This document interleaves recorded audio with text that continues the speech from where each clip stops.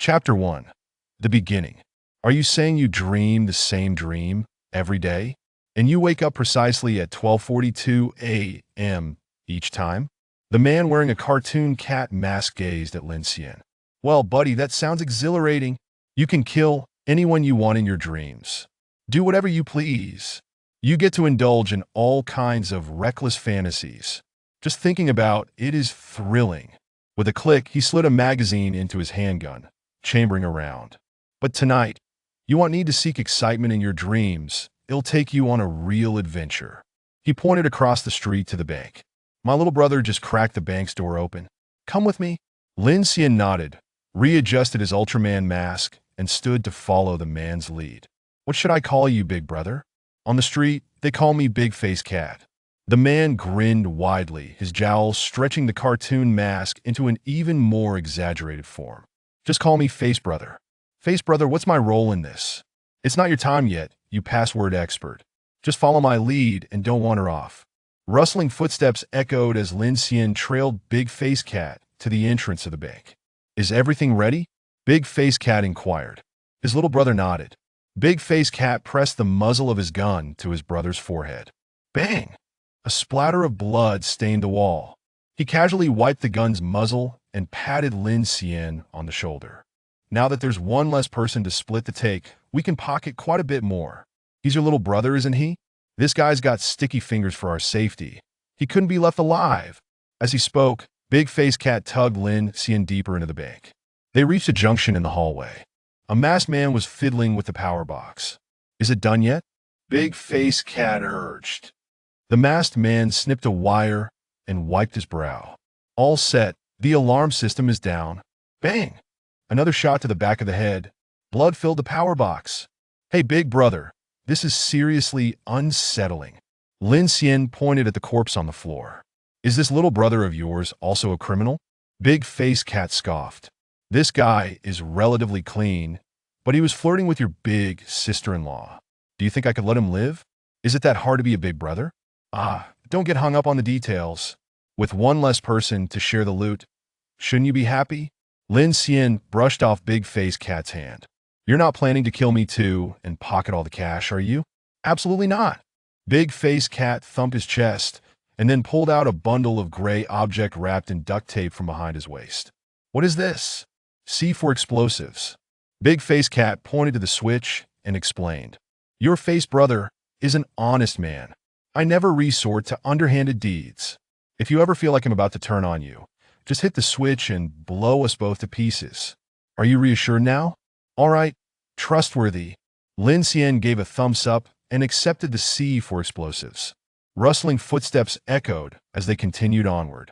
A masked man sprinted up from the underground passage. Boss, I've cut the main power line. Brain matter splattered everywhere. Little brother, this guy. No worries, Face Brother. Lin Xian waved his hand, already accustomed to the scene. Just tell me how many are left to share the spoils? Just the two of us. Just the two of us. Big Face Cat prodded Lin Xian to hurry deeper into the bank. Look, we've made it to the vault. It's your time to shine, password expert. Before them stood a solid black wall with a silver-coated door in the center. What's the code? If I knew the code, why would I need you? The password expert? Big Face Cat pointed to his watch. Cut the jokes, little brother. Hurry up. We don't have much time. Once the main power is restored, the security system will automatically trigger the alarm.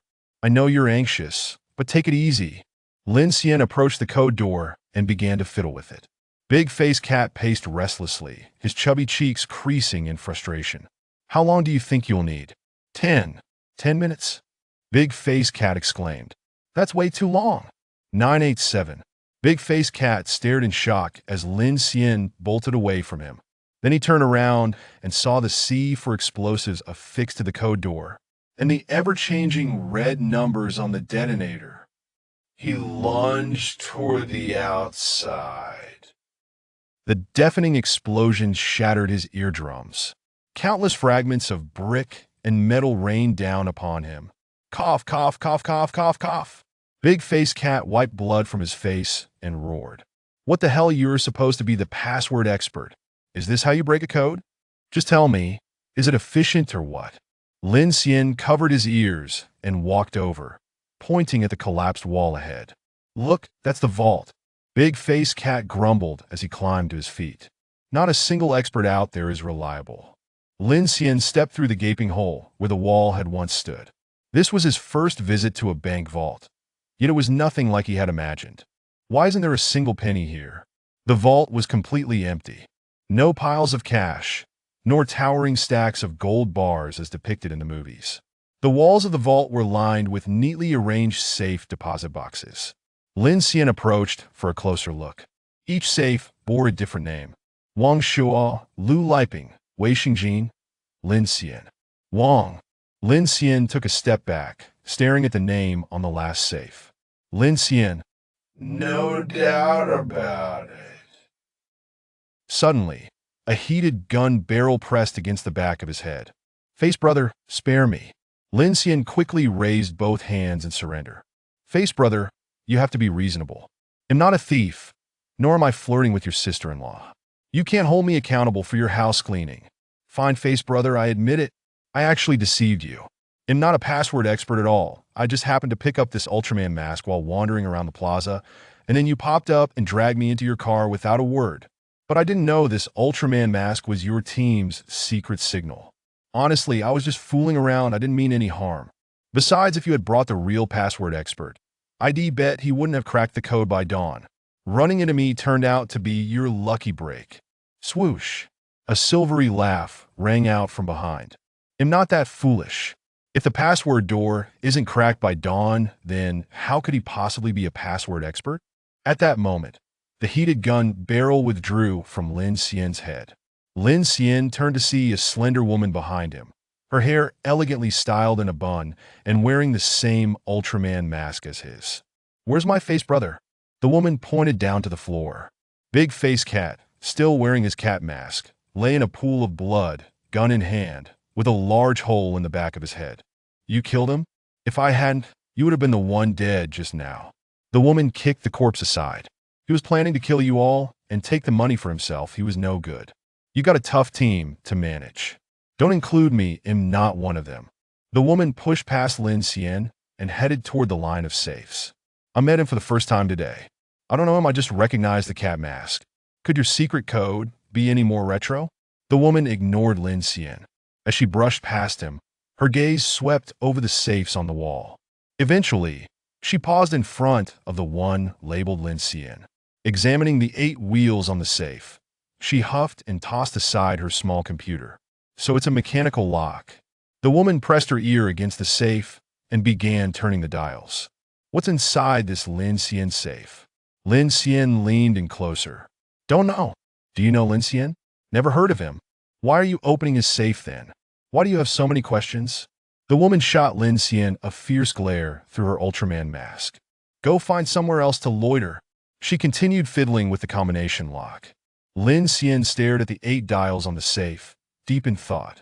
Try 19990-320. What? The woman shot a weary glare at Lin Xian. I said, try that safe's code. 19990-320. What kind of number is that? My birthday, Lin Xian replied confidently. Are you out of your mind? The woman asked sincerely. Lin Xian took a deep breath. His serious gaze pierced through the Ultraman mask, locking onto the other Ultraman. The alarm could go off at any moment. Nobody jokes around in a situation like this. Our objectives align, and I'm more curious than you about what's in that safe. Trust me. Lin Xian stepped forward, his expression grave. This code cannot be wrong. The woman observed Lin Xian, her silence telling. But evidently, Lin Xian's confidence had swayed her. Repeat that for me. 19990-320. The woman dialed the 8 wheels, glanced back at Lin Xian, and pressed the catch. It didn't open. Lin Xian was stunned. The code was incorrect. The woman's brows twitched as she inhaled deeply. I really should have let your cat brother kill you. He insisted on being called face brother. Enough! The woman, unable to contain herself any longer, pointed her gun at Lin Xian. Each word sounded like it was ground out through gritted teeth. If you say one more word, I'll kill you. Lin Xian raised his hands, backing up 2 steps. He wasn't afraid of death, but he was more curious about what was hidden in that safe. The woman continued trying to crack the code, but to no avail. Lin Xian squatted on the ground, resting his chin on his hand, searching for a breakthrough, yet found none. With a crisp sound of electric circuits connecting, a piercing alarm blared. It seemed the main power supply had been restored, triggering the automatic alarm. The woman slammed her fist against the safe, exhaling in frustration. Lin Xian glanced at his watch. 41 minutes and 53 seconds. He stood and stretched lazily. We don't have time left, let's come back tomorrow. Huh, tomorrow? The woman scoffed, as if she had just heard the most ridiculous joke, snickering dismissively. You've blown the place up like this. Do you really think you'll have another chance tomorrow? You won't have a chance. Lin Xian smiled slightly. But I can. Every day, I can. He waved goodbye to the woman. See you later. Boom, boom, boom. Sudden blinding white light engulfed everything. Before he could even process any pain, before he could react at all, the searing white light consumed everything, erasing this world entirely. Oh! The night wind lifted the curtains, causing shadows to dance. Moonlight filtered through the glass, casting a silvery frost. Men below at the night market laughed and shouted, playing dice. Sounds of water flushing echoed from the neighbor's bathroom. Papers on the desk fluttered in the breeze, notebooks opening and closing like clams. In a corner of the bedroom, Lin Xian opened his eyes. He sniffed the air and sat up, glancing at the electronic clock on the nightstand. December 7th, 2022. 42 minutes and 1 second. 42 minutes and 2 seconds. 42 minutes and 3 seconds. 42 minutes and 4 seconds.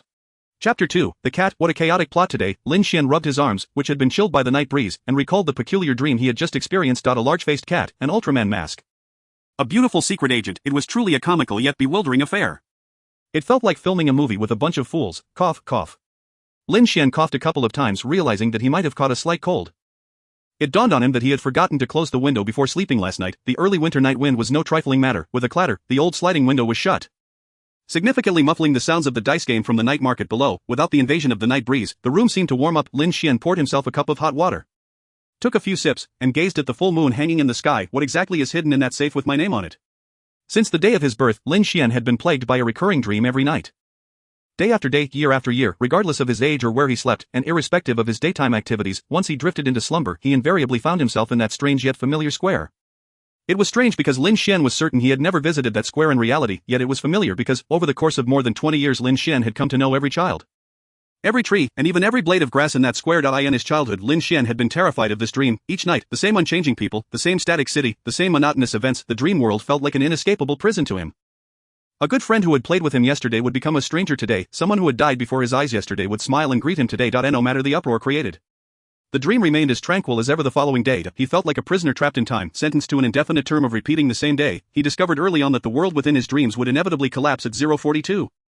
And he would awaken at precisely that hour. Thus, he learned to exploit this glitch. As long as he stayed awake until after 00:42, he would certainly not dream. And indeed, this proved true. For a long time during his childhood, Lin Xian would stay up until after 0:42 to sleep, enjoying a night devoid of dreams. However, as he matured, particularly from middle school onwards, his perspective began to shift. He not only accepted this relentlessly repeating nightmare, but he also learned to relish this dream. In reality, he was subject to constraints, but in dreams, he could act with reckless abandon, free from rules and consequences. He could drive wildly and conquer all. This daily repetitive dream thus became Lin Xian's outlet during his adolescence. Once he accepted this premise, he found that the dream, which bore no responsibilities and posed no threats to his life, was utterly delightful. While his classmates were still engaged in childish games like Bubble Trouble and Maple Story, Lin Xian had already immersed himself in Kingdom of the Sky, Sleeping Dogs, and Manhunt 3 in his dreams. Henceforth, Lin Xian ceased to stay up late. The first thing he did upon returning home from school each day was to complete his homework. After finishing, without a moment's pause, he would wash up and go to bed, prompting his parents to exclaim that their son had turned over a new leaf. It was also at this point that Lin Xian realized that dreams did not always guarantee awakening at 0:42. If one died within the dream, he would immediately awaken in reality. During those years in middle school, the most frequent manner of death for Lin Xian was being shot by the police, whether it was a sniper's bullet to the head, being executed on the spot by SWAT Or being gunned down in a chaotic escape. He had experienced it all, and had become rather accustomed to it. It was precisely due to the prolonged high-intensity training of fleeing in dreams that Lin Xian won the championship in the City Youth Parkour League for 3 consecutive years in high school, prompting teachers to praise him for being both scholarly and athletic. To this day, this dream remains Lin Xian's daily amusement park. However, now at the age of 23, with a more mature mindset, he had not engaged in any criminal activities for quite some time.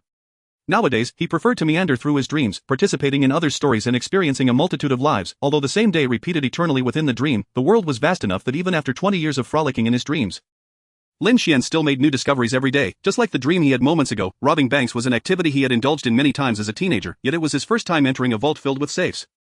He was not surprised to see his name on the safe. After all, it was his dream, he was the protagonist, and having his name on it was entirely reasonable. What puzzled him was, why is the password incorrect? Having finished his cup of hot water, Lin Xian felt considerably warmer. He set the cup down on his desk, pondering. According to his long-standing habit, the majority of his passwords were simply his birthday, easy to remember and straightforward. Nearly all his online accounts used the password 199903220. Thus, in the dream, he had felt so confident. But why was the password wrong? An 8-digit code. He could not fathom another possibility. Ding dong, the phone on the bedside table lit up with a new message. He opened it to find a notification from the WeChat workgroup. Design team leader Li Wan. Everyone, there will be a meeting at 9 a.m. tomorrow in the 3rd floor conference room. President Zhao wants to personally review everyone's proposals. No one is allowed to be late. Please confirm receipt. Immediately, there were several replies echoing with received. This group is too competitive, Lin Xian remarked, genuinely astonished. It was already 1 a.m. Were they all super scions? Did they not need sleep? Yet, despite his complaints, in the dream, he could rob banks and blow up buildings, smiling defiantly in the face of gunfire, but in reality, he still had to humbly reply at 1 in the morning, received. Time to sleep. I need to wake up early tomorrow. Lin Xian settled back into bed, set his alarm, and tossed his phone onto the bedside table. Bang! Li Wan furiously slammed a folder onto the table. I told you all last night. President Zhao is personally reviewing your proposals today. Just look at what you've all produced. The entire 3rd floor conference room fell silent. Everyone lowered their heads. Li Wan was seething. She pulled out a design draft and slammed it on the table. What is our new brand's focus? Youth, femininity. You were tasked with designing the brand image, and you give me a fox dressed in black stockings? What does that even mean? And shaking its tail. And you?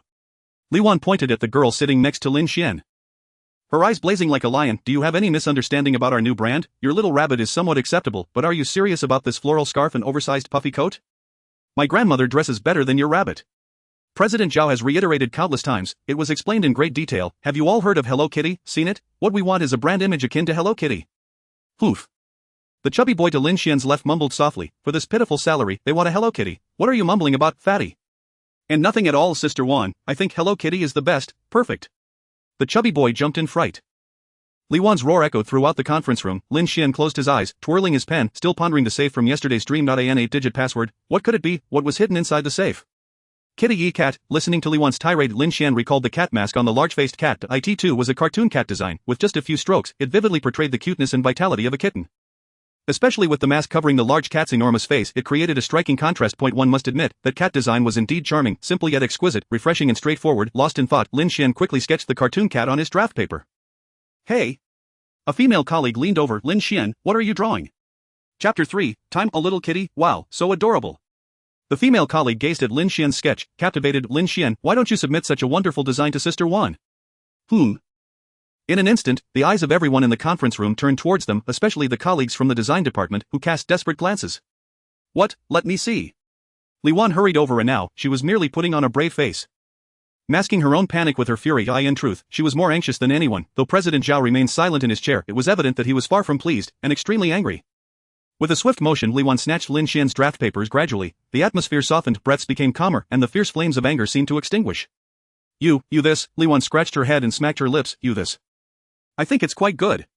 The fact that the fastidious Li Wan was rendered momentarily speechless and uttered such affirmative words left everyone in the conference room utterly astonished. Li Wan placed the scrap of paper in front of General Manager Zhao. General Manager Zhao, please take a look. This is the brand image designed for us by Lin Xian.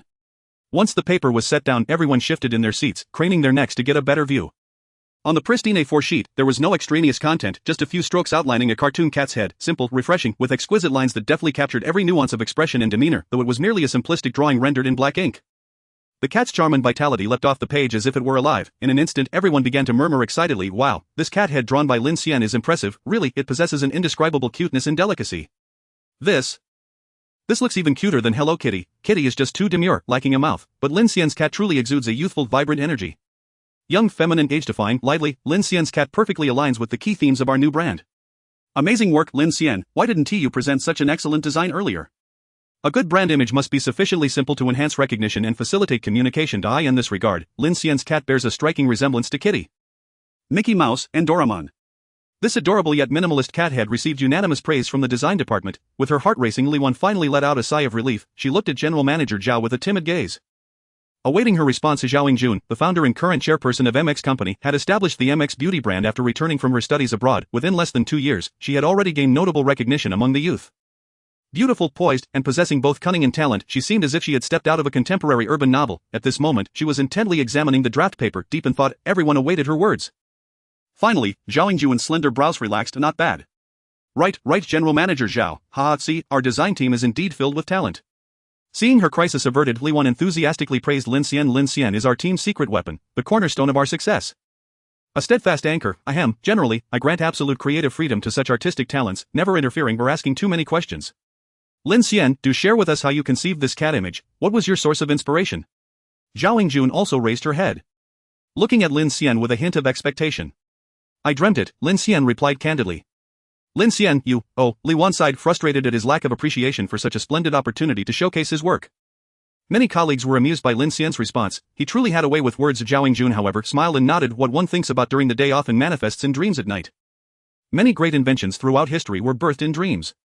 The chemist Mendeleev, after toiling for 3 days and nights, dreamed up the periodic table of elements. Einstein was inspired by a dream of skiing, which led him to contemplate the effects of light speed and subsequently formulate the theory of relativity. However, it is undeniable that without prior effort and accumulation, merely dreaming would yield no results. I trust that Lin Xian has undoubtedly invested considerable thought and labor into this project. Applause erupted from the conference room as if someone had ignited the spark, and Lin Xian felt a bit embarrassed by the accolades. However, once the applause subsided, Zhao Yingjun picked up the draft paper again, gazing at the charming cat head, and remarked, simply having a cat head is insufficient, whether for printing packaging, creating posters, or engaging in brand collaborations. We require a full body image. This includes limbs, clothing, and shoes. While these elements can certainly be altered later, we must have an initial design to reference. Zhao Yingjun set down the draft paper and looked at Lin Xian. Lin Xian, could you please sketch the body and attire of this cat as well? Upon hearing Zhao Yingjun's request, everyone suddenly realized that they had celebrated prematurely. Indeed, one could not merely have a head. What would the body of this cartoon cat look like? What proportions? What posture? What clothing? What footwear? All eyes were eagerly fixed on Lin Xian. At that moment, Lin Xian was engaged in tactical hydration. He took a sip of tea. The mask worn by the big-faced cat only featured a cat head, and who could know what the body looked like? Nonetheless, this posed no challenge for Lin Xian. To untie the knot, one must first tie it. He could simply venture into his dreams once more to inquire about the origins of the big-faced cat's mask. No problem, Lin Xian replied, setting down his teacup. The design drafts are at home, I will bring them tomorrow. That evening, after finishing his evening routine, Lin Xian glanced at the clock by his bedside. It read 21:01. Through the dreams of the previous night, Lin Xian had clarified the entire sequence of events. The catalyst was the big-faced cat's arrangement with the female codebreaker to rob a bank. They did not know each other. Thus they had agreed upon a secret signal. The one wearing the cat mask was the big-faced cat, while the one wearing the Ultraman mask was the codebreaker. Yesterday, Lin Xian had inadvertently donned an Ultraman mask, leading the big-faced cat to mistakenly believe he was the codebreaker and thus brought him along for the heist. Therefore, today, as long as I wear the Ultraman mask like yesterday, the big-faced cat will surely appear again. Lin Xian secured the windows. Having experienced the winter chill the previous day, he decided to add an extra layer of blankets. He set his alarm clock, placed his phone on the bedside table, and turned off the light. Time for sleep. The warm summer breeze swept over Lin Xian, who inhaled the unique fragrance of tender green leaves. He opened his eyes. In the brightly lit square, children chased each other joyfully. He, catch me. Catch me. Take that, ultra slide kick. I want candied hawthorn, wah wah wah. I won't go home, I want to keep playing. Mom, I want to ride my bike. Lin Xian looked up at the electronic billboard standing in the center of the square. The upper right corner displayed the time, August 28 th 2624, 2137, 17, 2137, 18, 2137, 19, 2137, 20, Chapter 4. Throughout his life, Lin Xian had always found the most illogical aspect of his dreams to be the setting of time, August 28 th 2624, which was 600 years later than the reality he inhabited, yet the living conditions and technological advancements within the dream mirrored those of 2022. It was utterly absurd. How could humanity's technology possibly stagnate for 600 years? He attempted to seek answers in the dream's library and online, but all historical information within the dream remained hazy, including lottery numbers, significant historical events from centuries prior, and major news stories. All lacked specific descriptions. The history available in the library was far too recent, resembling the literature found in low-quality novels, failing to clarify his questions. Perhaps, it's due to your lack of imagination. Lin Xian had once discussed this matter with a friend, who remarked, ultimately, a person's dreams are creations of the brain's imagination. Thus dreams will never contain anything beyond your comprehension. Your mind simply cannot conceive what a future world 600 years hence would be like. So naturally, you cannot dream it. Perhaps watching a few more science fiction films might help. Lin Xian found this explanation quite plausible, yet, regrettably, even after viewing hundreds of science fiction films, his dreams remained unchanged day after day. Eventually, after enjoying himself in the dream, he accepted this illogical premise: dreams themselves are fictional, the irrational is, paradoxically, more rational. The encounter with the big-faced cat had occurred around 10 o'clock. Now it was time to take action. Lin Xian approached two boys who were playfully chasing one another. Ultra flying kick. Ultra elbow strike. The two boys became increasingly animated in their play, oblivious to the fact that their masks had fallen to the ground. Key item acquired, Ultraman mask. Lin Xian picked up the mask and donned it. Whoosh whoosh, two sharp whistles pierced the air. Lin Xian turned around only to be seized by a stout arm that pulled him away with urgency. Hey there, brother, this square is filled with children wearing Ultraman masks. It's quite the challenge to find you. Before him stood a familiar face adorned with a cat mask and a countenance marked by jowls. Follow me, the car is over there, my little brother has already gone to the bank. Wait a moment. Brother face, Lin Xian said, grasping the large-faced cat's arm. I have a question. Go ahead. The cartoon cat on your mask, what is its name? Oh, this? The large-faced cat pointed at the distorted mask on his face. This is Kiki Cat. Dante, tell me you don't recognize it, it's all the rage. You've got quite the breadth of knowledge for your age. My daughter adores this cat, I've bought her quite a few plush toys in the past. Very well. Lin Xian shrugged off the grip of the large-faced cat and turned back toward the toy store. I seem to have forgotten something, you wait for me in the car. Suddenly, a hefty hand slammed down on Lin Xian's shoulder. Have we met before? This is our first encounter. Then why do you call me brother face? The large-faced cat stared intently at Lin Xian. A sweltering summer breeze swept through, as if time itself had come to a standstill and neither spoke. Laughter from children echoed around them, the vast square feeling like a world apart. The large-faced cat's left hand moved towards his waist. Lin Xian slowly turned back. Ultraman fixed his gaze on Kiki Cat. Do you wish to know? I do. Because your face is simply too large, what? The large-faced cat frowned, causing Kiki Cat to be squished. Lin Xian shrugged off the hand resting on his shoulder. Forgive me, but I cannot overlook your prominent visage. If it bothers you, I can choose another title. Ha ha ha. The large-faced cat roared with laughter. You've got quite the knack for observation. On the streets, they call me large-faced cat, you can just call me brother face. Let us hurry and get what I left behind, we're pressed for time. Lin Xian waved his hand and entered the toy store. This large-faced cat, I initially thought him a brutish, reckless fellow, but it turns out he possesses a rather keen sensibility. Hello. Lin Xian approached the toy store counter. I would like to purchase a Kiki Cat plush toy. Certainly. Sir, this way, please. The attendant led Lin Xian to a shelf brimming with Kiki Cat toys, confirming that the large-faced cat had spoken the truth about their popularity. Lin Xian picked up a basic model.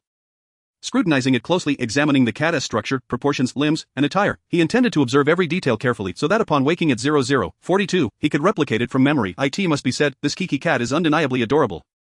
Rivaling even Hello Kitty in its design. Lin Xian scanned from various angles. While this could be considered a form of plagiarism in design, can one truly plagiarize their own dreams? Everything in my dream is merely a figment of my imagination. After all, I am the original creator. Lin Xian continued his meticulous examination. Hey, what are you doing over there? A booming voice startled him. The large-faced cat stormed over in a huff. You really have no sense of urgency. Do you? Let us get moving. As they passed the checkout, the large-faced cat slapped down a golden 1,000 yuan bill. No need for change. The vehicle belonging to the large-faced cat was parked right outside. And Lin Xian, clutching the Kiki Cat plush, was unceremoniously shoved into the car room. The large-faced cat slammed the accelerator and cursed while glancing at the toy in Lin Xian's arms. You plan to use this to crack the code? You really, why not give it to your daughter? Lin Xian placed the plush on the steering wheel. The large-faced cat fell silent, his expression frozen between rage and disbelief, his mouth agape mid-curse. Moments later, his fury dissipated, his lips slowly closed. He swallowed hard, staring ahead, driving in silence. The atmosphere was heavy with uncharacteristic quietness, an unfamiliarity that unsettled Lin Xian. Inside the van, the only sounds were the turn signal-less rhythmic clicking and the large-faced cat's furtive glances at the Kiki Cat plush in the rearview mirror. The mask was beginning to chafe at his scalp, prompting Lin Xian to loosen the elastic band. The traffic light at the intersection began to flash red. Thank you, the large-faced cat murmured, his voice raspy. He pulled a cigarette from his pack, placed it between his lips, and ignited it with a lighter. It's been many years since I last bought a Kiki Cat toy. A haze of smoke filled the air. Your daughter has grown up. I presume? Lin Xian casually remarked. She has gone. The large-faced cat took a deep drag, the smoke swirling in the air. She passed away many years ago, she was only 6. Was it an accident? No.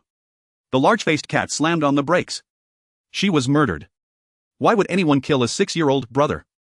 The large-faced cat interrupted, pointing toward the bank across the street. We've arrived, it's time to get down to business. Click, he inserted a magazine into his handgun, chambering around, and adjusted his mask.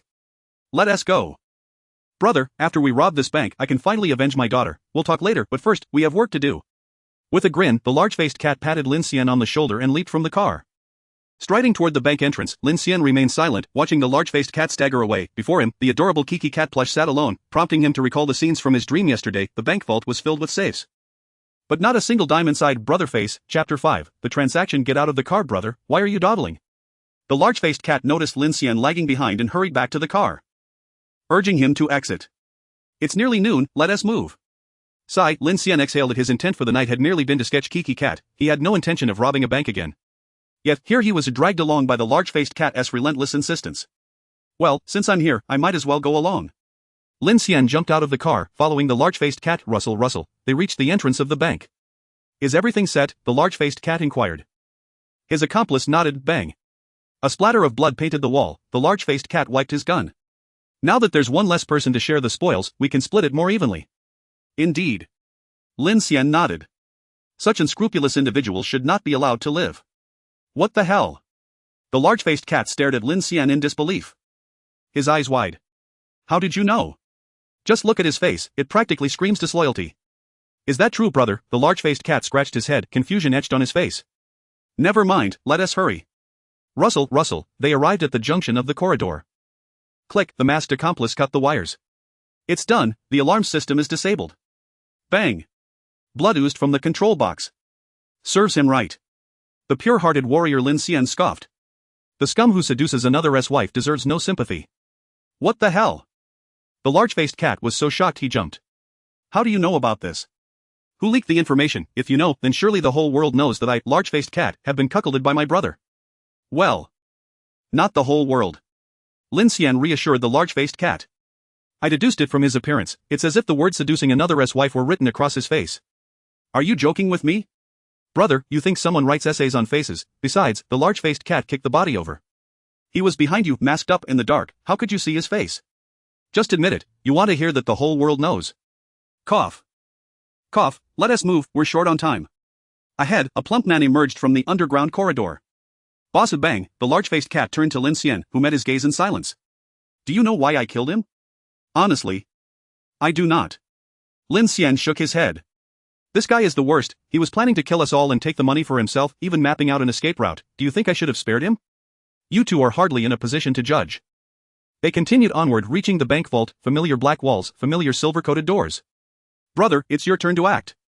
The large-faced cat gestured toward the password-locked door, exclaiming, you must hurry to crack the code, once the main power is restored. The security system here will trigger an alarm automatically. Rest assured, I only need 10 seconds. Is that so impressive? The large-faced cat gasped in astonishment. Lin Xian reached for the small of the large-faced cat's back. Hey! What are you doing? Just borrowing some C4. Lin Xian pressed the switch and affixed the C4 explosives to the silver password door. Run. Shift boom. Boom. Boom. The thunderous sound of the explosion shattered the eardrums, countless bricks raining down, enveloping the entire corridor in a haze of dust and debris. Ugh. The large-faced cat scrambled to its feet, spitting out a mouthful of lime. Is this how you so-called password experts crack codes? Where's the expertise in that? Just say whether it was efficient or not, Lin Xian replied, walking in from the other end of the corridor. How could you run that far? I just saw you flying along the wall. The large-faced cat rose, staring in disbelief at Lin Xian's previous position. That's called parkour. As the dust settled, the password door had vanished, revealing a large hole in the black wall. The large-faced cat swiftly dashed inside, and Lin Xian followed suit. The large-faced cat looked around, looked around, looked around. Where's the money? Who are you asking? I'm asking you, where's the money? I don't know.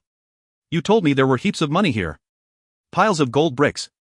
The warehouse was utterly empty, apart from the safes lining the walls. It could be said to be devoid of anything else. The large-faced cat erupted in fury. It stepped forward, seizing Lin Xian by the collar.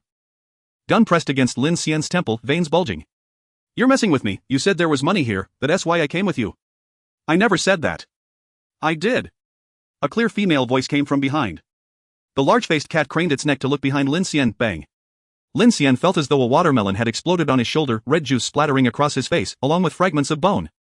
Intense. Lin Xian wiped his ear. Feeling his adrenaline surge. He pushed aside the large-faced cat's lifeless body, the air thick with the stench of blood. In his previous nightmares, he had been shot in the head countless times by snipers. But being in the moment, he found this was his first close encounter with the sensation of being shot in the head. Tap, tap, tap. The woman approached with nimble steps. Why deceive the large-faced cat? Lin Xian looked at her. What did I deceive him about? You deceived him into thinking there was money in gold bricks. But in reality, your only goal was the safes, wasn't it? What is it to you? The woman shot Lin Xian a glance. Go cool off somewhere else, don't make me regret saving you. With that, she began examining the names on the safes along the wall. Lin Xian wiped his neck with his clothing, and it suddenly struck him. Yesterday in his dream, this woman had also shot the large-faced cat when it was about to kill him. Saving him, just moments ago, it was the large-faced cat who had pressed a gun to his head, and the woman had deliberately called out to distract the large-faced cat before shooting him. It was strange, they were neither related nor had they even met before. Why would this merciless killer save him instead of killing him? Why did you save me? What is it to you? This conversation is getting dull. At that moment, the woman found her target, the safe marked with the name, Lin Xian. She tossed aside her small computer, clicking and fiddling with the combination lock, ignoring Lin Xian. Let us make a deal. Lin Xian stepped forward. You tell me why you saved me, and I'll help you open the safe. It's a win-win. Ha! The woman chuckled. Do you really think that by wearing an Ultraman mask, you've become a password expert? I can crack passwords more easily than a password expert, Lin Xian retorted. What a joke. Why should I believe you? Because, Lin Xian pulled the hair tie from the back of his head, removed the Ultraman mask, and looked the woman in the eye. I am Lin Xian. Chapter 6 CC. Neither of them spoke, the atmosphere hanging awkwardly in the air. Actually, the woman broke the silence. From the moment I saw you impersonating me in the square, following the large-faced cat onto the car, I thought you were a bit off in the head. So, is the misunderstanding resolved now? I'm even more certain now.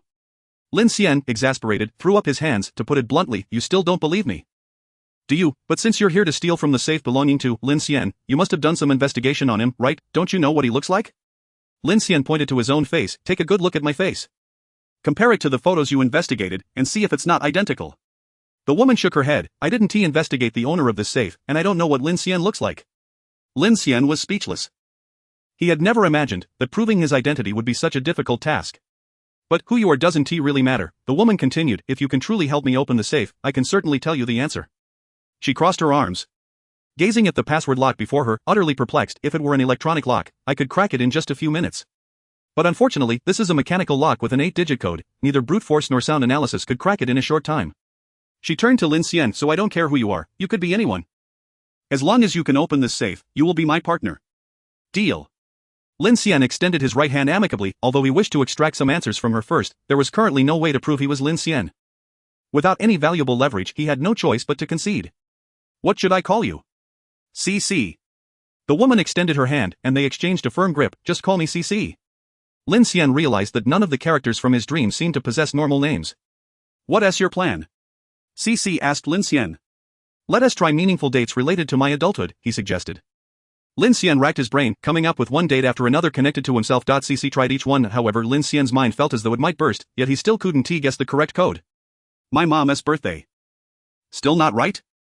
CC shook her head. How about trying your grandmother's birthday? I actually don't know when my grandmother's birthday is. Can't you tell I'm being sarcastic? You just tried the birthdays of your distant relatives and even your dog. Can you think of something else? CC looked at Lin Xian in confusion. Why must it be a date? For an 8-digit code, isn't there any other possibility? Lin Xian waved his hand dismissively. It must be a date, trust me. The moment I saw this structure, I knew it had to be a date. It's a habit I've formed over time when setting passwords. Are you assuming you are Lin Xian in your thought process? Let me reiterate, Lin Xian said. Feeling exasperated, I'm not assuming I'm Lin Xian, I am Lin Xian. Can you please be quiet and not interrupt my thoughts? Ha, you really have a strong sense of immersion. CC chuckled. All those dates you mentioned are from hundreds of years ago. If I weren't in such a predicament, I wouldn't be here listening to your nonsense. Are all your family members hundreds of years old? Lin Xian closed his eyes, rubbing his hair with both hands. Thinking that he needed to think harder. What else? What other dates could there be? Lin Xian felt his brain was overheating, even running at full capacity, yet all the dates he could think of related to himself had been tried. None worked. This left Lin Xian feeling increasingly uncertain. Is this really my safe? But this is my dream. In my dream, could someone else's safe possibly appear? Lin Xian recalled what his friend had told him. In dreams, nothing outside your knowledge will appear. Therefore, this 8-digit code, it must be rooted in my memories. What else haven't I thought of? What have I forgotten? What have I hidden away? Click, with a crisp sound as the circuit connected. Whale. Wail, wail, wail, the piercing alarm blared around them, the main power had been restored, the alarm was sounding. Damn it! Lin Xian's heart raced, he kicked the safe. Think faster. Cece shouted, the piercing wails of the alarm intermingled with the din of chaos. It was akin to the countdown of a bomb, instilling a sense of anxiety and agitation. I can't think. Lin Xian's nails grazed his scalp, I simply cannot. A splitting headache, an overload of thoughts, Lin Xian felt as though the entire world was spinning around him. It was as if he had been tossed into an incessantly rotating Rubik's Cube, surrounded by flashes of familiar memories, akin to a television channel flickering through images. If you can't come up with something, the police will arrive, how could I have trusted you? Lin Xian strained to glance at his watch, 0:41:27, this was no longer merely a matter of the police, there were only 33 seconds left in the dream. Can you even do this? Cece bellowed, what about the eloquent words you just spoke? Be quiet. Wail. Wail, wail, wail, the cacophony, the blaring alarms, the tinnitus. Lin Xian felt as if his mind were about to explode, the Rubik's Cube of memories spun ever faster, countless long-buried recollections surged forth like a deluge, the scenes before him flashed by in a blur. Lin Xian felt dizzy, the deepest secrets buried within him erupted like a volcano. I once had feelings for a girl, Lin Xian pressed his forehead, gritting his teeth as he spoke. What are you rambling about? I have no time for your love story. Cece roared amidst the alarm's clamor. She was my deskmate, I do not want to hear. I don't even want to say it, isn't it all for you? Lin Xian shouted, pointing at the safe 19990707. Her birthday. Lin Xian felt like a fool, the most difficult secret to articulate, the last shred of his life's concealment, had been torn away. Hurry up. Click, click, click, Cece swiftly turned the dial of the safe, she struck the lock with a punch. It didn't budge. The password is incorrect. Wail, wail, wail, wail, 041-47-20150609. Lin Xian shouted, covering his ears. What date is that? Don't tell me it's the day you confessed. Cece's voice was hoarse amidst the clamor of the alarm. Stop guessing wildly. Just input the password. I've entered it. 041-56, Cece gritted her teeth, she summoned all her strength, she slammed down on the lock, bang, it didn't open. Lin Xian felt an immediate weakness wash over him. His vision blurring, with his last glance, he looked at Cece before the safe through his hazy sight. Cece turned her head, her resentful gaze pierced through to his soul. Liar. 042-00, boom. Boom. Boom. A searing white light suddenly erupted. Engulfing everything, in the depths of winter, during the early hours of a frosty dawn, in a clean and tidy bedroom, Lin Xian opened his eyes. Chapter 7, Analysis. This night was particularly serene, perhaps it was due to the cooling weather. As the night market downstairs had long ceased its clamor, Lin Xian opened his eyes, staring at the ceiling. He remained motionless for quite some time, he even hesitated to let any part of his skin emerge from beneath the covers. Feeling an overwhelming sense of discomfort, it was akin to being stripped bare, having scars ripped open, and exposing your most difficult secrets for others to witness. Lin Xian rubbed his feet, shifting restlessly on the bed. Ensconcing himself more tightly in the blanket, his heart was a tumult of emotions. The embarrassing tales of adolescence are certainly the last thing any boy wishes to recount, particularly regarding the naive intricacies of young love. Were it not for the dire circumstances, he would never have divulged such trivial matters from the past. Thankfully, it was merely a dream. Tomorrow would reset everything, and no one would remember. Yet, unexpectedly, despite his willingness to bear all, the safe's password was still incorrect. Lin Xian couldn't help but doubt whether this was indeed his safe. Forget it, forget it. Lin Xian scratched his head, throwing off the covers and sitting up. Let us focus on the important matters first. Dreams are ultimately illusions, reality remains paramount. After donning his sleepwear, Lin Xian turned on his desk lamp and sat at his desk, sketching the Kiki cat on a piece of paper. The design of the Kiki cat itself was simple yet exquisite. Lacking excessive detail, thus making it quite easy to draw. In less than 20 minutes, Lin Xian completed the frontal, lateral, and rear views of the Kiki cat on the draft paper, every detail of its limbs. Attire, tail, and shoes was restored one based on the memories from his dream. Perfect. Lin Xian wiped his hands, blowing away the eraser shavings on the desk with such a high level of completion. I can easily submit it tomorrow. Gazing at the drawing of the Kiki cat, Lin Xian couldn't help but recall the big-faced cat. After these past days of dreams, he had thoroughly unraveled the enmity and grievances between the big-faced cat and the password expert. Cece, with a rustle, Lin Xian took out another sheet of paper, beginning to outline the narrative. Story flow. 1. The daughter of the big-faced cat was murdered at the age of 6, he seeks vengeance for her death, requiring a substantial amount of money. 2. The password expert Cece aims to infiltrate the bank vault, her goal being to access Lin Xian's safe and retrieve its contents. 3. Cece deceives the big-faced cat, claiming there is a fortune in the bank, thus they arrange a secret code to meet for collaboration in robbing the bank. 4. The big-faced cat intends to eliminate others and keep all the money for himself. Meanwhile, Cece plans to kill the big-faced cat once inside the vault, as he would never spare her. There's not a single cent inside, and she must act preemptively. 5. The eventual outcome is that the big-faced cat ends up with no money, and Cece fails to open the safe, resulting in a mutual loss. Snap. Lin Xian capped his pen, observing the analysis he had written. This was the tale of the big-faced cat and Cece. Akin to NPCs in a game world endlessly repeating this narrative day after day, year after year. Lin Xian understood. Although he had only interacted with them for 2 nights, the enmity between the big-faced cat and CC had looped countless times over the past 20 years. Performing their routine every night without fail. If he hadn't participated, their daily conclusion would have remained unchanged. However, Lin Xian tapped the white paper with his pen. I am the only variable. All along, Lin Xian had approached his dreams as an RPG game. An immensely enjoyable experience. In dreams, everyone was an NPC, each had their own storyline and tasks, and Lin Xian could immerse himself in their narratives, participate in events, and alter outcomes. After all, in dreams, one can act freely. With infinite save points and countless attempts, thus Lin Xian rarely encountered unsolvable dilemmas or insurmountable tasks, but this time, the difficulty is quite high. There are too many things I don't comprehend. With a rustle, Lin Xian retrieved an A4 sheet, jotting down unresolved mysteries. 1. What exactly is hidden within the safe? 2. What is the password to the safe? 3. Why did CC save me? Her attitude towards me is quite ambiguous and strange. For now, these are the questions. Lin Xian contemplated these 3 pressing inquiries, feeling that the first 2 were devoid of clues or breakthroughs. As for the third question, why did CC save him, and why was her attitude so ambiguous? It feels as though she doesn't see me as a stranger, at the very least. She never considered killing me. But then again, she doesn't know me at all. In truth, she seems to trust me to a degree, willing to listen to my words and attempt the password so many times. But then again, one might act irrationally in desperation? His thoughts began to spiral, as if he could contend for the Mao Dun Literature Prize. Lin Xian yawned. Let's just sleep. One shouldn't take dream matters too seriously, there are far too many irrational aspects. The next day, in the company conference room, everyone gazed at the draft on the table, utterly dumbfounded. This was just a rough sketch yesterday, right? How could you produce such complete 3D drawings today? The level of completion is astounding. We could begin production and printing right away. Are you foolish? Yesterday, Lin Xian merely sketched a rough outline. It doesn't imply that he only began designing yesterday. The completeness of this design. Lin Xian must have been laboring for at least 2 months. It's so adorable. I've never seen such a charming little cat. I mentioned yesterday that Lin Xian's design has immense potential, once it's refined and colored. It will undoubtedly rival Kitty Cat. From a professional standpoint, the design language of this cat is remarkably avant-garde. I can hardly imagine which girl could resist buying such a delightful cat. Lin Xian's talent is indeed astonishing, but usually when President Zhao Yingjun was present, everyone was rather restrained, never daring to speak so loudly. Yet today, Lin Xian's results were simply too impressive to contain their astonishment. The shock within them was palpable.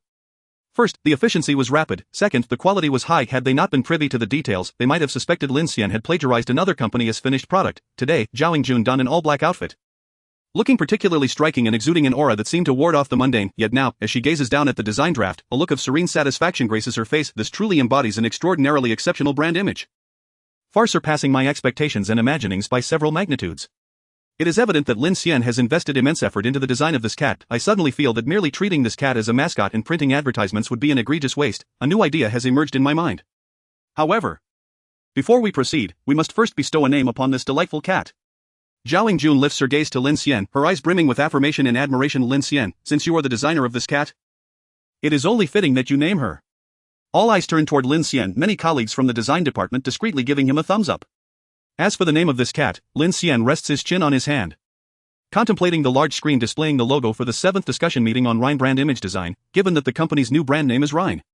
Let us call this cat, Rhine Cat. Chapter 8, Rhine. Rhine Cat? Is it truly that simple? That casual, colleagues murmur amongst themselves. Isn't Rhine Cat quite fitting? Lin Xian explains, since it serves as the brand image, it must primarily serve the purpose of promoting the brand. I can think of no name more suitable than Rhine Cat. Indeed, Rhine Cat is quite excellent. Zhao Yingjun nods. From the company's perspective, your willingness to associate this cat with the brand name is an invaluable asset. Of course, your significant contribution to the company will not go unrewarded. With a clap of her hands, Zhao Yingjun signals for silence. Now, I announce a new personnel appointment. Personnel appointment. Upon hearing this, everyone immediately quiets down. Sitting upright, Zhao Yingjun picks up the design draft of Rhine Cat and addresses the crowd. I believe everyone can recognize the potential value and developmental prospects of the Rhine Cat designed by Lin Xian. Therefore, as I mentioned earlier, utilizing it solely as a promotional mascot would indeed be a considerable waste.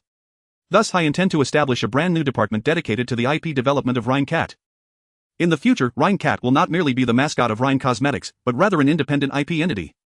We can create merchandise, animations, plush toys, clothing, and various licensed products featuring Rhine Cat, thereby enhancing the influence of our Rhine brand and, in turn, benefiting the cosmetics market.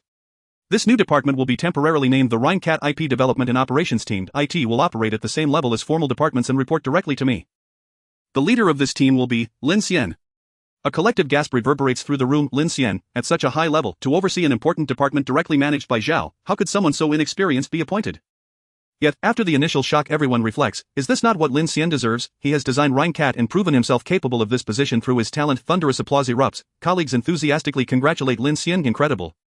Lin Xian, you become the team leader, why don't you transfer me to your department, I'll be your aide. You must treat us to dinner tonight. Lin Xian, your rank and benefits will now be on par with Sister Wan. And your salary will undoubtedly increase by at least threefold. At the team leader level, who cares about salary, just the performance bonuses alone, will far exceed the regular salary, not to mention, according to company policy. Lin Xian will also receive copyright royalties, so no more talk. Lin Xian, you must treat us generously tonight. Team leader Lin, remember us when you achieve wealth and glory, you are now the youngest team leader in our company. With limitless prospects. Excited colleagues surrounded Lin Xian, nearly lifting him into the air in celebration. Alright, dinner it is, please quiet down. Truthfully, Lin Xian was equally astonished by Zhao Yingjuan's personnel appointment. After all, his experience was still quite limited. Having been with the company for less than a year. Do well, Lin Xian. Zhao Yingjun approached Lin Xian, smiling at him. I truly admire the cat you designed and have great faith in your talent. I hope you can help our MX company expand its commercial landscape. Cosmetics are ultimately just replaceable fast-moving consumer goods. Only culture and art can endure through the annals of history. Perhaps hundreds of years from now. People may no longer use MX company as cosmetics, but they will still remember Rhine Cat. With that, Zhao Yingjun turned and left. I eagerly anticipate your work, best of luck. Upon returning home that night, it was already past 10. Everyone was joyful at the dinner. Lin Xian had always been well liked, and thus his promotion brought happiness to all. During the conversations, several senior colleagues informed Lin Xian that Zhao Yingjuan's methods of promoting talent were notably bold and progressive. Our MX company has developed so well, gaining national recognition in just 2 years. This is largely due to Zhao's unconventional approach to talent acquisition. However, when it comes to hiring, Zhao is equally decisive. You must exercise caution moving forward. After showering, Lin Xian poured himself a glass of yogurt. This drink alleviates hangovers, and he felt considerably better after consuming it. I never expected that the things from dreams could indeed prove useful. For so many years, Lin Xian had only sought to revel in his dreams, never considering leveraging them for practical gain. Though the things in dreams may be illusory, art and design transcend the boundaries of reality. He recalled Zhao Yingjuan's words. Mendeleev invented the periodic table in a dream, and Einstein was inspired to develop the theory of relativity in his sleep. Thus, it seemed entirely reasonable that he could create Rhine Cat within his dreams. Wait. In the dream, it was called Kiki Cat. Lin Xian yawned. Actually, Rhine Cat does sound much better. Brushing his teeth, washing his face, and heading to bed. The familiar dry summer breeze, the familiar fragrance of tender leaves. Lin Xian opened his eyes. It was still that well-known square. Everything remained as it had always been, unchanged. Yet today, he had slept too late. There were no children running and playing in the square. Likely all having returned home to sleep. Lin Xian turned to look at the road. The big-faced cat delivery van was absent. This time, he presumed it had already met up with CC and departed for the bank. What shall I do? Lin Xian surveyed his surroundings, noticing the toy store he had previously visited was still open. Let me take another look at Kiki Cat's plush toys and see if there are other styles. Since Zhao Yingjun valued him so highly, he could not afford to disappoint her at work. The toy store had an entire shelf filled with Kiki Cat plush toys, large and small, along with keychains, pendants, and stationery among other merchandise. As the team leader of the IP development and operations team, how could he pass up such a fantastic sourcing opportunity? Lin Xian strode directly into the toy store, heading straight for the shelf housing Kiki Cat. However, where is Kiki Cat? There was not a single Kiki Cat in sight on the shelf. Only various unfamiliar dolls. In an instant, a chill ran down Lin Xian's spine. An indescribable sense of dread washed over him. It has changed. The dream has undergone a transformation. For over 20 years, thousands of nights, all his dreams had been precisely the same. Children always fell at fixed times and locations. The broadcast perpetually played the same news. Even the leaves blown down by the wind always landed in the same spots, without fail. But now the toy store remained the same toy store. The shelf was still the same shelf, yet all the Kiki Cat plush toys that should have been displayed were gone. The sudden sense of unfamiliarity left Lin Xian feeling somewhat breathless. Is this still my dream? Lin Xian abruptly turned around. He discovered a sales clerk standing behind him, wearing a smile. Sir, how may I assist you? I would like to purchase a Kiki Cat plush toy. It was just here. Kiki Cat? The sales clerk tilted her head, looking perplexed. Sir, are you mistaken? We have never sold anything called Kiki Cat. Chapter 9, Transformation. You haven't heard of Kiki Cat? Never heard of it. The sales clerk scratched her head, looking utterly bewildered. Sir, are you sure you have the name right? Our store has a wide variety of plush toys. Perhaps you can describe what it looks like, and I'll help you find it. Lin Xian thought for a moment. Well, the expression of that cat looks like this. Lin Xian squinted and made a face, mimicking Kiki Cat's expression. Oh, the salesperson's face instantly brightened with a smile. I understand, sir. Yes, we have it. The figurine you desire is right over here. He led Lin Xian towards the most central and conspicuous shelf in the store, which towered impressively with its numerous layers. Behold, this entire shelf is filled with them. The dazzling display before him reached heights of at least a dozen tiers, resplendent in its allure. Sir, this must be the cat you were referring to. Right, the salesperson cheerfully introduced. This is our best-selling product. This cat has been a sensation for several centuries and remains exceedingly popular. However, you seem to have misremembered its name. This feline is called, I see it now. At that moment, Lin Xian felt as if a bucket of ice water had been dumped over him, plunging him into a frigid abyss. Hundreds of identical cats on the shelf stared unblinkingly at him. The enormous sign in the middle proclaimed in bold letters, Centenary Bestseller, Century's Hot Sale, Rhine Cat. The square was utterly deserted in the early morning. All surrounding shops had extinguished their lights, only tireless insects buzzed against the lampposts. And the mournful chirping of cicadas added an eerie tranquility to the oppressive summer night. Lin Xian sat on a bench, feeling as though this world did not belong to him. It felt so alien. So utterly out of place. He opened his palm. Within it lay a Rhine Cat keychain, the only item he could afford. Every line, every embellishment, every detail of this cat mirrored the Kiki cat from his previous dreams. The sole distinction was, its name had shifted from Kiki cat to Rhine cat. Why the change? Lin Xian felt a wave of discomfort wash over him, even a hint of nausea. He struggled to articulate his emotions. Fear, terror, not quite, yet there was an inexplicable sense of disorientation, a profound helplessness as he realized he no longer held dominion over the narrative. He had always believed himself to be a deity within his dreams, free to shape reality as he pleased, with the entire dream world revolving around him. But now, he recalled the plot of The Truman Show, feeling akin to a caged puppet. Boom. Boom. Boom. At precisely 00:42, a blinding light engulfed the world, incinerating everything. As the night breeze stirred, Lin Xian opened his eyes to see the sheer curtains dancing wildly in the air. I forgot to close the window again. He wrapped his blanket tighter around himself. It could not stave off the chill that seeped from his very core. For a dream that remained unchanging, alteration was the most profound terror. Lin Xian picked up his phone from the nightstand and dialed a number. Hello? Gao Yang. Something's happened. What is it? Gao Yang's voice was sharp with curiosity. My dreams have changed. That's a good thing. Gao Yang exclaimed joyfully on the other end. It means your condition has improved. I told you before, right? I said if you watch more science fiction movies or read more sci-fi novels, your dream world would surely change. Did you dream of a spaceship or something? No, it's not that kind of change. Lin Xian sat up, noticing the commotion on the other end of the line. Where are you? At a bar watching the game. The Qatar World Cup. Want to join? It's not far from your place. Lin Xian glanced at the clock. It was already past 1 in the morning, but recalling the chilling dreams, he found himself devoid of any desire to sleep. All right. I'll be there shortly. Lin Xian stepped out of the taxi. Before he even entered the bar, he could hear the raucous cheers from within. Looking at the bar's sign, it seemed to be a casual drinking spot. But with the Qatar World Cup taking place, it had likely transformed into a football haven. Over here, Lin Xian, sit this way. Gao Yang, belly protruding, squeezed through the crowd and pulled Lin Xian to a small table in the corner. Just watch here, I'll grab some beers. No. I am not here to watch the game. We'll chat while watching. With that, Gao Yang's ample form disappeared back into the throng. Gao Yang had been Lin Xian's friend since childhood. Their parents worked together in the same factory, and they were born in the same residential complex. Perhaps it was fate. They had been classmates from kindergarten through high school, always either neighboring classes or the same class. However, Lin Xian excelled academically compared to Gao Yang. Thanks to his outstanding sketching skills during the art examination and decent grades, Lin Xian gained admission to Donghai University, while Gao Yang attended a college in the north. After graduation, Gao Yang also came to Donghai City to pursue his career and is currently employed as a car salesman at a forest dealership. Lin Xian trusted Gao Yang deeply. Even after 20 years of endlessly recurring dreams, he had only confided in Gao Yang about this matter. Here he comes. Gao Yang arrived with a tray of beers, placing them on the table and opening a few bottles. Let's have a drink to calm the nerves. Now, tell me, what is going on? Clink, as the chilled beer flowed down his throat, Lin Xian finally felt a semblance of reality. It's a long story. He set down his glass, gesturing as he recounted. From the chance encounter with the big-faced cat, to seeing the Kiki cat mask and various happenings at the company, to duplicating the Kiki cat from his dreams and naming it Rhine cat. Only to return to the dream and find that overnight, everyone had forgotten the name Kiki cat, leaving no trace behind, while the cat's name had inexplicably transformed into Rhine cat. Aha. Aha. Gao Yang nodded repeatedly, sipping his drink, his expression pensive and tense. I understand. Gao Yang set down his glass, eyes glazed. So, you drew a cat in reality, and then it appeared in your dream. What the hell are you talking about? Lin Xian slammed his hand on the table. I've explained this for so long. And that is all you've grasped? Aya. Aya wa. Aya aya aya. Gao Yang suddenly leaped up, wailing like a banshee, pounding the table like a gorilla. Holy crap, you've revealed your true self. Lin Xian stepped back in shock. Only then did he realize that everyone in the bar was flailing about just like Gao Yang. We scored. Amazing. Messi is incredible.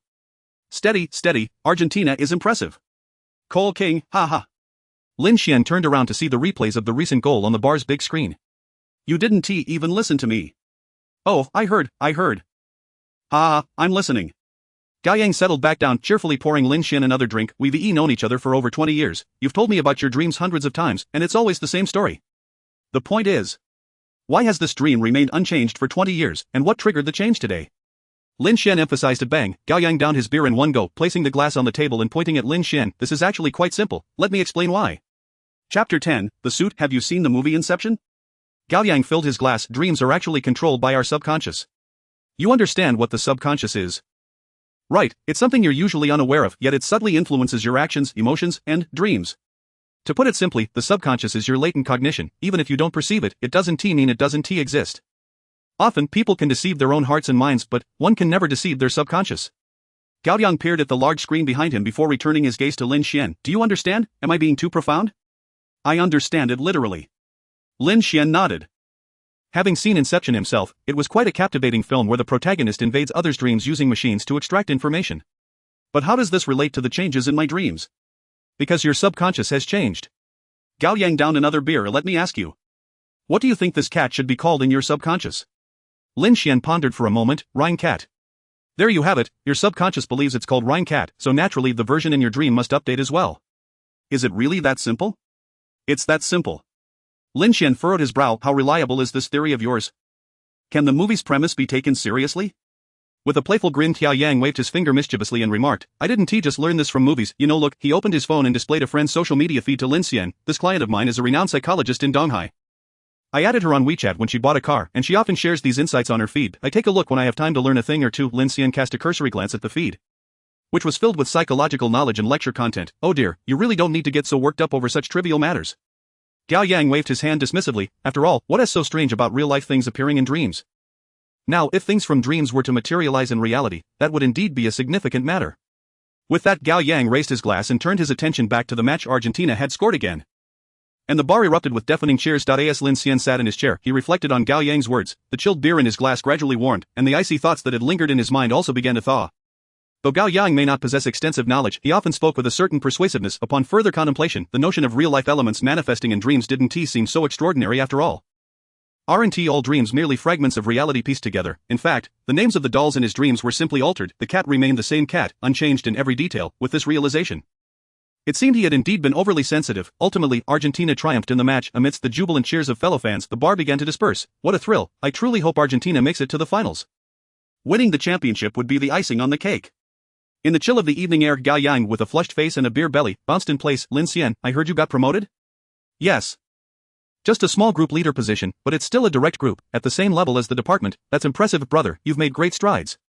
Gao Yang threw an arm around Lin Xian's shoulders, laughing heartily. Make sure to earn some money.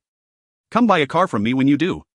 I'll definitely make that happen next time. One cannot deny that Zhao Yingjun indeed operates with remarkable efficiency. When Lin Xian arrived at the company today, his workgroup and office had been entirely set up. He now had his own private office. Though modest in size, it was fully equipped. His workstation had also been upgraded to that of a department head, featuring a large desk, a brand new high-spec Apple all-in-one computer, and a separate bookshelf. With such a setup, how could one not feel motivated to work? Lin Xian took the latest design draft for the Rhine cat to report to Zhao Yingjun. Her office was on the 22nd floor, secured by 2 password locks, with no one but Zhao Yingjun privy to the codes. Come in. Zhao Yingjun remotely unlocked the door. As Lin Xian stepped into the office for the first time, he found it to be as pristine and minimalist as rumored, devoid of any superfluous items. The space was indeed spacious, with 2 adjoining lounge areas. Today, Zhao Yingjun was clad in a white trench coat, her makeup impeccably done, and silver earrings shimmering in the sunlight. Unlike her usual hairstyle, which was pulled back to project a more assertive image, her hair cascaded softly over her neck today, giving her a more approachable demeanor. Very nice. After reviewing Lin Xian's design draft, Zhao Yingjun nodded in approval. Send it to the production department and have them coordinate with the factory for production. IT will be released alongside our leading products under the Rhine brand as a complimentary item once the doll samples are produced. Please reserve one for me. I quite like this Rhine cat. Certainly. After agreeing, Lin Xian picked up the design draft and prepared to leave. Oh, Lin Xian, Zhao Yingjun called out, stopping him. I saw on your resume that you graduated from Donghai University? Yes. That is correct. Director Zhao Yingjun scrutinized him from top to bottom. Do you have a suit? I have one. I bought it for job interviews. Head over to the Brioni store in the adjacent mall and select a suit. Zhao Yingjun lowered her head to sift through documents. You need to go now. There's a scientific fundraising gala tonight, and I need you to accompany me. I'll send you the address shortly. Oh, the heavy password-protected office door closed with a thud behind him as Lin Xian stood outside. Bewildered, what was this? Zhao Yingjun wanted him to accompany her to the gala. What kind of situation was this? However, it was common for other team leaders to engage in social drinking every evening. Perhaps such occurrences were inevitable in leadership roles. After returning to his office and assigning tasks to his 4 team members, Lin Xian set off to the nearby mall. The commercial area adjacent to the company building was the most upscale shopping center in Donghai City. Teeming with luxury brands, until now Lin Xian had never had any dealings here. This was his first visit. Following the directions, he quickly located the Brioni store Zhao Yingjun had mentioned, a classical luxurious men's suit boutique. Good afternoon. Sir, welcome. A young, beautiful saleswoman smiled and bowed, gesturing for Lin Xian to enter. Through her explanation, Lin Xian learned that Brioni was a prestigious Italian brand with a rich history, renowned for its handmade suits tailored exclusively for society's elite. Lin Xian surmised why the saleswoman provided such a detailed explanation. Her keen eye could easily discern a customer's purchasing power. This seemingly thorough briefing was, in fact, a polite probe. If a customer lacked funds, they would naturally retreat, and everyone would be none the wiser, avoiding any awkwardness, such as the essence of luxury brands. The snobbish attitudes often depicted in urban novels from a decade ago seemed a relic of the past. Lin Xian was drawn to a black suit. Though he was no expert, he could discern the superior quality of its fabric, stitching, and seams compared to the suit he had purchased for interviews. How much for this suit? 96,000 yuan, sir. Lin Xian nearly choked. Was this the realm of the wealthy? Oh dear, my sincerest apologies. At that moment, a slightly older woman, who appeared to be the manager, emerged and bowed deeply to Lin Xian. I truly apologize. You must be Mr. Lin from MX Company? Lin Xian nodded. The manager wore an apologetic smile. I am sorry, Mr. Lin, I was preoccupied with some matters and couldn't attend to you promptly. Director Zhao has already briefed us. Please follow me. The items displayed outside are basic styles. The premium styles you need are in the back room. Chapter 11. The Gala. The manager ushered Lin Xian past the sales staff into a concealed room at the back of the store. This room was hidden away, with no signs on the door. Mr. Lin, please come in. The manager unlocked the door with a code and gestured for Lin Xian to enter first. Upon stepping inside, Lin Xian was greeted by bright lighting and a decor of European-style wooden furniture. Exuding a sense of nostalgia, in the center of the room stood 3 glass cabinets, each showcasing an impeccably tailored suit. Mr. Lin, these are our finest handmade suits, each crafted by over 80 artisans through more than 200 meticulous processes. I want to elaborate on the craftsmanship. You're obviously an expert. Which of these 3 suits do you prefer? I can take it out for you to try on. I heard from Director Zhao that you will be attending a gala with her tonight. If it's for an evening event, I would recommend the one on the left. Its style is less formal and features more vibrant colors. Listening to the manager's suggestion, Lin Xian turned to examine the left glass cabinet. It contained a navy blue suit, and even without extensive knowledge, he could instantly tell that this suit was of a higher caliber than those outside. I'll take this one. Let us try it on. Lin Xian had only worn a suit once in his life, and he trusted the expertise of a professional over his own judgment. After trying it on, Lin Xian glanced in the mirror. Indeed, the saying clothes make the man rang true. The moment he donned the exquisite suit, a feeling of stepping into high society and brushing against nobility washed over him. This will do. Please wrap it up for me. Certainly, Mr. Lin. Would you like me to recommend a tie to go with it? Yes. Please assist me with the pairing. After a considerable time, Lin Xian exited the store carrying the suit in a box. It was his first realization that such high-end suits were typically housed in boxes. The manager informed him that upon returning home, he should remove the suit from the box and hang it up to prevent creasing. The purpose of the box was solely to protect the suit during transport. Quite delicate. Indeed, as he carried the suit box, Lin Xian felt as though he was holding a treasure. He was curious about the actual cost of this so-called premium suit. However, the price tags were absent from the glass cabinets, and the manager simply charged it to Zhao Yingjun's account, leaving Lin Xian unaware of the total. Since even the basic styles outside were priced at 96,000, the premium styles inside must surely cost at least double that. Right, at 7 p.m. Lin Xian took a taxi to the venue of the gala. Here lies the most opulent mansion in Donghai City. Upon the car's arrival, a dedicated attendant gracefully opened the door, shielding the frame with his palm. Sir, please watch your step as you disembark. Lin Xian strode towards the grand hall of the mansion, encountering several guests along the way who nodded and smiled at him, to which he reciprocated with a courteous smile. The entire venue was adorned in European style, with elegance and solemnity subtly emanating from the bricks and tiles. As he entered the hall, the banquet had yet to commence officially. Guests were scattered about, each holding a glass of wine, engaged in lively conversations, while the melodious strains of a violin and piano wafted from the second floor. This atmosphere evoked memories of scenes from Titanic for Lin Xian. He soon spotted Zhao Yingjun, who was resplendent in a deep red evening gown, her hair elegantly styled in an elaborate updo. Lin Xian noted that her earrings had transitioned from silver in the morning to a striking crimson, perfectly complementing her gown. Unlike her usual formal attire, Zhao Yingjun exuded a more feminine charm today, reminiscent of a high-bloom rose. Lin Xian, you've arrived, she remarked, appraising him from head to toe before nodding in approval. Your choice of attire is commendable, it suits you well. She approached and tightened his tie, playfully admonishing, Lin Xian, a suit is a man's armor, and the tie is akin to a sword. Next time, remember to secure it more firmly. Oh certainly, Lin Xian replied, slightly taken aback. After adjusting his collar, Zhao Yingjun lifted her wine glass again, leading him further inside. Today's scientific fundraising gala is organized by the president of the Donghai Chamber of Commerce, Chu Shanhe. She gestured towards a robust man at the foot of the grand staircase, engaged in jovial conversation with a group of prominent figures. That is Chu Shanhe, the most renowned magnate in Donghai City. I have heard of him. Lin Xian nodded. The name Chu Shanhe was synonymous with power in Donghai City, a personage both formidable and untouchable. In this international metropolis, with its intricate web of alliances and rivalries, the position of chamber president commanded immense influence and authority, one not easily held by an ordinary individual. During my university days, I often heard tales of Chu Shanha's legendary exploits, though I could not ascertain their veracity. There are rumors that he is a devoted father to his daughter? Zhao Yingjun chuckled softly. That is indeed true. He dotes on his daughter? Not merely dotes, he cherishes her as if she were a fragile treasure. Afraid to let her fall or dissolve in his care. Zhao Yingjun glanced around, shaking her head. In the past, he would always bring his daughter to these gatherings, but I have yet to see her today. She is quite a beautiful young lady. Oh, Lin Xian replied nonchalantly, uninterested in such gossip, which bore no relevance to his own existence. Lin Xian, look over there. Zhao Yingjun tugged at him, directing his gaze towards a solitary figure in the corner of the hall. Distinctly out of place amidst the grandeur of the evening, the man wore a casual shirt, with unshaven stubble adorning his face, and thick square glasses that fogged over.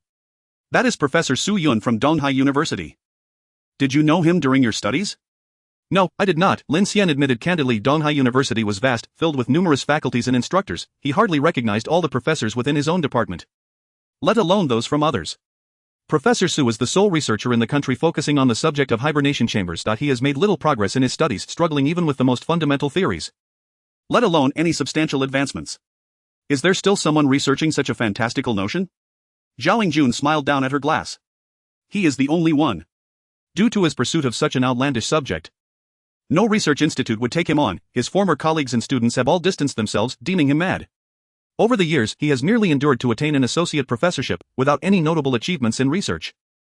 Relegated to teaching while conducting experiments in the lab. However, Zhao Yingjun continued, her gaze fixed on the swirling red wine in her glass. Perhaps destiny unfolds in such a manner that extreme adversity can lead to an unexpected resurgence. Recently, he faced yet another failure while experimenting with the hibernation chambers filling liquid, only to serendipitously discover a new chemical substance. This substance, when combined with water molecules, forms a monomolecular film that is breathable yet entirely impermeable to water. And it poses no harm to the skin. Zhao Yingjun set her glass down, retrieving another from a nearby waiter. This chemical compound, while considered a failure in Professor Su's hibernation research, holds immense potential in the realm of skincare. Can you fathom what this substance signifies within the field of skincare? Chapter 12, Science breathable yet moisture retaining. Is this not the essence of a moisturizer? MX Company is a cosmetics enterprise, and although Lin Xian works in the design department, he possesses a foundational understanding of cosmetics and skincare. In truth, the chemical compound inadvertently developed by Professor Su finds itself in a rather precarious position. In today's industrial landscape, numerous materials and coatings achieve 100% waterproof and breathable properties, rendering this technology quite mature. Thus, its industrial value is nearly negligible. However, the skincare sector presents a different narrative. Women's primary demands from skincare products encompass three aspects: whitening, wrinkle reduction, and hydration. Presently, the market's moisturizing products fail to deliver absolute and enduring hydration. One cannot simply slather industrial materials onto their face. Typically, to attain adequate moisture, several layers of skincare must be applied: a layer of essence, followed by lotion, and then a moisturizer. This process is cumbersome and can feel uncomfortable on the skin, yet, conversely, Professor Su's chemical substance perfectly addresses all these concerns. 1. It is sufficiently thin. A monomolecular layer can achieve moisture retention and breathability without any sensation upon application. 2. It possesses self-repairing properties. This substance does not inherently possess waterproof or breathable qualities. It is only upon interaction with water molecules that it forms a monomolecular film. Consequently, even if a portion of the moisturizer is inadvertently wiped away during daily activities, frequent reapplication is unnecessary, as the moisture in the air will recombine with the substance, reforming the monomolecular layer. 3. It boasts zero evaporation while locking in moisture and maintaining breathability, far surpassing other competing moisturizers. 4. It is harmless to the skin, a feature of utmost importance to many women. Thus, such a seemingly worthless entity in the realm of scientific research holds the potential to revolutionize the skincare market. Why not capitalize on it directly? I understand now, Lin Xian said slowly. If we can secure the rights to utilize this chemical substance as the flagship product for our new brand line, it could undoubtedly transform the entire skincare market, especially in the realm of hydration. Precisely, Zhao Yingjun nodded. Currently, major cosmetics companies worldwide have offered Professor Su exorbitant sums, with some even proposing licensing fees in the hundreds of thousands of dollars. Lin Xian inhaled sharply. Taken aback by the staggering figure. $100,000, merely for licensing rights, was indeed extraordinary, yet, as someone entrenched in the cosmetics industry, he fully recognized that Professor Su's creation was worth every penny. Securing exclusive rights would effectively spell doom for all other brands' moisturizing products, granting them near monopoly over the hydration market. Actually, our MX Company has proposed even more favorable terms, Zhao Yingjun remarked with a wry smile. But Professor Su remains unresponsive to us. The silver lining is that he has likewise ignored all other companies, so we still have a chance. Come, Lin Xian, let us greet Professor Su. Lin Xian, glass in hand, followed Zhao Yingjun towards the hall's corner. Upon noticing Zhao Yingjun's approach, Professor Su turned to leave. Professor Su, it has been a while. Zhao Yingjun greeted him warmly. Su Yun turned back, offering a sheepish smile. Congratulations, Professor Su. She raised her wineglass, intending to clink it with his. Your research is truly a groundbreaking invention. I am confident that when applied in the right context, it will realize its true value. However, Professor Su did not raise his glass to meet hers. He lowered his gaze, offering a self-deprecating smile. Are you referring to that ridiculous failure? I have endured enough ridicule already. No, Professor Su, I believe it is not a failure. You should cherish your research, Miss Xiao, Professor Su interjected, raising his hand to silence her. He looked up, his expression grave. Miss Xiao. It is a pleasure to see you here today. If your intention is to donate to the field of science, I would be delighted to share a drink with you. However, if you are here for that so-called failure, I regret to inform you that I cannot entertain you.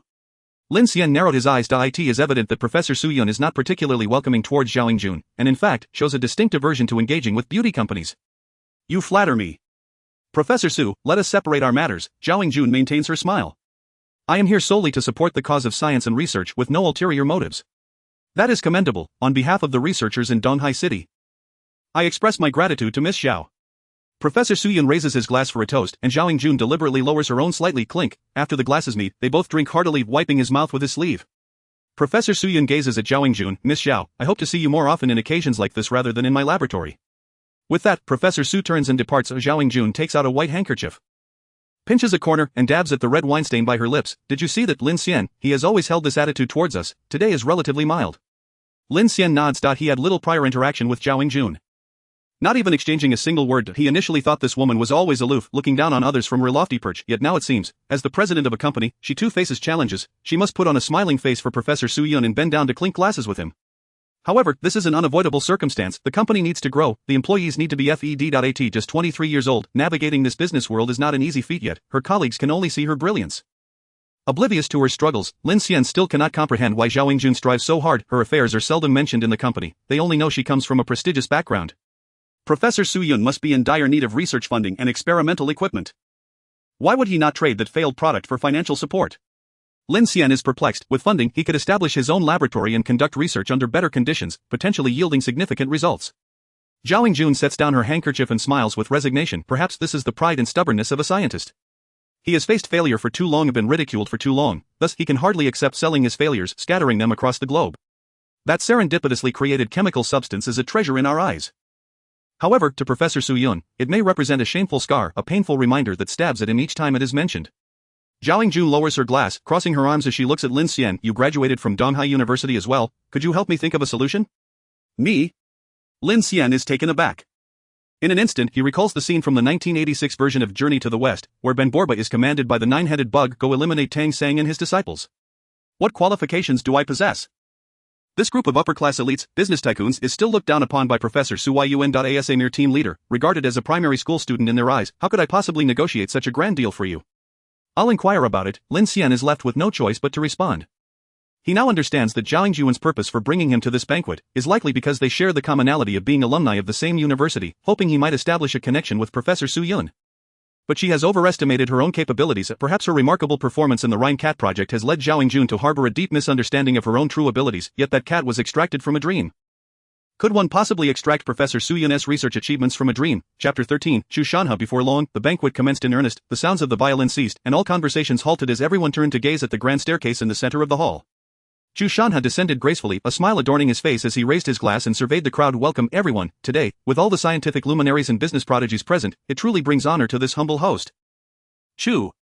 Laughter erupted throughout the hall, followed by thunderous applause. Lin Xian had only glimpsed Chu Shanha's back before, but now he had the opportunity to behold his visage. His eyes were piercing, and his angular face was adorned with sharp, defined features. In his youth, this countenance would have been deemed the epitome of handsomeness. Even now, in his 50s, he exudes vigor. Although he smiles, an aura of authority surrounds him, compelling one to hold their breath in his presence. Once the applause subsided, Chu Shanha slowly descended the staircase, positioning himself at the center of the hall. His voice boomed, resonating with conviction. For many years, I have steadfastly believed that science and technology are the foremost productive forces. Our present quality of life and the prosperity of our nation are inextricably linked to the advancement of technology. They owe their existence to the tireless efforts and dedication of our researchers. I am convinced that the development of any industry is fundamentally supported by technological advancements. The unsung heroes, the scientists who toil day and night in their research, are the individuals we ought to respect and admire the most. As for someone like me, lacking in talent and knowledge, I have merely enjoyed the dividends of this era, fortuitously establishing my foothold in Donghai. When it comes to contributions to society and the nation, I cannot compare to even a fraction of what our researchers achieve.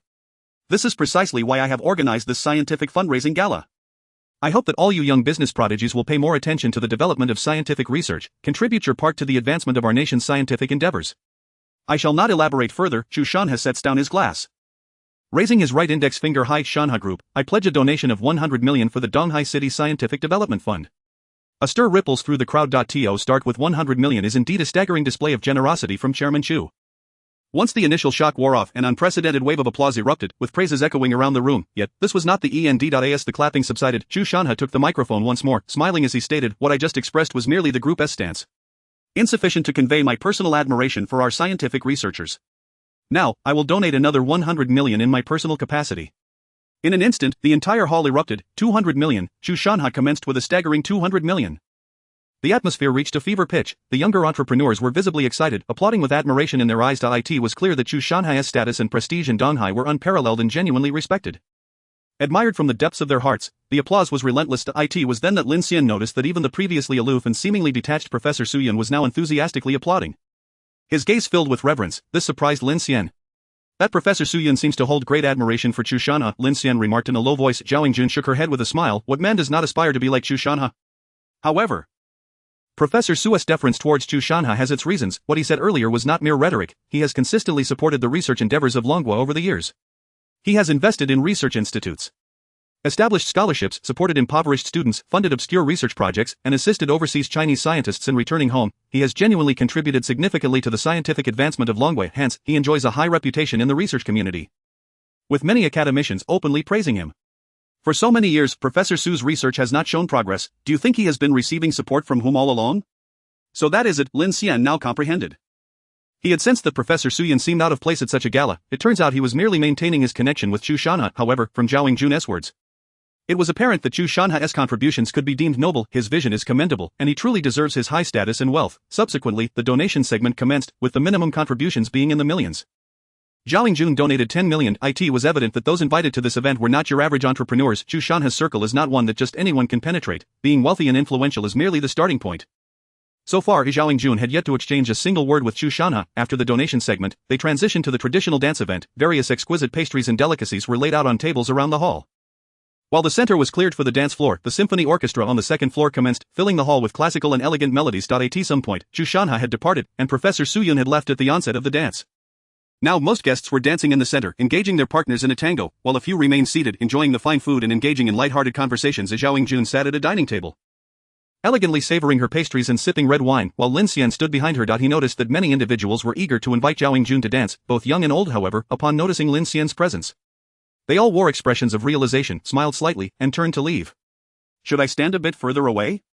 Lin Xian said, bending down. Zhao Yingjun dabbed at the corner of her mouth with her napkin. Her eyes closed. "If you stand further away, what would be the purpose of bringing you here? Let us sit down and have something to eat." The ensuing moments turned rather dull. Zhao Yingjun remained seated, her eyes closed, seemingly lost in thought. Lin Xian speculated that she was contemplating how to persuade Professor Su Yun. She donated 10 million today, presumably to enhance her rapport with Professor Su. However, Lin Xian believed that her money would undoubtedly be wasted. Professor Su was so stubborn and obstinate that he was not someone an ordinary person could persuade. Perhaps if Chu Shanha intervened, it might be possible, given that he was the benefactor supporting Su Yun. Yet, considering the stature of Chu Shanha, he certainly would not advocate for Zhao Yingjun. The two were clearly not of the same caliber. No chance. Lin Xian ceased pondering the matter, feeling powerless before these titans. He was merely a speck of dust, incapable of stirring any waves or even attracting attention. In his dreams, he was the formidable ruler of a lawless city, yet in Donghai, he was but a tiny sesame seed. Chapter 14, Breaking the Stalemate. The banquet concluded around 9 o'clock. Lin Xian returned home, removed his suit, and refreshed himself. He sat at his bedroom desk, reflecting on the events of the evening. This banquet had truly broadened his horizons. Despite everyone living in the same Donghai, treading on the same land, they led utterly different lives. They casually tossed around billions, as if they were mere trinkets. They lived lives akin to fairy tales, where everyone seemed to be a prince or a princess. This was the real world, yet it felt more dreamlike than dreams themselves. Speaking of dreams, Lin Xian rested his forehead in his hand, his gaze sweeping over 2 sheets of blank paper on the desk. These were notes he had taken a few days ago while analyzing the incidents involving the big-faced cat and CC. One sheet was labeled, Story Flow, detailing the grudges and grievances between the two. The other was titled, Unsolved Mysteries, on which he had written 3 perplexing questions that weighed on his mind. He picked up the sheet marked, Unsolved Mysteries, examining the 3 queries inscribed upon it. 1. What is hidden in the safe? 2. What is the password to the safe? 3. Why did CC save me? Her attitude towards him was also quite subtle and strange. The first question, utterly baffling. Even though this was Lin Xian's own dream, he had no idea what he possessed that warranted such secrecy. concealed within a bank safe so meticulously, yet, from Cece's reaction, it was evident that the contents of the safe held immense significance for her, prompting her to risk everything to rob a bank. What could it possibly be? Since it was his dream. The safe must contain something within his realm of understanding, right? Lin Xian pondered fruitlessly. He truly could not comprehend what he had that required such deep concealment. The second question, what is the password to the safe? Equally enigmatic passwords are definitive, they are either correct or incorrect, with no middle ground. Lin Xian attempted every conceivable 8-digit combination, yet the password remained elusive. This left him utterly astonished. He was now more curious than CC regarding the safe's password. In his previous dream, he had racked his brain, trying every conceivable date combination. He didn't limit himself to birthdays, anniversaries, or significant dates. He even tried various dates related to his dreams, such as 26240828 and 26240829. Including the time 0042, in both chronological and reverse order. He was truly at his wit's end. Lin Xian could not fathom why, since the safe had appeared in his dream, it must belong to him, yet he could not unlock it. It was utterly perplexing. However, among these three questions, Lin Xian was most concerned about the third. He lowered his head, staring at the paper. 3. Why did Cece save me? Her attitude towards him was indeed peculiar and intriguing. This was the only question with a clue, and an answer to pursue. Cece herself surely knew the answer, yet she was unwilling to disclose it to him. Cece. Just thinking of the woman donned in an Ultraman mask invoked a strong sense of resistance within Lin Xian. In retrospect, Cece's voice had an oddly familiar ring to it. He must have heard it somewhere before, yet he could not recall. Am I imagining things? In reality, there are many voices that resemble hers. There are numerous girls on Douyin whose voices sound exactly like lazy sheep. Lin Xian shook his head, dismissing these chaotic thoughts and returning to the earlier question, so why did Cece save me? Lin Xian supported his forehead, unable to comprehend. He and the big-faced cat were fundamentally the same kind of villain. There was no reason for her to spare him while eliminating the big-faced cat. Moreover, he was the instigator behind the bank heist. Hardly innocent, Lin Xian picked up a red pen and circled the third question twice. To uncover this answer, he would need to confront Cece directly. However, herein lies the problem. Lin Xian frowned. Cece knew the answer, yet she was unwilling to share it with him unless he helped her unlock the safe, but Lin Xian was unaware of the password. This was an inextricable deadlock, unless, breaking the stalemate. Lin Xian's eyes gleamed with determination. He understood that conventional means would not yield answers from Cece, thus, he would have to resort to unconventional methods. Cece seemed to be an exceptionally astute woman. Far from being as easily deceived as the big-faced cat, moreover, she was quite capable and armed. In a direct confrontation, Lin Xian would likely be unable to subdue her, closing his eyes to contemplate. Eureka! Soon, Lin Xian devised a plan to break the stalemate. He envisioned the steps. 1. After meeting with the big-faced cat, he would first earn his trust and then reveal the deception he had uncovered. 2. He would ally with the big-faced cat, laying the groundwork in the bank's warehouse to ambush Cece. 3. He would wait for Cece to appear, utilizing a stratagem to subdue her and extract the answer. I may not be capable alone. But if I enlist the big-faced cat's assistance, 2 against 1 should pose no challenge. Lin Xian's fingers danced swiftly over the pen. This plan to break the stalemate should work without fail. In truth, Lin Xian did not wish to harm Cece, he merely sought an answer. Once he obtained it, he would not trouble her further, allowing them both to go their separate ways. Glancing at the clock on the bedside table, he noted it was 21:45. Previously he had encountered the big-faced cat around 10 o'clock, if he fell asleep quickly he would still have time. Lin Xian promptly turned off the lights and climbed into bed. Closing his eyes, a familiar, sweltering summer breeze brushed against Lin Xian's face, leaving it slightly parched. He opened his eyes to behold a scene he had witnessed thousands of times before. The electronic display board read 21:54. I must swiftly obtain the Ultraman mask. Looking towards the right front, he spotted the two boys shouting Ultraman flying kick and Ultraman elbow strike as they engaged in mock combat. These two children were old acquaintances of Lin Xian. In his childhood dreams, he often played with them. Engaging in battles of light. Back then, Lin Xian had been shorter than both, frequently bullied by them. In his eyes, they were like two invincible hulks. As Lin Xian grew taller, these two boys remained unchanged. And he began to take on the role of the older brother. Eventually, Lin Xian had outgrown such childish games as Ultraman duels. Only these two children remained, tirelessly playing day in and day out. Their endless struggle erasing the passage of time. Lin Xian had matured, yet they would forever remain in this state, forever frozen in time on this day. Ultraman flying kick. Ultraman elbow strike. The two boys tossed the masks aside. Fighting further apart, Lin Xian stepped forward, picking up the Ultraman mask from the ground. Key item acquired. Chapter 15, Murder. Lin Xian stretched the rubber band and donned the mask. From this moment on, he was a password expert. He had to intercept the true password expert, Cece, before she arrived, and catch the big-faced cat off guard. He turned his gaze toward the direction where the big-faced cat had parked. Sure enough, a robust figure was looking around, wearing a familiar Rhine cat mask. He approached. Big-faced cat. Eh? The big-faced cat turned around in surprise. Upon seeing the Ultraman mask on Lin Xian's face, he asked in confusion, how do you know my name? I never told you. Listen, big-faced cat. Lin Xian hastened towards him. I not only know your name, but I also know you plan to kill everyone and keep the money for yourself. I didn't. But in reality, that password expert deceived you. There is not a single cent in the bank warehouse. You were merely used. Who are you? Seeing Ultraman approach menacingly, the big-faced cat panicked. His right hand instinctively reached for his waist. Smack. A hand pressed against his gun at his waist, Ultraman was close to the Rhine cat. Lin Xian locked eyes with the big-faced cat's frantic gaze. If you want to avenge your daughter, then listen to me, I know where the money is in this city. You know about my daughter? The big-faced cat was utterly bewildered, his voice cracked. Whoosh! Lin Xian swiftly drew the big-faced cat's handgun from his waist and tucked it into his pocket. Get in the car. The van cruised down the highway. The big-faced cat glanced at the rearview mirror while stealing glances at the Ultraman beside him. Brother. The big-faced cat swallowed hard. What on earth is going on? You need to explain this to me clearly. Are you truly a password expert? Lin Xian opened his eyes and sat up straight. I am not. Then what the hell? De Lian Mao's fury surged. But I can assist you in securing the funds for avenging your daughter. Speak. Brother. De Lian Mao focused intently on driving. Did that password expert you contacted tell you that there is a substantial amount of money in the bank vault? Yes, they mentioned gold bars as well. She deceived you, there isn't a single penny inside. The vault is filled with safes, and she merely exploited you to breach the bank's security. Once you are no longer of use, she will likely eliminate you. You can say all this, but how can I trust you? De Lian Mao shrugged. I am De Lian Mao. Here to save you. Once we enter the vault, you will understand everything for yourself. Then why are you saving me? De Lian Mao turned to look at Lin Xian. Lin Xian sighed, rubbing his nose through the mask. It is not entirely a rescue, I have my own agenda. I hope you will follow my lead when the time comes so we can confront CC together. CC is the name of the true password expert. But I have 2 questions. De Lian Mao raised his hand. Speak. If there is no genuine password expert, how do we access the bank vault? Do not worry. Lin Xian smiled slightly. I am more of an expert than the expert. I only need 10 seconds. Is that so impressive? De Lian Mao's voice cracked again. Also, I am not concerned with how you know about my daughter, but can you truly help me acquire the funds for her revenge? Lin Xian nodded. Indeed, there are numerous opportunities to procure money in this city, vast sums. Jewels, gold bars, far more efficient and secure than robbing a bank. I have navigated this city for quite some time. I am well aware of how to obtain these items without excessive risk. However, Lin Xian glanced at his watch. It is certain that we will not make it today. We will have to go tomorrow. Oh, what difference does a day make? De Lian Mao laughed heartily.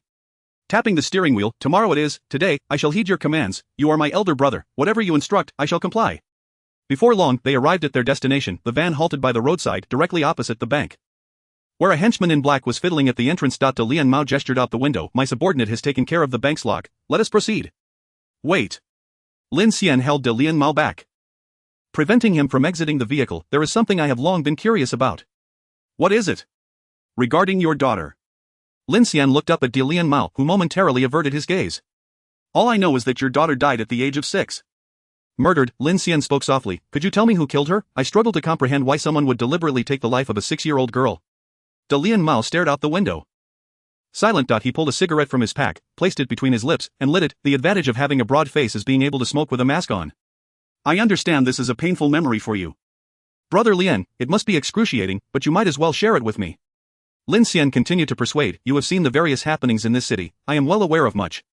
I know that password expert deceived you, that there is no money in the bank vault, and I also know about your daughter. Perhaps I can genuinely assist you. I mean, not just financially.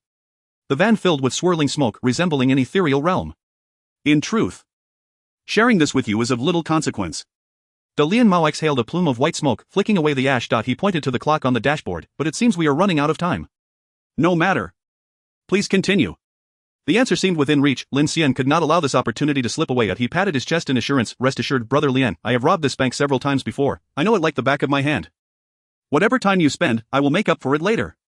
But that was many years ago. De Lian Mao sighed, lowering his head, a hint of melancholy visible on the mask of the Rhine cat. At that time, my father, you might not believe it, despite my appearance, my father was a renowned mathematician, having even received the Fields Medal. I was working away from home and my daughter usually stayed with my father. One night, she suddenly developed a fever and convulsed. My father took her and rushed to the hospital. As a result, De Lian Mao's voice trembled. They were in a car accident. A large truck ran over them. Crushed them. De Lian Mao struggled to continue, taking several deep puffs of his cigarette before pausing. It took me a long time to investigate and discover that it was no mere accident. It was murder, a premeditated murder. Their target was solely my father. My daughter was collateral damaged. I do not understand why. My father was merely a bookworm, never provoked anyone. Lin Xian patted De Lian Mao's shoulder. Who wanted your father dead? You mentioned it must have been more than one person? It was an organization. De Lian Mao exhaled a cloud of smoke. A very secretive organization, so elusive that not a single trace can be found. I have investigated for so long, yet apart from one name, I have discovered nothing. The name of this organization is, De Lian Mao extinguished his cigarette, gritting his teeth, the Genius Club. Chapter 16, Speed Run the Genius Club? Upon hearing this name, Lin Xian was quite taken aback. It did not sound like a criminal gang, rather, it resembled an arrogant, self-important academic organization. What sort of organization is this? What do they do? I do not know. Lian Mao shook his head. Are there many people in this organization? Are the members truly all high IQ geniuses? I do not know. Lian Mao shook his head like a rattle. I genuinely know nothing. I cannot uncover anything. His expression was filled with sorrow, if it were not for a fortuitous opportunity that led me to a clue. It would seem that this organization does not exist in the world at all. I find it hard to imagine how they can remain so secretive, leaving no trace throughout history. I have investigated for so many years. Yet now, I do not know where they are, who they are, or what they intend to do. The only rumor I have found regarding them is, Lian Mao turned, staring seriously at Lin Xian. It is said that only the top-tier wealthy, the ultimate geniuses, and the most powerful figures can receive an invitation to this club. I see. Lin Xian nodded, fully understanding. So this is your reason for robbing the bank, then? You wish to amass a fortune. Ultimately to receive an invitation to the Genius Club. With this invitation, you can locate the club's headquarters and then take revenge for your daughter with a submachine gun. However, I must say, Brother Lian, if the threshold for the Genius Club is indeed as high as you claim, I fear that merely robbing the bank will not suffice. Lian Mao let out a deep sigh, but I have no other options. I can only take this gamble. In truth, that rumor is also not guaranteed. It is but hearsay, insubstantial, but what other choice do I have? I am well aware that merely robbing the bank will not suffice. But with this initial capital, perhaps I can undertake something more significant. It is better than having no hope for revenge at all. After speaking, he glanced at his watch. 0007. He frowned. Brother, is there still time? It is not that I doubt your words. But I still wish to see the vault, to verify whether there is indeed no money. Lin Xian pulled out the gun from his pocket, ejected the magazine, and checked the bullet count. Click. He reinserted the magazine. Rest assured. Brother Lian, I promised I would compensate for any wasted time. Can you run? Let's get out of the car. The two jumped from the vehicle. Lin Xian strode forward, with Lian Mao quickly following. Click. Lin Xian cocked the gun. He raised his hand towards the henchman at the door. Bang. Ah! Lian Mao screamed. A scoundrel who cannot keep his hands clean must not be spared. Lian Mao remained stunned in place. But Lin Xian had already marched boldly into the bank. Wait a moment, brother, why did you kill my subordinate? Bang! Another headshot. The distribution box is drenched in blood. Ah! The chubby cat screamed, clutching its head. Lin Xian turned to gaze upon the fallen corpse. Snorting disdainfully, those who seduce my sister-in-law deserve nothing less than a fate worse than death. Oh my goodness, how do you know everything? Where did you hear all this? The chubby cat was on the brink of a breakdown. However, Lin Xian did not pause his stride, already vanishing into the depths of the corridor. Wait up, big brother, slow down. The chubby cat, pale as a ghost, sprinted ahead. I suddenly feel like we're not in such a rush anymore. Can you slow down a bit? Your pace makes me feel unsafe. Bang! As the chubby cat burst from the corridor, it fixated its gaze on the black-clad minion sprawled on the ground. Brother. The chubby cat slid to its knees. Clutching Lin Xian's arm, don't kill my big brother, you've already taken out my little brother, you needn't bother with the cleansing of the family. Lin Xian hoisted the chubby cat up, pointing his chin ahead. The warehouse is just up ahead. We'll be there shortly. The chubby cat wiped the sweat from its brow, trailing behind Lin Xian, still feeling a twinge of dread. Brother, I must say, your marksmanship is truly remarkable, akin to that of a sharpshooter. I just watched you fire 3 shots. And you didn't even aim, you simply raised your hand and shot, yet every bullet found its mark. How many years have you been handling firearms? About 10 years, I suppose, Lin Xian replied nonchalantly. I used to practice frequently, engaging in nightly shootouts with the police. The chubby cat stared dumbfounded. You had shootouts with the police? Sometimes, I even faced off against snipers, but I never managed to win. Sniping is far more challenging than using a handgun. Facing off against snipers. The chubby cat was utterly flabbergasted. Ha ha ha. It forced a laugh. You must be talking about video games, right? Those shooting games, correct, right? Soon they reached the warehouse. Lin Xian reached behind the chubby cat's waist, retrieving C4 and affixing it to the keypad door. Run. Shift boom. Boom. As the dust settled, Lin Xian grasped the chubby cat and approached the newly created gaping hole, glancing at his watch. 009. How did I do, brother face? I believe this was the optimal route. Well done. Just don't do that again. With that, the chubby cat leapt into the warehouse, looking around, left and right. Damn, he cursed loudly. That password expert dared to deceive me. There is not a single cent here. What do we do now? Lin Xian turned. Pointing back to the corridor they had come from, let us head to the underground passage and retrieve your little brother's body. His build resembles yours quite closely. Subsequently, under Lin Xian's direction, the two men hoisted the portly minion's corpse into the warehouse. They dressed the body in the chubby cat's clothes and placed the chubby cat's Rhine cat mask upon the corpse's face. That should do it. Lin Xian clapped his hands. Thoroughly satisfied, the disguise was impeccable. You're incredibly clever, brother. The chubby cat had now removed the mask, revealing a round red mark in the center of his face, akin to a monkey's backside, left by the tight fit of the Rhine cat mask. Brother, what is my next task? Lin Xian bent down, retrieving a handgun from the ground and tossing it to the chubby cat. Hold on to this gun. Hide behind that safe over there, and wait for my signal before you come out. Everything was prepared, just waiting for the prey to take the bait. Lin Xian strolled beside the faux chubby cat's corpse. Glancing at his watch from time to time, in the previous 2 dreams, CC had appeared around 00:20. Lin Xian waited until 00:21. He turned, shouting into the darkness beyond the wall, "Come out! I know you're there!" After several seconds, a slender figure slowly emerged from the shadows. She wore an Ultraman mask, tilting her head as she looked at Lin Xian. "Who are you?" Chapter 17, The Gambler. "I am your friend. I don't recall having a friend like you," CC replied coolly. Thud, Lin Xian kicked the corpse over. Blood trickled from beneath the Rhine cat mask, dripping onto the ground. Lin Xian stepped aside, allowing CC a clearer view. The enemy's enemy is a friend. CC remained silent, her gaze fixed upon the Rhine cat mask adorning the corpse, clearly understanding everything. "You deceived the chubby cat, claiming there was a fortune in the warehouse, a wealth of gold bricks." Lin Xian circled to the other side of the corpse, addressing CC. "Once inside the warehouse, all would be revealed, and a confrontation between you two would be inevitable. Who lives and who dies would be uncertain. Now that I've resolved such a significant threat for you, does that not make me your friend?" CC gripped her gun tightly, showing no signs of relaxation. "How am I to trust you?" Lin Xian smiled faintly, slowly raising his own gun, turning the barrel downwards. Then whoosh, he tossed it far across the warehouse. "Is that assurance sufficient? Now it's your turn to show your sincerity." "Our goals align. We both wish to access Lin Xian's safe. Once inside, you may take whatever you want. I simply wish to know what lies within. You'd best decide quickly. The main circuit will be restored soon, and once the alarm sounds, there will be no further opportunity." CC hesitated briefly before raising her gun and tossing it away. IT soared in a graceful arc. Thud, the handgun struck the distant safe, creating a dull thud before rolling to the ground. Click, a gun barrel pressed against CC's neck from behind as the chubby cat emerged slowly from behind the safe. "You liar." CC shot a look of intense disappointment at Lin Xian through the Ultraman mask. "You're the real liar." The chubby cat bellowed. "If it weren't for my good brother uncovering your scheme, I would have been done for today." He gripped the gun tightly, teeth clenched. "If not for my brother's intervention, I would have shot you dead long ago." Lin Xian gestured for the chubby cat to be quiet, then looked earnestly at CC. "Now let me clarify the situation. First, I have no intention of harming you, nor will I kill you. I merely wish to ask you one question and receive an answer. Once I have my answer, both of us can leave this place. You may go wherever you like. Indulge in your pursuits with the safe or whatever else. We shall not interfere with one another. Furthermore, I assure you that I will assist the chubby cat in acquiring the wealth he desires, thus resolving the animosity between you two. We are all here for our own interests, so let us part ways amicably without causing trouble for one another." The terms Lin Xian offered were more than fair. In this advantageous position, he promised not to harm CC and even offered to mediate the chubby cat's grievances, showing utmost benevolence. All he sought in return was a simple answer, a trivial matter. CC was undoubtedly a person of awareness. "What answer do you seek?" she asked softly. Lin Xian pulled back the elastic band from his neck and slowly removed the Ultraman mask, taking a deep breath. He looked at CC earnestly and asked, "Do you know me?" "No." CC shook her head. "Or rather, have you seen me before or heard anything about me?" "No." CC shook her head again. Lin Xian scratched his temple. "Let me rephrase, after seeing me and hearing my voice, did anything come to mind, any memories, any individuals, any experiences? Specifically, is there a feeling that makes you view me differently than others? For instance, you could easily kill the chubby cat beside you, but you wouldn't harm me." Even the furious chubby cat couldn't suppress a chuckle.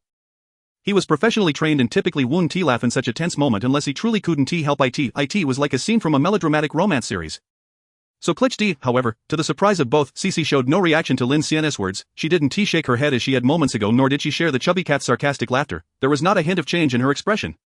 Nothing, not at all. At that moment, CC resembled a silent statue, her cold gaze behind the mask fixed on Lin Xian, not uttering a word. Bingo, Lin Xian narrowed his eyes. He knew, this time, the question had struck a chord.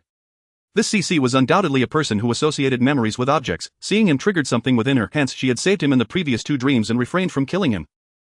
Regardless of his antics, the answer was on the verge of revelation. "Speak up." The large-faced cat roared with fury, yet, amidst the prolonged silence, CC remained mute, her ruby lips sealed tight, refusing to utter a word. "You damn." The large-faced cat clenched his teeth, his patience finally reaching its breaking point. Lin Xian sighed, frowning at CC. "Is this answer more important than your life?" "Heh," CC let out a cold snort, chuckling dismissively. "That depends on whether you have the capability to take my life, damn it. You look down on me, the large-faced cat, don't you? I could blow your head off with a single shot." The large-faced cat could no longer contain his rage. He sprang up, forcefully pressing the gun's muzzle against CC's temple. CC slowly raised her hands in surrender, placing them behind her head. "Large-faced cat," she said softly, "Gah." The large-faced cat was seething with fury. "Although there is no money in this bank vault, I am not deceiving you. In that safe over there lies something you need even more." What did you say?" The large-faced cat's pupils instantly constricted, panic setting in. There is something I need even more? Cece smiled slightly, looking at the large-faced cat with keen interest. Think carefully. If there wasn't something you desired in that safe, why would I seek your cooperation? Opening that safe is for both my sake and yours. In that instant, the large-faced cat was enlightened. Invitation letter, he shouted in disbelief. You mean that safe contains an invitation to the Genius Club? Cece smiled without a word. Don't believe her, brother Faye. Seeing the large-faced cat lose control, Zhu now exclaimed urgently, she is deceiving you. She doesn't even know what's in the safe. She has no idea. Do you dare to wager?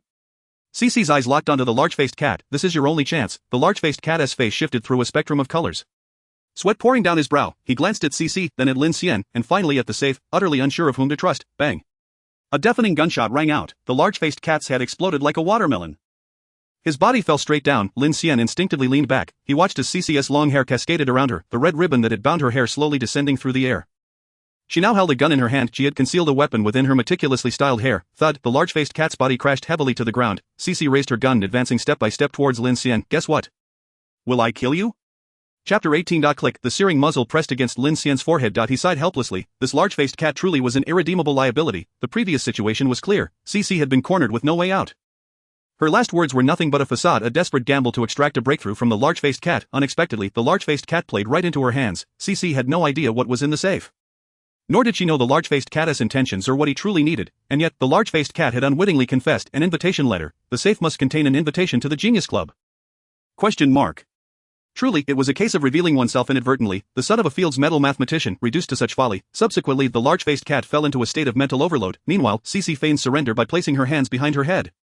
Merely to draw the gun hidden in her hair for a swift execution. Go ahead and shoot. Lin Xian felt a tinge of fatigue. Since his plan had failed, there was little point in lingering. You are truly the most reckless person I have ever encountered. To Cece, concealed behind the Ultraman mask, remarked sincerely, first pretending to be me, getting into his car, and now causing such a ruckus here. Do you truly fear nothing? Enough with the chatter. Hurry up. Lin Xian closed his eyes, preparing to embrace the inevitable. But I still wish to know the answer to that question. He pressed his lips together. Since you are going to kill me anyway, why not provide me with the answer? It would be a kindness, allowing me to die with clarity. What exactly do you wish to know?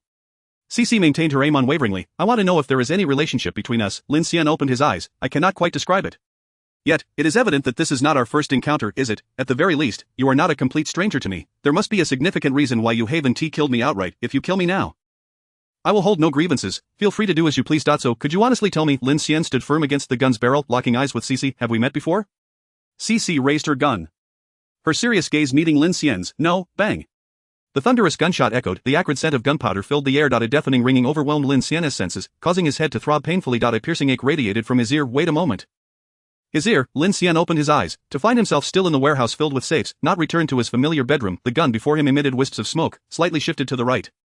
The bullet had pierced through Lin Xian's ear bone, embedding itself into the stone wall behind him, blood trickling down from his ruptured eardrum. You not going to kill me? Lin Xian found it hard to believe. He had just committed such an outrageous act against her, and she had killed the large-faced cat without a second thought, yet now she hesitated. Clearly something was amiss. If this scene were in a martial arts drama, one would undoubtedly conclude that this female antagonist had fallen for him.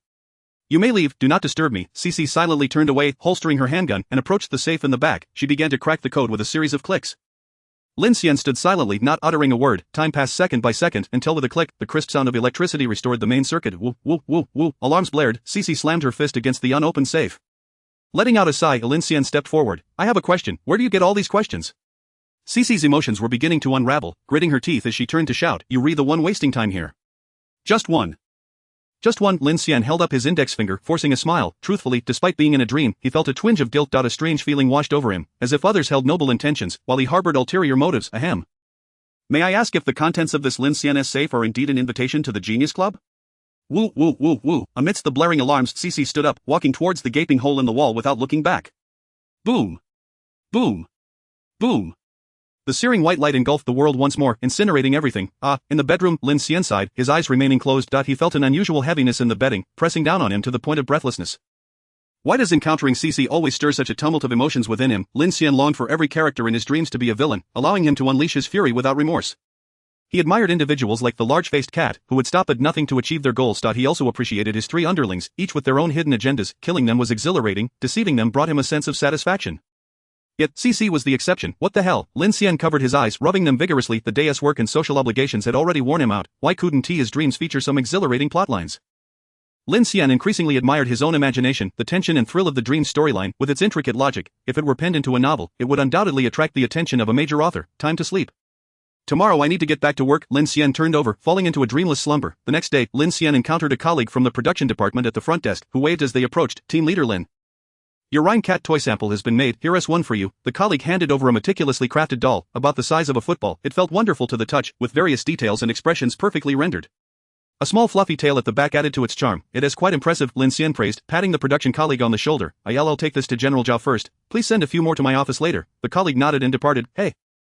Team leader Lin, are you heading to General Zhao's office? A young lady at the front desk called out to him. This morning a lady dropped off an invitation saying it's for our General Zhao Jun. Why don't you take it to him as well? Sure, hand it over.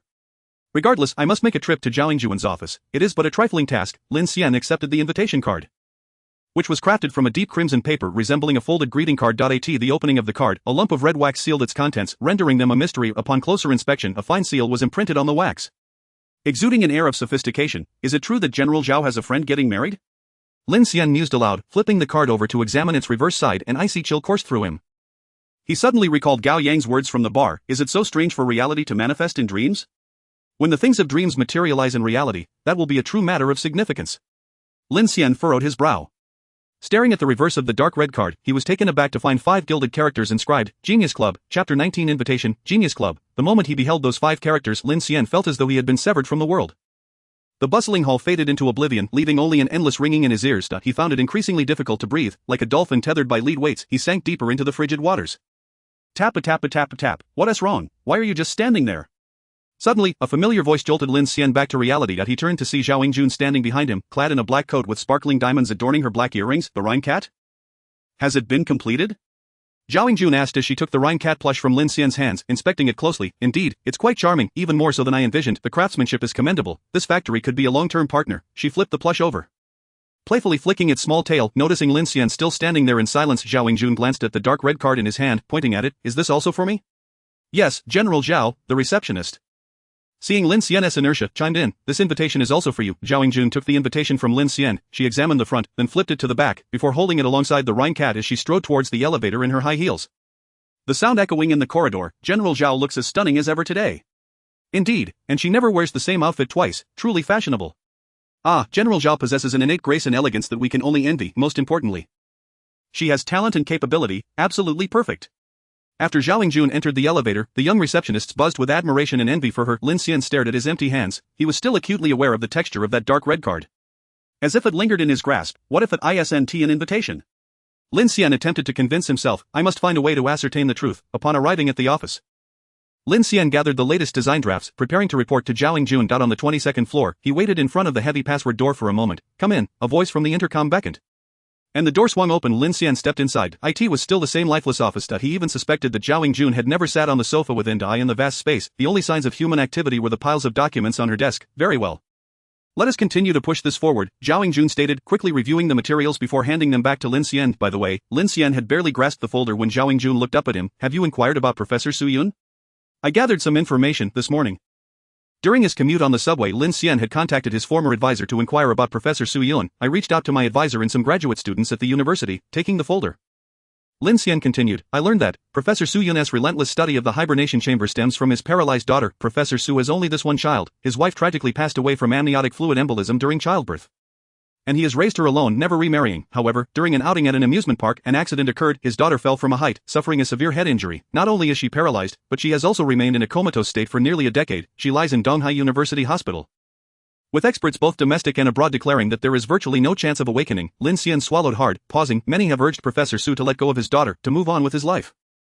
Yet his stance, as you have seen, he is determined to pursue his research on the hibernation chamber, fixating on something that seems utterly hopeless. Professor Su believes that while current technology and medicine cannot cure comatose patients, it does not preclude future advancements. Thus, he hopes to use the hibernation chamber to send his daughter into the future, where medical technology may restore her. Zhao Jun listened intently, her brow furrowing. Once Lin Xian finished, she exhaled, tucking a stray hair behind her ear. This reminds me of a science fiction novel I've read, The Three-Body Problem.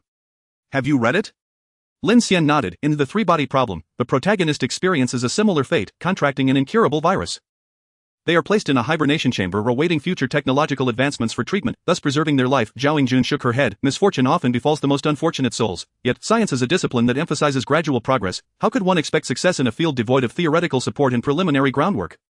Science fiction ultimately remains a product of human imagination. Unattainable in reality, Professor Su, I suspect, is simply blinded by his love for his daughter. Having said this, she bent down to continue reviewing documents. Lin Xian, when you have the time, purchase some items and visit Professor Su's daughter in the hospital. Yes. Certainly. Lin Xian turned to leave. However, this was not the purpose of his visit. The stack of design drafts was merely a facade. His true intention was to uncover the mystery behind the card inscribed with Genius Club. But was it an invitation, an advertisement, or merely a prank?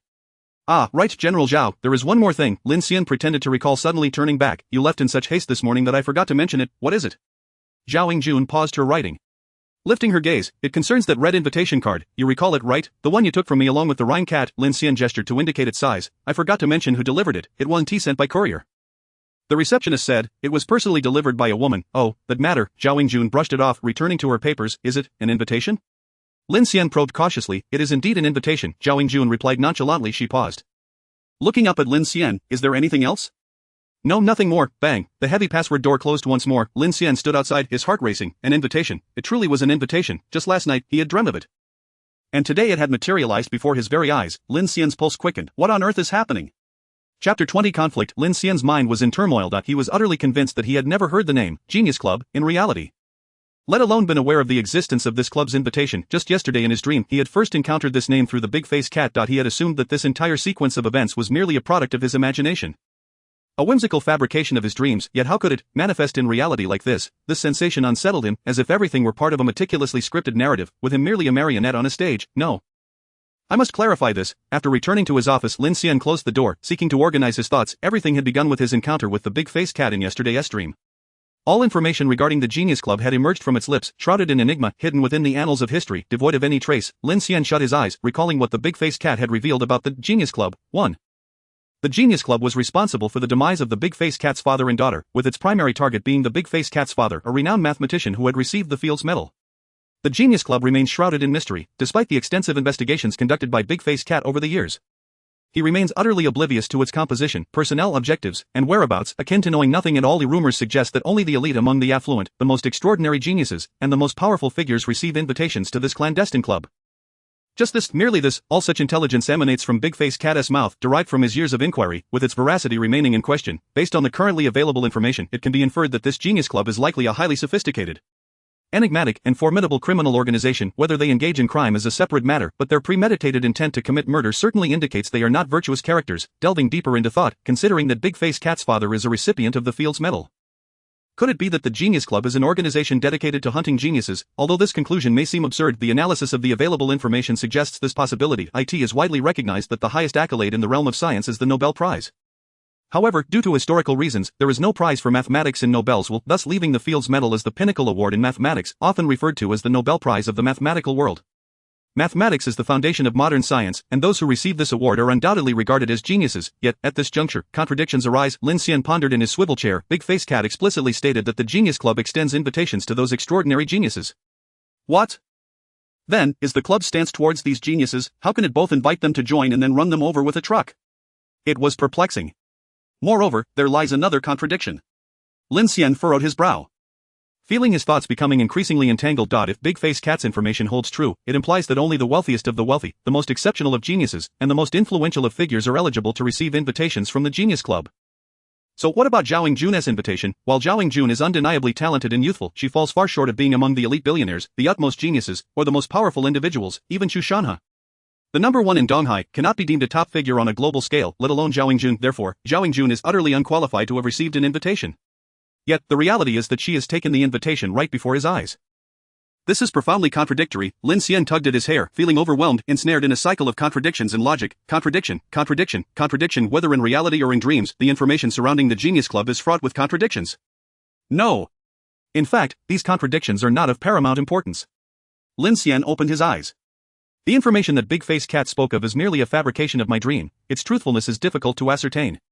Moreover, big-faced cat is exceedingly cunning, and it is entirely possible that he deceived me, that he was lying. The most critical, central, and urgent question that requires an answer is singular. Why do the nonsensical fabrications of my dream manifest as reality? This question is what Lin Xian fears most, verging on the supernatural. He picked up the phone and dialed Gao Yang's number. Hello? Gao Yang, something has happened. What trouble have you found yourself in this time? Big brother, it's not about that ridiculous dream again, is it? The other end of the line was chaotic, resembling a bustling market, as Gao Yang shouted, didn't I tell you last time, things in dreams are all lies. They are concoctions of the subconscious, as long as nothing from the dream intrudes into reality, it's not a big deal. You're a real jinx, aren't you? Lin Xian sighed, rubbing his temples, you've hit the nail on the head. The noise on Gao Yang's end was quite raucous, upon closer inspection. It was the sound of customers haggling. He seemed to be at a car dealership, likely selling cars. I'm busy now, let us talk in detail tonight when I get to your place. Gao Yang abruptly hung up. Throughout the day, Lin Xian sat at his desk, twirling a pen. He was intensely curious, what exactly is the nature of the Genius Club? Despite it all being a figment of his imagination, he couldn't help but be intrigued.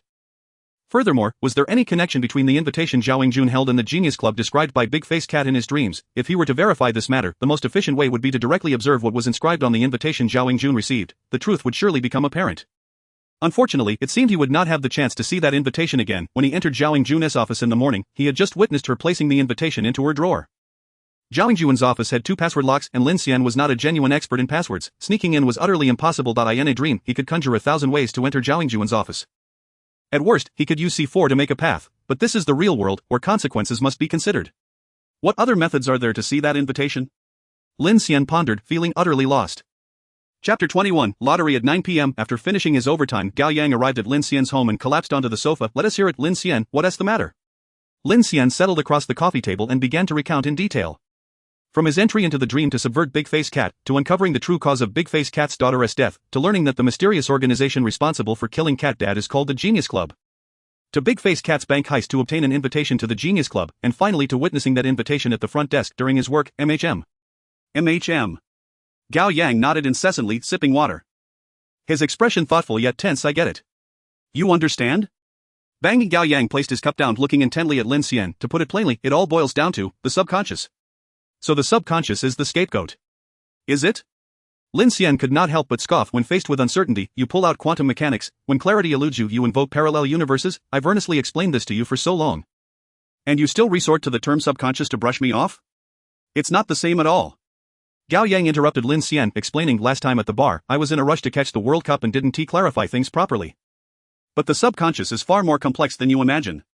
Could you please simplify it? Often, you see things, hear words, and forget them immediately, but did you truly forget? Not at all, your subconscious still remembers, which is why you often experience that sense of déjà vu. Lin Xian stood up. Waving his hand, this is too far-fetched, go write a novel, I don't want to hear it. This is not metaphysics.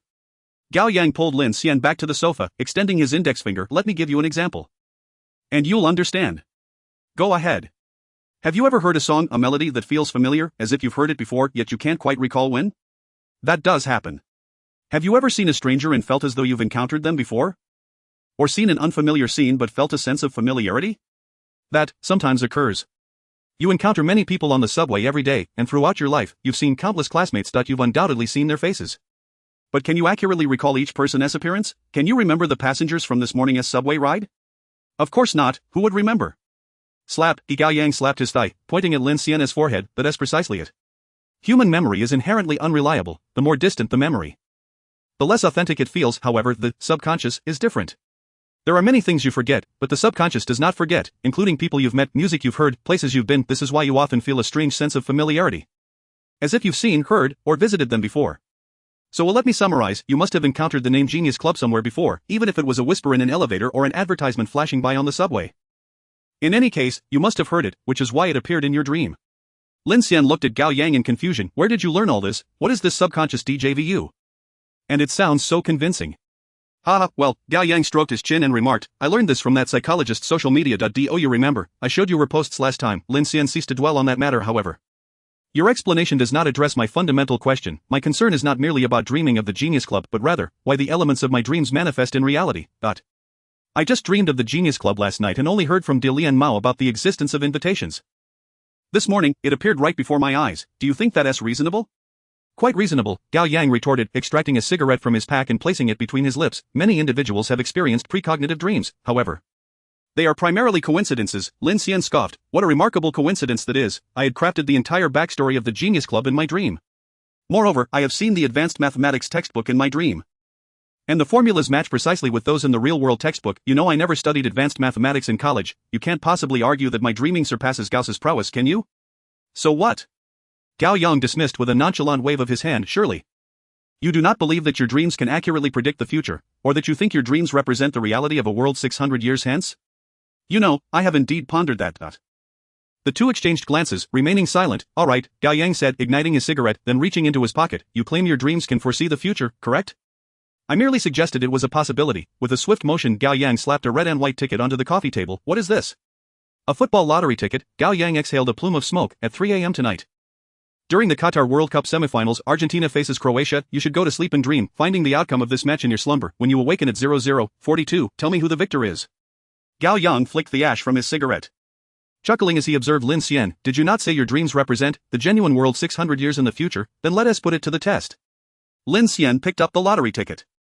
It indicated 3 a.m. Argentina versus Croatia. This ticket wagered 100 yuan on Argentina's victory, with odds of 2.3. If Argentina prevailed, the ticket could be redeemed for 230 yuan. Indeed.to validate whether his dreams could accurately predict the future.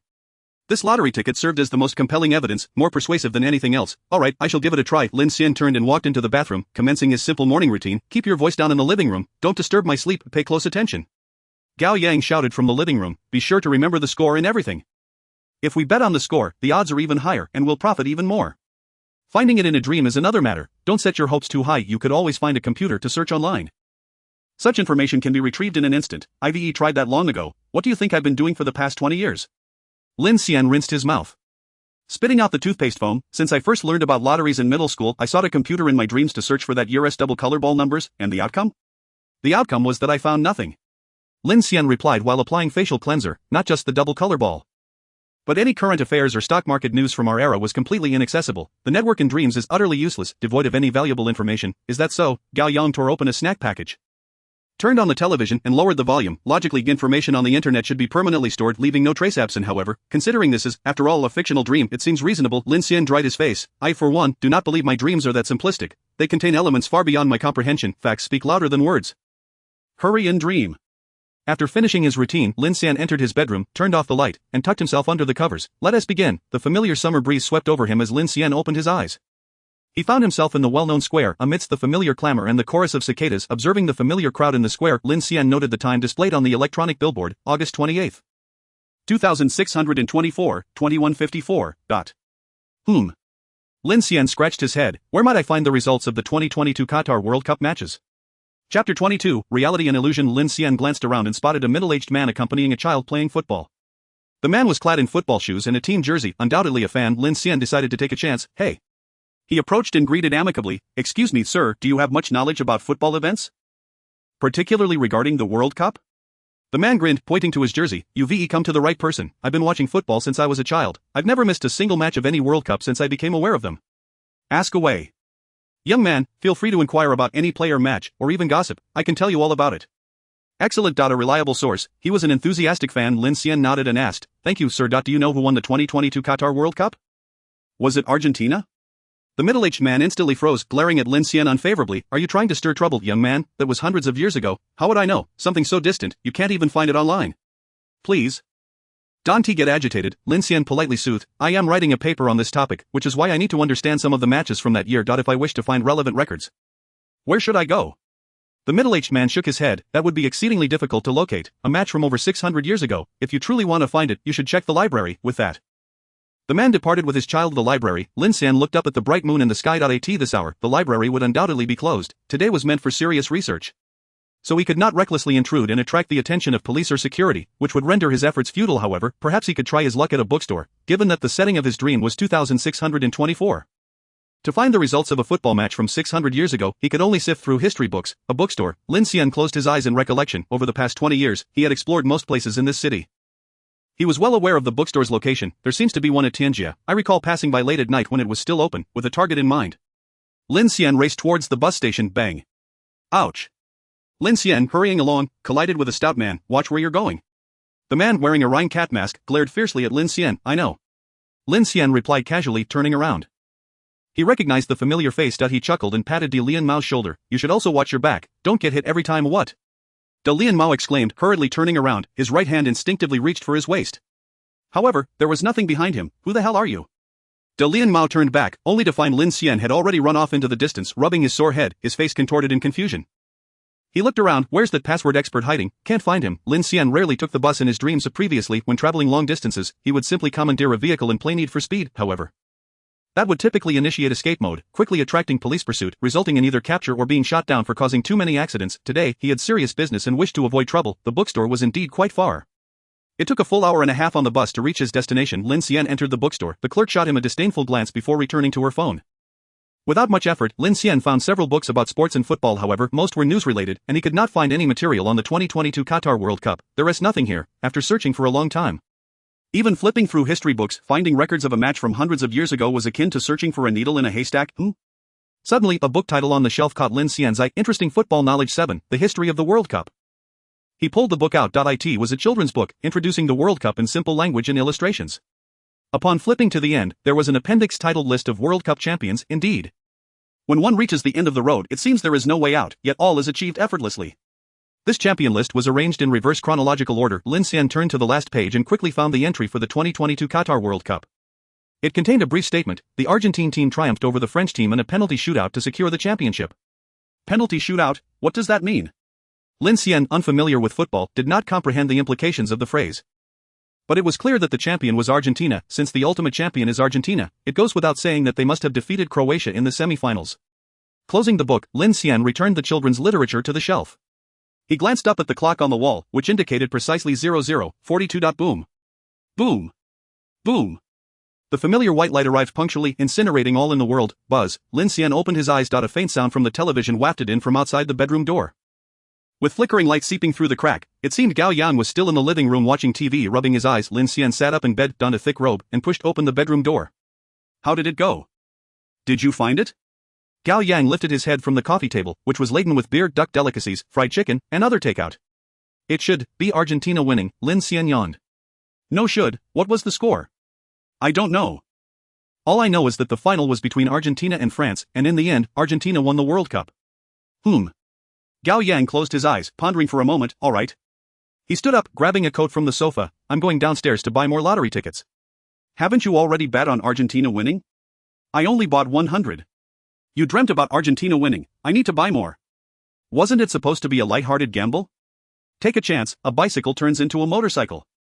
Gao Yang zipped up his jacket, unlocked the door, and stepped outside. Hey, where are you going to buy tickets at this hour? Don't lottery stores close? Lin Xian called after him. The lottery store has definitely stopped selling by now, but some owners will print more in advance to sell during the game. Others specialize in this business, printing a lot of tickets beforehand and then selling them at a markup just before the game starts. Just don't buy too many. It's not necessarily reliable, so be careful. Got it. Got it. Bang, the door slammed shut. Shortly after, Gao Yang burst back in, panting and holding a stack of lottery tickets. 5,000 yuan. I bet my entire month's salary. If I win, I'll be with the young models at the club. If I lose, I'll have to work. Lin Xian chuckled helplessly. You've evolved from a light-hearted gamble to a full-blown risk, and now to an all-in bet quite rapidly. Haven to you? Gao Yang plopped down and turned on the television with the remote. Come on. Young models, Messi, it all depends on you. Chapter 23, striking it rich. Before long, the match between Argentina and Croatia commenced. Argentina clearly possessed the upper hand. Ultimately, they won comfortably with a score of 3-0, advancing to the finals. Messi slid on his knees across the pitch. Aha! Gao Yang rolled on the living room floor. We won. Holy crap, Lin Xian, we're going to be rich. Gao Yang sprang up and tightly grasped Lin Xian's hand. Comrade Lin Xian, our bright future relies on you. Lin Xian shrugged off Gao Yang's grip. Didn't you just say my dream was unreliable, not a glimpse into the future? Gao Yang scratched his head, glancing at the pile of lottery tickets on the coffee table. I fear I need more experimental data before I can draw a conclusion. So who will win tomorrow's semi-final between France and Morocco? Quick, tell me. Lin Xian recalled the phrase he had seen in his dream. The Argentine team triumphed over the French team in a penalty shootout to secure the championship. Since France made it to the finals against Argentina, then tomorrow France will surely win. Are you still planning to bet? It's best to quit while you're ahead. Gao Yang cheerfully collected the scattered lottery tickets. Don't worry. I know my limits. I'll come over to watch the game at your place tomorrow. You better not come. I want to sleep. Oh come on, you'll wake up again at 0:42. And when you do, don't go back to sleep. Let us verify if your dream is accurate. The following evening, Gao Yang arrived as expected, brandishing a thick stack of lottery tickets triumphantly. The tickets I bought yesterday won over 10,000. Today I added some savings and bought 30,000 worth of bets on France winning. Lin Xian, if France wins this time, we could earn 70 or 80,000. And if they lose? Get out of here, don't jinx it with your crow-ass mouth. It was still 3 in the morning. And amidst Lin Xian's series of yawns, the match began. As expected, the French team launched relentless attacks, ultimately winning 2 o'clock and advancing to the finals. Ah! Gao Yang transformed into a frenzied mop, vigorously scrubbing the floor of Lin Xian's living room. Incredible, Lin Xian, we're rich. We just earned a year's salary. Wait, aren't we missing the point? Lin Xian suddenly realized, watching Gao Yang frantically clean. I brought you here to discuss the dream. Yet somehow we ended up watching the World Cup together? Aha, Gao Yang got up from the floor, pacing with his hands behind his back. Honestly, I still don't quite believe your dream can predict the future. It's just too absurd. However, if the final match still sees Argentina crowned champions, just as your dream foretold, then perhaps it would be truly remarkable. The final is in a few days. I'll come back to watch the match. Lin Xian felt exasperated. I really don't see the need for further verification. Please don't come again. If you want me, a complete football novice, to gamble, I would definitely bet on these two teams winning. The disparity in strength is glaringly obvious. But Gao Yang remained undeterred. By the way, Lin Xian, you should also buy some lottery tickets next time. I can't just sit back and watch you drive a Land Rover while I keep struggling, right? I genuinely think we should go all in on Argentina winning next time. I'm leaving. See you in a few days. After sending Gao Yang off, Lin Xian slept until lunchtime. It was the weekend, so there was no work, and he enjoyed a refreshing rest. However, he did have plans for the afternoon. Lin Xian intended to visit the hospital to check on Professor Su Yun's daughter. A few days prior, Zhao Yingjun had instructed Lin Xian to bring some items for a visit. After inquiring with his counselor, he learned that Professor Su Yun was conducting research in the school laboratory during weekdays and only went to the hospital on weekends to accompany his daughter. Thus, visiting the hospital on the weekend was the best opportunity to see him. After having lunch, Lin Xian purchased several boxes of gifts and then took a taxi to the Donghai University-affiliated hospital. The Donghai University-affiliated hospital is considered one of the top hospitals in Donghai City. It boasts numerous experts with high authority, and complex and rare diseases that cannot be treated elsewhere ultimately get referred here. Therefore, since the experts here have suggested that Professor Su Yun's daughter may not awaken, it seems there is little hope left. Contemplating a girl who has been in a vegetative state since the age of 4 or 5. Spending her life unaware on a hospital bed truly evokes a sense of pity. However, this intensified Lin Xian's confusion. Why wouldn't Professor Su Yun convert his research failures into funds to focus on being with his daughter or providing her with better treatment? Is it possible that the so-called dignity of a scientist holds such paramount importance? The inpatient building stood over 20 stories tall, and Professor Su Yun's daughter was located on the 17th floor. Following the room number, Lin Xian quickly found his destination. It was a single patient room with the name Sui inscribed on the doorplate, presumably the name of Professor Su Yun's daughter. The door was ajar. Lin Xian gently knocked and the wooden door slid open effortlessly. The scene inside astonished Lin Xian. From the inside out, various high-end gifts were piled high, all of considerable value. Among these gifts and flowers were greeting cards from major cosmetics companies, many of which were renowned beauty giants around the world. It seems Zhao Yingjun was correct. The current Professor Su Yun is indeed a coveted figure in the eyes of global cosmetics companies. The chemical substance he regards as a disgrace and a failure is, in the eyes of these beauty corporations, an immense gold mine. Positioned by the window was a multifunctional hospital bed. On the blue bedspread lay a slender girl, her frail form embodying what it means to be skin and bones. At that moment, Professor Su Yun gently held her little leg, carefully bending and stretching it for exercise. It too had atrophied to the point where no muscle could be discerned. Like a fragile porcelain doll, she seemed as if she would shatter at the slightest touch. Lin Xian stood at the doorway silent. Such a patient, confined to bed for over a decade, has likely experienced a complete atrophy of all bodily muscles. Even with daily stretching exercises, the only benefit gained is likely merely psychological comfort. Lin Xian observed Professor Su Yun as he completed a set of rehabilitation exercises and then gently turned his daughter over before finally turning to Lin Xian. Please take your belongings away, there is already enough clutter here. Lin Xian placed the gifts he carried behind the door and softly remarked, Professor Su, please take care of your health, these supplements are for you as well. Su Yun adjusted his glasses and scrutinized Lin Xian from head to toe. Are you a student at Donghai University? Lin Xian, surprised, wondered how he had deduced that. He nodded. Yes, Professor Su, my name is Lin Xian, and I graduated from Donghai University. Were you the host for the school anniversary gala and the welcome party? Lin Xian nodded again, internally marveling at Professor Su's remarkable memory. Indeed, Professor Su, do you remember me? I frequently hosted campus events, and I was the host for the welcome party for 3 consecutive years. Professor Su Yun smiled. A rare occurrence, no wonder you seem so familiar. I felt a sense of recognition when I saw you at Mr. Chu's banquet. Perhaps it was the innate warmth a teacher feels towards their students. But Lin Xian sensed that Professor Su appeared much gentler than before. Su Yun beckoned him to approach the bedside. Lin Xian was genuinely taken aback. He had prepared himself for being dismissed by Professor Su. Yet here he was, inviting him to converse further. Lin Xian approached the bedside, gazing at the pale-faced girl resting there. Young man, Professor Su turned to Lin Xian, do you know why I am reluctant to sell that failed product to you? Lin Xian shook his head. I am not certain. Professor Su, you mentioned at the banquet that as a scientist, your dignity forbids you from selling such a failure, but I wonder, could there be a deeper reason? Upon hearing this, Su Yun fell silent. He removed his glasses and meticulously wiped the lenses with his sleeve. My daughter, when she was 4, fell from a slide and became a high-level paraplegic. Experts around the world assert that there is no possibility of her awakening. So, Why do I research hibernation pods? As a scientist, I am more acutely aware than anyone of how absurd and impractical this research is. However, Su Yun put his glasses back on and looked at Lin Xian. Every endeavor requires a pioneer. If I do not pursue the research of hibernation pods, it may take decades, even centuries, before anyone else begins to investigate this project, but my daughter cannot wait. She has already lain in that bed for 10 years. How many more years can she endure?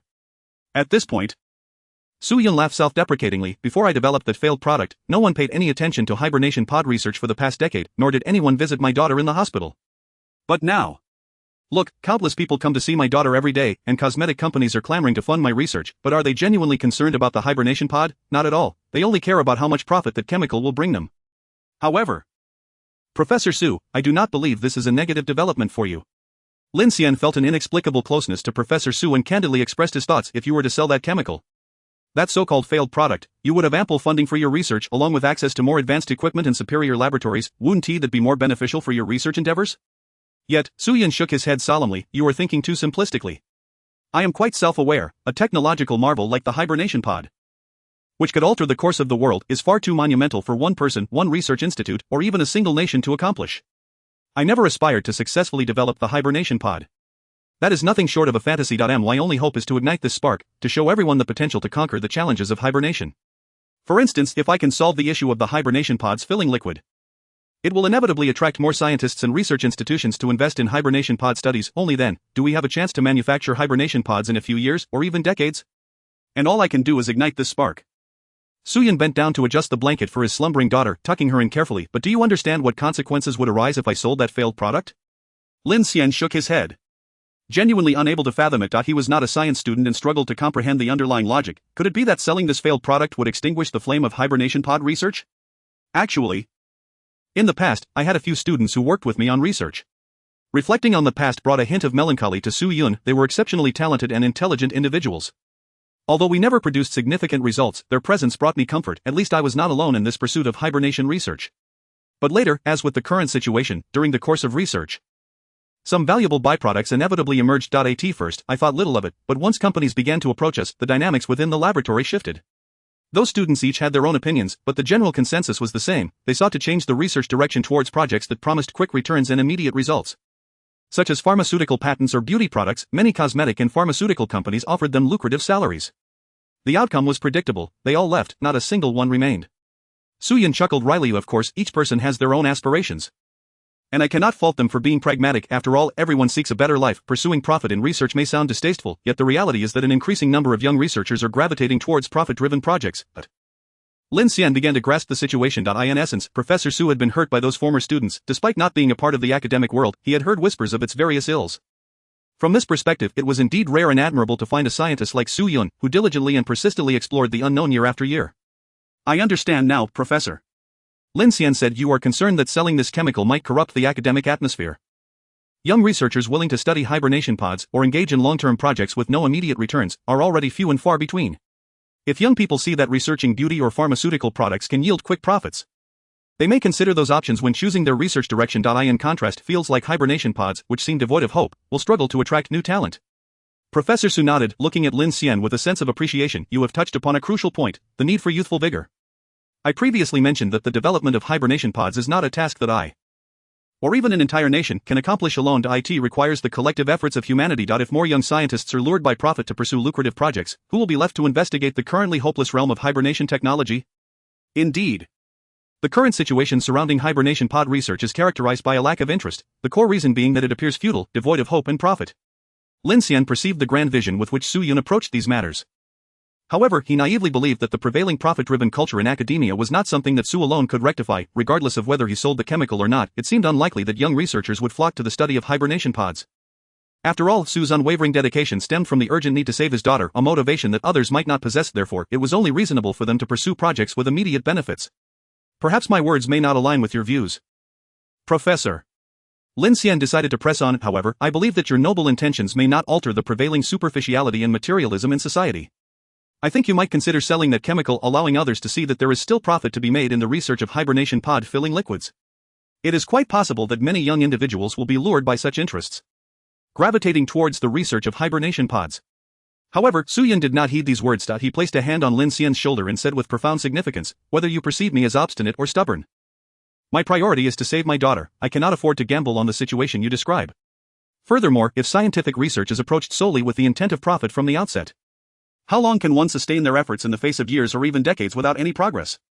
The hibernation pod project is not one that can yield breakthroughs in a short span of time. I have labored alone for a decade, and as of now, I have yet to achieve even the slightest theoretical advancement. I understand better than anyone the arduousness of this path, thus, unless it becomes absolutely necessary to the point of being unable to continue, I shall not consider selling this project. My solitary integrity may not change much, but I cannot allow this unhealthy trend to begin with me. One day, you too will become a father, and then you will understand. So go back, young man, relay today's words to your General Zhao, and ask her not to disturb me any further. I believe she will comprehend. I hope this will be our final encounter. Chapter 25, all in. After delivering this discourse, Professor Su Yun politely requested Lin Xian to leave. Lin Xian, saying little more, urged Su Yun to take care of himself before he exited the room. As he closed the door, he cast one last glance through the crack. Observing Su Yun seated by the bedside, holding Su Yi's frail and withered arm, recounting amusing anecdotes from the past week, the following morning, Lin Xian went to report to Zhao Jun in her office, recounting his meeting with Professor Su Yun and the professor's remarks. Professor Su Yun is even more stubborn than we imagined. Zhao Jun supported her chin with her hand, her delicate brows furrowed. I believe Professor Su Yun's perspective is somewhat alarmist. While he does possess a modicum of rationale, it is not substantial. Lin Xian nodded. I also tried to advise Professor Su Yun, but he remained adamant that unless he absolutely cannot hold on any longer, he will not consider selling this chemical substance. He mentioned that although he cannot halt the profit-driven ethos within the scientific community, he at least does not wish for this corrupt trend to originate from him. I think Professor Su Yun has endured immense psychological pressure over the years, making it quite difficult for him to trust others. Thus, in many respects, he may indeed be somewhat stuck in his ways. Zhao Jun closed her eyes, inhaled deeply, and exhaled slowly. Often, people are not capable of making absolutely correct choices. However, without traversing a path to its conclusion, no one can ascertain if it is a dead end. Without experiencing another's suffering, one should not advise them to be virtuous. Perhaps Professor Su Yun has encountered numerous unimaginable tribulations and has suffered greatly, leading him to make such decisions. Nonetheless, he is purely focused on saving his daughter. From a long-term perspective, perhaps Professor Su Yun's choice is not without merit. With an expression as if she had made a significant resolution, she looked up at Lin Xian. In that case, let us abandon the plan concerning Professor Su Yun and refrain from disturbing him any further. Lin Xian nodded in agreement. He shared the same sentiment. Since they could not assist Professor Su Yun in his quest to save his daughter, it would be best to avoid causing him additional trouble. The products spearheaded by the Rhine brand will likely need to be reconsidered. Zhao Jun furrowed her brow in contemplation. You may return now. Lin Xian, let us put a pause on matters concerning Professor Su Yun for the time being. Your efforts during this period have been commendable. The Rhine Cat plush toys have been fully launched into production. Our next step is to expedite the 3D modeling of the Rhine Cat's image in preparation for subsequent animation and advertising releases. Additionally, we need to refine the tone of voice, catchphrases, and character design as swiftly as possible. Lin Xian meticulously noted Zhao Jun's instructions in his notebook before departing from the office. The heavy password-protected door slammed shut, isolating the two worlds from one another. Lin Xian gazed at the imposing password door. He had always been curious about the contents of the invitation to the Genius Club. However, he had never found the opportunity or a suitable reason to inquire about it. It was Zhao Jun's personal matter, unrelated to work. Prying too deeply would only seem rude and inappropriate. Moreover, the death of Big Face Cat's father had instilled in Lin Xian a sense of caution. The formidable password door before him symbolized an insurmountable chasm between them. In recent days, Lin Xian had focused his efforts on the in-depth development of the Rhine Cat IP. His team currently had two primary tasks. 1. To create a 3D model of the Rhine Cat's image in preparation for future three-dimensional merchandise animation and advertisements. 2. To design a wider array of expressions, actions, clothing, and even catchphrases and dialogue for the Rhine Cat. In the dreamlike toy store, there were hundreds of Rhine Cat merchandise and endless array of items. Additionally, the all-night convenience bookstore also harbored many treasures. The children's section of the bookstore featured numerous Rhine Cat albums, comics, design collections, and picture books, providing Lin Xian with abundant inspiration. Unfortunately, despite sifting through so much material about the Rhine Cat, he found no mention of its founder. Conversely, there were numerous versions regarding the origins and creation story of the Rhine Cat. With all kinds of interpretations, it seemed that the 6 centuries of time had rendered many events nothing more than dust in the annals of history, buried beneath the passage of time. During this period, Lin Xian was quite motivated. He held a fondness for the adorable little cat, finding the creation and design process to be a source of great fulfillment. Moreover, as the Rhine Cat's copyright revenue was under his purview, should the toys sell well and the merchandise become a hit, Lin Xian's earnings would naturally rise accordingly. Thus, in recent nights, he found himself dreaming of the toy store and bookstore. He had not engaged further with the story of Big Face Cat and CC. However, on occasion, he would enter the dream world early enough to glimpse through the toy store's window, seeing Big Face Cat and CC boarding a van, Ultraman with slender limbs and the plump Rhine Cat walked together. It was comically absurd. No one would suspect that these two seemingly harmless cosplay enthusiasts would soon be embroiled in a deadly confrontation within a bank warehouse. What a wondrous world! This encapsulates Lin Xian's daily life over the past few days. Using his busy work to mask all manner of errant thoughts. He did not ponder the issues concerning CC, nor did he investigate any leads regarding the Genius Club. He refrained from overthinking the realities of his dreams. Although Lin Xian was reluctant to admit it, it seemed he was indeed consciously avoiding something. What was he avoiding? The truth, or the facts? He could not articulate it himself, in the early hours of today. The much-anticipated World Cup final was upon them, Argentina versus France. After finishing their late-night snack, Lin Xian and Gao Yang headed to the lottery store, intending to purchase some football lottery tickets before returning to watch the match. Following the previous 2 games, Gao Yang had raked in a staggering sum of over 70 to 80,000 yuan. Exuding an air of confidence, he walked with an undeniable swagger, embodying the essence of the East Sea's young lord. He had almost lost sight of his own identity. All in, betting on Argentina to win. Gao Yang declared, transferring 60,000 yuan to the lottery store owner via his phone. All in again? Lin Xian observed the self-proclaimed gambling sage Gao Yang. Take it easy. Bro, who plays like that? It's always a single bet. Gao Yang pounded his chest, laughing heartily. What is there to fear? Sometimes, one must truly believe in the mystique of it all. Did you not see it clearly in your dream? It was said that Argentina would ultimately seize the World Cup title. Lin Xian nodded, recalling the words inscribed in the book from his dream. Yes, it stated that Argentina would defeat France during the penalty shootout. Bang! Gao Yang slammed his hand down on the lottery machine, startling the owner, who was printing tickets, into a squeal. Gao Yang's voice trembled as he pointed at the owner. Hold on, don't print the tickets just yet. He then hurriedly pulled Lin Xian outside the lottery store. What did you just say? I said Argentina would defeat France during the penalty shootout to claim victory. Is there a problem with that? Are you certain the words penalty shootout were used? Gao Yang's face turned ashen. I am certain. Lin Xian looked at Gao Yang with confusion. I wanted to ask, what exactly does penalty shootout mean? I don't understand football. Gao Yang took several deep breaths to stabilize his heart rate. He then gasped for air while holding Lin Xian's shoulder. Thank goodness, you truly scared me. It was so close. My 60,000 yuan would have gone down the drain. Chapter 26, Reasonable or Unreasonable. Gao Yang lit a cigarette and explained to Lin Xian, if Argentina truly defeats France during the penalty shootout, then we should not bet on Argentina winning, we should bet on a draw. Why? Lin Xian inquired, his eyes gleaming with innocent curiosity. It is like this, Gao Yang gestured animatedly. A football match consists of 3 segments: regular time, extra time, and penalty shootouts. If a winner is determined during regular time, the match concludes immediately. However, if the regular match ends in a draw, meaning the scores are equal, then we proceed to extra time to determine a victor. And if extra time also results in a tie, we enter the penalty shootout phase, where teams alternate taking penalties until a winner is established. Moreover, in football betting, the outcome is solely based on the results of the regular time. At this point, Lin Xian understood. I see now, since we have reached the penalty shootouts, it is evident that all prior segments ended in draws, so naturally one should bet on a draw. Gao Yang gave Lin Xian a thumbs up. You're a quick learner. You truly have a knack for sports betting. Come, let us place a bet together. The odds for a draw are quite high. Come on, brother, if we lose, I'll take the hit, alright? I've already profited 70 to 80,000 from you before, this time. If we win, it's yours, and if we lose, it's on me. Gao Yang insisted, pulling Lin Xian toward the shop. In the end, under Gao Yang's relentless persuasion, Lin Xian purchased 30,000 yuan worth of sports betting. Wagering on a draw between Argentina and France, Lin Xian was inherently averse to gambling and had no desire to spend such a considerable amount, but Gao Yang, caught up in the excitement, seized Lin Xian's phone and directly made the payment using facial recognition. Gao Yang placed a total bet of 60,000, while Lin Xian was compelled to stake 30,000. The odds for a draw stood at 3-7, which meant, if Argentina and France indeed ended up in a draw during regular time, Gao Yang would collect 220,000 yuan, and Lin Xian would receive 110,000 yuan. At 3 in the morning, the match commenced. Amidst Lin Xian's yawns, Argentina played aggressively, scoring a penalty shortly after the match began, followed by another goal. As the match reached the 80th minute, Argentina led 2-0. Gao Yang, in a state of panic, exclaimed, "What is happening, Lin Xian? This is not what we agreed upon. Unless France's team brings down a deity, how could they possibly recover 2 goals in just a few minutes?" Yet, as soon as Gao Yang finished speaking French, Mbappé scored a goal. Before Gao Yang's cries could escape the window, Mbappé netted another. 2 goals within mere seconds. Even a football fantasy novel wouldn't dare to write such a scenario. Oh. Gao Yang transformed into a human mop, writhing on the floor like a worm, muttering incantations as if summoning a dark deity, losing the ability to articulate coherent speech. Ultimately, Argentina triumphed in the penalty shootout. Messi lifted the long-anticipated World Cup trophy. Gao Yang also raised his winning ticket for 220,000 yuan, lunging towards Lin Xian, foster father. Get lost. After a brief tussle, Gao Yang finally calmed down and began to analyze. Looking at it now, your dream seems rather unusual. If it were merely a prophecy of Argentina's victory, it wouldn't be so remarkable. However, you accurately predicted the draw in regular time, the tie in extra time, and that it would only be in the penalty shootout that a winner would be determined. Let me ponder this carefully. Gao Yang mused, while Lin Xian rested his chin on his hand in contemplation. At present, if one were to make a rough judgment, it could be asserted that his dreams were indeed a glimpse into the authentic future world 600 years hence. Yet, he felt an absence of decisive evidence.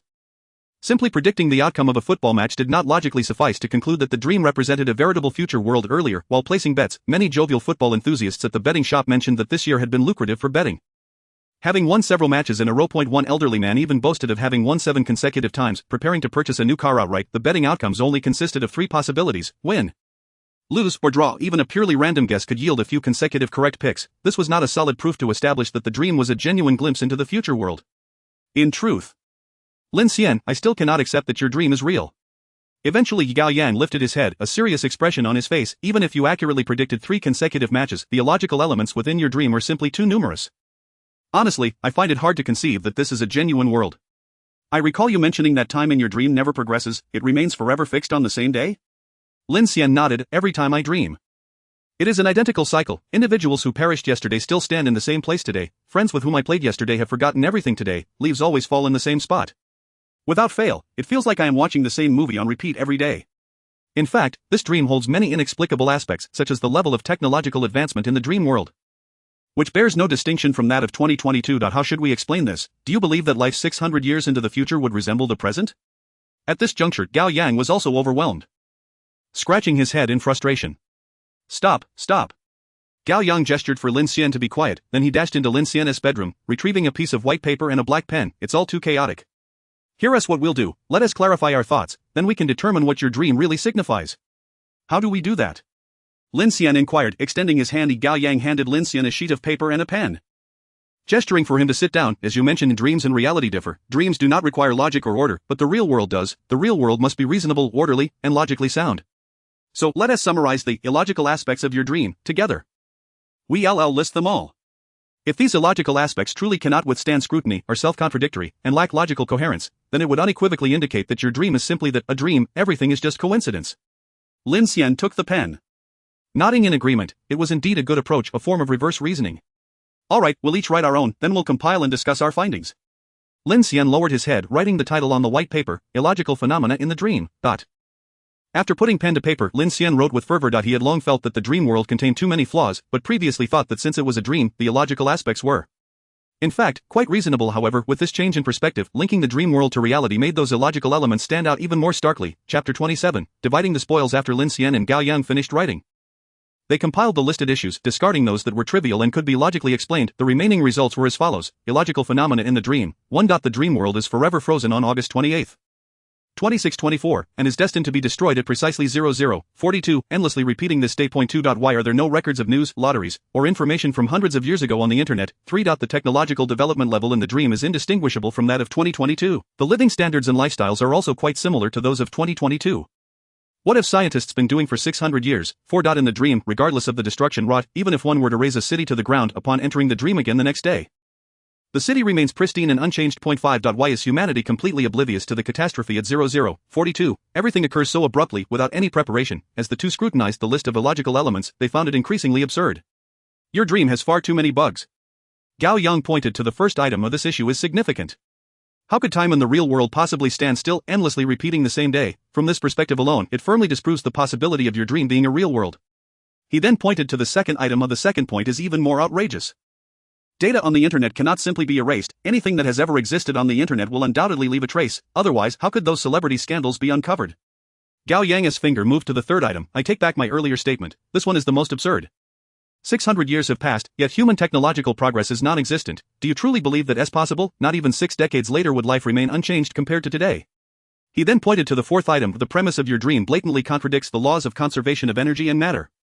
If such a city existed in reality, one that could restore itself no matter the destruction inflicted, it would likely only be Hogwarts. Finally, Gao Yang highlighted the last item. Humanity's current astronomy is quite advanced. The trajectories of meteors, solar aging, cosmic radiation, all can be accurately calculated. With space telescopes above and gravitational wave detectors below, how could we be completely unaware of a disaster capable of annihilating the Earth? Have all astronomers perished? Gao Yang raised his hands in exasperation, gazing at Lin Xian. I believe there is no longer any need for entanglement. The inconsistencies within your dream are simply too numerous. When placed against the backdrop of reality's logic, they utterly fail to make sense. Thus, such an absurd world could never be the real one, let alone a future world 600 years hence. Listening to Gao Yang's assertion, Lin Xian remained silent. In truth, his thoughts diverged slightly from Gao Yang's perspective. While he certainly acknowledged that the illogical phenomena described by Gao Yang could not possibly exist in a genuine reality, many details indicated that his dream was far from a mere fabrication. It contained elements beyond his comprehension, knowledge he had never acquired, and entities he had never encountered in reality yet were undeniably real. This cannot simply be a fictional dream. You, Lin Xian, are far too earnest about everything. Always striving to clarify every matter, why make life so burdensome? Some things can simply be muddled through.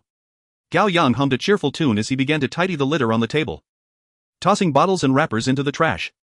It's akin to being able to predict the World Cup matches. Surely that's a tremendous stroke of fortune. Remember to check who the champion of the 2026 World Cup is for me tomorrow. We'll continue to rake in profits 4 years hence. Lin Xian waved his hand, urging Gao Yang to hasten his departure. Ask me again in 4 years, who knows if the contents of the dream will change. The Kiki cat has morphed into the Rhine cat, perhaps the results of the matches will alter as well. Indeed. Gao Yang finished gathering the remaining trash, then hoisted 2 bags and waved goodbye to Lin Xian at the door. I'm off then. Go on. Go on. The following day, Gao Yang arrived bearing a bag full of cash. Thud, the black bag landed heavily on the coffee table, its weight substantial. Lin Xian opened it to find 16 neatly stacked bundles of 100 yuan bills, totaling 160,000 yuan. Why are you giving me so much? Lin Xian stared at Gao Yang, who had only purchased 30,000 yuan worth of lottery tickets, winning only 110,000 yuan. Half for each of us, Gao Yang replied. Chewing gum, fiddling with the gold chain around his neck, adjusting his Ray-Ban sunglasses, and propping his brand new AJ sneakers on the coffee table. That stack of lottery tickets was purchased jointly. The total prize is over 300,000, so we should split it evenly, no need to be overly precise. Lin Xian scoffed at this notion. He extracted 5 bundles of cash from the black bag and tossed them to Gao Yang. Even brothers keep accounts clear, a deal is a deal. Besides, my salary is significantly higher than yours now, I'm not fussed over this amount. Oh, how assertive. Gao Yang rolled up the sleeves of his Givenchy sweatshirt, revealing a Longines watch on his wrist, placing the latest iPhone on the coffee table and adjusting his Mont Blanc belt. Stop. Lin Xian could no longer endure it and raised his hand to halt Gao Yang. What are you doing? Are you modeling here? Could you tone down that nouveau riche demeanor? You don't understand, Lin Xian. Now that we have money, we must elevate our demeanor. What impression do you get from my ensemble? It resembles that of a Christmas tree. Gao Yang shrugged his shoulders. Forget it, I won't argue aesthetics with someone like you whose sense seems to be stuck in a decade ago. Who among us truly seems like they've traversed from a decade past? Gao Yang removed his sunglasses, his expression turning serious as he looked at Lin Xian. Stop with the banter, I came to discuss serious matters today. Serious matters, regarding my dream? Precisely. Gao Yang snapped his fingers, a triumphant smile spreading across his face as he pointed at Lin Xian. Trust me. This time, I shall thoroughly unveil the truth behind your dream. I have devised an absolutely reliable method. What remarkable insights do you have this time? Observing Gao Yang's confidence, Lin Xian could hardly contain his amusement. To be honest, he had lost all hope in Gao Yang's ability to unravel the mystery of his dream. Let it go, Gao Yang. Lin Xian waved his hand, unwilling to continue this discussion. You needn't concern yourself with this, I have my own plans. So just leave me be. Don't, trust me one last time, I swear, this time is absolutely reliable, it will undeniably prove that your dream is fictitious. Chapter 28, The Psychologist. This is my line of thought. Lin Xian. Gao Yang insisted, pulling Lin Xian along as he elaborated, in the realm of psychology, I'm merely a novice, everything I previously shared with you I gleaned from my connections with that psychologist. You remember that psychologist? Right, she was a client of mine when I sold cars, and you've seen her social media posts before. As he spoke, Gao Yang retrieved his phone, opened his WeChat contacts, and showed it to Lin Xian. The screen displayed a photo Lin Xian had seen before, a middle-aged woman in a white coat, with a gentle smile, graying hair, and a fresh, tidy appearance that exuded warmth and comfort. Are you suggesting? Lin Xian blinked. You intend to take me to see the psychologist? Exactly. That is unnecessary, I truly have no issues, you needn't worry. Lin Xian waved his hand in refusal, perhaps from Gao Yang's perspective. He seemed gravely unwell, but he understood his own condition well enough. Oh come on, it won't hurt to listen, Dr. Liu is a professional. Gao Yang promptly opened a web page, searched for Dr. Liu's name, and showed her credentials to Lin Xian. Look. Dr. Liu specializes in the subconscious dream analysis and cognitive studies. Instead of us muddling through endlessly, wouldn't it be better to let an expert clarify everything in just a few words? You must trust science and authority. Dr. Liu charges 3,000 yuan for an hour of consultation. That is a testament to her expertise and authority. 3,000 yuan per hour? Lin Xian sprang to his feet. Why not just rob a bank? Are you still fretting over money at this point? Gao Yang pulled Lin Xian back down forcefully, waving his hand dramatically. This expense is on me, my friend. This World Cup win is solely due to your efforts, so for your mental well-being, this amount is absolutely worth it. I've already scheduled your appointment, let us head out.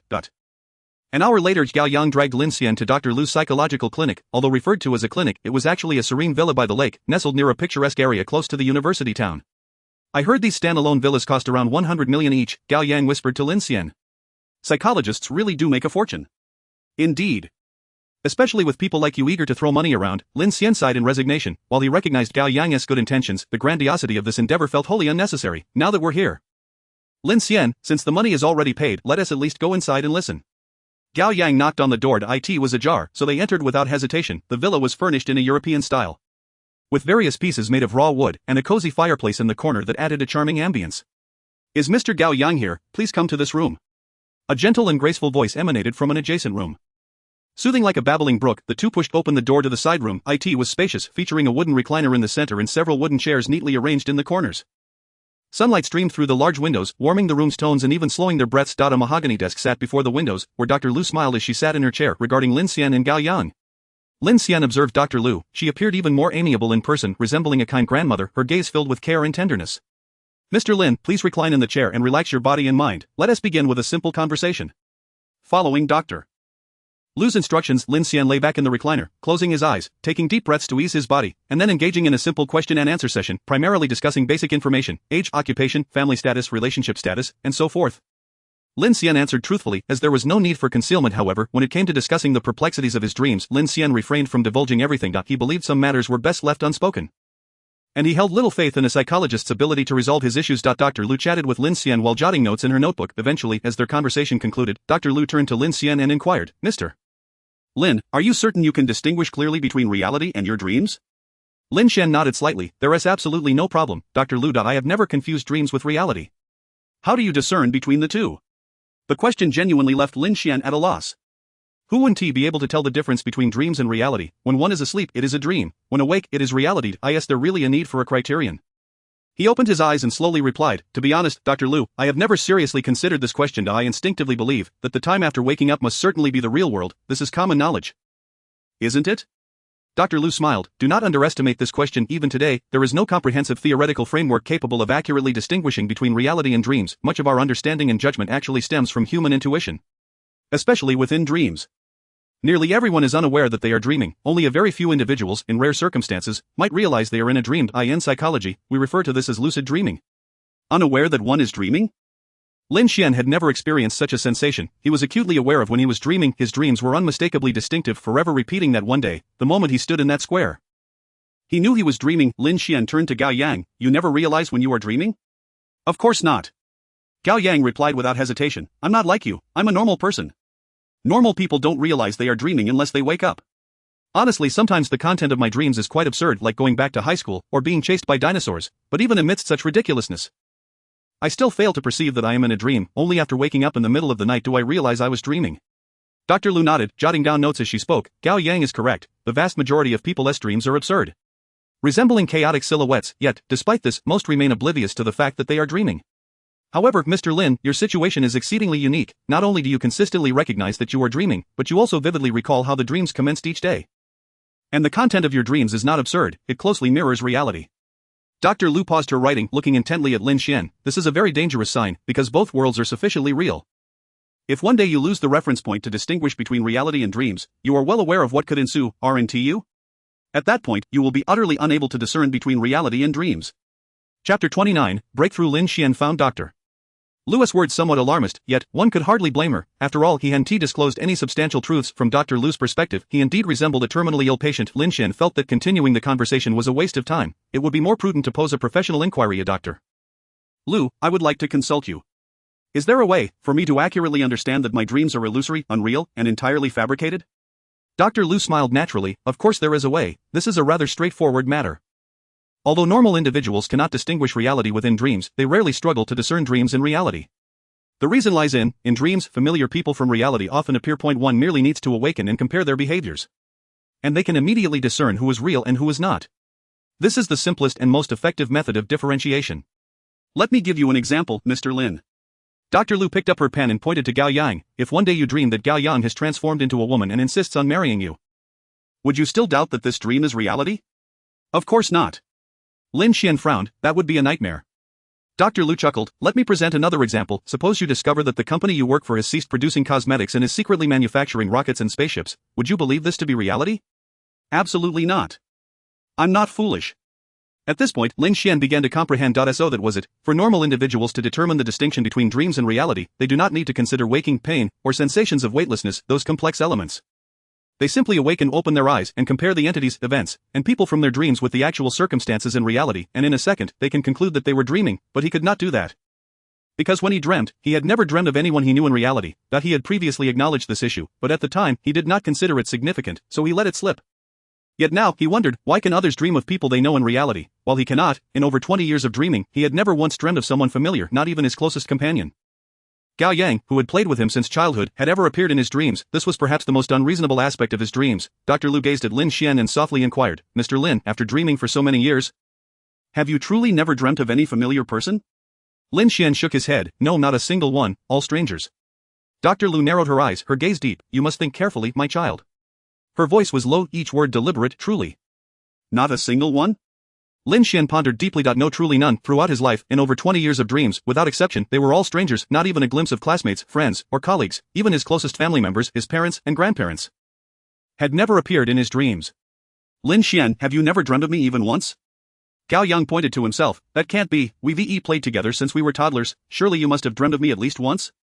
Lin Xian shook his head.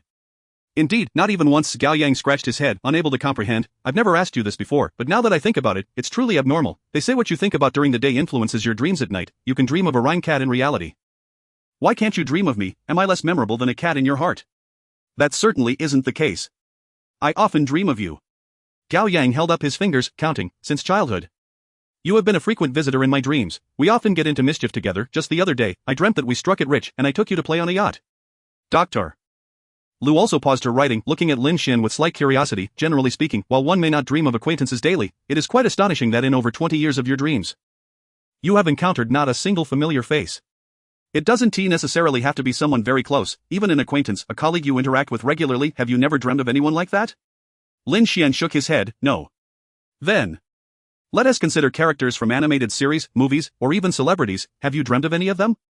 The room fell into a long silence. Lin Xian, Gao Yang, and Dr. Lu sat in quiet contemplation. Ahem. Gao Yang awkwardly cleared his throat, quickly attempting to ease the tension. Dr. Lu, please don't take offense. It's not that Lin Xian is deliberately uncooperative with the treatment. I've known him for a long time. He is not the type to be out of touch with reality.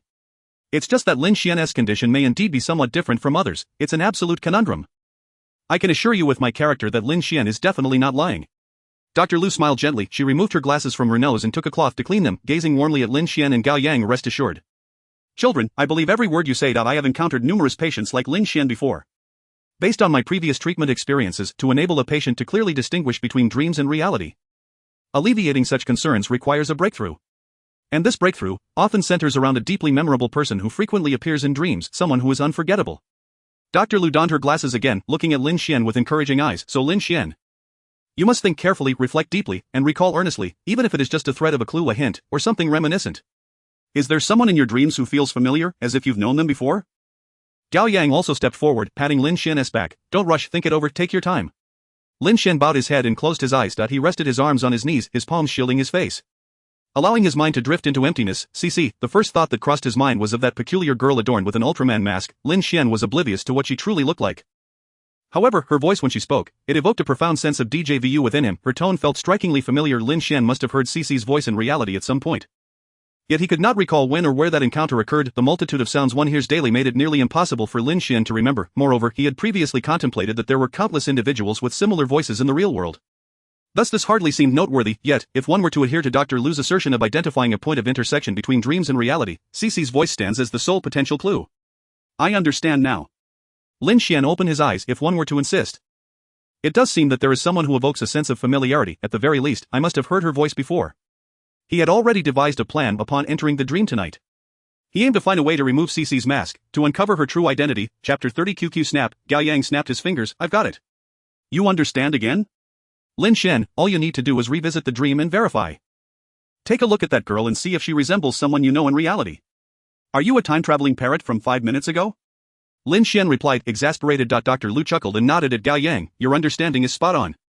If we dream of a person A in our dreams, and that person truly exists in reality, then by merely comparing their words and actions, analyzing the rationality of their behavior, one can immediately ascertain the dream's falsity. This is not a particularly challenging task.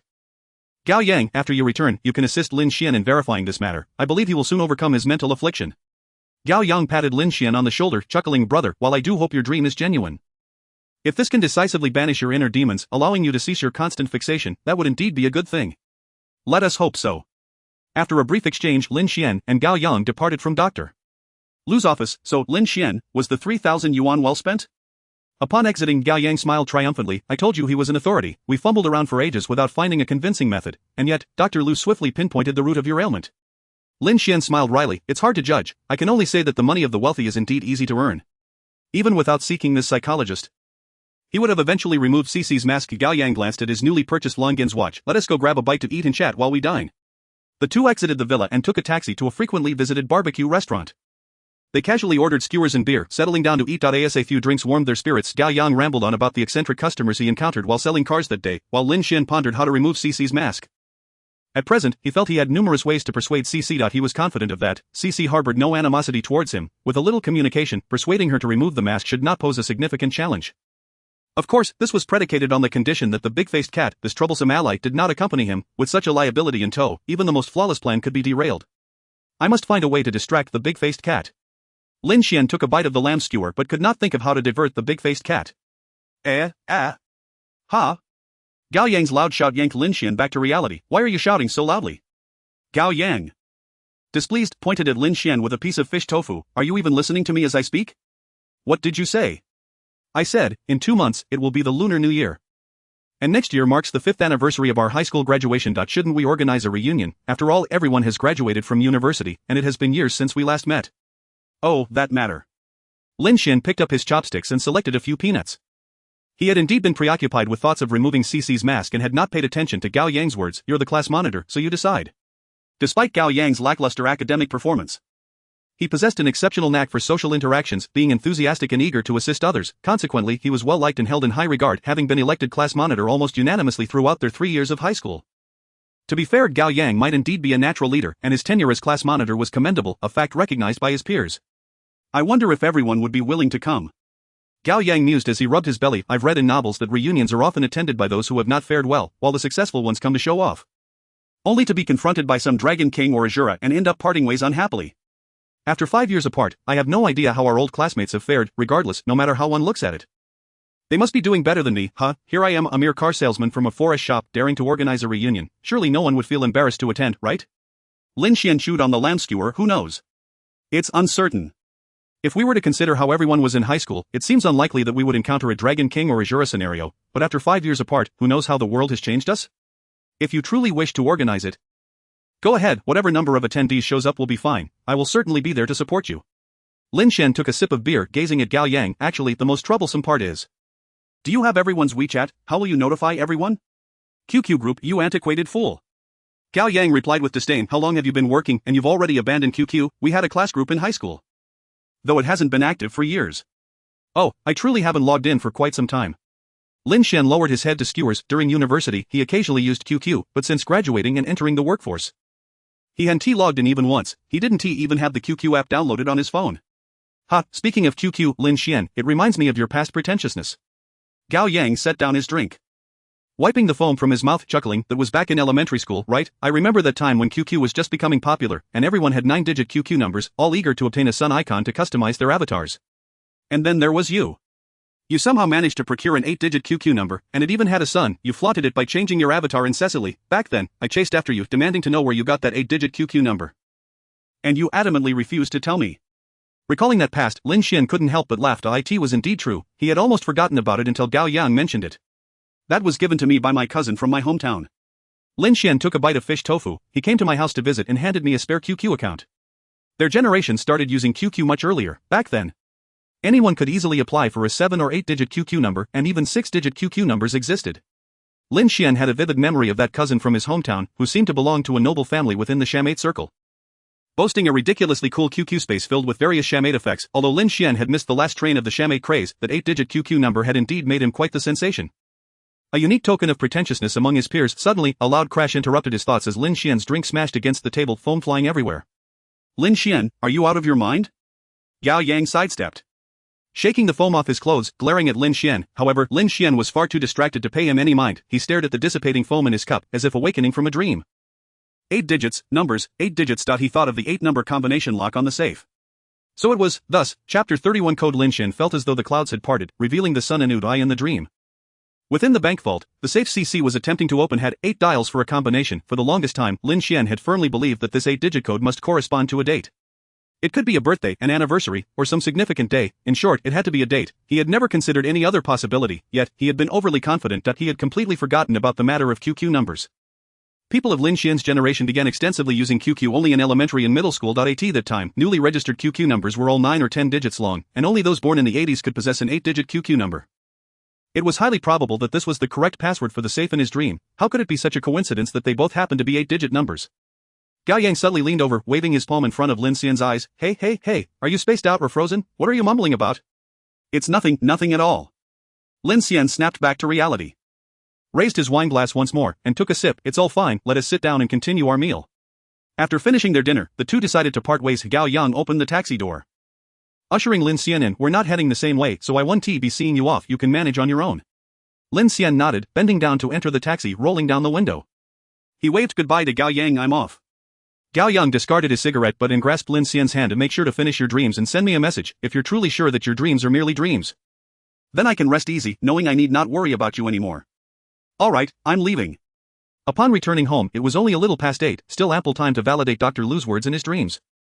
Lin Xian took a shower, allowing the dullness in his mind to clear somewhat. Reflecting on everything that had transpired since encountering the big-faced cat CC until now, he was certain he had heard CC's voice somewhere before.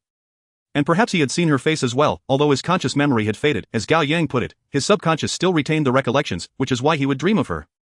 While showering, he had already devised a plan to remove CC's mask. First, find a way to distract the big-faced cat. It was imperative that this bumbling ally did not sabotage his scheme. He could handle CC alone. Too many people would only complicate matters. 2. CC was highly vigilant. Until they reached the bank vault, he had no bargaining chips to negotiate with her, therefore he must not reveal his identity before entering the vault. 3. Considering the above points, there was only one method to achieve his goal, that was to don the big-faced cat's mask and disguise himself as the big-faced cat. Then, under the guise of the big-faced cat, he would take CC to rob the bank. For the big-faced cat and CC both only recognized masks, not faces. As long as he dispatched the big-faced cat's lackey swiftly enough, he would not blow his cover. 5. Once they reached the bank vault, he would confront CC, offering the safe's combination in exchange for her unmasking. This plan was flawless in its execution, without any apparent flaws. The thought of having previously donned an Ultraman mask to impersonate CC, and now needing to wear a Rhine cat mask to impersonate the big-faced cat, struck Lin Xian as quite amusing. Unbeknownst to him, he had become adept at the art of disguise, akin to a character from a spy thriller. Life is unpredictable, like a sausage wrapped in a sausage. In truth, the key to the viability of this plan lay in the fact that the big-faced cat and CC were not familiar with each other. They didn't even know each other's names. They had merely been hastily assembled, leveraging one another for their own gain, even contemplating a black market collaboration. It was precisely this information gap, where neither party knew the other's true identity, that allowed Lin Xian to masquerade with nothing but a mask, deceiving both individuals. As long as the big-faced cat did not meddle, persuading CC would be relatively easy. Moreover, he had the ultimate bargaining chip, the safe's combination. Lin Xian stretched and lay down on his bed. Tonight, let us bring all the stories to a conclusion. He closed his eyes, gradually drifting into slumber. Suddenly, the dry summer breeze hit his face. Just moments ago, he had been shivering after his shower, and now he was basking under the scorching sun. Truly experiencing the stark contrast of extremes, Lin Xian glanced at the electronic billboard next to him, noting the time, 21:11. At this hour, neither the big-faced cat nor CC should have arrived at the square yet. Based on his experience, he surmised that their arranged meeting time was around 10 o'clock. I must act quickly. Lin Xian looked around and spotted a convenient police booth with 2 patrolling officers outside. Typically, such booths housed police equipment, batons, stun guns, riot shields, etc. Though Lin Xian was unfamiliar with the official names of these tools, he was all too familiar with their practical applications, having been educated in their use in his dreams over the years. The method to take down the big-faced cat will rely on these officers. Strolling toward the eastern side of the square, Lin Xian kept an eye on the direction from which the big-faced cat's van would arrive. Previously, the van had always approached from this direction, and today would be no exception. Sure enough, 30 minutes later, the big-faced cat arrived in that swaying van, parking at the usual spot. After another 2 minutes, the unmistakable rotund figure leaped out of the vehicle, a round face squeezed between the contours of a Rhine cat mask. Scanning the surroundings, Lin Xian noticed, the van had not been turned off, even the driver's door was merely ajar. Perhaps this was the wisdom of a seasoned criminal always ready to make a quick getaway. Confirming the target's appearance, Lin Xian dashed into the police booth. Officer, we have a serious situation.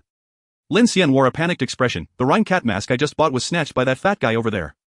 The officer chuckled. Seems like it's not a major issue, I'll help you retrieve it. But he has a gun at his waist. What?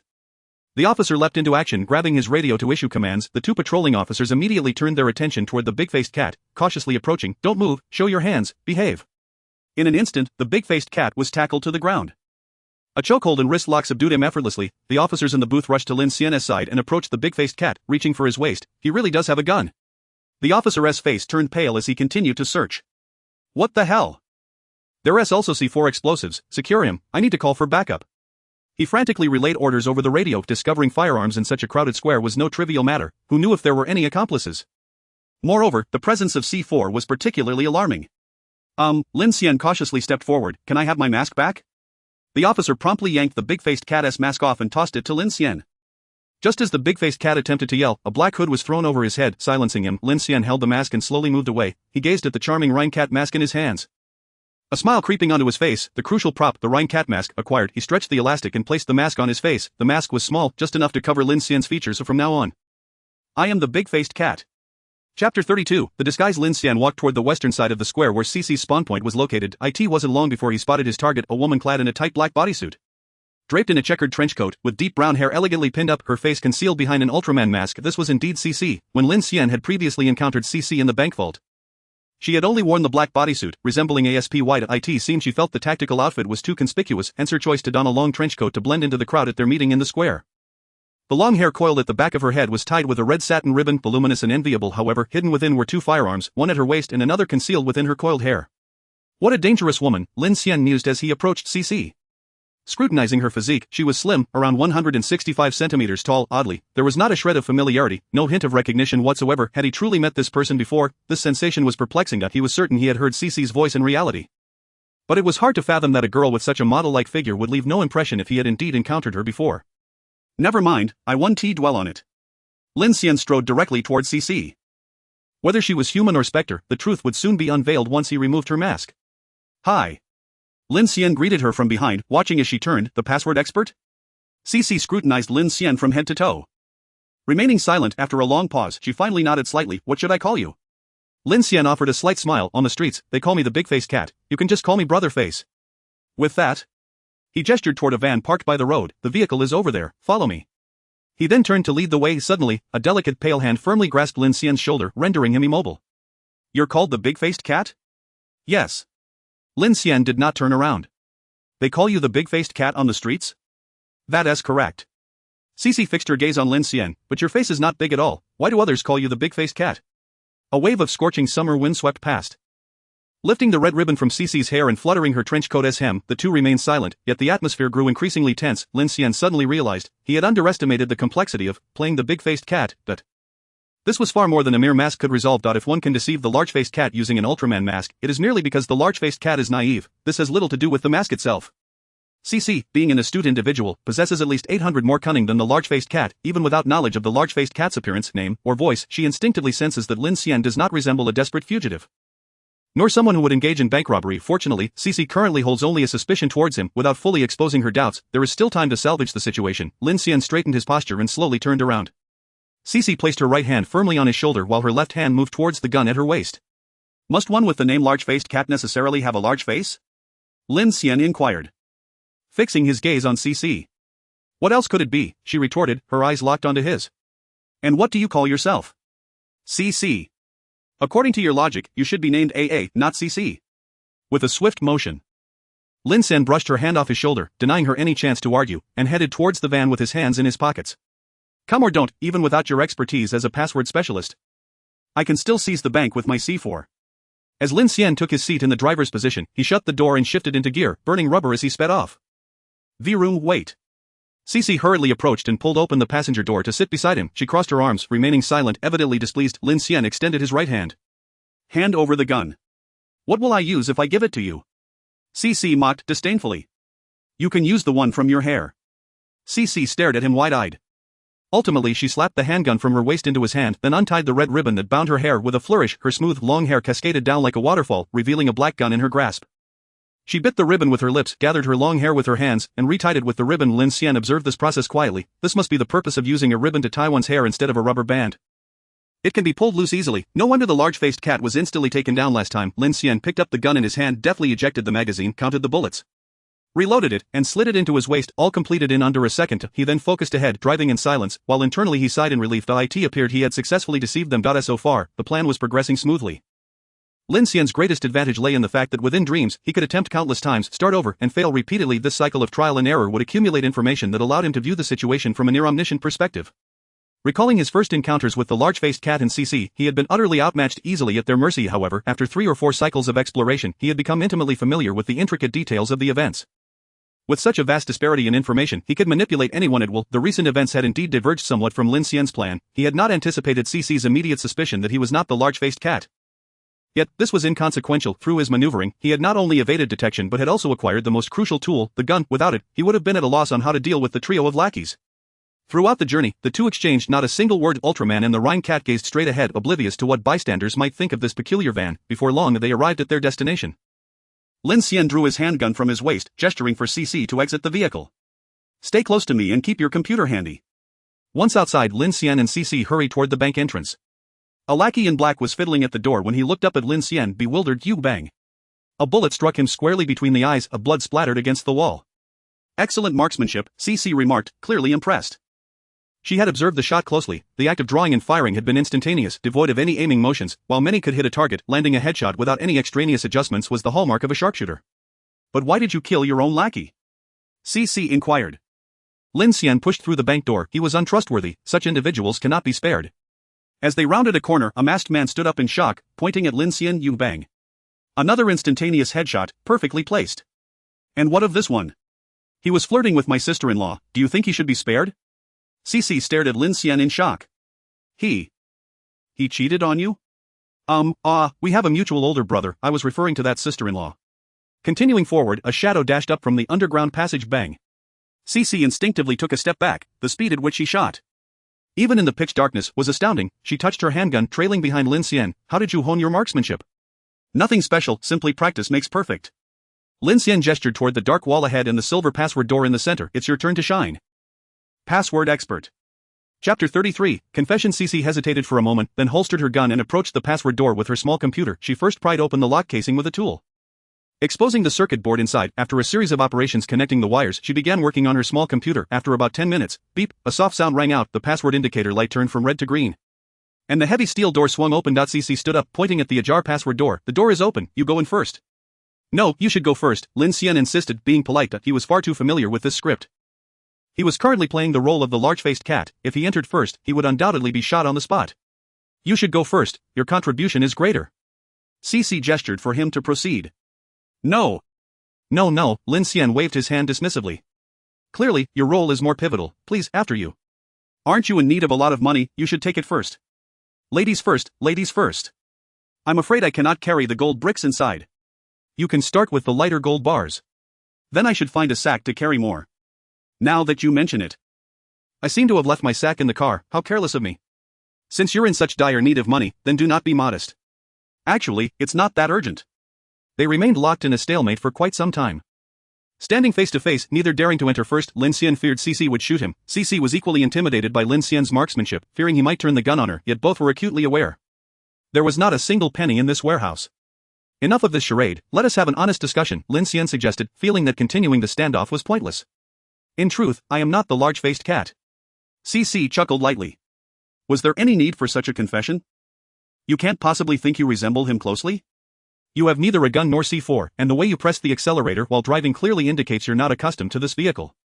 Though I have neither seen nor know the large-faced cat. We have conversed online, and I know you are not him. So, who are you really?" CC asked, crossing her arms, peering through the Ultraman mask at the Rhine cat. "You give off an impression of extreme unprofessionalism. Almost like a college student whimsically attempting a bank heist, yet your marksmanship is extraordinary, far beyond that of an ordinary person. I've only seen one other person whose shooting style mirrors yours." "Oh? Is there such a master?" Lin Xian twirled the gun in his hand. "Perhaps we could spar sometime if the opportunity arises." The air fell into a mysterious silence once more. In the vast space, only the sound of Lin Xian twirling his gun could be heard. "Why don't we collaborate?" Lin Xian finally broke the silence. "Collaborate on what?" He pointed to the half-open password door. "I know your goal is to access a safe here. One that bears the name Lin Xian. You certainly know a lot. Why not tell me what's inside?" CC glanced at the safe beyond the password door. "Then I can just head home." I do not know what is inside the safe. But I do know the safe's code. Lin Xian replied candidly. Since both parties had laid their cards on the table, there was no need for further deception or concealment. Furthermore, Lin Xian understood that Cici was not particularly difficult to communicate with. She had been quite agreeable in their previous encounters. So what are your terms? You wouldn't just tell me the code for free, would you? Cici queried. I have only one condition. Lin Xian looked through the Rhine cat mask at the Ultraman before him. We both take off our masks. And meet face to face. Cici caressed the mask on her face. Are you saying that if I remove the mask, you'll give me the password to the safe? Indeed. Cici chuckled softly. That sounds like a rather unwise bargain. If we both remove our masks, I obtain the password, but what do you gain? I merely seek a mutual sense of trust. Lin Xian casually told a lie. After all, he couldn't reveal the truth. Could he? Alright, it's a deal. Cici turned and kicked open the password door. Stepping inside, she examined the names on the safes one by one, finally pausing beside the safe marked with the name, Lin Xian. But upon seeing the 8 numbered dials on the safe, Cici dropped the small computer in her hand and shook her head. It's a mechanical lock. Are you sure you know the password for this safe? Judging by the degree of oxidation on the lacquer, this safe is at least a few hundred years old. Lin Xian nodded with certainty. So, let's save some time. He pulled off the rubber band holding his hair back and removed the small Rhine cat mask from his face. Then he looked at Cici, who was wearing an Ultraman mask. Do you find me familiar? Cici shook her head blankly. What kind of question is that? Should I know you? Never mind, Lin Xian had no intention of wasting time on this question. Clearly Cici was putting up a tough front. It was evident that this was not their first encounter, otherwise her various attitudes would be too strange. After all, the last time she was robbed, she had fiercely bitten down on her pride. This time, there was no chance, thus, he got straight to the point. It's your turn. Cici glanced around. There were no cameras in this warehouse. She then tucked her handgun into her waistband with both hands. She reached behind her head and pulled back the rubber band. The mask slowly came off, revealing her features. Her deep brown bangs, slightly flattened by the mask, cascaded down in an extraordinarily comfortable and natural curve. Exuding a sense of youthful beauty, her eyebrows were as delicate as willow leaves and her pair of bright, spirited eyes sparkled with clarity, although her gaze was cold and vigilant at that moment. It still gave the impression of harboring a smile. At the corner of her left eye, there was a tiny beauty mark. The mask continued to descend, a high-bridged nose, soft lips closed tightly, and fair skin radiating a healthy flush. This was a face devoid of any makeup, yet the indescribable purity surpassed any heavy cosmetics. When the mask finally slipped entirely from her face, the clear, clean jawline accentuated her already petite features, making them appear even more refined and three-dimensional. She looked considerably younger than Lin Xian had imagined, resembling a high school girl of 17 or 18. All the mysteries were finally unveiled. The answer stood before Lin Xian. Who was this? Lin Xian stared at Cici, who was adjusting her bangs, momentarily dumbfounded. He had expected that upon Cici removing her mask, he would see a familiar, vaguely recognizable face, thus confirming that his dreams were mere illusions. However, the Cici before him was someone he had absolutely no impression of. He did not recognize this person at all, yet he was certain he had heard Cici's voice before. How could this be explained? Was it truly just a figment of his imagination or mere coincidence? Hey, why are you standing there in a daze? Cici frowned, fixing her gaze on Lin Xian. Now, it's your turn to tell me the password for the safe. Chapter 34, The Butterfly of Time and Space. Cici pointed at her watch. Could you stop daydreaming? It's already 12:30, we've wasted enough time. You wouldn't be deceiving me, would you? Lin Xian snapped back to reality. Rest assured, I am a person of my word. He stepped forward and began to turn the dials of the safe. Honestly, I should have thought of this earlier. You were right, I shouldn't limit my thinking to dates. While there aren't many common 8-digit numbers, they certainly exist. Cici was left puzzled, staring at Lin Xian. Are you talking to me? Click. Click. Lin Xian turned the password dials one by one. Aside from my mobile number and ID number, the only long number I can remember in my life is my QQ number. 2 actually. I also remember the QQ number of MC Sure too. Who exactly are you talking to? Cici glanced around, feeling an inexplicable sense of terror at the situation. Ever since you saw me take off the mask, you've been acting strangely. Your mind seems to be a bit off. Click. Lin Xian dialed in the last number, looking at Cici. Actually, I already have an inkling of what's inside the safe. What is it? It's probably some embarrassing items from puberty. Lin Xian recalled the cringeworthy QQ signatures from his middle school days, along with the awkward things he had done during his first crush. If the password really was his QQ number, then it would make perfect sense for those items to be inside. Are you out of your mind? Cici felt as though she was conversing with a lunatic. Yet communication was futile. If my appearance has left you speechless, I apologize. Is this a condition that can be treated by 120? I could help you call one when I step outside. Lin Xian chuckled softly, shaking his head. Once we open the safe, you'll understand. With that, he raised his right fist and struck the lock with force. Bang. Cici held her breath, biting her lip tightly. It didn't open. Huh? Lin Xian was taken aback. He double-checked the 8 number dials. There was no mistake, it was indeed his QQ number. He pounded the lock again with his fists, still no luck. After confirming the password once more, Lin Xian changed his angle and pressed the lock again. Still nothing. Lin Xian was bewildered. No, this shouldn't be happening. An 8-digit password, neither a date nor a QQ number. What else could it possibly be? Meanwhile, Cece was seething with rage, her veins bulging, trembling with fury, her hand gripping the gun turned crimson. It was evident, she was desperately suppressing the urge to shoot Lin Xian. Cece raised her head, glaring furiously. Can you tone down the theatrics? Just hold on a second. Lin Xian supported his forehead with one hand, gesturing for Cece to be quiet. Something feels off. What feels off is you. I can't believe I fell for your nonsense. Cece pressed down on her gun, taking a few deep breaths to quell her rising anger. Get away, she shouted, shoving Lin Xian aside. Then she pressed her ear against the safe, beginning to turn the dials, listening intently to the faint sounds of the internal mechanisms. Lin Xian took a couple of steps back, leaning against the safe, resting his chin in contemplation. What on earth was happening? He had thought the password this time was a sure bet, having previously tried every possibility, every conceivable date, even the time from his dreams. The time of the Rhine cat's name change, and all the times he could think of, his QQ number was the last resort. If this didn't work, then it was highly likely that this wasn't even his safe. That this place wasn't his dream at all. Then where exactly is this? Boom. Boom. Boom. Amidst the blaring alarms, searing white light engulfed the world, incinerating everything. Lin Xian opened his eyes, sitting up in bed. He drew back the curtains and pushed open the window, allowing the early winter chill to sweep into the room, stirring his complicated thoughts. What Dr. Lu said was incorrect. He gazed out at the pitch-black, starless night sky. What Gao Yang said was also wrong.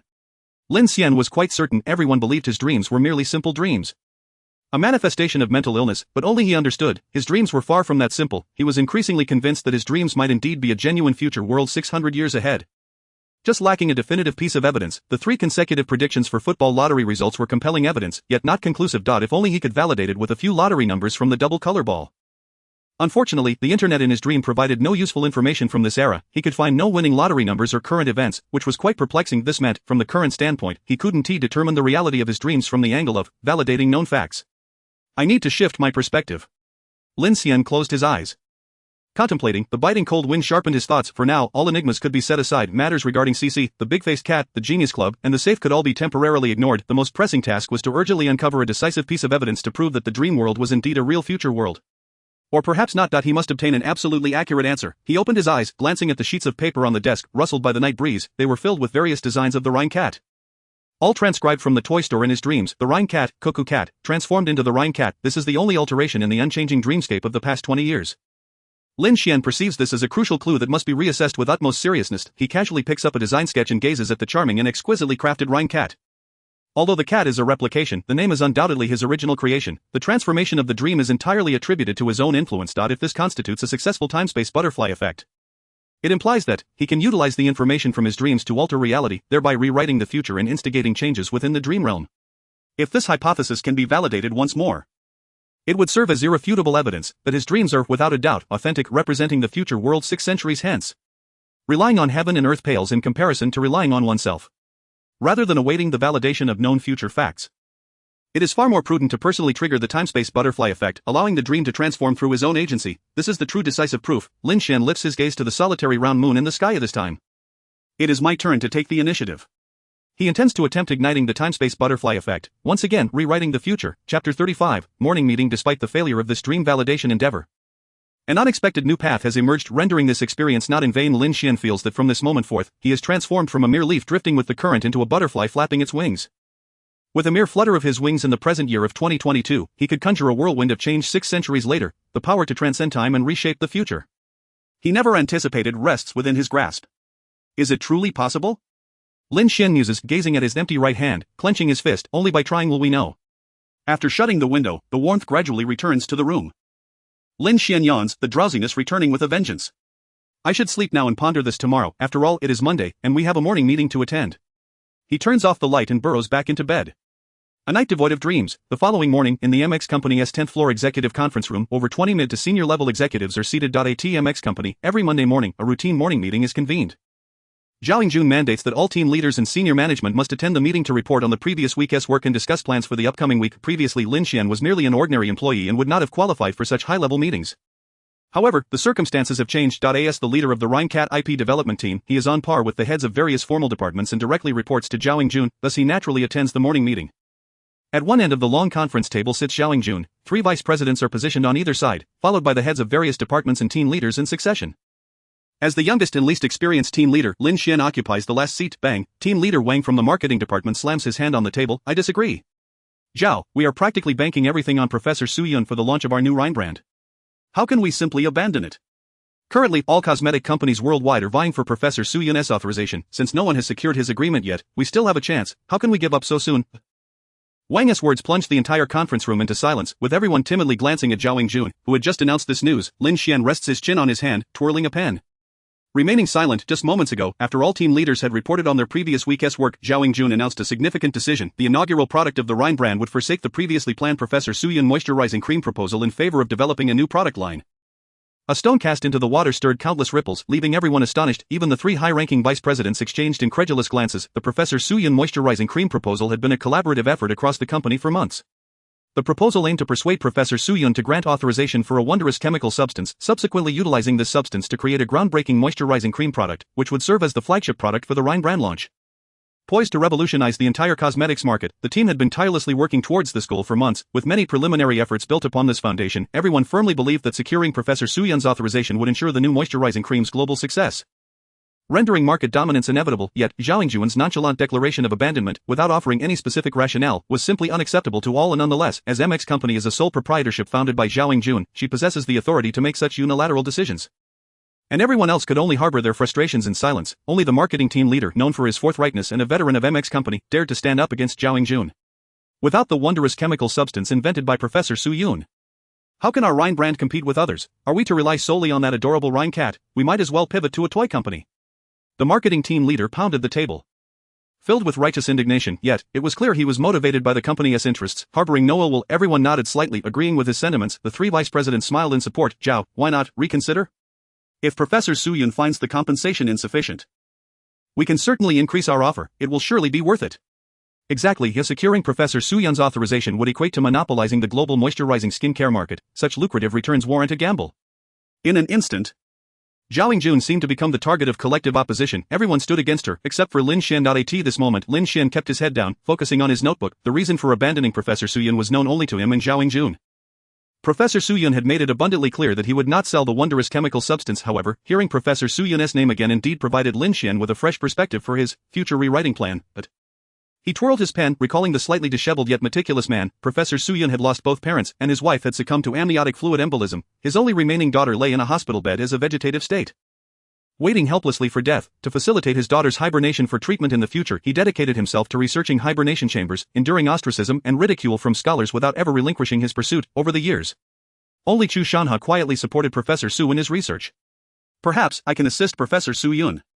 Lin Xian squints. He may be the only person in the world capable of aiding Professor Su Yun.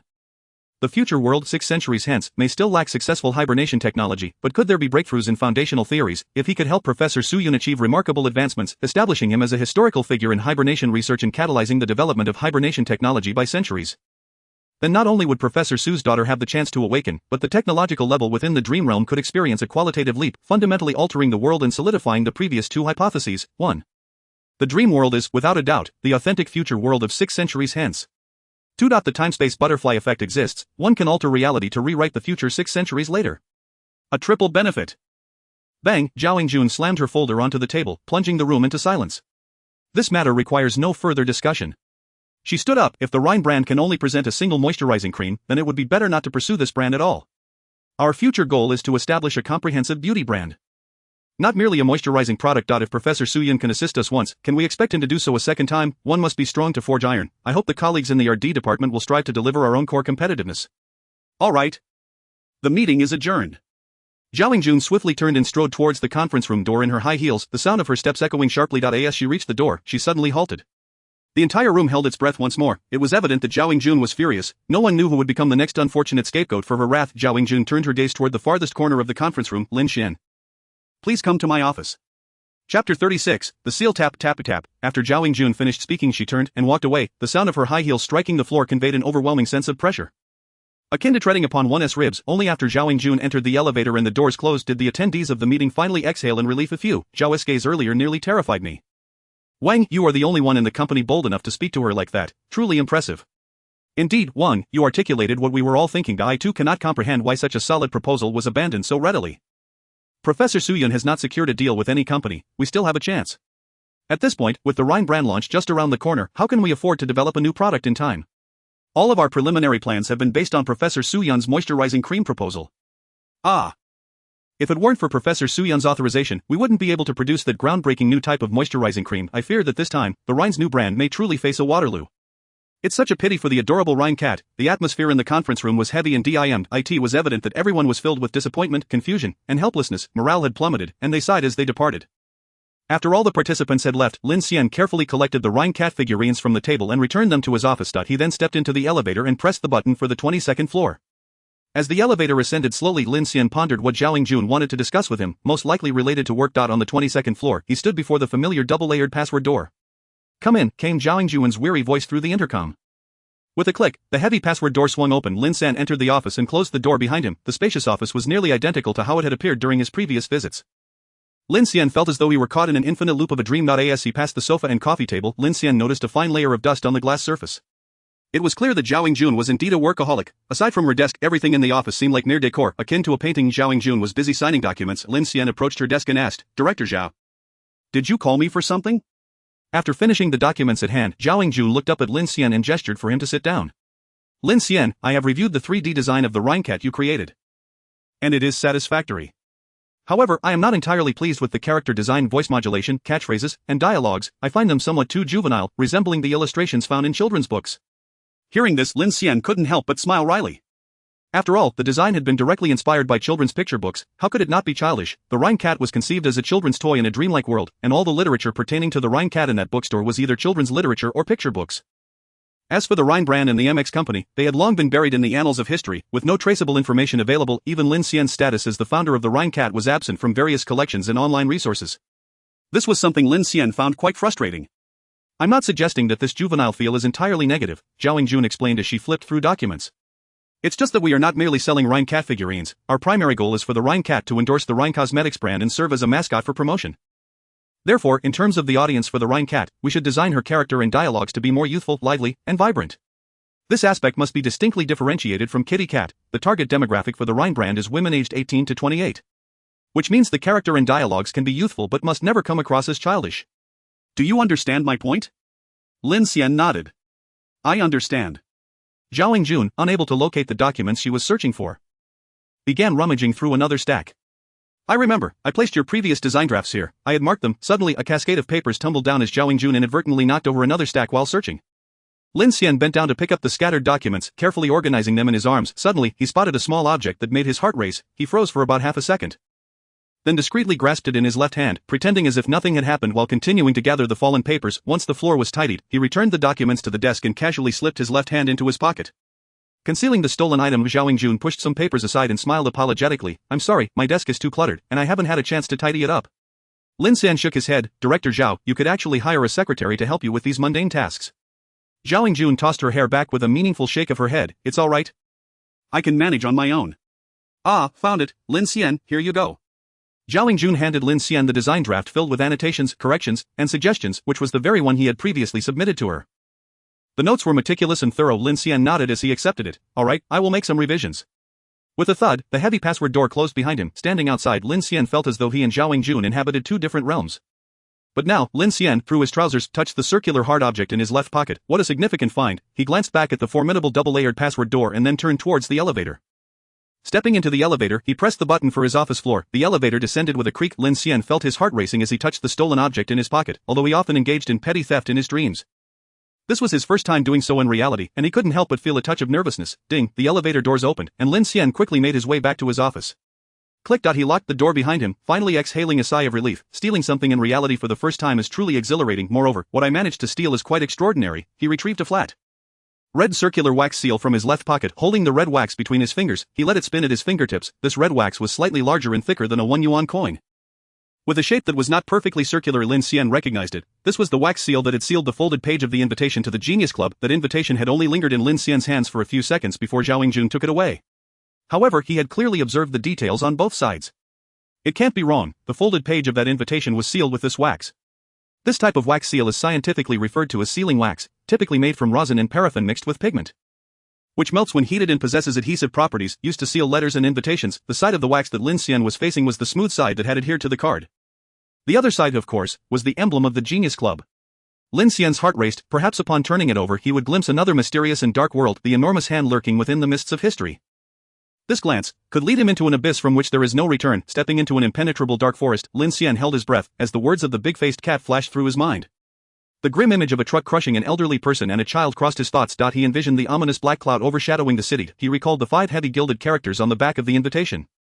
Gritting his teeth, he flipped the wax seal entirely over. The front of the wax piece bore a standard round imprint. Inside the circle was a right hand extending its index finger straight towards the sky. Beneath the circle, the words Genius Club were evenly inscribed in English. Chapter 37, Daylight into Dreams. Lin Xian's English was quite proficient. Genius Club. He grasped the wax seal between his fingers and approached the glass. Holding it up to the sunlight, watching the deep red glow in that red light, a right hand pointed directly at the sun in the sky, the back of the hand broad and strong. As if the extended index finger were about to pierce the blazing sun. Indescribable strangeness, an unutterable arrogance enveloped him. This is probably their logo, their emblem. Lin Xian held the wax seal firmly in his palm. Since the moment he had touched the invitation, this was the first time he had come into contact with a tangible object related to the Genius Club, and it marked the closest moment he had ever been to the club. What could this emblem signify? Lin Xian extended his right hand, palm facing himself, first forming a fist, then extending his index finger straight up towards the sky. It resembled a teacher emphasizing a key point in class. Yet it bore an indescribable sense of oppression. It felt as if he were invincible in the world, controlling everything, compelling the entire world to submit. Lin Xian placed the wax seal into his jacket pocket. Keeping this object at the company was unsafe. It would be better to take it home and hide it. However, at that moment, he was struck by a chilling thought. Since the sealing wax has fallen off the invitation, it means Zhao Jun has already opened and read it. Lin Xian gazed out at the towering buildings that pierced the clouds, standing still in contemplation. Zhao Jun had read the invitation. What was her stance? Indifference, consideration, or perhaps she had already agreed and formally joined the Genius Club?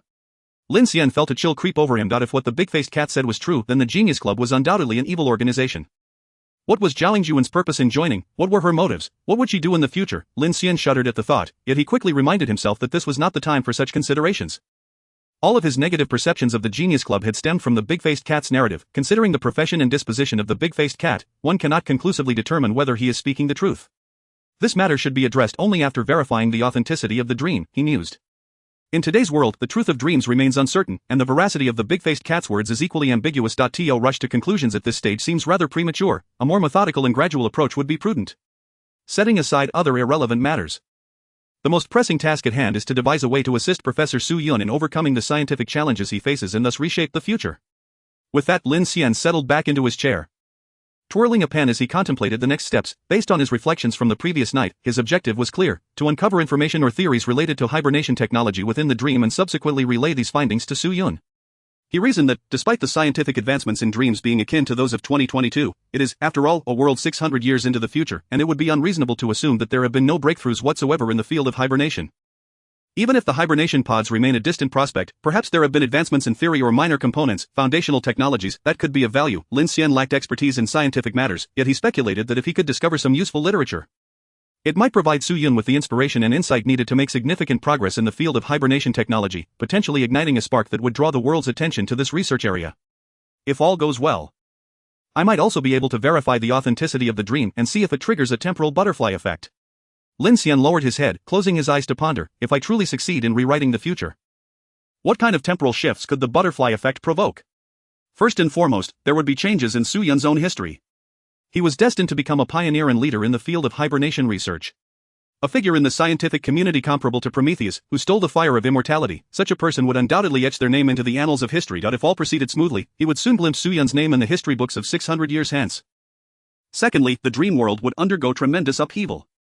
The stagnant technological state of the dream world over the past 600 years had always been Lin Xian's greatest enigma. However, if he truly possessed the power to alter the future and reshape the world, initiating hibernation technology 600 years ahead of schedule would undoubtedly unleash a powerful temporal butterfly effect, drastically transforming the future landscape. Lin Xian felt uncertain about what changes might occur in the technological level of the future world. But one thing was certain: it would no longer resemble the underdeveloped and stagnant state it currently exhibited. If these 2-inch temporal shifts were to manifest as anticipated, it would suffice to validate his hypothesis, firmly establishing that his dream was indeed a genuine reflection of the future world. As Lin Xian continued to twirl the pen, he reflected, it is not difficult to seek out literature or papers on hibernation technology. If such materials exist in the dream world, they must surely be found in the library. The library, as a public social sciences institution, is not profit-driven and thus houses many rare and specialized texts, serving as a repository of concentrated knowledge. In the dream world, Lin Xian was well aware of the library's location, having passed by its grand structure many times. Its circular design and twin tower architecture occupy a vast area, surrounded by a spacious and tranquil environment. Marking it as a landmark within the dream city, the library closes early each day, typically around 5 or 6 o'clock. Therefore, seeking to visit the library at night to find books is unrealistic. It is only open to the public during the day. It seems I will have to dream during the day to enter the dream world. From a very young age, Lin Xian had verified the earliest time he could enter the dream realm, 12:42 p.m. Before this time, no matter how early he slept, he remained in a dreamless state, enjoying exceptionally good sleep quality. However, once that moment arrived, he would instantaneously find himself in the dream world, standing in that familiar square. The hours between 12:42 p.m. and 12:42 a.m. constitute the time Lin Xian could spend in the dream realm each day. Outside of these hours, he is unable to dream. Lin Xian proceeded to his team member's office to delegate some tasks before taking leave to return home. On the way, he grabbed a quick lunch. After a brief wash upon arriving home, he lay down on his bed, preparing for a nap. Glancing at the bedside clock, he noted the time, 1:20 p.m. The library in the dream world likely closes at around 5 or 6 in the afternoon. If I fall asleep now, I can enjoy a full 4 hours in the library, ample time indeed. Drawing the curtains to darken the room, Lin Xian snuggled under the covers and closed his eyes. Time to sleep and embark on my journey. Chapter 38, The Library. A sudden wave of heat washed over him. Lin Xian felt the temperature on his face soar rapidly, beads of sweat forming on his forehead. It's so hot. He struggled to open his eyes. The loud chorus of cicadas assaulted his eardrums, while the blazing sun bore down perpendicularly, casting shadows that cowered underfoot. Looking up at the sky, he was confronted by a sun occupying half the heavens. So glaring that it was impossible to gaze directly at it, and fleeting black spots danced before his retina. Lin Xian lowered his head, rubbing his eyes. It's been such a long time since I last dreamt during the day. This heat is quite overwhelming. He estimated that the temperature had likely surpassed 40 degrees. A stark contrast to the biting cold of the real world, a veritable clash of extremes. He hurried to the shade of a tree, finally feeling somewhat cooler, squinting at the nearby electronic signboard. He noted the date and time, August 28, 2624, 1:33 p.m. It's only 1:30. There's still plenty of time. Wiping the beads of sweat from his forehead with his sleeve, he could no longer resist the allure of the library's air conditioning. Perhaps due to the midday heat, the usually bustling square was devoid of any people. He walked along the shaded path to the bus stop and boarded the bus headed for the library. In these 23 years of dreaming, Lin Xian had seldom visited this place. He typically enjoyed only 3 to 4 hours of playtime in the dream world each day. Such precious moments were better spent engaging in more stimulating pursuits or tackling significant endeavors. Rather than squandering time in the library, the few times he had visited were solely to unravel the mystery of why the technological level in the dream world had stagnated. Lin Xian had become aware of this glaring inconsistency during his middle school years. During that time, he pondered various methods and exerted considerable effort to uncover the truth within the dreamed. He scrutinized numerous documents, and nearly all reports, historical records, critiques, and news articles pointed fingers at societal issues. They lamented an aberrant educational system is doomed to fail in identifying true geniuses. Students cannot acquire useful knowledge in schools, leading to the squandering of talent. The scientific community is in a state of decline, with young people gravitating towards more lucrative fields, reluctant to engage in low-paying research careers. There are issues within academia itself. The proliferation of academic cliques stifles progress, and genuinely talented scholars are marginalized. Lin also inquired with many passers-by, and their responses echoed similar sentiments, bemoaning various injustices and attributing the stagnation or even regression of technology over centuries to systemic flaws. However, Lin Xian was skeptical of this explanation. He did not believe that the advancement of technology was necessarily contingent upon such factors. True geniuses would not be stifled by educational systems. Surely in the span of 600 years at least one brilliant scientist must have emerged. Yet, despite his skepticism, the dream world operated under such premises, and without alternative corroborating evidence, Lin Xian could only accept it in silence. After all, at the time, he regarded the dream as illusory, deeming it unnecessary to quibble over such details. Yet now, it is evident that the situation is far from simple. Lin Xian shook his head. Once Professor Su Yun in the matter of verifying the dream concluded, he would return to delve into this issue and uncover the truth behind it. Upon reaching the first floor of the library, he found an electronic reading room where readers could search for materials and locate books. Lin Xian opened a browser and entered the query, "Has the hibernation pod been successfully developed yet?" Click. He pressed the enter key. The computer emitted a weary whir, and the display slowly refreshed. The public computer was sluggish, a common affliction. Lin Xian glanced at the antivirus software in the bottom right corner, which was frantically running 7 programs, creating a cacophony of alerts. After a few seconds, the search concluded, yielding numerous results. The first result stood out prominently in bold black text. As of today, the hibernation pod has still not been successfully developed. Indeed, the dream world has not achieved this breakthrough either. This outcome was hardly surprising given the dream's technological development level, which mirrored that of 2022. The notion of successfully inventing a hibernation pod was utterly implausible. Lin Xian clicked on the first result, an extensive article that, although it appeared to be a compilation from a marketing source, contained some valuable information. Since the onset of the 21st century, the slow, even regressive development of human technology has led to a late start in research on hibernation technology across the globe. To truly acknowledge when hibernation technology transitioned from the realm of science fiction to a tangible subject of study. We must look to the year 2477, when American scientist Dr. Mason successfully developed a high-oxygen liquid capable of maintaining human bodily activity over extended periods while preventing the formation of ice crystals within cells. This liquid was later confirmed to be suitable for use as a filling medium in hibernation pods. From that moment, humanity glimpsed the hope of conquering hibernation technology, prompting nations worldwide to invest substantial human and material resources into establishing dedicated research institutes focused on hibernation pod-related technologies. However, contrary to expectations, the subsequent century yielded no breakthroughs in the field of hibernation, leaving humanity with a long journey ahead to achieve the dream of temporal hibernation. Thus, while Dr. Mason's research ignited the spark of hibernation technology, it ultimately marked its elegy. To honor this remarkable pioneer, later scholars bestowed upon Dr. Mason the esteemed title of Father of Hibernation. Indeed, there exists a Father of Hibernation. Lin Xian felt an inkling of prophetic insight. As if there was truly something of substance in his findings. As anticipated, in the year 2624, although hibernation pods remained a distant prospect, the filling liquid for hibernation pods had indeed been developed. Dr. Mason, I extend my gratitude to you on behalf of Professor Su Yun. Lin Xian bowed slightly toward the computer screen, as if receiving Dr. Mason's endorsement. Now, all that remains is to locate Dr. Mason's relevant papers, academic reports, and the like. Lin Xian closed the webpage and accessed the library's book management system. He searched for the term hibernation, which yielded numerous book results, each accompanied by detailed information regarding their location, including floor area and shelf number. The array of books was diverse, encompassing science fiction novels, comics, academic journals, and news reports. Lin Xian meticulously sifted through them and swiftly identified his target: An Analysis and Outlook on Hibernation Technology, authored by Bill Mason. This must be it. He noted the placement details. The book was located on the third floor in the science literature section, shelf C67, 7th tier. Lin Xian rose and made his way to the third floor. Soon, he found Dr. Mason's work on the designated shelf. An Analysis and Outlook on Hibernation Technology. Lin Xian gazed at the title on the cover. Analysis. I sincerely hope it truly is as straightforward as stated. At least enough for me to grasp the key points. The book appeared somewhat aged, yet it was still pristine, likely untouched by prior readers. Lin Xian settled into a windowside seat and began to read. Given his limited memory capacity, he could carry only a few insights from his dreams, so he aimed to extract essential information for Professor Su Yun. After flipping through the initial pages, he sensed Dr. Mason's earnest intentions. It was evident that Dr. Mason genuinely wished for everyone to comprehend the principles and applications of hibernation technology. He employed a plethora of accessible language to elucidate specialized terms and chemical phenomena, making it less daunting for Lin Xian to understand. The book elaborated, the principle of human hibernation lies in reducing all physiological and cellular activities to their lowest efficiency, approaching a state of stasis.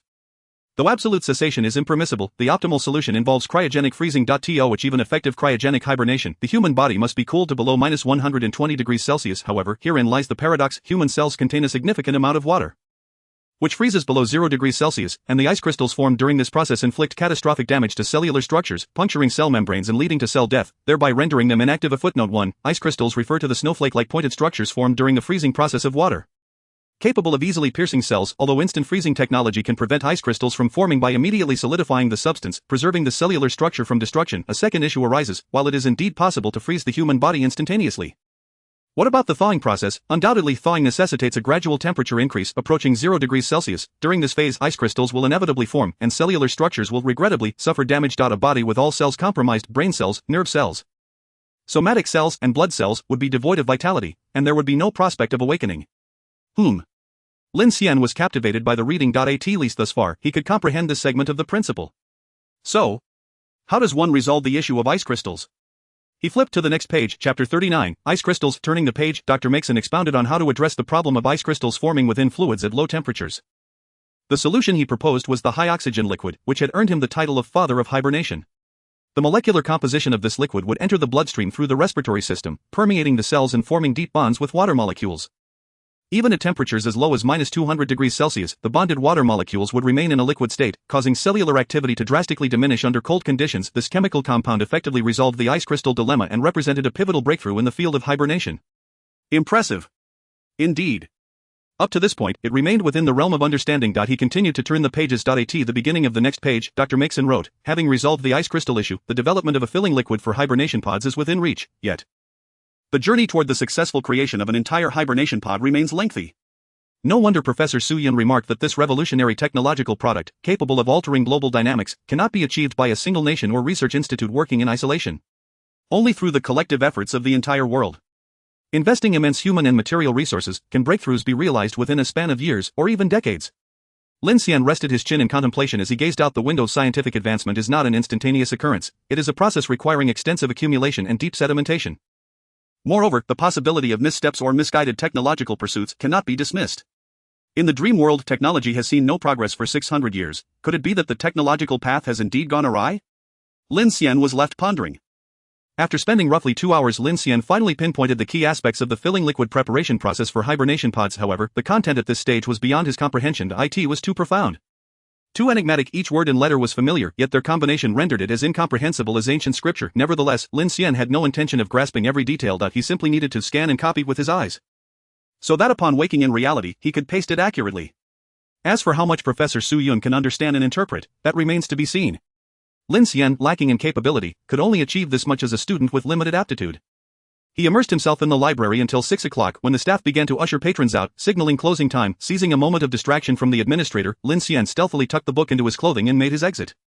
He then sought out a nearby milk tea shop where he could continue his late-night studies. The last time he had worked so diligently was during the eve of his art examination. Practicing sketching in the same milk tea shop, without pause even in his dreams. 0042, the familiar white light appeared punctually, and Lin Xian opened his eyes in the bedroom, while the memories were still fresh. He hastily transcribed the theories, formulas, and chemical equations he had committed to memory on a draft paper. Over the next 4 days, Lin Xian repeated this task daily, painstakingly transferring key content from an analysis and outlook on hibernation technology into reality. Bit by bit, for Lin Xian, this was no simple endeavor. As a humanities student, he possessed a weak foundation in physics and chemistry. Consequently, many of the chemical equations, reaction formulas, and compounds in an analysis and outlook on hibernation technology were beyond his grasp. He could only mimic the writing as if he were tracing. In contrast, transcribing textual descriptions proved considerably easier. 4 days later in the morning, he declared, that should suffice. Lin Xian organized the 20-some pages of manuscripts, all painstakingly transcribed from his dreams. His heartfelt labor. He was uncertain if every detail was accurate, given the immense volume of work. Misremembering even a single aspect was inevitable. However, he trusted that Professor Su Yun, with his expertise, would surely glean valuable insights from it. No time to waste, I shall deliver this to Professor Su Yun immediately. Lin Xian bound the manuscripts together and proceeded downstairs to hail a taxi. Heading straight to the university town. In the 6 months since graduation, Lin Xian had only returned to his alma mater once. This was his second visit. The last time I visited was in September. When I sought the counselor to adjust my records, Lin Xian recalled that during that time, the freshmen were engaged in the opening ceremony of military training, and he had even gone to witness the lively spectacle for a while. Young man. We have arrived, announced the taxi driver, halting the vehicle across from the East Sea University gate. As Lin Xian completed the payment via a QR code. Upon disembarking, Lin Xian glanced towards the entrance. There, astonishingly, stood 3 luxurious black cars, each flanked by 2 bodyguards clad in dark attire and sunglasses. What is happening? Are they filming a movie? Lin Xian did not approach, remaining on the opposite sidewalk. The 3 vehicles consisted of a sleek ebony Lexus SUV at both the front and rear, exuding an unmistakable air of opulence. The central vehicle, however, was even more imposing, a pure black Maybach, although Lin Xian was unaware of its precise model and specifications. The Maybach was indeed a remarkable automobile, defying superficial judgments of the more understated and unassuming it appeared, the more prestigious and lavish it truly was. Its upper limits were unfathomably high. Was a wealthy scion coming to attend school? What a grand display! Just as Lin Xian pondered this, the rear left door of the Maybach swung open. A robust, vigorous middle-aged man with piercing eyes emerged. Adjusting his attire, Lin Xian recognized him instantly. Wasn't he this the same man he had encountered at the banquet, who generously donated 200 million yuan to the Scientific Development Foundation and held the esteemed position of president of the Donghai City Chamber of Commerce? Chu Shanhe. What brought him to East Sea University? Recalling Zhao Jun's words at the fundraising gala, it was mentioned that over the years, Professor Su Yun had been abandoned by many, with only Chu Shanhe supporting his research. The memory of Su Yun's admiration and respect for Chu Shanhe during the banquet lingered in Lin Xian's mind, and an unusual aura wafted through the air. Could it be that Chu Shanhe was also seeking out Su Yun? In an instant, Lin Xian recalled the wax seal embossed with the Genius Club emblem, the outstretched hand pointing skyward, and the raised index finger of Chu Shanhe when he led the donation of 100 million yuan at the fundraising gala. He stealthily concealed himself behind a tree. Since Zhao Jun had received an invitation from the Genius Club, then undoubtedly someone of Chu Shanhe's stature, far surpassing her, must have received an invitation long ago. Lin Xian tightened his grip on the manuscript he had prepared. Glancing at the imposing figure of Chu Shanhe before the Maybach, why, had he only just realized the significance of this matter? If anyone in Donghai City were most deserving of joining the Genius Club, it would undoubtedly be Chu Shanhe. Chu Shanhe has come to find Su Yun at this hour. Lin Xian sensed a hint of danger. What could his purpose be? Chapter 40, The Princess Currently. The various rumors surrounding the Genius Club were shrouded in mystery. The only tangible evidence he had seen was the invitation received by Zhao Jun. To encounter Chu Shanhe in such an unexpected location, Lin Xian felt akin to an ant ensnared in a dark vortex, spinning in confusion. I shall observe the situation quietly for now to discern what Chu Shanhe is truly here for. He stood behind the tree, pretending to be a mere bystander. Many students from East Sea University were also gathered nearby. Lin Xian, having graduated nearly half a year prior, could easily blend into the crowd. However, unlike Lin Xian's curious demeanor, the other students showed no particular surprise at the sight of the 3 luxury vehicles in Chu Shanhe, treating it as a commonplace occurrence. Chu Shanhe has personally come to drop his daughter off at school again. He truly dotes on this little princess. By the way, why doesn't he just drive into the campus? With his status, the security guards won't dare stop him. It must be that his daughter strongly opposed it, otherwise, with how indulgent Chu Shanha is, he would likely want to drop her off right at the dormitory door. Oh dear, having such a clingy father can be quite a hassle at times, even if he is a domineering CEO. Chu Shanha's influence and stature are far beyond that of an ordinary CEO, one could say. It's a case of what goes around comes around, as only this little princess could possibly keep such a formidable figure in check. Lin Xian perked up his ears, eager to glean more. It appeared he had misunderstood Chu Shanha. He was not here to seek out Su Yun but rather to escort his daughter to school. Lin Xian had heard rumors for years about Chu Shanha being a devoted father. And Zhao Yingjun had mentioned this at the last banquet. However, apart from that, Lin Xian had no further knowledge of Chu Shanha's daughter and indeed possessed little interest, through the chatter of nearby students. Particularly the female ones. Lin Xian learned that this little princess had enrolled in September and was currently a freshman. From their discussions, it seemed this little princess had a good reputation at school, was easy to get along with, and maintained a low profile, until Chu Shanha's ostentatious displays of pickup and drop-off. Few had even realized she was his daughter during military training. It is often said that curiosity is a universal trait. Lin Xian couldn't help but take a couple of steps closer, seeking a side view to glimpse what Chu Shanha's daughter looked like across the road. A scene entirely at odds with Chu Shanha's persona unfolded. The usually commanding and self-assured Chu Shanha was now smiling warmly as he slowly circled the vehicle, approaching the right side of the Maybach to personally open the door. He then impatiently urged someone inside. Yet his face radiated an unmistakable affection, devoid of any hint of annoyance. Witnessing this stark contrast, Lin Xian couldn't help but chuckle and shake his head. It seemed the rumors were indeed accurate. If anything, they might even have been understated. The most formidable man in Donghai City, whose influence was unrivaled, and who had never bowed to anyone, was utterly devoted to his cherished daughter. Finally, the little princess appeared to be ready. Chu Shanha bent down to retrieve a backpack from the car, slinging it over his shoulder, and then stepped back with a beaming smile. First, a voluminous high ponytail sprang forth from the car door. Her hair shimmered with a glossy sheen, naturally curled and held back with a hair tie, exuding a bouncy vitality. As the girl gracefully stepped out of the vehicle on her tiptoes, she radiated youthful exuberance. Wrapped in a crimson cashmere scarf and donning a long white coat, the lower half of her outfit remained obscured by the Maybach, rendering it impossible to discern her attire. High ponytail, red scarf, white coat. These three elements did not inspire the anticipated awe or astonishment in Lin Xian. Such attire was rather commonplace among university students. Back when Lin Xian was a student, girls often dressed in similar fashion. Overall, this little princess struck Lin Xian as somewhat unremarkable, appearing simply as an ordinary female freshman. Indeed quite low-key, devoid of any ostentation, resembling a well-behaved girl. Earlier Lin Xian had envisioned what Chu Shanha's daughter might be like. In conclusion, it was somewhat surprising yet entirely within reason. It seems Chu Shanha has raised his daughter quite well. Despite his indulgence, she hasn't become the spoiled, willful heiress one might expect from a television drama. Across the street, Lin Xian watched as this little princess accepted the backpack from Chu Shanha, slinging it over her shoulder. She then waved goodbye to her father and scampered towards the school gate. That lively, bouncing ponytail captivated Lin Xian's gaze until she disappeared through the entrance, truly mesmerizing. Once the figure of the little princess vanished, the warm smile on Chu Shanha's face instantly evaporated. Reverting to his usual stern demeanor, he gestured to the bodyguards, who then orderly entered the vehicles, maintaining a 2+1 formation as they departed. At this moment, the surrounding students' discussions grew noticeably louder. Many boys joked about who could win the heart of this little princess, claiming that whoever did would undoubtedly achieve great success, and they continued to egg each other on. Yet, it was clear that while they joked, they were acutely aware of their limits. No one dared to speak recklessly. This perhaps illustrated the unique authority Chu Shanha commanded in Donghai City. You could jest about Chu Shanha without consequence. However, making inappropriate jokes about his daughter was another matter entirely.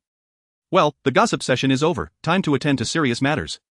Lin Xian tightened his grip on the manuscript he had prepared.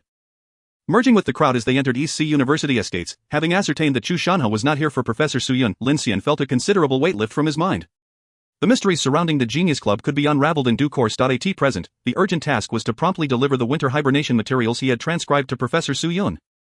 To rewrite the future and alter the dream, Lin Xian rode a campus bike, swiftly locating the laboratory building. After inquiring with the gatekeeper, he proceeded to the second floor, where Professor Su Yun's laboratory was situated. Through the window, Lin Xian observed the disheveled figure of the man engrossed in his work at the microscope. He was still clad in a white lab coat, wearing thick glasses, appearing no different from when they had met at the hospital. Professor Su Yun was diligently focused on his research, oblivious to Lin Xian's arrival. Taking a deep breath, Lin Xian approached the slightly ajar door. Knock knock, his fingers gently tapped on the wooden door. Chapter 41, the manuscript. The wooden door was quite light. Lin Xian merely tapped twice, and it swung open effortlessly, accompanied by a heart-wrenching creaking sound. Engrossed in his research, Su Yun was startled by a sound. He lifted his head, furrowing his brow as he gazed at Lin Xian, with a sheepish smile. Lin Xian bowed slightly. An unfriendly glare came from across the room. Young man, I believe I made myself quite clear the other day at the hospital. Why is it that you cannot comprehend? Lin Xian shook his head and stepped forward, saying, Professor Su, you misunderstand. I am not here regarding that chemical substance, nor do I represent MX Company. During the meeting, our General Zhao clearly stated that we will consider other products for our new product launch and will not trouble you further on this matter. Upon hearing Lin Xian's words, Professor Su Yun's expression softened somewhat. He lowered his gaze, his glasses resting against the microscope's eyepiece as his left hand carefully adjusted the fine focus knob. Then I shall thank you for your good intentions. If only every cosmetics company had someone as understanding as Miss Zhao. Lin Xian stepped closer. Placing the meticulously organized materials on the lab table and looking at Professor Su, I have come to share this information regarding the hibernation chamber filling solution with you, when you have some time. I encourage you to take a look. The records contained within may inspire and assist your research. Su Yun was taken aback. He raised his head, adjusting his glasses, and looked at Lin Xian with incredulity. You. Su Yun momentarily lost his words, then continued, I recall you mentioning that you graduated from the School of Art and Design? Yes. Do you possess knowledge in the field of hibernation? Only a superficial understanding. Then where did this information come from? Lin Xian paused for a moment before replying slowly, that is not convenient to disclose. Su Yun sighed, chuckling lightly. Young man, I appreciate your goodwill and kindness. However, different fields are as distant as mountains. Especially in scientific research, it cannot be simplified into a few sentences, nor can breakthroughs be achieved so easily. I suspect that you obtained this information from the internet or perhaps copied it from some amateur scientist? Such materials are unreliable, my child, please take these back. Professor Su waved his hand, returning his attention to the microscope. I will save my daughter myself. But Professor Su, you truly should take a look at the contents of this manuscript. Lin Xian persisted, it contains methods for addressing the ice crystal dilemma. I imagine you find this challenge quite formidable as well? You are aware of ice crystals? It seems you have indeed conducted some research, but this topic has been widely discussed online as well. Su Yun replied nonchalantly. Su Yun remained wholly unconvinced by Lin Xian's assertions. Lin Xian felt a sense of helplessness. He understood that with his limited knowledge, it would be challenging to persuade Professor Su, especially since he himself could not fully grasp the contents of what he had copied. Such is the flaw of scientists, they can be so stubborn. So obstinate, so rigid, placing their faith in formulas while dismissing the esoteric. Subsequently, Lin Xian earnestly attempted to persuade him for a considerable time, yet Professor Su was entirely disinclined to heed Lin Xian. Refusing even to glance at what he had brought, insisting that Lin Xian not interrupt his crucial work, with a heavy heart, Lin Xian pushed the manuscript he had painstakingly transcribed toward Su Yun. Concluding with, Professor Su, when you have the time, do take a moment to review it, it won't take up too much of your time. Professor Su glanced at the microscope, nodding perfunctorily and gesturing for Lin Xian to leave. He had not engaged with Lin Xian for quite some time, and only upon sensing Lin Xian's intent to depart did he muster the courtesy to respond. Lin Xian said nothing further. Turned and exited, closing the door behind him. Stepping out of the laboratory building, basking in the warm sunlight, Lin Xian stretched lazily. He was uncertain whether the obstinate Professor Su would ultimately spare a moment to glance at the manuscript he had transcribed.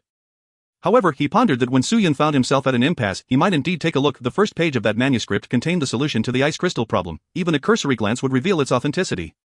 I hope Professor Su sees it soon. I am waiting for the verification results. Lin Xian exhaled deeply, inhaling the refreshing air of Donghai University, before returning to work at the company. Since Zhao Yingjun had abandoned the Su Yun Professor Moisturizing Cream plan, not only would product development need to start anew, but the design of the script and dialogues for the Rhine Cat would also require reconsideration. Without the moisturizing cream leading the charge, can this new brand of Rhine truly succeed? Lin Xian pursed his lips. Feeling uncertain himself, in the following days, Lin Xian spent his days at MX Company adjusting the design of the Rhine Cat, and his nights delving into bookstores and video stores in his dreams, seeking more works related to the Rhine Cat for inspiration. As the date for the new brand launch approached, every department's workload became increasingly demanding, and Lin Xian was no exception. At night, in the Donghai University laboratory, Professor Su Yun, drenched in sweat, stared excitedly at the microscope. This was yet another grueling experiment. This could be considered his last resort, the final method he could conceive to overcome the ice crystal dilemma. He wiped the sweat from his forehead, stripped off his lab coat, and tossed it onto a distant chair. After several deep breaths, he carefully pressed his eyes against the microscope. The temperature displayed on the nearby computer screen was continuously dropping. 13 degrees Celsius, 3 degrees Celsius, 0 degrees Celsius, -1 degree Celsius, -3 degrees Celsius. As the temperature continued to decrease, ice nuclei began to form at the edges of the microscope's observation area, gradually coalescing into sharp and beautiful ice crystals around the nuclei. Su Yun's heart raced. He clutched his chest, his gaze fixed on the living cells at the center of the microscope. They continued to move sluggishly, the cell membrane still intact, and the intracellular fluid flowed slowly. Don't freeze. Don't freeze, Professor Su whispered in prayer. The display screen beside him indicated that the temperature was still plummeting, now reaching -16 degrees Celsius. However, an unexpected change occurred. Within the cells, several minuscule ice nuclei suddenly appeared. Then, radiating from these nuclei, 6 sharp and symmetrical snowflake-like ice crystals erupted. The speed was astonishing. In an instant, countless sharp ice crystals pierced through the fragile cell membranes. The previously active living cells collapsed like deflated balloons. The released cell fluid quickly transformed into ice crystals, freezing solid. Everything became frozen in time. The once moving living cells were now completely transformed into frozen specimens, encased within a blanket of snowflake ice crystals. Thud. Professor Su himself slumped into a chair like a deflated balloon, his eyes vacant. He stared at the ceiling, his voice hoarse. Another failure. He removed his glasses and set them aside, resting his hands on the table as he rubbed his weary eyes. He idly reached for something to wipe his eyes and turned his head, coincidentally spotting a stack of manuscript papers on the table. The pages were filled with dense, handwritten text and symbols, chaotic yet neatly written. At the very top of the first page, the prominently displayed characters 4 ice crystals pierced Suyun's soul like a needle. Suyun fixated on these 2 words, compelled by an inexplicable force, he extended his hand and picked up the manuscript. Chapter 42, Steal and Plunder. Upon grasping the manuscript, Suyun could not help but mock his own foolishness. Truly, a cornered dog will jump over the wall. To believe that a student from an art academy could solve the ice crystal dilemma was akin to believing that Van Gogh could master photolithography. Nevertheless, Suyun donned his glasses and began to study the manuscript. Initially, he perceived that this young man had put in some effort and had conducted a fair amount of research. However, the more he read, the tighter his brow furrowed. He understands this too. How did he conceive this? With a sweep of his arm, Suyun cleared the clutter from the lab table. He then placed the manuscript neatly on the table and sat upright, focusing intently. It feels like something is missing here, and how is this derived? The process appears somewhat disjointed, but it generally connects. Suyun felt somewhat bewildered as he examined the manuscript, which seemed fragmented. Flipping through it, he found no binding errors or missing pages, so he scratched his head and continued reading. Gradually, beads of sweat began to form on Suyun's forehead. This manuscript truly holds substance. As a professional, merely reading the first few pages allowed him to ascertain with 100% certainty, despite its incompleteness, its occasional leaps, and minor symbol errors, this was undeniably a genuine research manuscript. It was neither fabricated nor authored by amateurs, but rather contained authentic parameters supported by experimental data. He could comprehend the foundational concepts in the first half of the manuscript, but the creative ideas in the latter half were ones he had never considered. Flipping another page, Suyun encountered numerous chemical equations, formulas, molecular structures, experimental data, and parameters. These were the true treasures. Without delay, Suyun sprang into action. He cleared his mind and began to operate according to the experimental data and procedures detailed within the manuscript.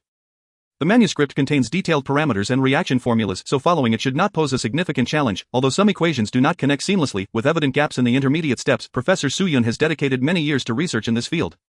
Given the manuscript's advanced indications, he can easily fill in these minor omissions himself. It wasn't long before the substance, reputed to form a profound bond with water molecules to inhibit ice crystallization, was successfully synthesized. Professor Su set up a microscope in a cryogenic chamber, ready to conduct live cell experiments anew. Taking a deep breath, he exhaled.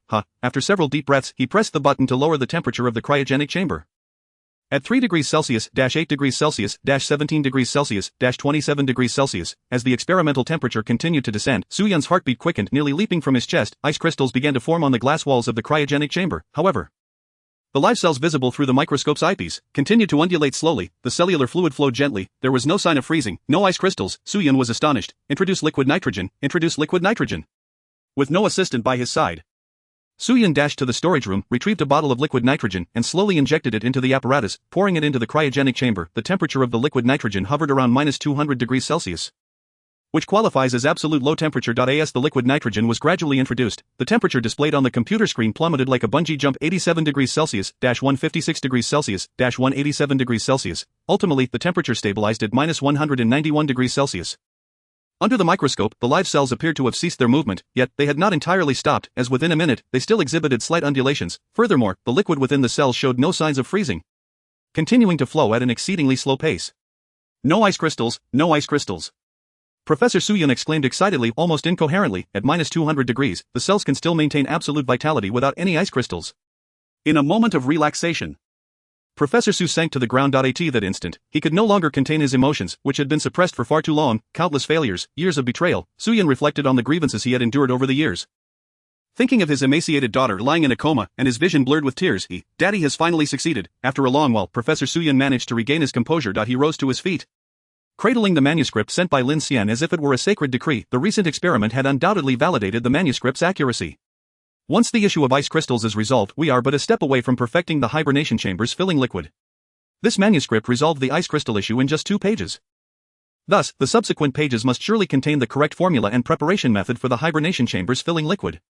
With this thought, Suyun was filled with exhilaration, yet, simultaneously, a more profound mystery suddenly enveloped his mind. Where exactly did this manuscript originate? As the saying goes, insiders see the subtleties while outsiders merely observe the spectacle. From the moment Suyun laid eyes on this manuscript, he discerned that the young man who delivered it was merely a copyist, not a genuine researcher. This was all too evident. He could not be deceived as a seasoned scientist. I seem to recall. That young man's name was Lin Xian? Suyun reminisced about his conversation with Lin Xian. Do you understand the knowledge of hibernation? I only grasped the basics. Then where did this material come from? That's rather inconvenient to disclose. Inconvenient to disclose. Su Yun paced thoughtfully in the lab of this young man. Lin Xian had never claimed that the manuscript was his own research, and he had candidly admitted his limited understanding of the hibernation field. Hence, the source of this manuscript must have been acquired by Lin Xian from elsewhere. Su Yun speculated that there were likely two scenarios. 1. Lin Xian was tasked by someone to deliver this material to him. 2. Lin Xian, through illicit means and special channels, secretly transcribed confidential data from a foreign research institute. Regardless of which possibility, it remains utterly absurd. Su Yun furrowed his brow, continuing to deduce. He was acutely aware that no one in the country was conducting research in the field of hibernation. It was solely his endeavor. Moreover, if a scientific luminary genuinely wished to assist him, why not come forward directly? Why go through such convoluted means via Lin Xian? As for stealing secrets from a foreign institute, that was even less plausible. Lin Xian was no special operative capable of scaling walls and infiltrating. Nevertheless, these uncertainties could be set aside for the moment. Su Yun flipped through the manuscript, examining the subsequent pages filled with chemical formulas and molecular structures. He was determined to attempt a synthesis. If he adhered strictly to the steps outlined in this manuscript, could it be possible to create the hibernation chambers filling liquid in one go? Chapter 43, an uninvited guest. Su Yun was solely focused on saving his daughter. With no inclination to assume the role of a righteous adjudicator, even if Lin Xian's manuscript were indeed obtained through dubious means, Su Yun was entirely unconcerned. Dismissing irrelevant thoughts, he prepared the experimental apparatus anew and began to synthesize the hibernation chambers filling liquid. He endeavored to calm himself and commenced the experiment according to the manuscript's instructions. However, problems soon arose. No, this chemical reaction formula is incorrect. Outside, dawn was breaking, and the sun began to rise. Su Yun scratched his head. Struggling for quite some time, unable to produce the desired chemical molecular structure. He tried numerous methods, yet none yielded success. He attempted to bypass this step and continue with the subsequent reactions, but similarly met with failure. This is an inescapable chain reaction. Yet it seems to be erroneous. Su Yun's glasses fogged up as he grappled with confusion. Without a doubt, this manuscript was correct. The previous ice crystal experiment had already proven its validity. Yet this chain reaction formula persistently failed in the laboratory. What could be the issue? Based on his past research experience, Su Yun concluded that there could only be two reasons. 1. The chain reaction formula is incomplete. Lacking preliminary steps and environmental descriptions, potentially overlooked by Lin Xian. 2. The reaction formula itself is erroneous, and it is possible that Lin Xian made a mistake in transcribing. What should I do? Su Yun hesitated. Should he continue to delve into research, or should he confront Lin Xian directly to clarify? Despite having not slept all night, Su Yun remained wide awake, pacing the laboratory in contemplation. After much deliberation, he ultimately decided to approach Lin Xian in person. His daughter had been in a vegetative state for far too long, with the constant risk of respiratory failure. Every moment was precious and could not be wasted. I can only seek help from Lin Xian. Su Yun wiped his glasses, resolutely deciding, however, I must keep the origins of this information confidential. Regardless of his motivations for assisting me, his intentions are ultimately benevolent, and I cannot let my situation implicate him. Su Yun had no contact information for Lin Xian. Although he knew he was affiliated with MX Company, he had not retained any contact details for MX or Zhao Yingjun. I must go to MX Company to find Lin Xian. Su Yun glanced at his phone. It was now 8:30 in the morning. He donned his coat and drove directly into the city. An hour later, at the reception of MX Company. Hello. A middle-aged man, appearing weary and wearing thick glasses, hurried to the front desk, panting, Hello, I am looking for Lin Xian. The receptionist smiled politely, Sir, do you have an appointment? No. I don't. Su Yun was taken aback. Just tell Lin Xian that, Professor Su Yun. A shrill male voice pierced the air, causing everyone to turn. The source of the voice was the head of the marketing team at MX Company, Wang Gu, who had just exited the elevator. At that moment, Wang was wide-eyed, clearly in a state of shock. He rushed over, almost in a blur, and firmly grasped Su Yun's hands, his expression filled with excitement. Professor Su, what brings you here? You should have informed us in advance. We could have come to receive you. I am not here to see you. Su Yun shook off his hands, cutting straight to the point. I understand, you must be here to see our General Zhao, right? Please have a cup of tea in the VIP room while I summon General Zhao. Wang Gu had previously accompanied Zhao Yingjun in visiting Su Yun, and he recognized the significance of this esteemed figure. Major beauty companies worldwide clamored for a conversation with Su Yun, but he remained elusive. Even Zhao Yingjun had mentioned in the weekly morning meeting that they might abandon Professor Su's proposal. Yet now, he was here in person. How could they not treat this deciding figure of MX Company's fate with the utmost respect? Professor Su, please this way. I will summon General Zhao immediately. Su Yun wished to explain further, but Wang Gu, like a machine gun, provided no opportunity for him to speak and dragged him into the VIP room. Su Yun sighed. At this moment, he wished he could fly directly to Lin Xian and clarify everything. He was in a state of urgent distress. However, I truly do not know which floor and room Lin Xian is in. It would be better to first meet Zhao Yingjun to explain the purpose of my visit. It would also serve as a courteous greeting, preventing me from arriving uninvited. Team leader Wang bowed slightly and invited Su Yun to take a seat, then instructed the nearby staff, quickly prepare some tea, snacks and fruits. You stay here and brew a pot of tea for Professor Su, and see if there is anything else needed. After saying this, he forced a smile and discreetly left the VIP room. Upon reaching the lobby, team leader Wang hurriedly took out his phone and dialed Zhao Yingjun's number. Zhao, please come down to the first floor, there has been an incident. What incident? Zhao Yingjun's tone was calm on the other end of the line. Professor Su Yun has arrived at the company. Professor Su Yun? On the 22nd floor, in the office, Zhao Yingjun immediately stood up. Are you sure you're not mistaken? Absolutely certain, Zhao, you must come down. This is a once-in-a-lifetime opportunity for our company to revive. Ding, 3 minutes later, the elevator doors on the first floor opened with a chime. Zhao Yingjun strode out of the elevator, accompanied by 3 vice presidents, their expressions tense and focused as they headed directly for the VIP room. Each of the vice presidents appeared as if they were facing a formidable foe, fully aware of the gravity of the situation. To other cosmetics companies, Professor Su Yun might merely be a lucrative asset. However, for MX Company, and for the upcoming launch of the Rhine new brand, he was akin to a savior. The importance was evident. Why has Professor Su Yun come? Zhao Yingjun inquired as she saw team leader Wang approach. He shook his head in response. I don't know, Zhao, no one expected Professor Su Yun to act so unexpectedly. We couldn't even invite him before, and now he arrives unannounced. Zhao Yingjun nodded thoughtfully and turned to the 3 vice presidents. During our meeting, please refrain from speaking out of turn, especially regarding the acquisition of that chemical substance license. Do not mention it at all. Let us first listen to what Professor Su Yun has to say. The 3 vice presidents nodded in agreement. It was clear to everyone that Professor Su Yun had rushed over with a purpose, though what that purpose was remained a mystery. In any case, let us adapt to the situation, one of the vice presidents murmured timidly. Zhao Yingjun entered the VIP room and greeted Su Yun with a smile. Professor Su Yun, I apologize for the lack of proper reception, please forgive me. Su Yun shook his head, speaking softly. Miss Xiao, I sincerely apologize for my sudden visit. However, I am not here to see you today. I urgently need to find Lin Xian. Could you take me to see him?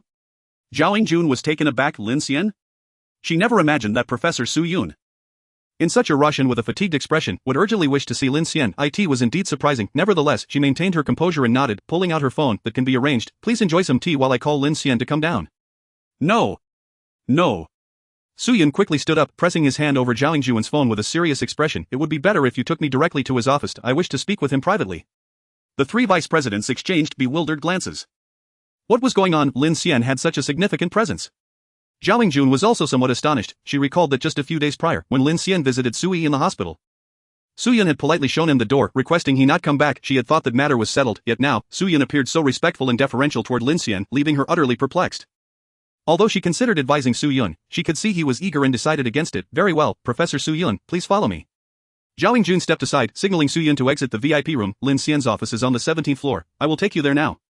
Su Yun nodded, proceeding without hesitation as they walked together into the elevator. As the elevator doors closed and ascended, the 3 vice presidents and team leader Wang remained stunned at the entrance of the VIP room.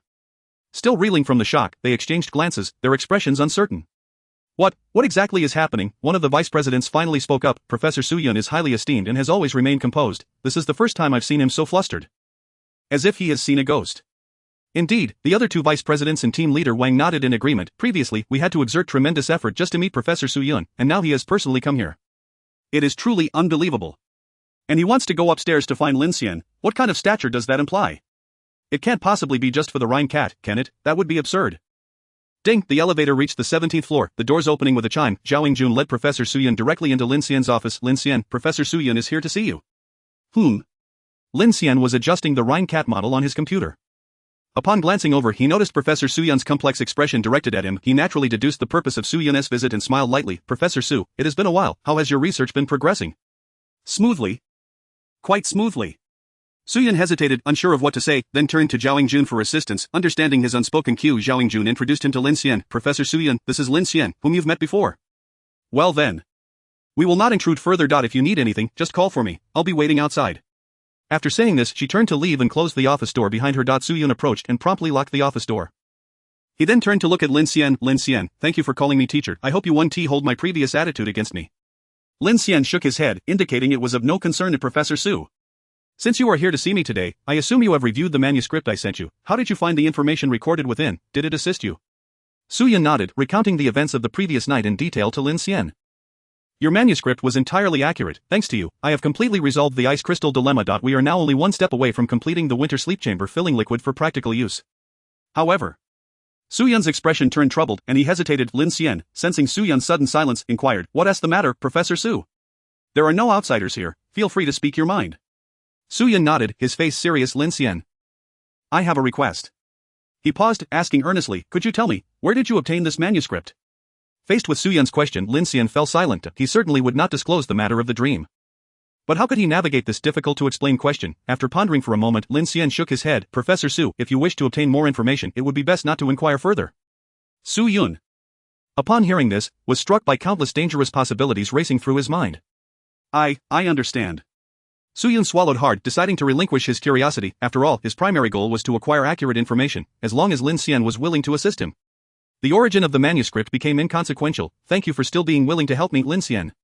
Rest assured, no matter what happens in the future, I will take full responsibility and will never expose you. Lin Xian nodded with a smile.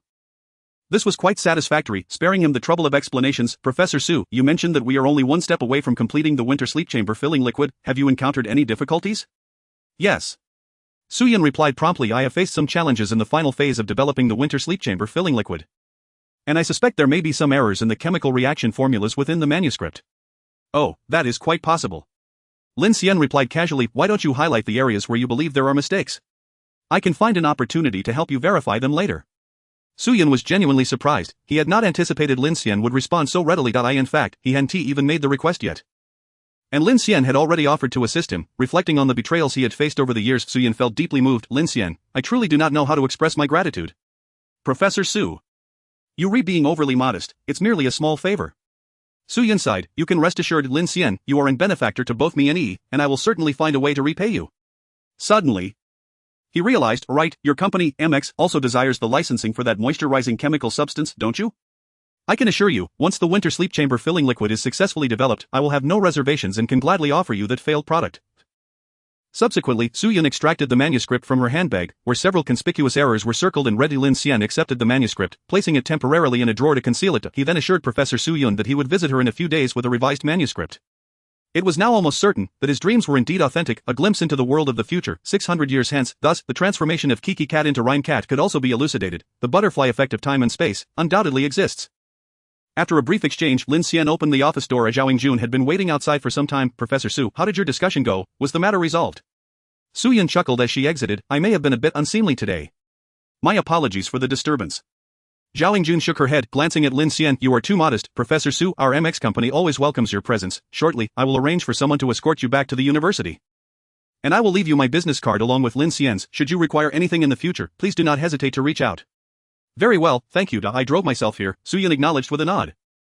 Grasping her handbag as she hurried away, yet, after much contemplation, her abrupt entrance and hasty exit felt somewhat discourteous. Remembering her promise to Lin Xian, she decided it would not be amiss to mention something to his superior. Thereby repaying a favor. Su Yun turned to Zhao Jun. Miss Zhao, I also discussed this matter with Lin Xian earlier. In fact, during this period, Lin Xian has provided me with considerable assistance, and I have been fortunate in my research. Achieving notable breakthroughs, therefore, I am considering, if one day, my research truly achieves a qualitative breakthrough, then the concerns I previously shared with you will dissipate. The failed chemical substance, even if sold, would matter little. In light of Lin Xian's involvement, I shall prioritize your company when the time comes. I will discuss the specifics with Lin Xian. Zhao Jun was somewhat taken aback. This unexpected turn of events was indeed unforeseen. She glanced at Lin Xian, her eyes filled with curiosity. However, she quickly composed herself and smiled at Professor Su. That is wonderful news. Professor XU.TL received your endorsement is a privilege for our MX company. We sincerely wish for your research to achieve breakthroughs soon. Lin Xian and Zhao Jun escorted Su Yun to the parking lot. Watching him depart. As the vehicle turned the corner, Zhao Jun let out a light laugh. She turned to Lin Xian, her gaze intriguing. How did you manage to persuade him? I didn't say much, Lin Xian replied nonchalantly. Just offered a few words of encouragement. A few words of encouragement? Zhao Jun chuckled lightly. Professor Su seems so receptive to counsel.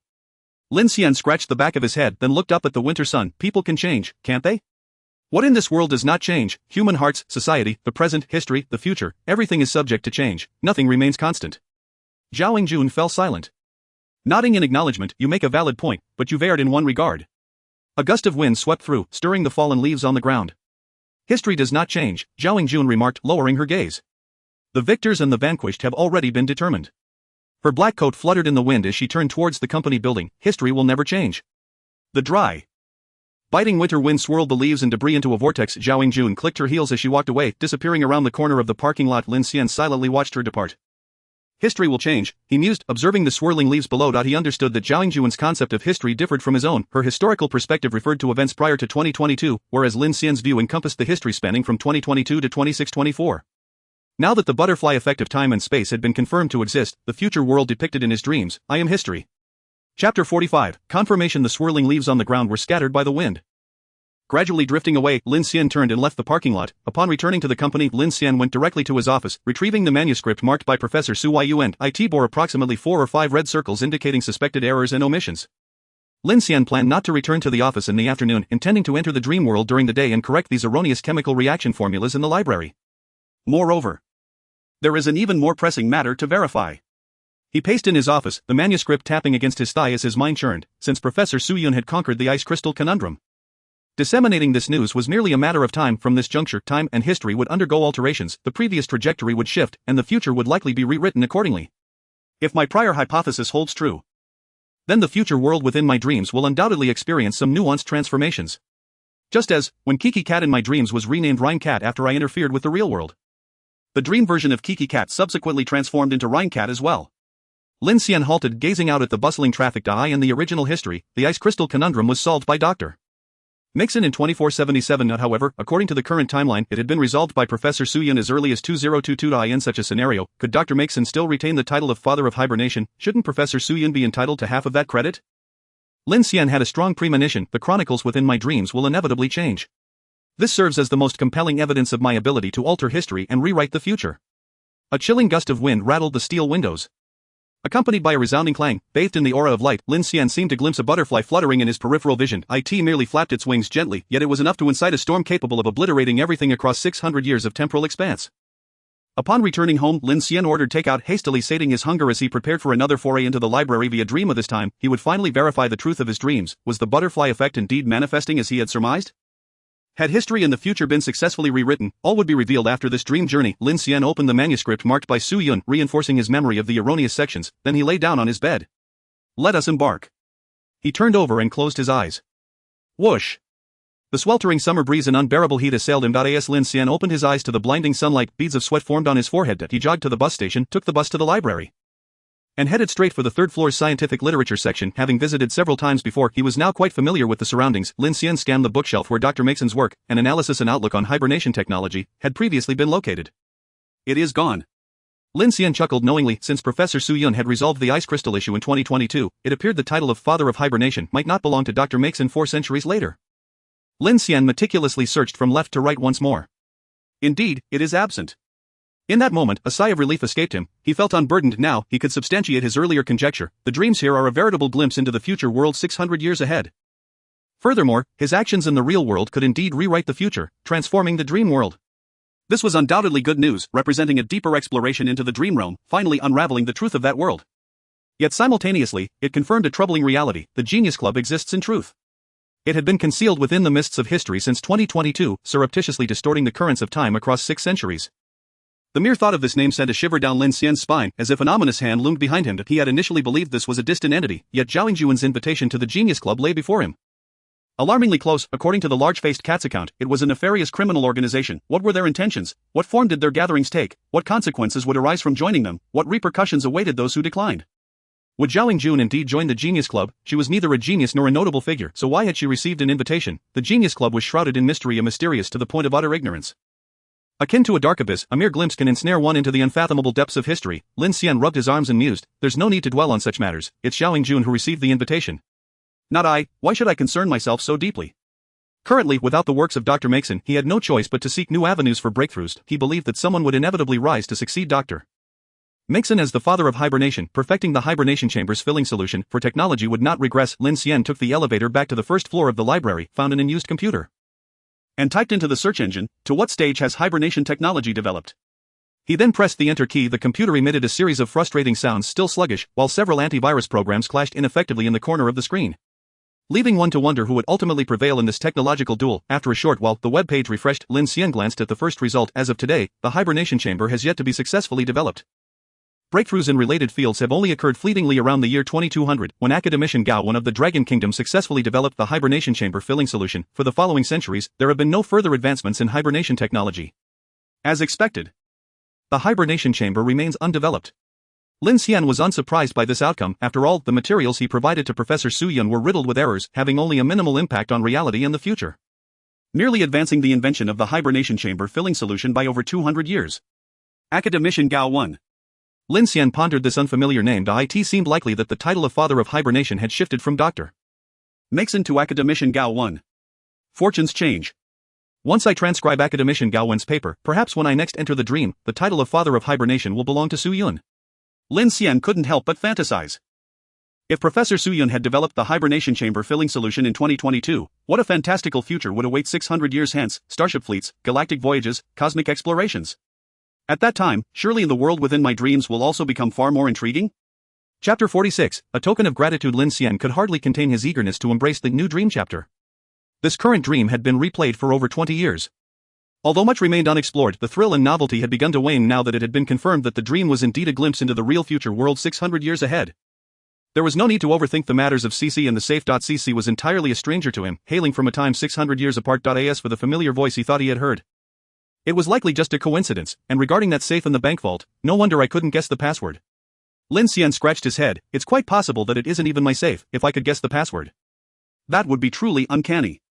The name Lin Xian was not particularly rare, instances of name duplication were common. Who knows in which era the true owner of that safe resided? He closed the webpage and opened the library's book management system to search for academician Gao Wen's works.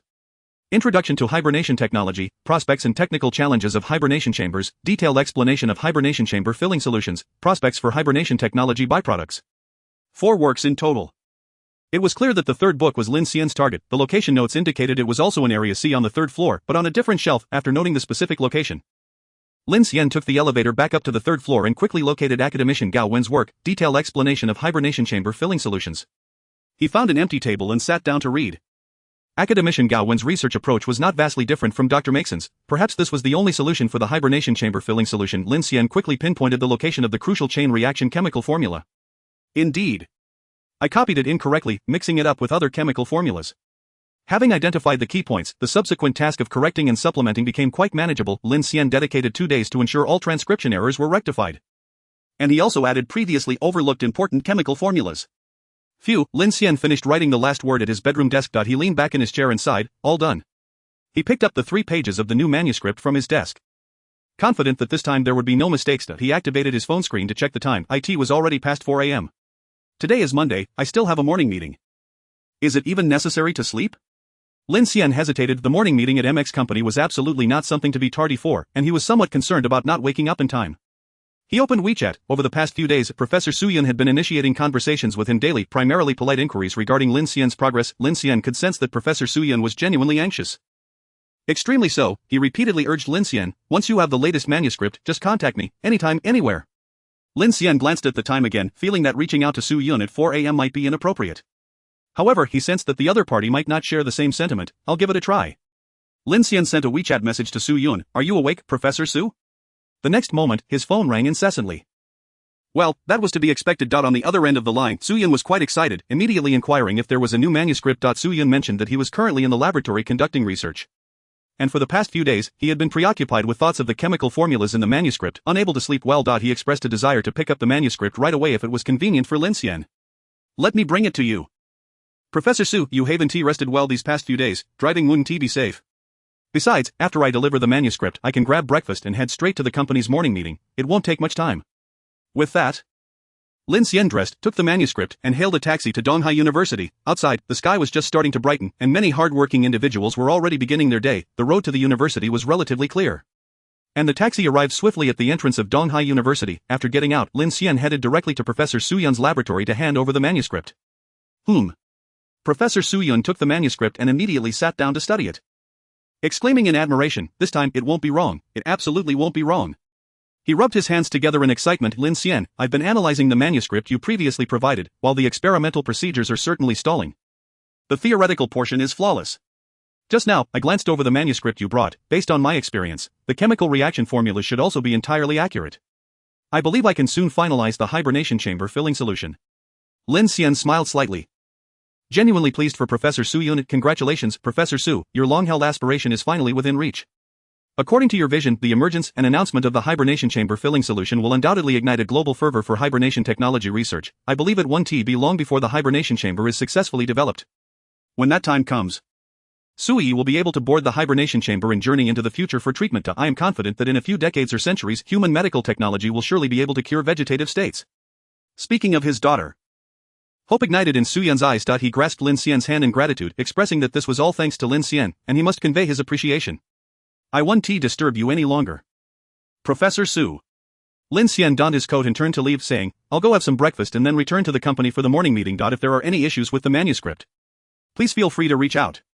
Lin Xian, wait a moment. Su Yun called out to him, then retrieved a thick envelope from the cluttered desk and handed it to Lin Xian. "This is for you. Consider it a modest token of gratitude." Lin Xian accepted it, feeling its weight as if it were filled with various materials. "What is this?" he asked, puzzled. Su Yun smiled mysteriously and kindly, "Open it and see. I believe you'll find it useful." "Useful? What could it be?" Lin Xian, curious, untied the string from the envelope and pulled out the assorted documents. At the top was a handwritten exclusive authorization letter, stating, "Hereby authorizing Mr. Lin Xian exclusively, free of charge." It concluded with Professor Su Yun's signature. "This is," Lin Xian realized, "this is the exclusive authorization letter for that magical chemical substance, coveted by countless beauty companies worldwide." Although it was not a formal authorization letter, its handwritten nature still held legal validity. What surprised Lin Xian even more was that this exclusive authorization letter was not addressed to MX Company or Zhao Jun, but rather to himself. Professor Su Yun had astonishingly granted exclusive authorization for this chemical substance to him. "Professor Su, what is the meaning of this?" Chapter 47, Authorization. Lin Xian was somewhat perplexed. He set aside the first page of the authorization letter, and beneath it lay various experimental data and reports, precisely as he had anticipated, detailing the precautions for preparing this chemical substance. "Did you not say that we should wait until the hibernation pod's filling solution is entirely completed before considering the sale of this chemical substance?" Professor Su Yun chuckled softly and patted Lin Xian on the shoulder. "As a professional scientist, I could ascertain its authenticity merely by glancing at your previous manuscript. Moreover, now that you have assisted me in identifying and rectifying the erroneous formulas, with these standard answers before me, I can swiftly finalize the hibernation pod's filling solution. Who knows, perhaps by tonight, you may receive good news from me." Thus, the production of the hibernation pod's filling solution is merely a matter of time. Therefore, selling this subpar product now or a few days later bears no significant difference. Lin Xian flipped back to glance at the exclusive authorization letter. However, "Professor Su, this authorization letter does not specify the pricing or profit-sharing terms. Furthermore, regarding the authorizer," Su Yun promptly folded the authorization letter, placed it back into the document bag alongside the materials, and thrust it into Lin Xian's embrace. "Since I have granted you exclusive authorization, it is entirely yours now, and naturally, the rights to any profits lie with you. You may decide the selling price as you see fit. As for the price I sold it to you," Su Yun remarked, patting the manuscript Lin Xian had submitted, "did you not already make a substantial payment? It is more than sufficient." Subsequently, Su Yun did not give Lin Xian the opportunity to speak further and directly ushered him out of the laboratory. "The formal authorization letter can be supplemented later. The materials can be given to your company's R&D department. They will understand." With that, he closed the laboratory door and resumed his research. Lin Xian gazed at the hefty document bag in his hands, astonished by the unexpected turn of events. According to Zhao Jun's earlier assertions, a mere authorization was worth $1 million, not to mention the subsequent sales profit sharing. He had not anticipated that he would suddenly become a millionaire. However, this was also a gesture of goodwill from Professor Su Yun. Perhaps even an expression of gratitude. It would be impolite to outright refuse. Moreover, once Professor Su successfully develops the hibernation pod's filling solution, any Nobel Prize or national subsidy will likely flow in abundantly. He will undoubtedly be regarded as a precious gem worldwide, and money will not be an issue. Contemplating this, Lin Xian found no cause for concern and decided to accept this goodwill. It was truly an unforeseen boon. One could only say that good deeds are eventually rewarded. Lin Xian took a taxi back to the company to attend the morning meeting. "I should have taken the subway." Lin Xian underestimated the traffic flow in the university town on a Monday morning. He had assumed that taking a taxi would get him to the company more swiftly, but to his dismay, he found himself stuck in traffic for over an hour. By the time he finally arrived at the company, the morning meeting hosted by Zhao Jun had already commenced. "Indeed, I am late."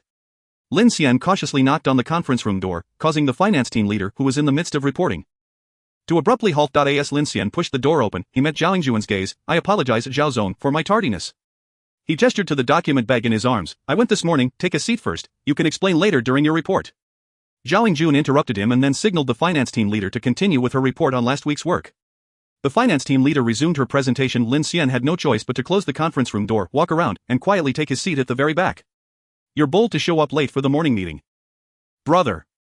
The logistics team leader leaned over to whisper, not daring to turn his head, pretending to be engrossed in the discussion. Lin Xian could only smile helplessly. He did not intend to be late. Who could have anticipated such heavy traffic in the university area?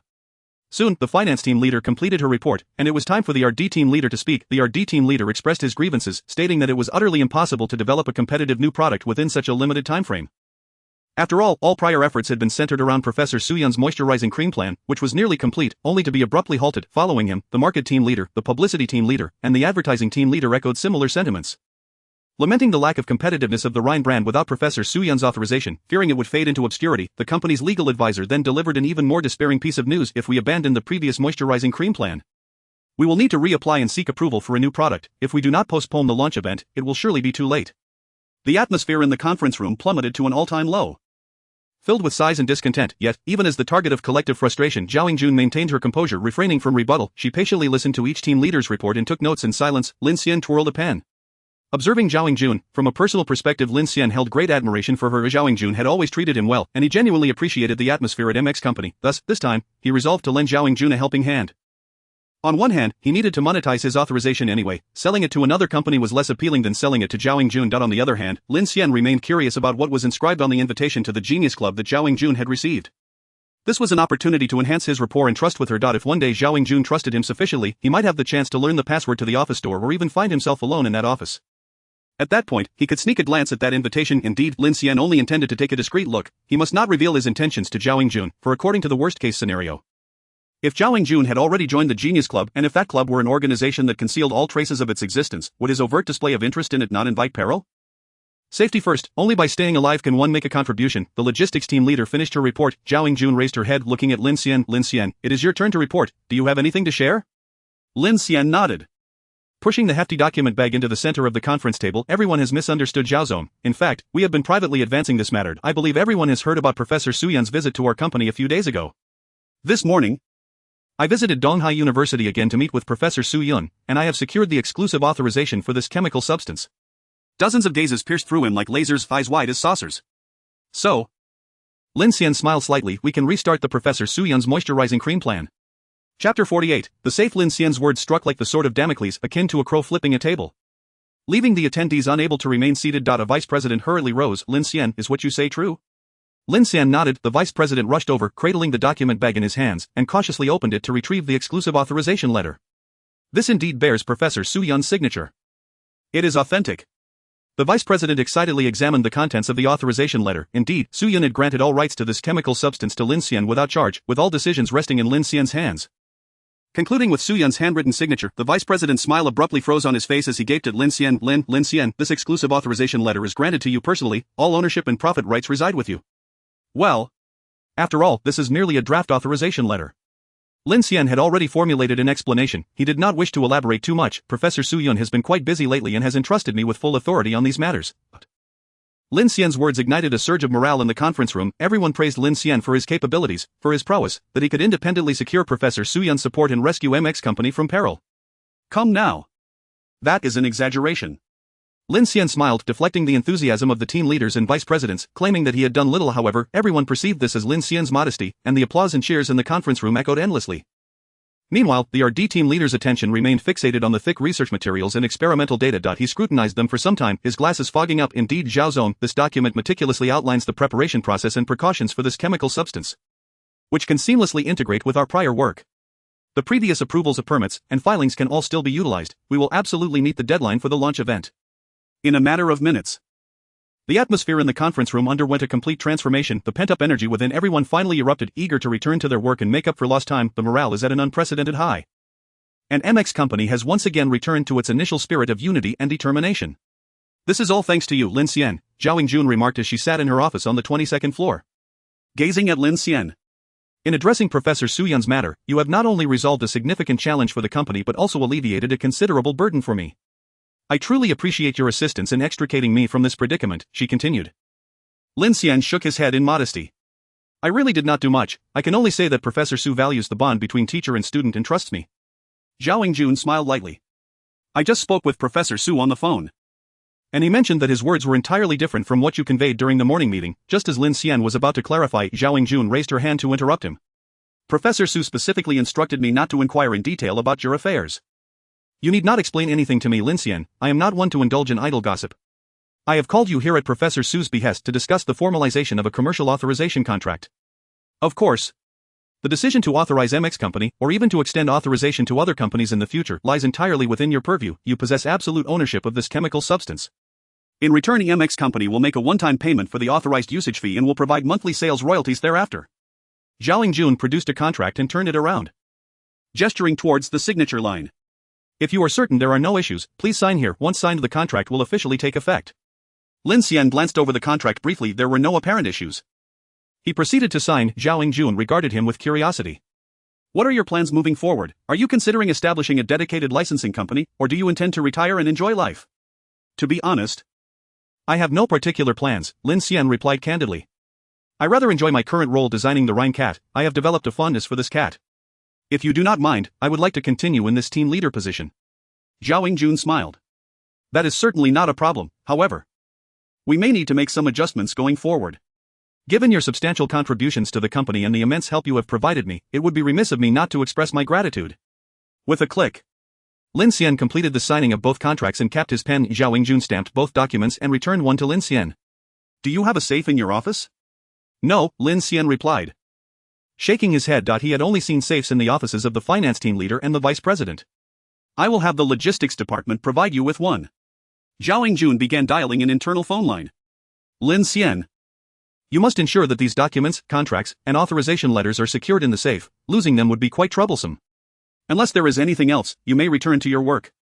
With a thud, Lin Xian exited Zhao Yingjun's office, the heavy password door slamming shut behind him. He exhaled deeply. He wondered when he might have the opportunity to see that invitation letter again. This was also the reason he wished to remain with the company.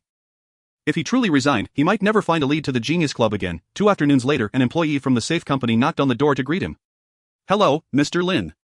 Soon after, they brought in a steel safe over a meter tall into Lin Xian's office. One of the employees handed him a set of keys. Mr. Lin, this safe employs a dual security mechanism of keys and passwords. To use it, you must first turn the mechanical dial to enter the password. Then insert the key to unlock it. It boasts a high level of confidentiality. Lin Xian crouched down to inspect the 2 overlapping dials on the safe. He recalled the vault in the dream bank. The one with his name inscribed on it. What if I lose the key or forget the password? Lin Xian asked curiously. The staff member chuckled. Mr. Lin, if you lose the key, you might be able to hire a highly skilled locksmith to open it. However, if you forget the password, the safe will likely remain locked. This safe is unlike ordinary ones. Its design is exceptionally intricate. There is virtually no possibility of cracking the code. Lin Xian stood up and tapped on the sturdy safe. It produced a dull thud, indicating it was made of solid steel and quite robust. But what if? Lin Xian pressed the staff member. If I accidentally forget the password, yet the items inside are of utmost importance, how can I retrieve them? Is there any method to open a safe if the password is forgotten? The staff member scratched his head in exasperation. If I had to say, there is indeed one last resort. Chapter 49, Hibernation Pod. What is that method? Lin Xian inquired. Intrigued. Brute force. The employee from the safe company explained. We had a client in a similar predicament. The finance manager had an accident and the company urgently needed the seal from the safe. So they took the entire safe to a recycling facility and cut it open with an oxyacetylene cutting torch. This safe is made of solid steel. Conventional cutting machines or pry bars cannot open it. And even explosives would be ineffective. Only an oxyacetylene torch can slice through it at high temperatures, and it is truly a last resort. Lin Xian's mind raced. What was that gun you mentioned? The oxyacetylene cutting torch is a type of torch that burns high-pressure acetylene gas. It can generate a flame with temperatures reaching 3000 degrees Celsius, melting steel for cutting, and is commonly used in industrial applications. With that, the 2 employees took the paperwork, had Lin Xian sign, and left him with a booklet of precautions and a contact number. Oxyacetylene cutting torch. Lin Xian noted the name. The vault in his dreams, inscribed with his name, was already showing signs of wear and rust, undoubtedly made of steel, against the searing heat of a 3000-degree torch. It would surely crumble like tofu. Lin Xian had initially believed he would soon be able to enter his dreams and cut open the vault bearing his name. However, contrary to his expectations, the past few days had been overwhelmingly busy. He was practically working late into the early hours every night, leaving him no opportunity to dream. It had been several days since he last experienced a dream. It was not just him. Everyone in the company seemed to be energized, with all departments working tirelessly to meet deadlines. Late nights and all-nighters had become routine, and even the usually polished Zhao Yingjun had developed faint dark circles under her eyes. That afternoon, just as Lin Xian finished a task, his phone rang, a jarring chime. He glanced at the caller ID. Professor Su Yun? After several days without contact, could there be new developments? Lin Xian answered the call. Lin Xian. Do you have a moment? On the other end, Professor Su's voice was filled with excitement and enthusiasm. I wish to invite you to witness a historic moment. A historic moment? Could it be Professor Su has finally conquered the hibernation pod's filling solution? Lin Xian checked the time. It was nearly 2 in the afternoon. To be honest, he was genuinely happy for Professor Su, yet he had little interest in witnessing scientific achievements. Nevertheless, he did not wish to dampen Professor Su's spirits. Certainly. Professor Su, please hold on. I will head to Donghai University to meet you. After hanging up, Lin Xian arranged work for a few of his subordinates before heading out to catch a taxi to Donghai University. Upon arriving at Professor Su's laboratory, the latter eagerly pulled Lin Xian to a sealed chamber. Look quickly, this little white mouse inside has been stabilized at a low temperature of -60 degrees for 40 hours. Throughout these 40 hours, This little white mouse has remained in a deep sleep state, despite its stillness and lack of eating or excreting. Its vital signs are completely stable, remarkably stable. Lin Xian leaned closer to the seal chamber. Feeling the chilling air emanating from its walls. He deliberately stood back slightly and craned his neck forward. Inside the chamber, he observed a pale blue liquid enveloping a small white mouse, which was curled up and adorned with various monitoring electrodes and tubes. The little creature appeared eerily still, almost lifeless, yet, after scrutinizing for several seconds, he noticed the slightest rise and fall of its abdomen, indicating it was still alive. Professor Su pointed to the nearby monitor, explaining the numbers displayed. The normal heartbeat of a white mouse typically ranges from 500 to 700 beats per minute. This is one reason their lifespan is short, only 3 to 4 years. In the natural animal kingdom, the slower an animal's heartbeat, the longer its lifespan tends to be. Correspondingly, the normal breathing rate for a white mouse is approximately 150 breaths per minute. However, look at the present. Professor Suyin gestured towards the two numbers displayed on the monitoring screen. Heart rate, 21 beats per minute. Respiratory rate, 7 breaths per minute. Do you see, Lin Xian, both the heartbeat and respiration have slowed down by a factor of 20 to 30. The efficiency of all its life activities has diminished by the same proportion, you might simply conclude. Within this low-temperature sealed chamber, the aging rate of the little white mouse has been delayed by a factor of 20 to 30. Lin Xian nodded, grasping the concept. He could comprehend this notion. Reminiscent of the hibernation depicted in science fiction films, where a person sleeps in a hibernation pod and awakens after hundreds or thousands of years, emerging as if nothing had transpired, yet science fiction remains just that, fiction. Genuine scientific research progresses step by step. The sealed chamber designed by Professor Su Yun could be likened to a rudimentary version of a first-generation hibernation pod youth edition, which falls far short of the true concept of hibernation, merely reducing the efficiency of life activities by a factor of 20 to 30. If this apparatus can operate stably, then while 30 years might pass outside, the actual lifespan of the little white mouse could only extend by a single year. This enables a creature that typically lives 3 to 4 years to successfully transcend into a future world decades ahead. Of course, this is merely an experiment with a mouse. The true application on humans, the duration for which it can be sustained, and the extent to which life activities can be diminished remain an enigma. The real challenge of hibernation technology lies not in freezing, but in the process of thawing and awakening. Professor Su Yun patiently elucidated to Lin Xian. Now, we are about to witness a truly historic moment.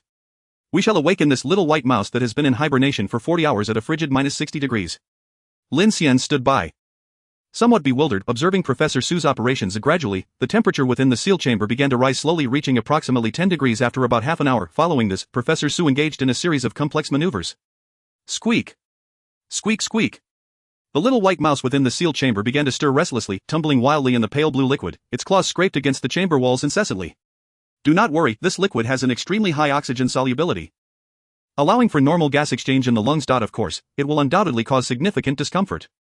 Professor Su Yun clutched his chest as he glanced at Lin Xian. It will certainly be quite uncomfortable, but it guarantees breathing with no risk of asphyxiation. However, I have never tried it myself. It remains a mere conjecture. Subsequently, Professor Su drained the liquid from the sealed chamber and carefully extracted the frenzied little white mouse, removing all the electrodes attached to its body. Squeak squeak squeak! Squeak squeak squeak! Squeak squeak squeak! The little white mouse began to thrash about wildly, shaking off the liquid from its fur, and then leaped from Professor Su's hands, dashing around the laboratory in a frenzy. What a burst of vitality, Lin Xian remarked. It is difficult to imagine that it had been in a state of suspended animation for 40 hours. And in such bitter cold. Technology is indeed wondrous. If a human were placed in such an extreme temperature of -60 degrees, they would likely perish in no time, frozen solid. Professor Su smiled gently. Although many challenges remain to be addressed, the successful hibernation and awakening of this little white mouse signify that this liquid, this hibernation chamber filling, is indeed perfect. The associated theories of hibernation are unquestionably correct. It was evident that Professor Su was genuinely delighted. There was finally hope for his comatose daughter. Lin Xian, observing the exuberant little white mouse, curiously inquired, Professor Su, how long do you anticipate it will take to successfully develop a true hibernation pod? Chapter 50, The Dreaming Plan. Lin Xian was deeply concerned about this question.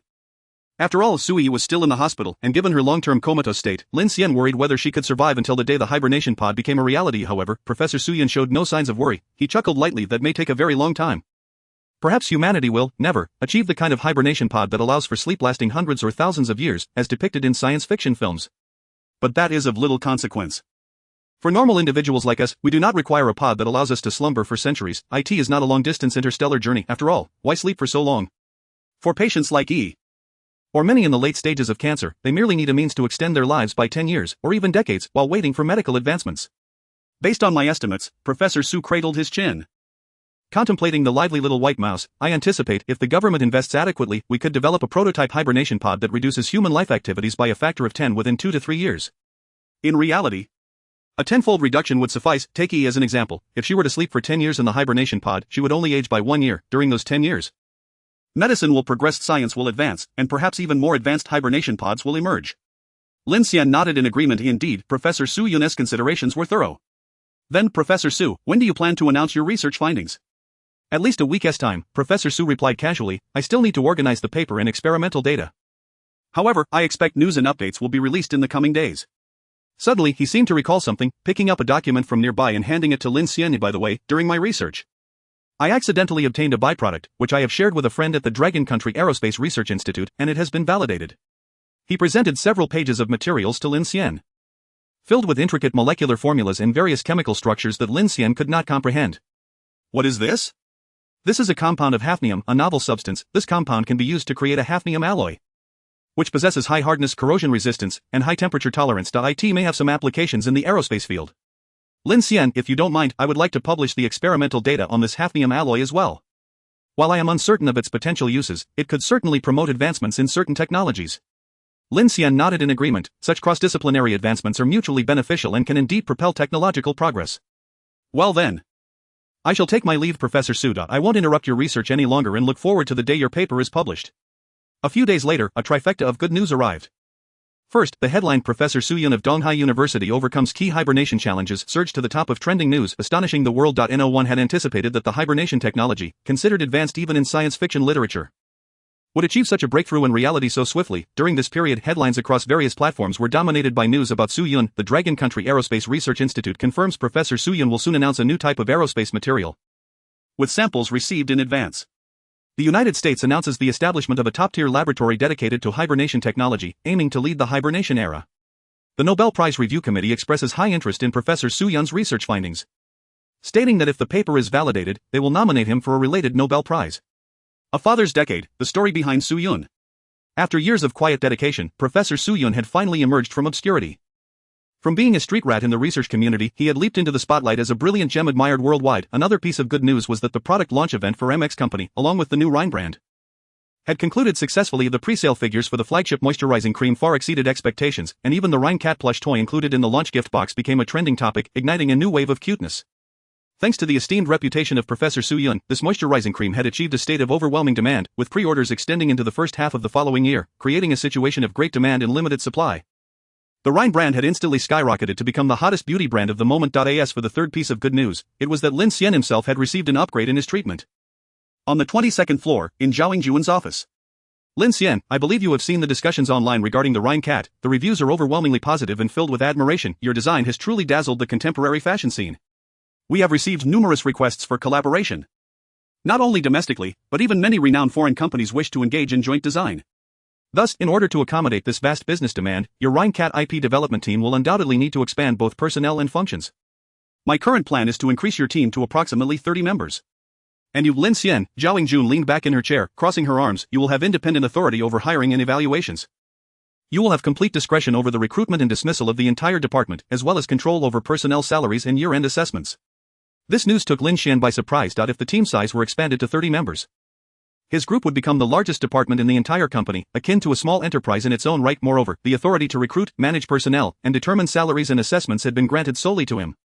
This was an unprecedented situation within the company. As if she could read Lin Xian's thoughts, Zhao Yingjun smiled and continued, this reflects the trust and recognition the management has in you. As for your position, since you have a keen interest in the work related to Rhine Cat, you may continue to serve as the team leader. However, your salary will be aligned with that of a vice president, and you will enjoy annual equity incentives. Despite not having received his first paycheck as team leader, he was already being offered a salary commensurate with that of a vice president. Lin Xian felt akin to a character from a mobile game advertisement, dazzling with gold and rapidly leveling up, with attributes soaring at lightning speed. Nonetheless, he was acutely aware that Zhao Yingjun's exceptional grant of such power was primarily aimed at retaining him, fearing he might abscond. In truth, even without these incentives, Lin Xian had no intention of leaving. He genuinely admired MX Company and held great respect for Zhao Yingjun's approach. Furthermore, there was another consideration: if he departed from MX Company, he would distance himself from the invitation to the Genius Club, a mysterious organization shrouded in the mists of history. Thus, before he had seen the contents of that invitation, he was resolutely unwilling to leave MX Company. Additionally, there is one more matter, Zhao Yingjun said, looking at Lin Xian. Your new office has likely been arranged by the logistics department. It's on the 20th floor and significantly larger than your previous one. You may want to take a look. There is nothing more for now. You can head back. With a thud, the heavy password door closed automatically behind him as he exited Zhao Yingjun's office. Lin Xian blinked. He had only spent a few minutes in Zhao Yingjuan's office, yet, upon stepping out, it felt as if the world outside had undergone a monumental transformation. The Rhine Cat IP development team had expanded. Becoming the largest department in the company, he had gained independent authority over personnel and assessments, effectively becoming a local sovereign. In terms of salary, he was enjoying vice presidential treatment, complete with annual equity incentives. His private office had not yet warmed up, and he was already being relocated to a larger one equipped with a safe, not to mention the anticipated profits from the mysterious chemical substances licensing fees and sales commissions. The upgrade is too swift. Lin Xian rubbed his neck as he headed towards the elevator. Upon reaching the 20th floor, he quickly found his new office. It was at least 3 times the size of his previous one, complete with a lounge area, although it lacked furnishings like beds and clothes racks.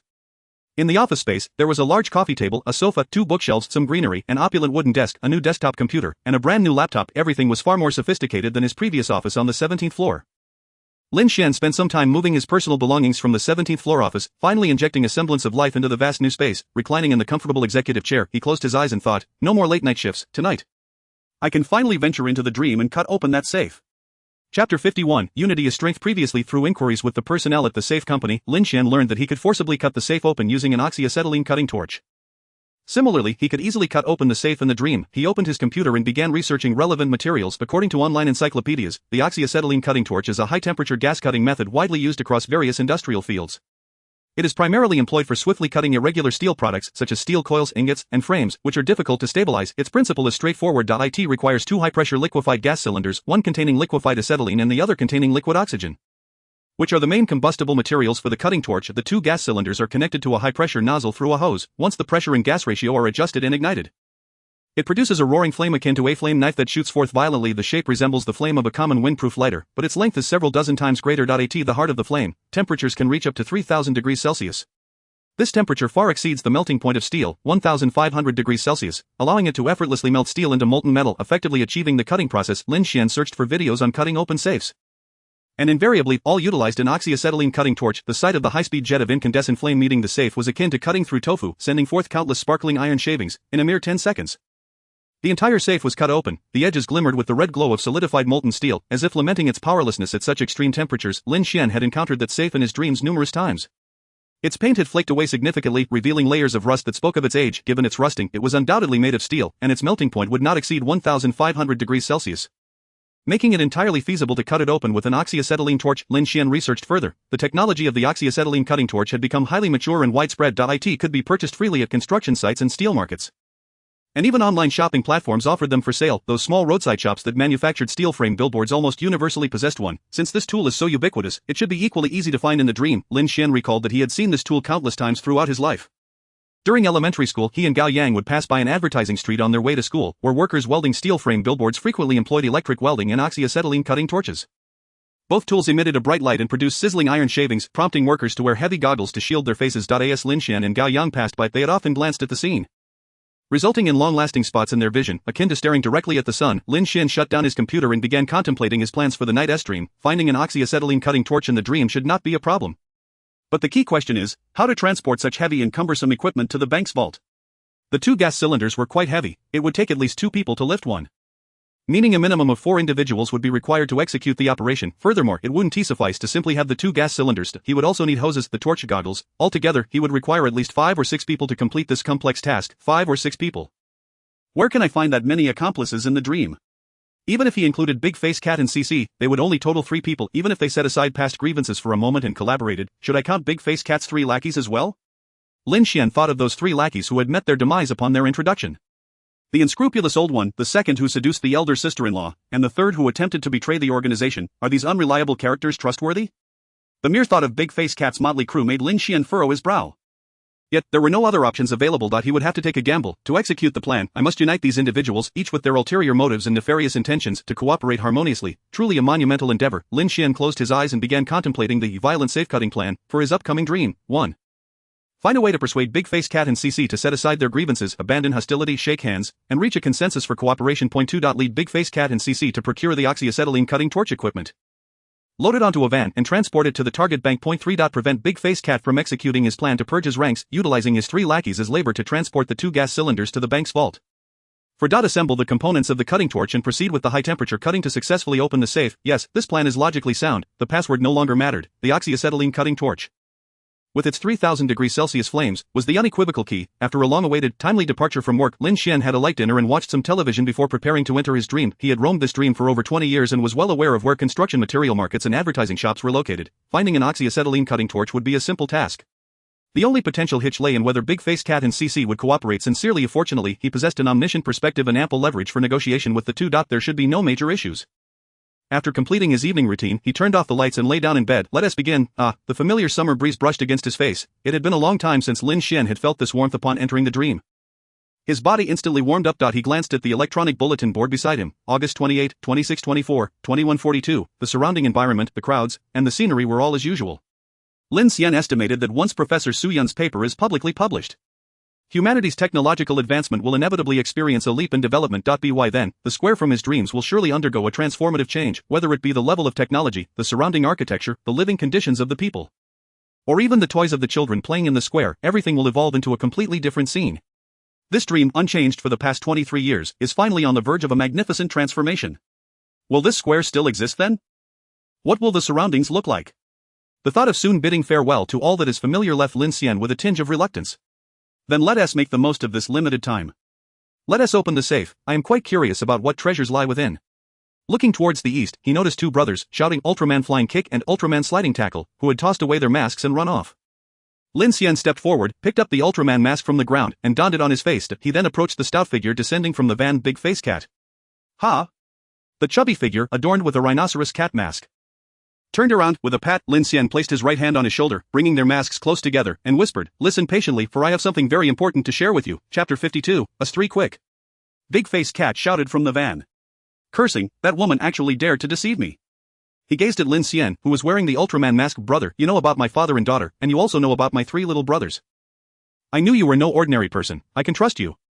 However, you claim you can take me to tons of gold bars. Is that truly the case? I'm not doubting you, brother. I'm merely curious about where in this city one could find such an abundance of gold bars." After Lin Xian had stopped Big-Faced Cat in the square, he called him into the van for a detailed discussion. Given the stark disparity in their intellects, Lin Xian quickly leveraged his information advantage to gain Big-Faced Cat's trust. The next step was to persuade him to set aside past grievances and join his cooperative plan. Lin Xian nodded, looking at Big-Faced Cat. "Since I've already shared so many secrets with you, why would I deceive you regarding this matter? I know the city all too well. I am well aware of where the money is hidden. You must understand, there are individuals in this world whose wealth cannot be kept in banks. And even if you were to steal from them right in front of their eyes, they wouldn't dare call the police. Stealing such money is the safest option." However, Lin Xian glanced at his watch, shaking his head. "At this point in time, it's certainly too late. I can only take you to loot tomorrow." "Ah." Big-Faced Cat slapped Lin Xian on the shoulder and laughed heartily. "What difference does a day make? Tomorrow it is, so what shall we do today?" Lin Xian opened the van door and jumped out. "Just wait here. I'll go fetch the password expert. Remember our agreement. I'll take you to make money tomorrow, and you can settle your grievances with her today. Both of you will follow my lead." After stepping down from Big-Faced Cat's van, Lin Xian closed the door and adjusted his mask. He walked towards the other side of the square and soon spotted CC's position. As always, she hadn't changed a bit, clad in a wide black trench coat, with her hairstyle in a bun, her model-like physique, and the Ultraman mask on her face as a signal for their meeting. "CC."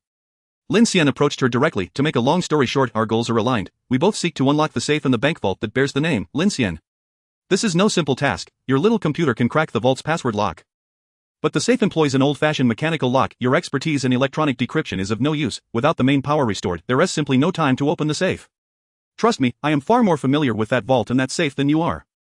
I know how to open it and have already dealt with Big-Faced Cat. If you wish to unlock that safe, then join my team and cooperate with us." CC looked at Lin Xian with a face of skepticism. Yet she patiently listened to his words, then, taking a step back, she scrutinized him from head to toe. "Do you know the password to the safe?" "I do not," Lin Xian replied candidly, "but opening the safe does not necessarily require a password. I plan to first steal a set of oxyacetylene cutting torch equipment from the hardware market. A high-temperature flame produced will allow us to cut the safe directly. It is efficient and stable, far more reliable than cracking a password.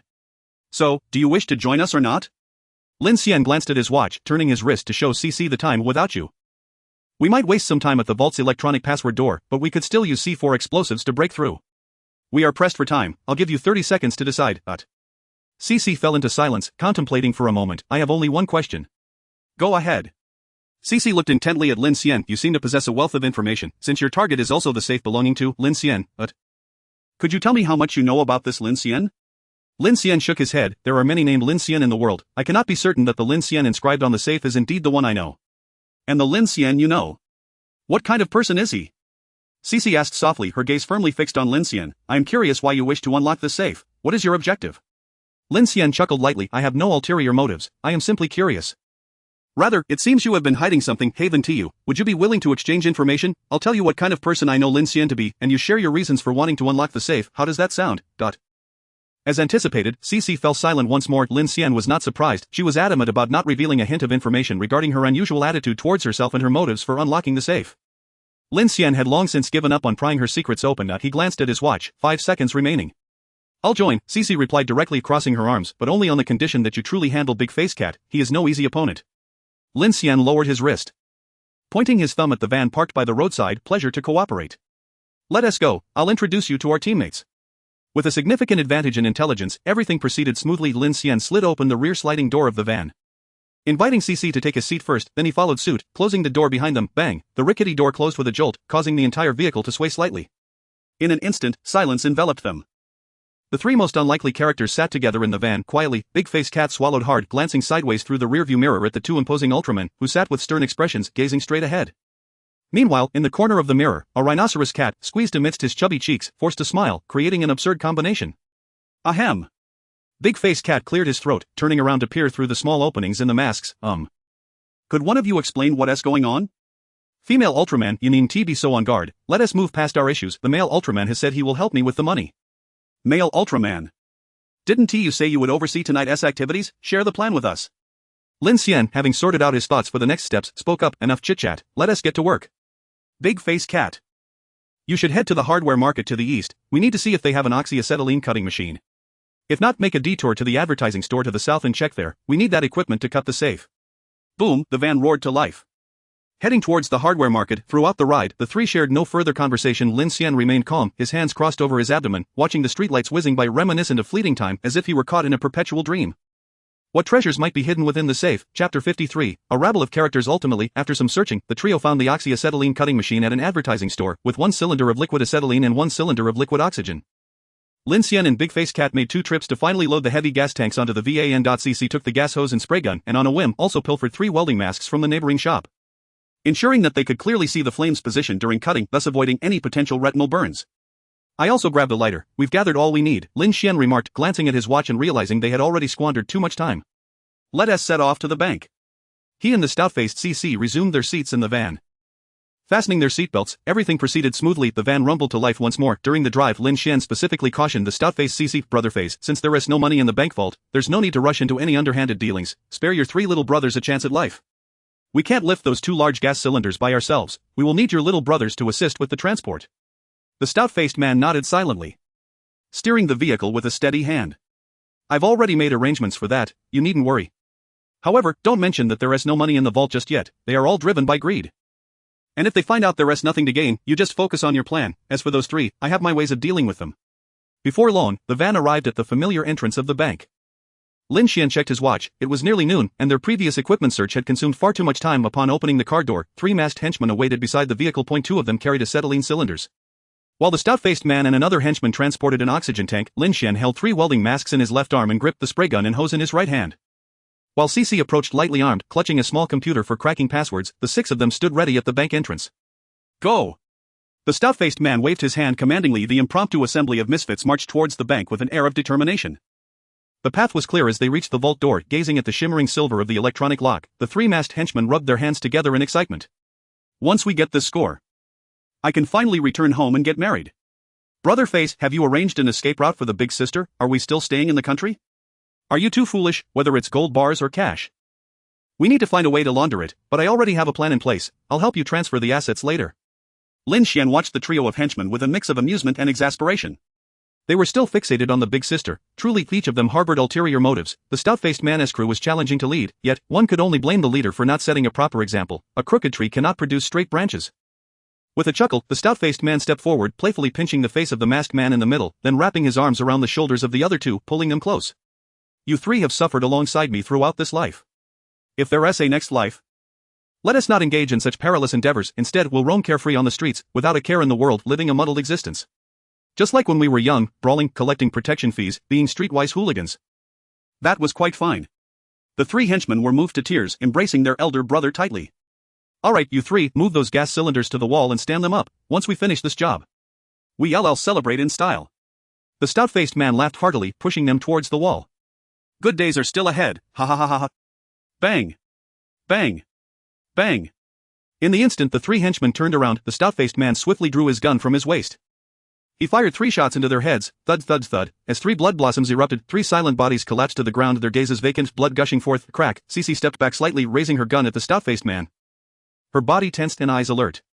Easy, take it easy, the stout-faced man said, spinning the gun before returning it to his waistband. He then ripped off his mask and tossed it to the ground.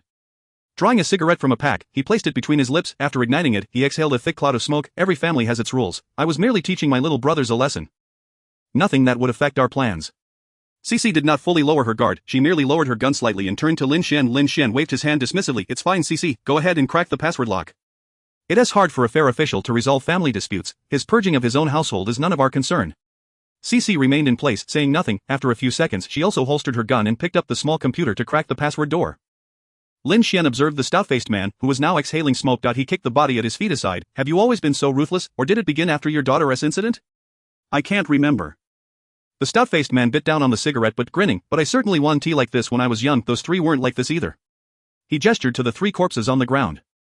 Sighing deeply, releasing a thick plume of smoke, we used to be good brothers in the same village, though we may not have done much good, at least our hearts were not wicked. However, once we ventured out, people's hearts changed, and it became difficult to manage the crew. When we had no money, we were all good brothers, but when money was involved, everyone had their own agenda. But the stout-faced man paused, looking at Lin Xian. Perhaps you're right, if my daughter hadn't died, I might not have ended up like this. If my daughter were still alive, I certainly wouldn't have committed such heinous acts. I would want to live a few more years to present myself decently at the parent-teacher meeting. But how many ifs are there in life? This is how my life has turned out. It cannot be changed. If I can avenge my daughter, then I will die without regrets. Lin Xian remained silent as he watched the stout-faced man extinguish the cigarette, but life can change. Once Professor Su Yun publishes his paper, a hibernation technology will launch centuries ahead of schedule. And both reality and future trajectories will undergo tremendous transformations. By then, under the influence of the butterfly effect in time and space, it won't just be the stout-faced man's life that changes, CCS life. The lives of everyone in the square, the future 600 years hence, and the entire dream world will be entirely renewed, taking on a form utterly different from the present. Will the stout-faced man still be a bandit then? Will Cece still be obsessively trying to open the safe? Will the brothers Otter still duel tirelessly in the square? Everything remains unknown, but all will ultimately change. Ding ding, the password door emitted 2 crisp sounds. Then with a click, the indicator light on the password lock shifted from red to green, and the heavy silver door swung open in response. Cece turned her head, looking at the 2. The door is open. Chapter 54, a different Cece successfully cracked the password door and stepped inside first. The stout-faced man dragged an acetylene cylinder, following her into the vault. Lin Xian entered last. Ha! Upon seeing the walls lined with gleaming brand-new safes, smooth as mirrors, he was immediately dumbfounded. What is happening? How did this change? The safes that had been old, peeling, and rusty were now as pristine as if they had just been manufactured. He quickly approached the safe bearing his name, caressing its surface, smooth and bright, cold and hard. He scratched at it vigorously with the spray gun tip, and to his astonishment, not a single mark was left. Thud, Lin Xian slammed his fist onto the safe. In his mind, he suddenly recalled Professor Su Yun's words. By the way, during my research, I unexpectedly obtained a byproduct, which I have sent to my friends at the Aerospace Research Institute, and they have verified similar results. This is a compound of hafnium, a completely new substance. This compound can be used to create hafnium alloys, which are highly durable, corrosion-resistant, and heat-resistant. It may have applications in aerospace. Lin Xian, if you don't mind, I would like to publicly publish the experimental data on this hafnium alloy as well, though I'm unsure of its uses. It may promote certain technological advancements. Clang, Lin Xian lowered his head, discarding the mask and spray gun onto the floor. We've even played. Cece and the stout-faced man turned to him, confusion etched on their faces. What do you mean we've even played? By whom? Lin Xian raised his hand, pointing at the nameplate on the safe. Lin Xian. He shook his head, a wry smile escaping his lips. We've even tricked by Lin Xian. The stout-faced man and Cece exchanged glances, completely baffled by Lin Xian's words, but at this moment Lin Xian had grasped the reason behind this, temporal shift, and the Yi butterfly effect. Temporal shifts are uncontrollable. Lin Xian suddenly realized this fact. Indeed, his actions could rewrite the future, but such changes would not always yield the desired outcomes. Sometimes, like in this very moment, one inadvertently lifts a stone only to crush one's own foot, transforming a future that was originally advantageous into one that is decidedly detrimental. The brand new safe before me undoubtedly exists as a consequence of my actions from 6 centuries ago, which instigated a temporal disturbance. Lin Xian is certain that during his previous visits to this bank vault, the safe embedded in the wall was undeniably crafted from steel and appeared considerably antiquated. Its paint was nearly peeling off, and the inside was riddled with rust, indicating it had endured at least a century of history. Had it not been for careful storage and maintenance shielded from the elements, it might well have been considered an archaeological artifact by now. However, due to Lin Xian's interference in history, Professor Suyin discovered a novel compound, a new type of hafnium alloy, while researching the cryogenic pod's filling liquid.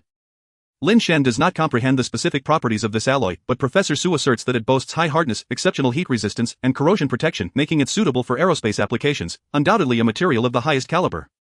Furthermore, in recent news reports, the Dragon Nation Aerospace Research Institute confirmed receipt of samples from Professor Su, and the issuance of a public announcement by the institute speaks volumes about the remarkable qualities of this new hafnium alloy. It is conceivable that should the patent for this substance be freely disclosed, every industry would adopt this groundbreaking hafnium alloy, including manufacturers of safes and vaults. Upon gazing at the brilliantly gleaming, pristine safe within the bank vault, Lin Xian suddenly grasped the chilling logic of the situation. The stone he had carelessly cast skyward 6 centuries prior had, after a long fall, precisely struck his own foot. Although Lin Xian had never truly encountered the hafnium alloy described by Professor Su, the present circumstances likely align with his assumptions. Yet, why did only the new hafnium alloy trigger a temporal disturbance? While the successfully researched cryogenic pod filling liquid did not evoke a corresponding temporal shift? Where lies the issue? Hey, don't just stand there in a daze, bring over the cutting torch. The big-faced cat had already dragged the oxygen tank inside. Picking up the cutting torch and hose that Lin Xian had discarded, commencing the connection, Cici felt perplexed as she approached Lin Xian. What do you mean by that? Did you not assert with utmost confidence that this high-temperature cutting torch can produce temperatures of 3,000 degrees sufficient to melt any metal? Lin Xian was at a loss for how to elucidate the situation if it were to melt steel. That would certainly be feasible, as steel's melting point is nearly 1,500 degrees, yet I am uncertain of this material's melting point. If it exceeds 3,000 degrees, Lin Xian scratched his head, feeling particularly irked by the sense of being toyed with. Especially since it was he himself who was being played. How utterly humiliating. Whoosh, over there, the big-faced cat had successfully connected the cutting torch, igniting the flame, which now emitted a yellow blaze. The big-faced cat continuously adjusted the pressure knob, gradually transforming the flame into a sharp blue. I've seen this before. To achieve a blue flame with a white core in the center, only the core's temperature can reach 3,000 degrees, enabling the cutting of steel. Cici ceased conversing with Lin Xian, removing her Ultraman mask and donning a welding helmet over her face. The big-faced cat meticulously adjusted the ratio of acetylene and oxygen. As the flame surged forth, it grew increasingly sharper. At last, a flame core no larger than a pencil appeared within the inner flame. We've succeeded.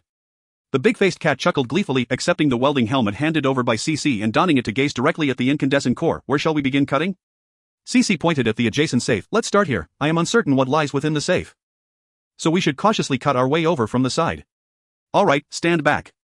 The big-faced cat held the shielding mask in one hand and steadily aimed the cutting torch towards the neighboring safe. Whoosh. Whoosh whoosh whoosh, the 3,000-degree oxyacetylene cutting torch unleashed its formidable might. The incandescent core pressed against the safe's exterior. Whoosh whoosh whoosh whoosh, the intense flames continued to scorch, raising the temperature of the entire space several degrees, yet, the scene of iron sparks flying violently, as Lin Xian had witnessed in the video, did not materialize. Everything remained calm, with only the whoosh of the flame torch burning the safe. Time ticked by, and the big-faced cat's grip began to falter. Curiously, he shifted the torch aside, removed the mask, and stared at the safe, which remained utterly unscathed, showing not even the slightest reaction. Is there something wrong? Pa! He spat on the safe. Sizzle. The saliva instantly vaporized into steam under the intense heat, dispersing into the air. This indicated that the safe's temperature had reached 3,000 degrees, yet it still showed no signs of melting nor any indication of softening. What material is this? The big-faced cat exclaimed. Is it the outer shell of a spacecraft? Lin Xian silently nodded. That might be one of the few correct guesses you've made. Speaking of which, I must ask, are the safes you encounter outside similarly fire-resistant? Certainly not. The big-faced cat responded. Astonished, I've seen plenty of safes, but I've never encountered one this fire-resistant. Lin Xian contemplated, resting his chin on his hand. It seemed that his earlier assumptions were somewhat flawed even after the temporal disturbance. The vast majority of safes would not be constructed from this spacecraft shell-leveled material, as such an expense would be entirely unnecessary. So what makes the safe in this bank vault so special, warranting the use of such an extraordinary material for its construction? Lin Xian was unaware of the pricing of this new hafnium alloy, but it appeared that it was likely exorbitantly expensive. Ordinary safes could hardly afford such materials, which left the big-faced cat and Cici equally astonished. Cici disregarded the two, snatching the cutting torch from their hands. Let me take over. With that, the sound of roaring flames resumed. However, no matter how fiercely they burned or how they altered angles, the gleaming safe remained steadfast, like an ancient artifact, impervious to any change in color or even the slightest hint of wear. This is truly bizarre. The big-faced cat grumbled angrily, loading the handgun and selecting a position that would avoid ricochet. Firing off 2 shots at another safe. Upon closer inspection, it too showed not a single scratch, remaining as smooth as ever. This thing is excessively hard. Clank. Cici discarded the cutting torch and mask, wiping the beads of sweat from her forehead with a sigh. The three of them came to a collective realization. There was no hope. I apologize to both of you. Lin Xian took the initiative to admit his fault. It was my mistake. However, Cici shook her head. Her gaze devoid of reproach as she regarded Lin Xian. This is not your fault. I can see that you two desire to open this safe, you simply have not succeeded. Hearing CC say this, Lin Xian was quite taken aback. He had expected CC to react as she had in previous encounters, glaring at him and calling him a fraud. This was her first time speaking to him so courteously. It seemed that this time, her favorability towards him was notably high. Lin Xian removed his mask and met CC's gaze. As it stands, there exists no possibility of forcibly breaching the safe. The only avenue left is to correctly guess the password. There are many things I cannot explain clearly to you. But I indeed possess greater knowledge than you realize, with more opportunities and a closer proximity to the correct answer. Thus, CC, might we share intelligence? Lin Xian stepped closer to CC. Our objective is aligned. We both seek to unlock this safe. I can answer your previous question. Revealing what kind of person Lin Xian is to me, however, in return, could you share with me your reasons for wanting to open this safe, or any clues, intelligence, or hints related to the safe? If you could provide me with some critical hints and clues, perhaps I could truly guess the password. Under Lin Xian's gaze, CC slowly turned her head, peering through her Ultraman mask at him. After a pause of several seconds, at last, she nodded. While right. Chapter 55, Gains. CC's attitude left Lin Xian somewhat astonished. This was perhaps the first time throughout their numerous encounters that she had shown him such kindness, patience, and willingness to engage in conversation. Perhaps it was due to the unfolding events between the two of them. In their previous meetings, they had either been adversaries or had concealed ulterior motives, often resulting in heated arguments, making it challenging to have such a tranquil dialogue. However, this time, their roles were different. United by a common goal, everyone came together, even if they ultimately failed to open the safe. They had genuinely earned CC's trust. That was why she was unusually willing to exchange intelligence with him. Very well, I shall begin. Lin Xian leaned against the unheated safe, slowly recounting to CC his acquaintance with Lin Xian. Essentially, it was merely an introduction of himself. He started from his university graduation and meandered through his typical work life, akin to participating in a job interview. He had scarcely narrated half of his story when CC interrupted him. Shaking her head, you need not continue. The Lin Xian you know is likely not the same as the owner of the safe. Why is that? Lin Xian questioned, puzzled. He had indeed harbored a similar suspicion before, doubting whether the safe truly belonged to him. However, despite his doubts, a flicker of hope lingered within him. What if this safe was something he had stored in 2032 or perhaps in 2042? Logically, it was conceivable. As it was currently 2022, he had yet to reach the point of storing items in the safe, thus he naturally did not know the password. But to his surprise, CC categorically declared that this Lin Xian was not the Lin Xian he was familiar with. Because it is simply too ordinary. CC sighed. In truth, I am uncertain what the real Lin Xian should be like. I do not know any Lin Xian at all, yet my intuition tells me he cannot possibly be this mundane Lin Xian you speak of. Very well. Lin Xian shrugged. If you are unwilling to listen, then I shall refrain from speaking further. It is now your turn to answer my questions. Is it not? CC nodded, leaning against the safe. I too am unsure where to begin. My memories have been quite chaotic since childhood. I cannot articulate that sensation. It is as though my mind is filled with numerous memories that do not belong to me. Yet they are experiences of my life. It feels as if, in another world, there exists another version of my life. Is it a dream? Lin Xian inquired. CC shook her head. It is not a dream, I am certain of this. Although these memories are fragmented and vague, mere disjointed snippets, I am convinced they are not mere figments of imagination. Does it feel like a parallel universe? Lin Xian asked again. CC fell silent before reluctantly nodding. I cannot say for certain. In any case, it is a feeling that defies explanation. I consulted a doctor, and they suggested it may be a form of delusion, possibly a split personality. Yet those fragmented memories feel far too real. It is difficult for me to fathom them as mere fictitious illusions. Hence, I wish to seek proof. She turned, pointing at the safe marked with Lin Xian's name. Within those fragmented memories, there exists a middle-aged man whom I am certain I have never seen and do not know at all, with long unkempt hair and a flamboyant beard. A middle-aged man, long hair, a beard, the image of a wild and eccentric figure sprang to Lin Xian's mind. In the memory fragments, that man informed me that he had left something for me in this safe. He said, click. The sharp sound of electricity surged through the air. Wail, wail, wail, a cacophony of piercing alarms erupted around them. Oh no, the main circuit has been restored, triggering the automatic alarm. The large-faced cat, entranced, jumped as if struck by lightning. We must hurry. CC promptly stood, seizing her mask and turning to leave. Wait. Lin Xian, weary of abrupt interruptions, hastily grasped CC's arm. Finish your story, we can spare this moment. CC turned back to gaze at Lin Xian. That man said, if you wish to uncover the past and the truth, go open that safe. In the memory fragments, he intended to disclose the password to me, but for reasons unknown, he ultimately did not utter it. I cannot ascertain if it is due to the incompleteness of the memory fragments. Wail. Wail, wail, amidst the blaring alarms, CC shook off Lin Xian's grip, turning away. There is one more thing. She pivoted back, offering a rare smile. Her features blossomed like a pear flower, her eyes curved into charming crescents, her lips revealing two faint dimples. That man's voice bears a striking resemblance to yours. Thus, I was willing to collaborate with you today, otherwise, I would not have come with you at all. Boom. Boom. Boom. A searing white light descended with perfect timing, incinerating all within sight. Clang, clang, the biting cold wind battered against the window. In a corner of the bedroom, Lin Xian opened his eyes. He threw off the covers. Sitting up in bed, reflecting on Cece's words from the dream, although he had not opened the safe during this dream, he had gained much elsewhere. Slipping on his slippers, Lin Xian approached his desk and turned on the lamp. This dream yielded significant insights. I must meticulously organize my thoughts. He picked up a pen. And while the memories from the dream remained vivid, Lin Xian began to jot down his revelations on a blank sheet of paper. 1. Temporal fluctuations are uncontrollable. Although this point may seem simplistic and easily comprehensible, Lin Xian found himself having learned a hard lesson. He had always believed that leveraging future resources to alter reality and rewrite the future would invariably benefit him, steering the future toward a positive trajectory. However, the reality proved otherwise. The alterations to the future are uncontrollable. There is a high likelihood of unintended consequences, ultimately leading to self-sabotage. He deeply etched this lesson into his mind henceforth when attempting to alter reality and rewrite the future.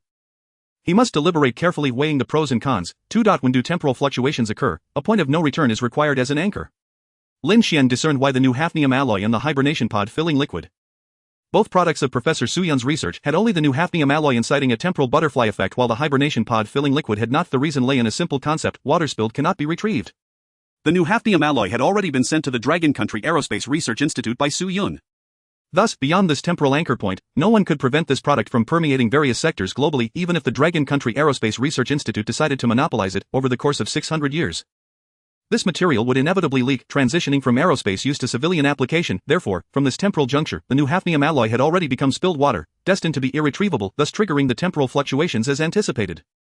Conversely, the hibernation pod filling liquid remained different. This research outcome had yet to be published, still existing in a SEHR Dinger's state, with only Su Yun possessing a draft of the paper, allowing for various scenarios to impede its public release. Even Lin Xian himself could potentially persuade Su Yun to alter the method of publication. Lin Xian believed Su Yun would be somewhat receptive to his suggestions, provided he persisted. After all, Su Yun had indeed sought his opinion before, demonstrating respect for his views in this regard. Moreover, as Su Yun's paper remained unfinished, everything was still subject to change. Thus, for now, the hibernation pod filling liquid had not yet been spilled, still possessing the potential for alteration, and consequently did not trigger temporal fluctuations. Temporal fluctuations require a point of no return as an anchor. Intriguing. I had assumed it would be real-time changes.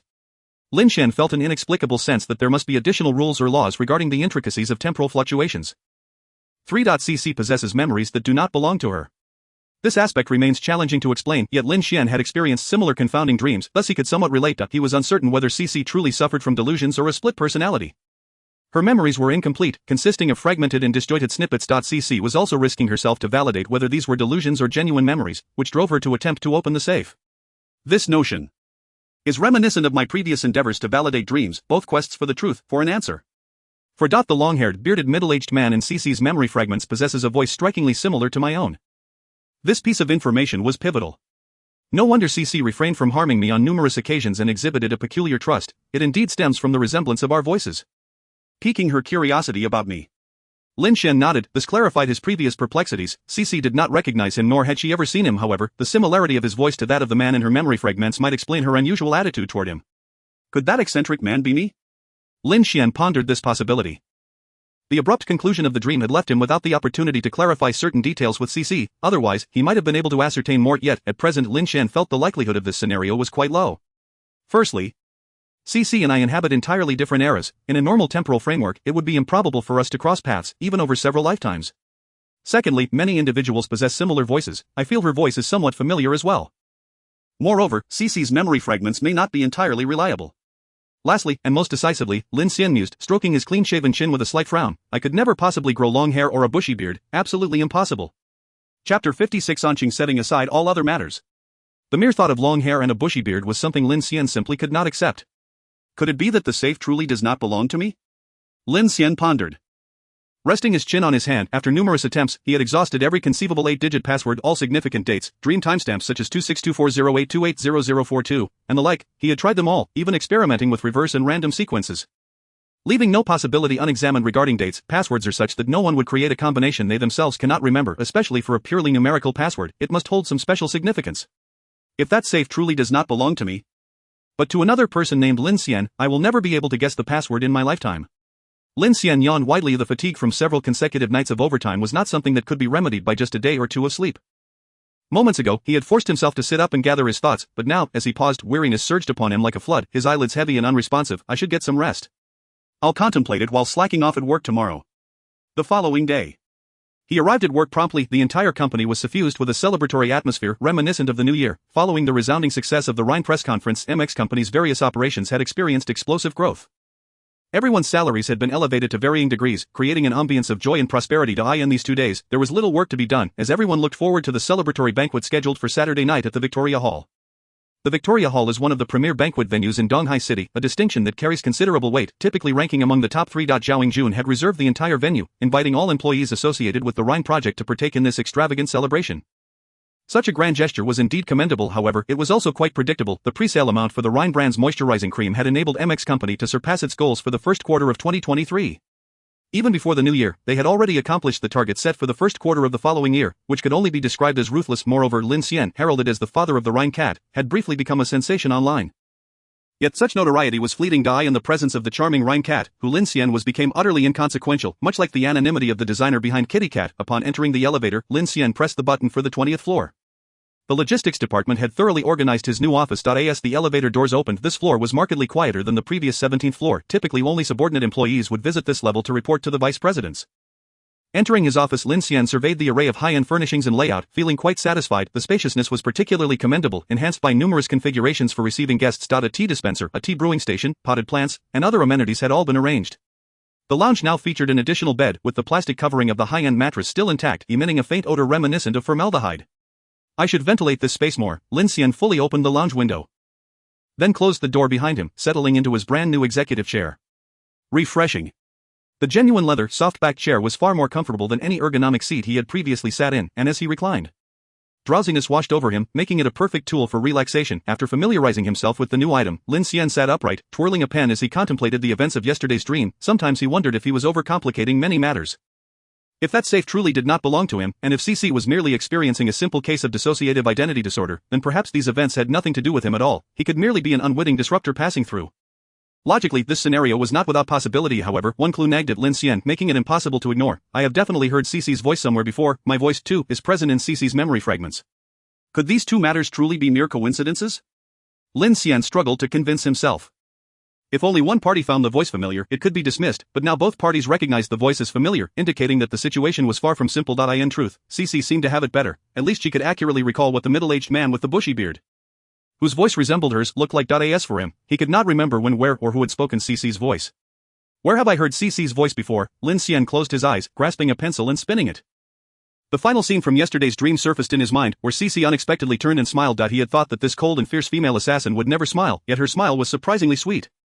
Her eyes curved like crescent moons, adorably charming, even featuring two small dimples, unexpectedly aligning with Lin Xian's aesthetic preferences. The pencil in Lin Xian's fingers ceased to spin, almost as if guided by an unseen hand. He lifted the pencil tip and began sketching on a sheet of A4 paper on his desk. Scratch, scratch, scratch, scratch. He first outlined the contours of her face, a clear and well-defined jawline, a delicate and rounded oval face, strands of hair by her ears, long eyelashes, and the corners of her mouth curving into a smile. Her crescent-shaped eyes sparkled with mirth, while two dimples on her cheeks appeared subtly. The details on the paper gradually came together.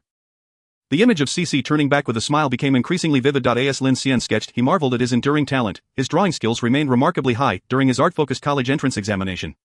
He had ranked among the top in the province for sketching. It was hard to say whether it was talent or diligence. In any case, Lin Xian had devoted himself to improving his sketching skills, studying during the day in the studio and practicing in his dreams at night, a period during which he truly lost track of time. Scratch, scratch. Lin Xian's sketch was now complete. The girl on the paper had her hair elegantly styled in an updo, her crescent-shaped eyes adorned with a perfectly placed beauty mark, and her petite face complemented by a captivating smile, lively and delightful. This sketch was crafted with great care, appearing almost as lifelike as a black and white photograph, even possessing greater depth. Suddenly, the office door swung open with a bang. Lin Xian, you need to deliver this invitation to Professor Su Yun for the celebration banquet. Lin Xian looked up in bewilderment, realizing the intruder was Zhao Yingjun. No wonder, only she would dare to enter anyone's office without knocking. Oh, right. Lin Xian rose and accepted the red invitation. Zhao Yingjun glanced down at the sketch on the desk, nodding in approval. It's really well done. Thank you. It looks almost identical to her in person. Lin Xian took a step back, regarding Zhao Yingjun with surprise. Do you know who I have drawn? Zhao Yingjun lifted her gaze. Are you joking? Lin Xian, who in the entire Donghai business circle doesn't know who she is? She pointed at the cheerful girl depicted on the paper. Isn't this the daughter of Chu Shanhe, Chu Wanqing? Chapter 57 Side Effects. This is Chu Shanhe's daughter. Lin Xian exclaimed in disbelief. Zhao Yingjun stared at him as if he were a fool. What are you so surprised about? Did you not draw this yourself? It is indeed my work, but I certainly did not intend to draw Chu Shanhe's daughter. Lin Xian waved his hands in denial. insisting that there must be some misunderstanding. I don't even know what Shushan's daughter looks like. I have never met her. I only heard her name for the first time from you today. You mentioned her at the last science fundraising gala. But she wasn't even present that night. I truly have never seen her, so I have no idea what she looks like. Zhao Jun chuckled softly. All right then, it seems I misunderstood. She pointed at the invitation in Lin Xian's hand, advising, this is the invitation for the celebration banquet on Saturday night. You should deliver it to Professor Su Yun shortly. Make sure to ask Professor Su Yun if he intends to attend, if he decides to come. We need to arrange for someone to pick him up. Lin Xian nodded, examining the high-quality invitation in his hand, which even featured the MX company logo on the back. Understood, I'll take it to him right away. Zhao Jun turned to leave but paused. Looking back at Lin Xian by the way, she regarded him thoughtfully. While I do not advocate for office romances, there are indeed quite a few lovely ladies in our company if you are genuinely considering a relationship. You might want to think practically. Lin Xian was taken aback. So Zhao Jun thought he had his sights set on Shushan's daughter. He quickly folded the sketch and tucked it into the black notebook on his desk. I truly have no such intentions. Director Zhao. I casually sketched a drawing, thinking it had been a long time since I last painted, just to practice a bit. If you think they resemble each other, it is merely a coincidence. Zhao Jun ceased to speak, simply nodding with her eyes closed. All right, focus on your work, Lin Xian. She cast one last glance at Lin Xian before exiting the office and closing the door behind her. Sigh, Lin Xian slumped on the sofa, cradling his forehead. Although Zhao Jun had said focus on your work, Lin Xian, as she left, the implication in her gaze was unmistakably laden with, do not entertain unrealistic thoughts. Could they really resemble each other that much? Lin Xian found it hard to believe. He was 100% certain he had never encountered Shushan's daughter. Well, there was that one time he caught a distant glimpse of her at the school gate not too long ago. But apart from her bouncy, voluminous high ponytail, he hardly saw anything clearly. They aren't identical twins. How could they possibly look exactly alike? CC and that Chuanqing, living 600 years apart, separated by dozens of generations. Lin Xian pondered. He considered the possibility of a hibernation pod. However, in the future world where CC resides, such a thing as a hibernation pod simply does not exist. Logically speaking, it would be impossible for Shushan's daughter to have traveled in a hibernation pod to survive until 600 years later, before he renamed Kiki Cat to Rhine Cat. Kiki Cat had never existed in his dreams. It was solely Kiki Cat. Thus, even if Professor Su Yun were to invent a hibernation pod tomorrow, it would not explain why CC appeared in his dream yesterday. The butterfly effect caused by temporal fluctuations cannot manifest in the future prior to such fluctuations. Nevertheless, nothing is absolute. I should confirm this before drawing any conclusions, whether confirming with CC or with Shushan's daughter. Lin Xian sensed that this matter was far from simple. Perhaps those fragmented memories that CC spoke of, which do not belong to her and are disjointed, are the key to unlocking the truth. He rose to his feet, picking up the invitation he needed to deliver to Professor Su Yun. The invitation for the celebration had not been sealed with wax, allowing it to be opened directly. Lin Xian unfolded the page, revealing a templated invitation message with Professor Su Yun's name at the beginning and bold text indicating the time and location of the celebration. 8:30 p.m. the day after tomorrow, at the Victoria Hall in Donghai City. I should hurry and deliver this to Professor Su Yun. I wonder if he will attend. After taking a taxi to Donghai University, Lin Xian found that due to Su Yun's newfound fame, outsiders were no longer allowed to enter freely, especially journalists and media personnel, likely to avoid impacting Professor Su Yun's work. Lin Xian managed to blend in, thanks to his visage resembling that of a university student. Upon entering the laboratory building, he proceeded to Professor Su Yun's lab, only to discover that he was not present. After a phone call, he learned that Su Yun was at the hospital with his daughter. Lin Xian gazed at the invitation in his hand, feeling that discussing it over the phone would be rather impolite and informal. He decided it would be best to make another trip to deliver it personally. After all, Su Yun had already achieved great success, and with the hibernation pod's filling solution completed, there was no longer a need for him to remain cooped up in the lab every day. Surely he would want to spend more time with his daughter, who lay in a vegetative state. Lin Xian took another taxi to the Donghai University-affiliated hospital and arrived at Sui Yi's ward. The room was immaculate. Su Yun was engaged in gentle muscle-stretching exercises with Sui, his face beaming as he chatted with her. He recounted his research achievements, informing her that the first generation of simplified hibernation pods would soon be ready, allowing her to hibernate into the future for treatment and awaken to live her life. Upon seeing Lin Xian enter, Su Yun waved cheerfully, beckoning him over. He then took his daughter's hand and smiled, saying, This is our greatest benefactor, Lin Xian. Whether it is the success of my research or the hope for your awakening, it is all thanks to Lin Xian. When the day comes that you awaken and begin your new life, I may no longer be here. You must remember to visit Lin Xian often. Or when you awaken from hibernation, perhaps you will be calling him Uncle Lin Xian.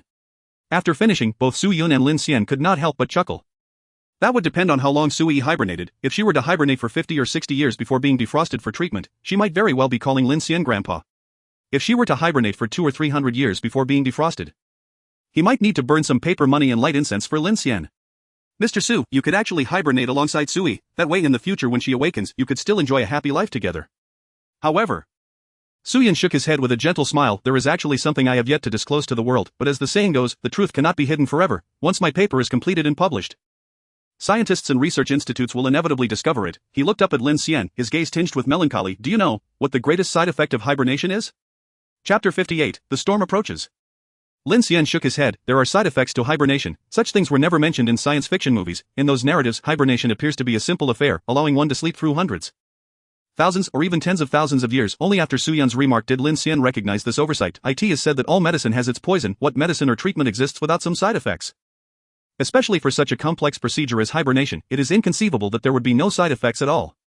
I don't know, Mr. Su. Lin Xian answered sincerely. What are the side effects of hibernation? Are they related to bodily functions? Su Yun shook his head, extending his index finger to tap his own forehead. The greatest side effect is that prolonged inactivity of the brain signals can lead to varying degrees of amnesia.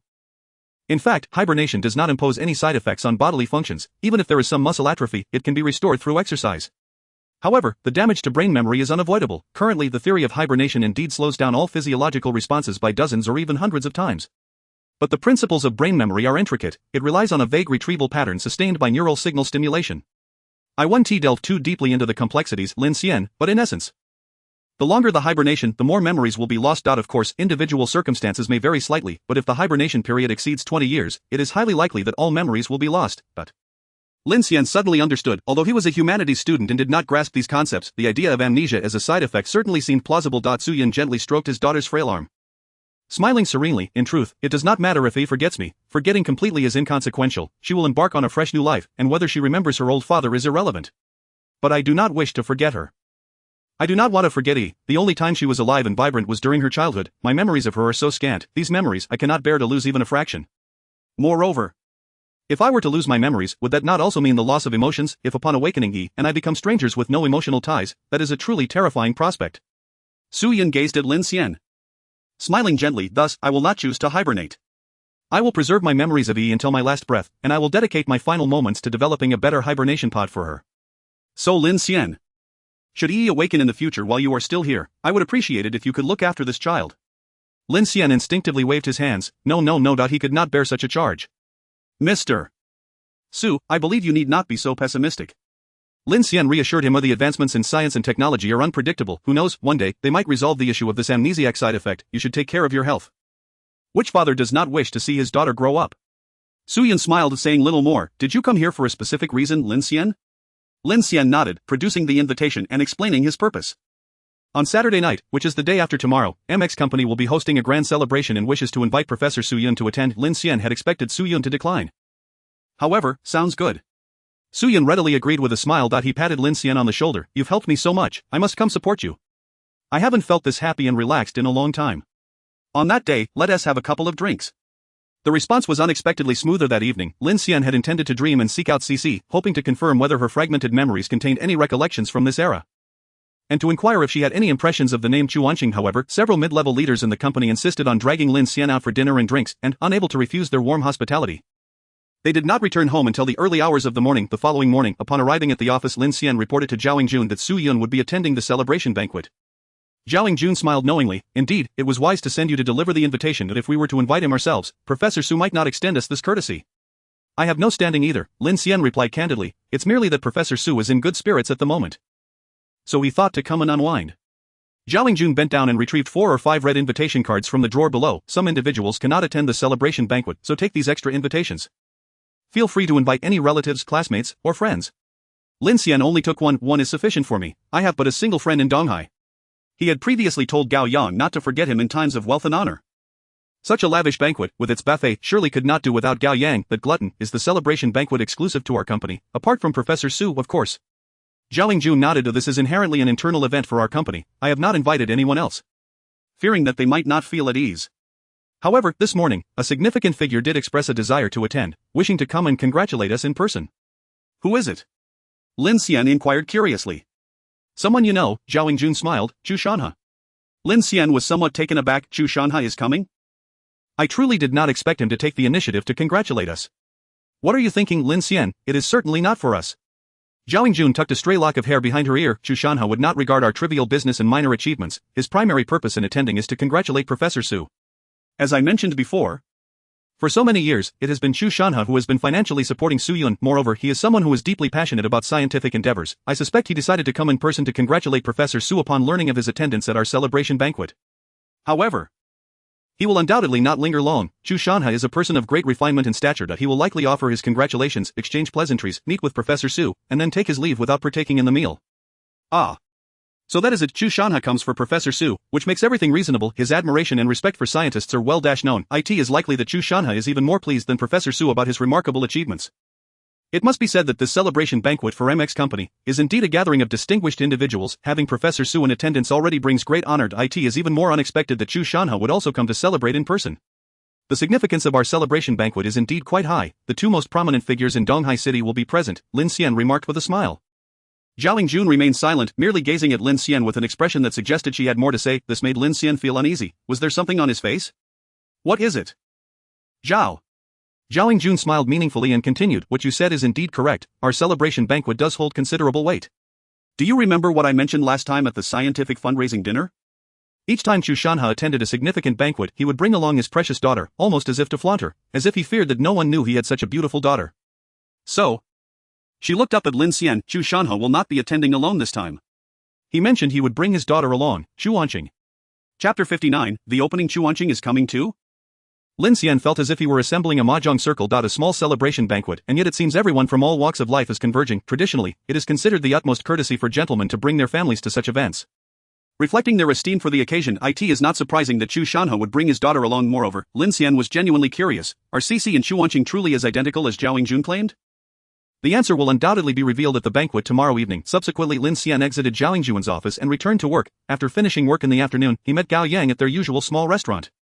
Gao Yang, having removed his down jacket, looked at Lin Xian with eager anticipation. Really, my good brother, are you inviting me to the Victoria Pavilion for dinner? That buffet usually costs 7,000 to 8,000 per person. Lin Xian chuckled, shaking the red invitation card in his hand. Good brother. Gao Yang swiftly snatched the invitation card, flipping it open with a beaming smile, muttering repeatedly how wonderful it was, nearly drooling. I must see what delicacies the upper crust usually indulges in to warrant such exorbitant prices. By the way, Lin Xian, we've both been busy lately, and I haven't had the chance to ask you about your visit to the psychologist. Gao Yang shoved the invitation card into his pocket. Looking at Lin Xian, did you confirm it later? Did you remove that girl's mask? Lin Xian set down his chopsticks and nodded a confirmed. Dr. Lu was right. My dream was nothing but a figment of imagination. Nothing to be concerned about. I hadn't given it a second thought. Had you not brought it up today, I would have completely forgotten.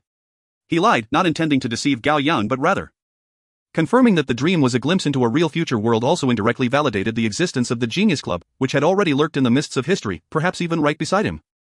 He did not wish to draw the innocent Gao Yang into danger, thus it was easier to tell a lie, sparing him from worry. Gao Yang was already quite exhausted from his work selling cars. That's good. Ha, just a false alarm. Gao Yang raised his glass, laughing heartily as he clinked it with Lin Xian's, downing it in one go. What a pity, I was hoping your dream would lead to a fortune. It had been a long time since they had seen each other, and there was much to discuss. Naturally, they would not disperse after just a meal. After feasting and drinking to their satisfaction, they went to their usual bar for a couple of hours, not returning home until the early hours of the morning. Another day without time to dream. Lin Xian observed his reflection in the mirror, his mouth frothy with toothpaste. Tomorrow is the celebration banquet, still no time to dream, but it matters not, Cici and that big-faced cat won't be going anywhere. After all, the next day was Saturday, allowing him to sleep until noon and then rise to prepare for the celebration banquet. The next day, the temperature plummeted, snowflakes began to fall, gradually thickening, draping this international metropolis in a layer as pure as jade. December 31, 2022, Saturday. On the last day of 2022, Donghai City witnessed a long-awaited snowfall. Auspicious snow heralds a bountiful year, welcoming the dawn of a new year. With a creak, Lin Xian pushed open the window that had not been opened for quite some time. He extended his hand outside, feeling the chill of the snowflakes landing on his fingertips. The delicate snowflakes melted like ice crystals at his touch, turning into droplets of water. He looked up at the city. Cloaked in silver, it's snowing. Unlike the north, snowfall in Donghai is not a common occurrence, particularly on a day marked by such heavy snow.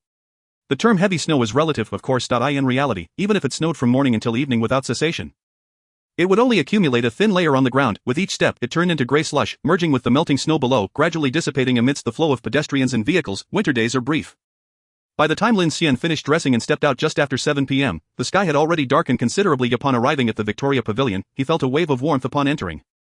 To Lin Xian's eyes, this venue appeared even more lavish than the one where Chu Shanha had hosted a banquet previously. The atmosphere, though somewhat antiquated, exuded a certain elegance that was hard to define. Perhaps that very antiquity is what the upper crust considers the most noble charm. In the center of the grand hall stood a small stage surrounded by buffet tables and chairs. Though food and drinks had yet to be served, the most conspicuous decorations in the hall were the myriad of large and small Rhine cat plush toys adorning every corner, on the stairs, in nooks, on dining tables, and even at the gift counter. An abundance of these adorable new models filled the space. Lin Xian glanced at his watch. It was nearly 8:30. The later start time for today's celebration banquet was due to the special nature of the day being the last day of 2022. Most of the company's employees were young and unmarried, so they decided to celebrate the new year together here. Those attending the event were all looking forward to ringing in the new year at midnight, making an early dinner unnecessary. Lin Xian, Professor Su Yun is about to arrive. Come with me to greet him at the entrance, Zhao Yingjun called out as she walked out from the inner hall. Lin Xian nodded and followed Zhao Yingjun's lead. Today, she looked as striking as ever, dressed in a deep red haute couture gown resembling a tall wine glass. The crimson gemstone earrings swayed rhythmically with the click of high heels, casting a brilliant red glow. How did Professor Su Yun arrive? He took a taxi himself, Zhao Yingjun replied helplessly. I initially arranged for someone to pick him up, but he preferred to avoid the limelight, especially with numerous media reporters lurking outside the school gate, so he insisted on taking a cab. Well, that is indeed his style. As the two stepped out of the hall and onto the steps, the temperature dropped sharply. 2 professional attendants promptly opened black umbrellas to shield them from the falling snow. Zhao Yingjun glanced at her watch and rubbed her arms together. He should be arriving soon, I just called him. And he has reached the last intersection. She smiled at Lin Xian. In this region of Donghai, aside from Chu Shanha, it seems you are the only one capable of inviting Professor Su Yun to such an evening gala. Lin Xian. Although I am unaware of the assistance you provided to Professor Su, nor do I comprehend why he owes you such a favor, I must sincerely thank you for helping MX Company navigate through this challenging period. Lin Xian shook his head. I am also a member of MX Company, it is only natural that I contribute. A taxi appeared around the corner, heading towards the steps, signifying Professor Su Yun's arrival. As Zhao Yingjun and Lin Xian stepped out from beneath the black umbrella. As the taxi came to a halt, Lin Xian opened the door for Su Yun. Professor Su, you have arrived. Su Yun chuckled as he shook Lin Xian's hand, then extended the same courtesy to Zhao Yingjun. Miss Zhao, thank you for your warm invitation. You are too kind, Professor Su, Zhao Yingjun replied with a polite smile. It is we who are fortunate to bask in your presence. Please. Do come in, Professor Su. It's chilly outside, let us move indoors. Professor Su Yun appeared in high spirits today, having dressed in a sharp suit. He stamped his feet on the red carpet to shake off the snow and mud from his shoes. Walking alongside Zhao Yingjun into the banquet hall, Lin Xian followed behind, casting one last glance at the departing taxi, the tracks in the snow gradually filling in. He couldn't shake the feeling that something was amiss, though he could not articulate what it was. Lin Xian? Turning around, he found Zhao Yingjun and Su Yun waiting for him. Come on in, Zhao Yingjun urged with a smile, gesturing towards the crowd in the hall who were cheering and applauding. The banquet is about to commence. The arrival of Professor Su Yun elevated the atmosphere to its zenith. With the main guest present, the celebratory banquet could naturally begin. Zhao Yingjun had intended for Professor Su to deliver a few words, but he graciously declined. Consequently, Zhao Yingjun took to the stage to deliver the opening remarks, highlighting the impressive sales and achievements of the new Rhine brand, while expressing gratitude to every employee for their hard work. The success of MX Company today and the auspicious start of the Rhine brand is attributable to the efforts of each and every employee. However, when it comes to naming the most deserving person of our gratitude, I believe we all share the same answer in our hearts. As Zhao Yingjun concluded her statement, the crowd erupted into enthusiastic applause once more. All eyes converged on Lin Xian, filled with recognition and admiration. Everyone understood that without Lin Xian, today's celebration would not have been possible, whether it was the design of the Rhine cat or securing Professor Su Yun's endorsement.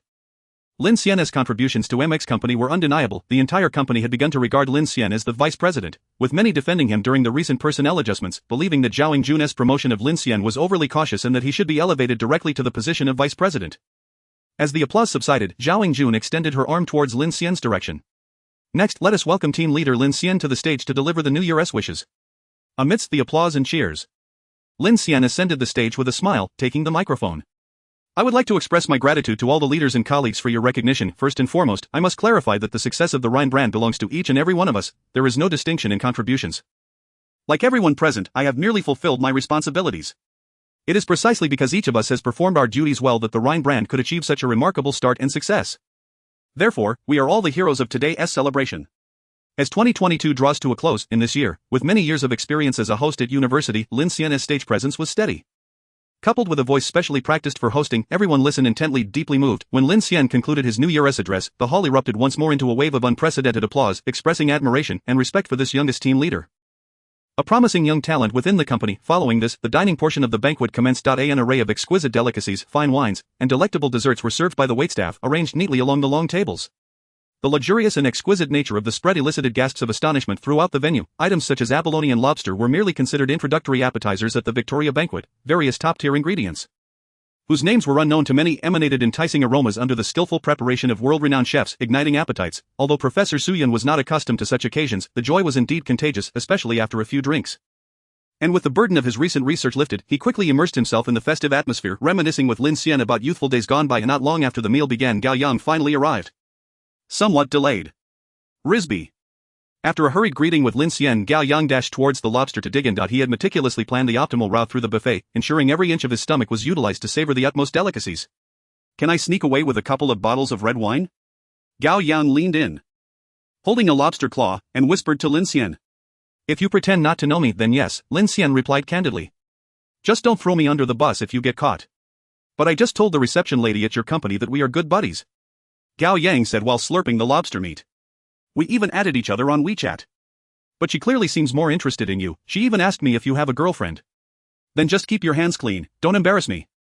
At that moment, team leader Wang from the market group rushed over to Zhao Yingjun, exclaiming, Zhao General, President Chu Shanha's car has arrived, he just entered the gate.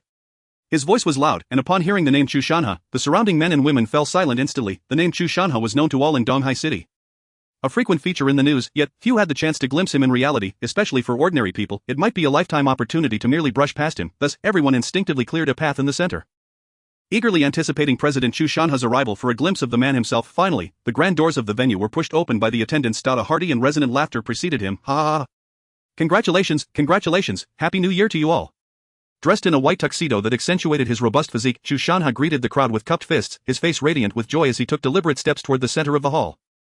Behind him, a petite figure waved graciously, smiling politely at the crowd. She wore a light beige gown, her fluffy chestnut hair expertly pinned up, revealing her delicate neck and jawline, exquisitely sculpted, with pearly teeth and ruby lips. Her natural beauty needed no excessive adornment. This enchanting visage, graced by a smile as gentle as a spring breeze, surpassed any heavy makeup or artifice. Following closely behind her father, she waved and smiled at the onlookers. Her beautiful eyes arched into adorable crescents, with the hint of dimples at the corners of her mouth, captivating all who beheld her. A beauty mark at the corner of her left eye added a touch of charm, enhancing her already stunning appearance. In an instant, Lin Xian held his breath, unable to believe his eyes. CC. It was unmistakably CC, the same hair color and style, the same crescent-shaped eyes, the same expression and posture.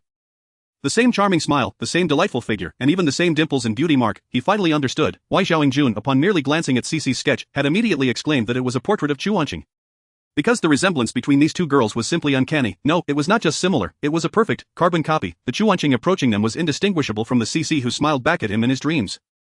What on earth was happening? How could there possibly be two individuals so strikingly similar, as if they had been copied and pasted, especially considering they were separated by a span of 600 years? In a moment, a cacophony of mixed voices swirled chaotically in Lin Xian's mind. Mr. Lin, are you certain you can distinguish between reality and dreams? CC, you may simply call me CC, are you not painting the daughter of Chu Shanha? Chu Wanqing, liar. Do you know what the greatest side effect of hibernation is? By then, you will be utterly unable to distinguish between reality and dreams. The brilliant lights in the hall illuminated the scene. Lin Xian's gaze wandered slightly. He fixated on the charming figure approaching him with a gentle smile. Their eyes met, and Chu Wanqing waved at him, revealing a sweet smile. Chapter 61. I have seen you. Lin Xian beheld that sweet, lovely smile, making it difficult to discern whether it was genuine or a mere echo of CC's visage from his previous dream. Yet, the fleeting moment of eye contact between Chu Wanqing and Lin Xian was quickly overshadowed as she continued to wave and smile at others nearby. Lin Xian began to breathe. It appeared that this Chu Wanqing was not familiar with him. One could even say she was entirely a stranger. The look in her eyes held no trace of recognition. Treating him with the same polite elegance she afforded to any other guest in the hall. However, the degree of similarity, akin to mere copy and paste, caused Lin Xian to question his earlier assumptions. Before he could ponder further, Chu Shanha led Chu Wanqing through the crowd, cheerfully approaching him. Zhao Yingjun stepped forward first. Mr. Chu, we are truly grateful for your presence amidst your busy schedule. Chu Shanha, clearly in high spirits, chuckled. Not at all, the weather has been poor and the roads congested. I apologize for my tardiness. Zhao Yingjun then turned to Chu Wanqing. Wanqing, it has been a while, how are you adapting to university life? Chu Wanqing beamed, her eyes crescent-shaped, her features blooming like a pear blossom. Thank you for your concern, everything is splendid. Chu Shanha looked at his daughter with affectionate eyes, then turned to Lin Xian. This young man is quite impressive, he must be a valuable asset to your esteemed company. Right, Zhao Yingjun nodded with a smile. Mr. Chu is too kind. This is Lin Xian, the creator of Rhine Cat, our company's youngest department head. What a coincidence, Lin Xian is also a recent graduate from Donghai University this autumn. An alumnus alongside Professor Suan Anqing. It is indeed fate that brings us together today. Upon hearing that Lin Xian was a graduate of Donghai University, a glimmer of recognition flashed in Chu Shanha's eyes, and his smile toward Lin Xian became notably warmer. Just graduated this year, young man. Which college did you attend? The College of Arts and Design. Lin Xian replied honestly. That is indeed fortuitous. Chu Shanha laughed heartily. Anqing is also from the dance program in the arts college. She has loved dance since childhood and even performed at the welcome party. Dad. Chu Wanqing's delicate voice interrupted, her expression slightly reproachful as she looked at Chu Shanha. You needn't mention such trivial matters. Having said that, she turned to Lin Xian, smiling. Hello, Senior Lin Xian, I am a freshman this year. My name is Chu Wanqing. Lin Xian nodded with a smile. Hello, hello. After a brief exchange of pleasantries, Chu Shanha led Chu Wanqing directly to Professor Su, while Zhao Jun and Lin Xian followed with raised glasses. Upon seeing his benefactor, Professor Su was visibly excited. He set down his wine glass and approached, grasping Chu Shanha's hand tightly. At Professor Su, congratulations. After much perseverance, your research has finally borne fruit. Chu Shanha was the first to extend his congratulations. Professor Su gazed at Chu Shanha, his eyes filled with gratitude. Mr. Chu, this is all thanks to your years of selfless support. If I ever have the opportunity, I will certainly repay your kindness. Chu Shanha waved his hand dismissively. Your achievements are the greatest reward to the scientific community, to society, and to the nation. My small assistance is inconsequential. Once again, congratulations, Professor Su. I wish you further breakthroughs in the field of hibernation technology. And may you realize your dreams soon. Now let us toast. He took a glass of red wine from a nearby server and clinked it with Professor Su's. After setting down his glass, Chu Shanha cheerfully pulled Chu Wanqing to his side, patting her shoulder as he introduced her to Professor Su. Professor Su, this is my daughter, Wanqing. You have met her long ago. Hello, Professor Su. Chu Wanqing greeted, her smile radiant as she bowed slightly. At Professor Su nodded, looking at Chu Wanqing with a sense of nostalgia. The last time I saw Wanqing was several years ago when she was still in middle school. Time flies, and now she is already in university. Mr. Chu, I must apologize for being so engrossed in my research that I did not assist with Wanqing's transition into school. Chu Shanha shook his head with a smile. Such trivial matters should not hinder your research. That would be a case of losing sight of the larger picture. If you plan to continue your research at Donghai University, you will naturally have more opportunities to meet. Wanqing has been performing excellently at school. Not only did she represent the freshmen at the military training opening ceremony, but she also, Dad, Chu Wanqing interjected immediately, her cheeks flushing. You shouldn't mention these things to others. It's never ending. Ha ha. Chu Shanha laughed heartily, smoothly transitioning into a casual chat with Professor Su. Military training opening ceremony, freshman representative speech. Lin Xian caught these two key phrases. So that was it. No wonder he had always found CC's voice familiar. He must have heard it somewhere before. He had also felt that Chu Wanqing's voice was somewhat recognizable but could not place it, because prior to today, he had indeed never met or spoken with Chu Wanqing. Now the mystery was unraveled. It turned out he had heard it during the military training opening ceremony for freshmen at Donghai University this autumn. Back in early September, Lin Xian had returned to his alma mater to retrieve his records from the counselor. Passing by the playground, he happened upon the military training opening ceremony, where the grounds were filled with first-year students clad in military training uniforms. He had stood there for a while, casually observing and listening. Presumably, it was Chu Wanqing who was speaking as the representative of the freshmen at that moment. This was why Lin Xian had heard her voice through the loudspeaker. However, as he had only heard her voice and not seen her, the impression was not deeply ingrained, and he had never considered this clue until now. This is even more perplexing. Lin Xian swirled his wine glass. At present, it seemed that CC and Chu Wanqing were not merely identical in appearance, their voices were indistinguishable as well. Moreover, they appeared to be of similar age, both seemingly around 17 or 18 years old. To assert they were not the same person, Lin Xian himself found it hard to believe such a coincidence. Although from a temporal and spatial perspective, this could not be explained by the hibernation pods that had yet to be successfully invented, and which similarly had not been developed even 600 years later. Nevertheless, there should be other underlying reasons that required further verification before reaching a conclusion. In any case, it was imperative to enter the dream soon and seek out CC. As Chu Shanha and Professor Su engaged in animated conversation, clinking glasses and exchanging pleasantries, Zhao Jun looked at Chu Wanqing. Wanqing, shall we go over there and explore, perhaps indulge in some refreshments? Sounds good. As the two prepared to leave, Zhao Jun glanced back at Lin Xian. You should join us. Lin Xian, allowing Mr. Chu and Professor Su to converse freely. Since you and Wanqing graduated from the same school and college, as a senior, you should share some insights with your junior. Lin Xian nodded. He felt it would be awkward to stand idly by while Chu Shanha and Professor Su conversed, and he had been eager to slip away. Yet he followed the two lovely ladies, due to the height difference. He was perfectly positioned to gaze down at Chu Wanqing's fair neck and delicate shoulders. Her dress featured an off-the-shoulder style, revealing her skin as white as jade. Lin Xian noticed a shallow indentation the size of a 50-cent coin on Chu Wanqing's tender left arm. Likely the only blemish on her otherwise flawless skin. However, this was unavoidable. That shallow indentation was a scar left from a childhood vaccination of the BCG, Bacillus calmette-guerin, which was barely noticeable on most individuals. Yet, due to some people's physical conditions, their BCG scars were quite pronounced and easily visible. Such scars resulting from vaccinations might just be the most meticulous anti-counterfeiting trademark. Senior Lin Xian, Chu Wanqing turned around, her eyes sparkling as she smiled at him. Lin Xian snapped back to attention, returning her smile politely. What is it, Miss Chu? You may call me Wanqing. Chu Wanqing's gaze was clear. I just remembered. She looked up at Lin Xian, blinking. I have seen you. Chapter 62, 042 of Seen. Lin Xian was somewhat taken aback. Logically, there should be no intersection in their life paths, even if they were both attending the same university. Lin Xian graduated in July, while Chu Wanqing started in September, a perfect case of missing each other. Before today, the closest they had been was probably the distance between the podium and the playground fence during the military training opening ceremony. Lin Xian could not fathom where they might have crossed paths. Have we met? Lin Xian inquired. Where exactly is it? It is not in reality, Chu Wanqing replied with a faint smile. During our stage classes, our teacher frequently showed us recordings of performances by previous senior students, captured during various school anniversary celebrations from years past. Before each program commenced, a host would announce it, and there was a male host who often appeared. The moment I laid eyes on you, I felt a sense of familiarity. Your voice is also quite recognizable. It has just dawned on me that the male host is none other than you. Senior Lin Xian, during your time at school, did you often serve as a host for various school anniversary events? My memory is quite sharp, and I seldom make mistakes, so it turns out I have seen him before. Indeed, that must be me, Lin Xian explained with a smile. Throughout my 4 years at Donghai University, I frequently acted as the host for various campus activities, thanks to the encouragement and training I received from my teachers at the time. You are far too modest, senior. Once the topic was opened, the two of them engaged in a lively conversation about school, teachers, campus anecdotes, and gossip. There seemed to be no end to their chatter. As they spoke, Lin Xian began to feel a sense of disorientation. It seemed as if he were conversing not with Chu Wanqing, but with CCI. In that dream, they had leaned against a safe, chatting like old friends. TOCC, Lin Xian might have been just a haphazardly assembled team member. Yet for Lin Xian, he had shared countless repeated moments with CC, making it not an exaggeration to consider her an old friend now. Conversing with Chu Wanqing in this senior-junior dynamic felt equally effortless and unstrained. This truly left him in a state of wonder. Was it that this young lady from a prominent family was simply affable, or was he projecting CC's shadow onto her? It was hard to discern. But indeed, chatting with her felt remarkably natural, until Lin Xian inadvertently raised his head, and caught sight of Zhao Yingjuan's motherly gaze. Observing the two with an amused smile, he hastily suppressed a grin, glancing around. He noticed the plethora of Rhine cat plush toys. There are so many Rhine cat plushies over there. Anqing, would you like to pick some to take home? Sure, is that okay? Chu Wanqing looked around with keen interest at the various Rhine cats. I see there are many styles that haven't been released yet, of course. It's absolutely fine, Zhao Yingjun replied with a smile. Anqing, take a look at which ones you like, and I'll have someone bring them to your car. Hee, then I shall graciously accept. Chu Wanqing tugged at Zhao Yingjun's hand and ventured outward. I've always adored these Rhine cats, but I've yet to collect all 7 styles from the initial release. Watching the two walk away, Lin Xian felt a sense of relief wash over him as he turned his gaze elsewhere. Professor Su Yun and Chu Shanha were still deeply engrossed in conversation. I suppose I am no longer needed here. Lin Xian decided against lingering further and sought out Haiyang for some refreshments. Chu Shanha and Chu Wanqing did not stay for long. Invited by Zhao Yingjun, Chu Wanqing participated in a raffle and won a large Rhine cat plush toy before departing with her father. After the father-daughter duo left, the banquet transitioned into its next phase. Everyone settled down to enjoy their meal while watching performances, eagerly awaiting the new year amidst the chimes of midnight and the countdown of the crowd. 2022 came to a close, a new year, a new beginning. Professor Su Yun raised his glass, wishing everyone a prosperous 2023. May all your wishes come true.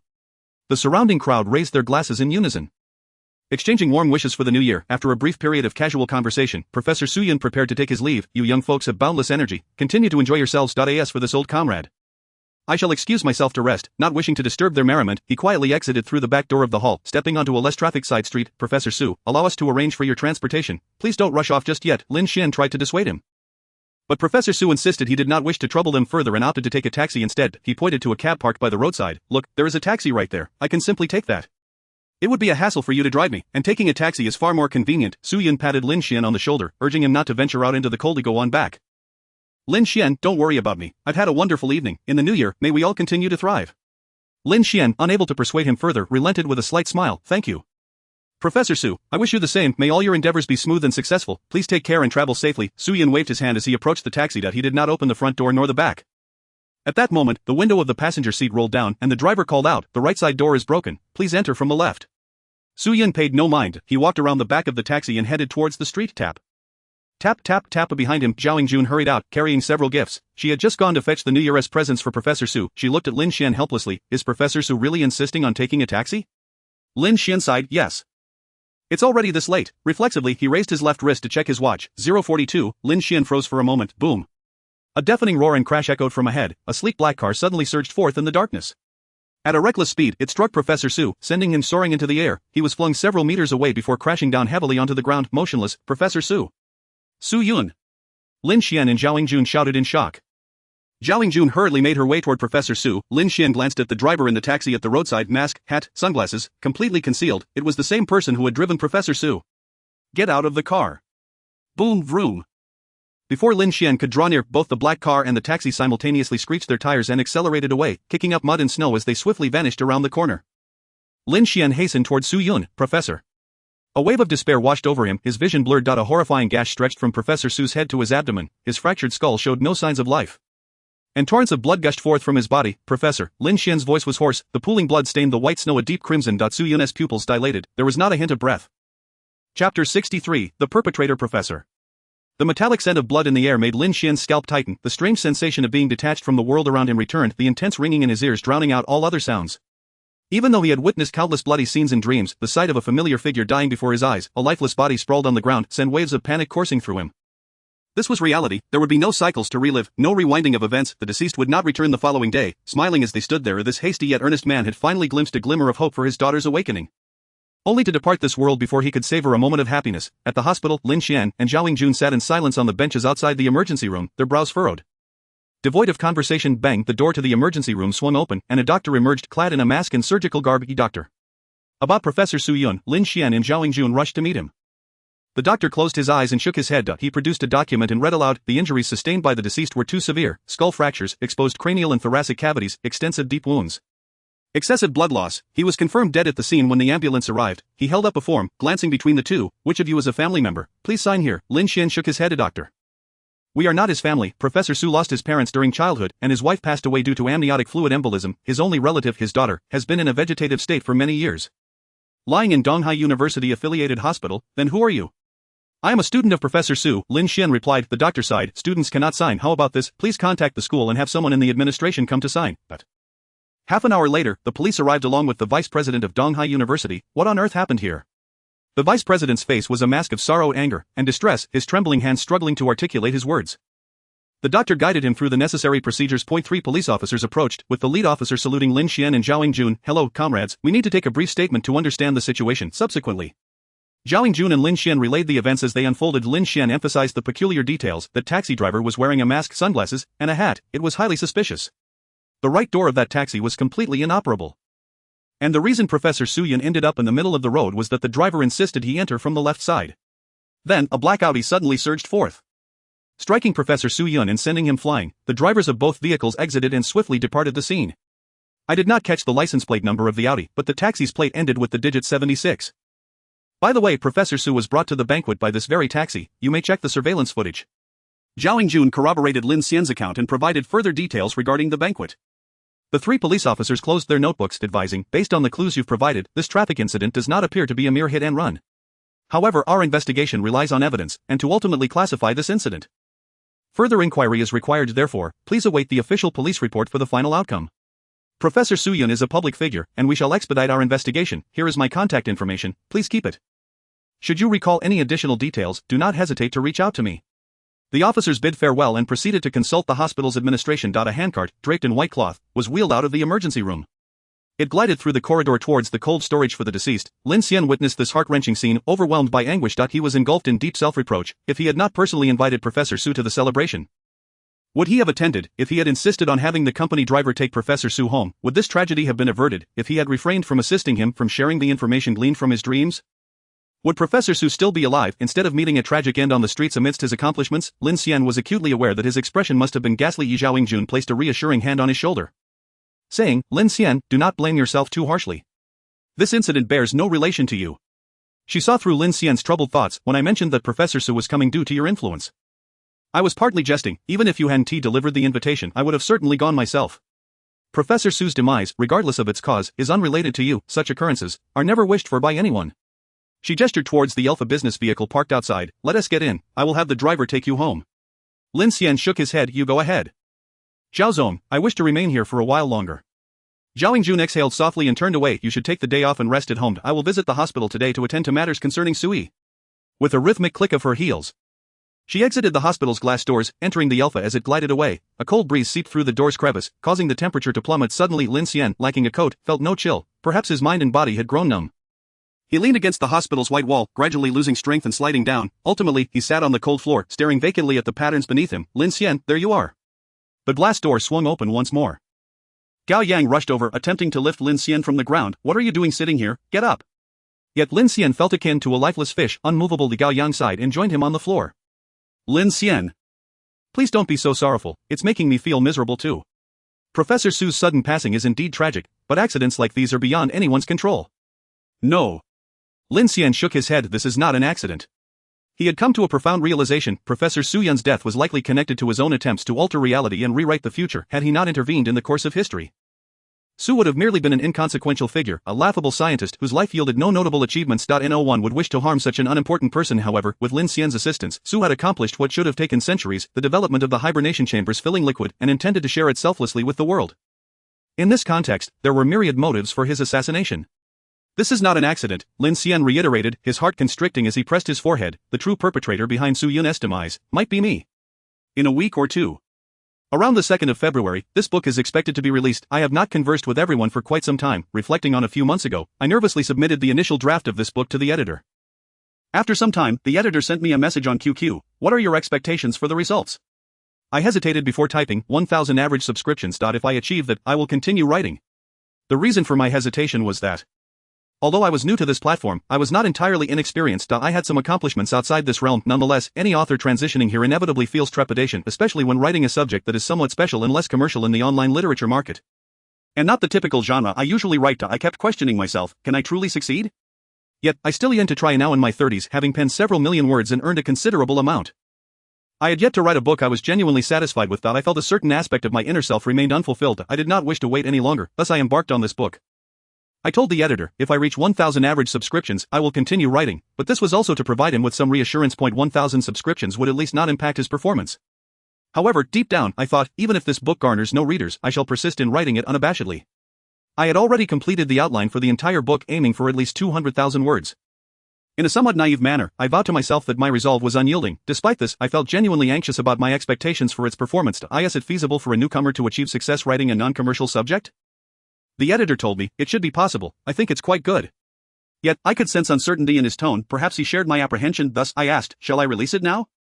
He replied, no, let's hold the manuscript to ensure that the subsequent writing is solid before we publish.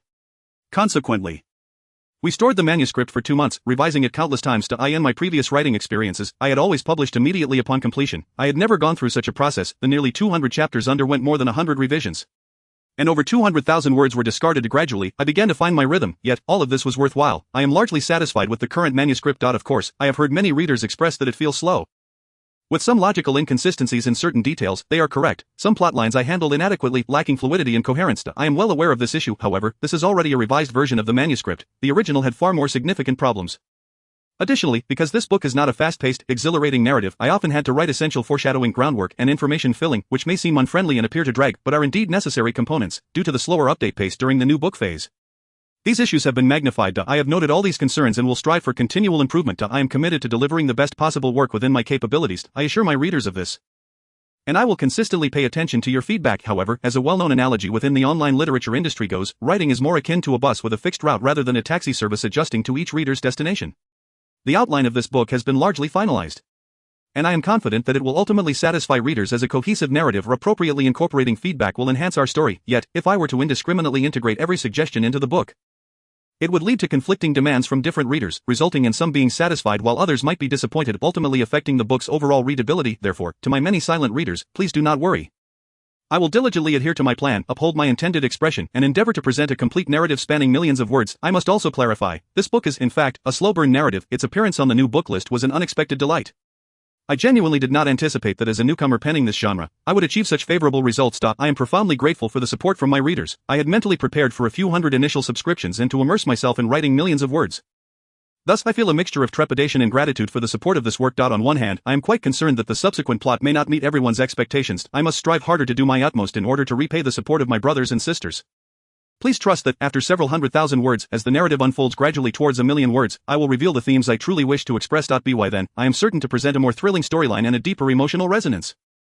I hope we can accompany each other until that moment arrives. Furthermore, once the book is published, the update frequency will also accelerate. As long as the pace is swift enough, certain seemingly trivial plot points, which are, in fact, necessary groundwork, will not detract from the reading experience. Of course, all of this is predicated on ensuring quality. I believe no one desires to subscribe to a book that starts strong but falters midway. My goal is to ensure a consistent narrative from beginning to end, culminating in a grand explosion of excitement, making the story increasingly captivating. This is the situation I wish to convey to everyone. I feel a bit anxious. Please forgive any grammatical errors. I will open a single chapter before the launch to discuss some concerns that everyone may have. Thank you. Chapter 64. The Hidden Manipulator. You. What nonsense are you spouting, Lin Xian? What does this have to do with you? Gao Yang hurriedly patted Lin Xian's back, urging him to regain his composure.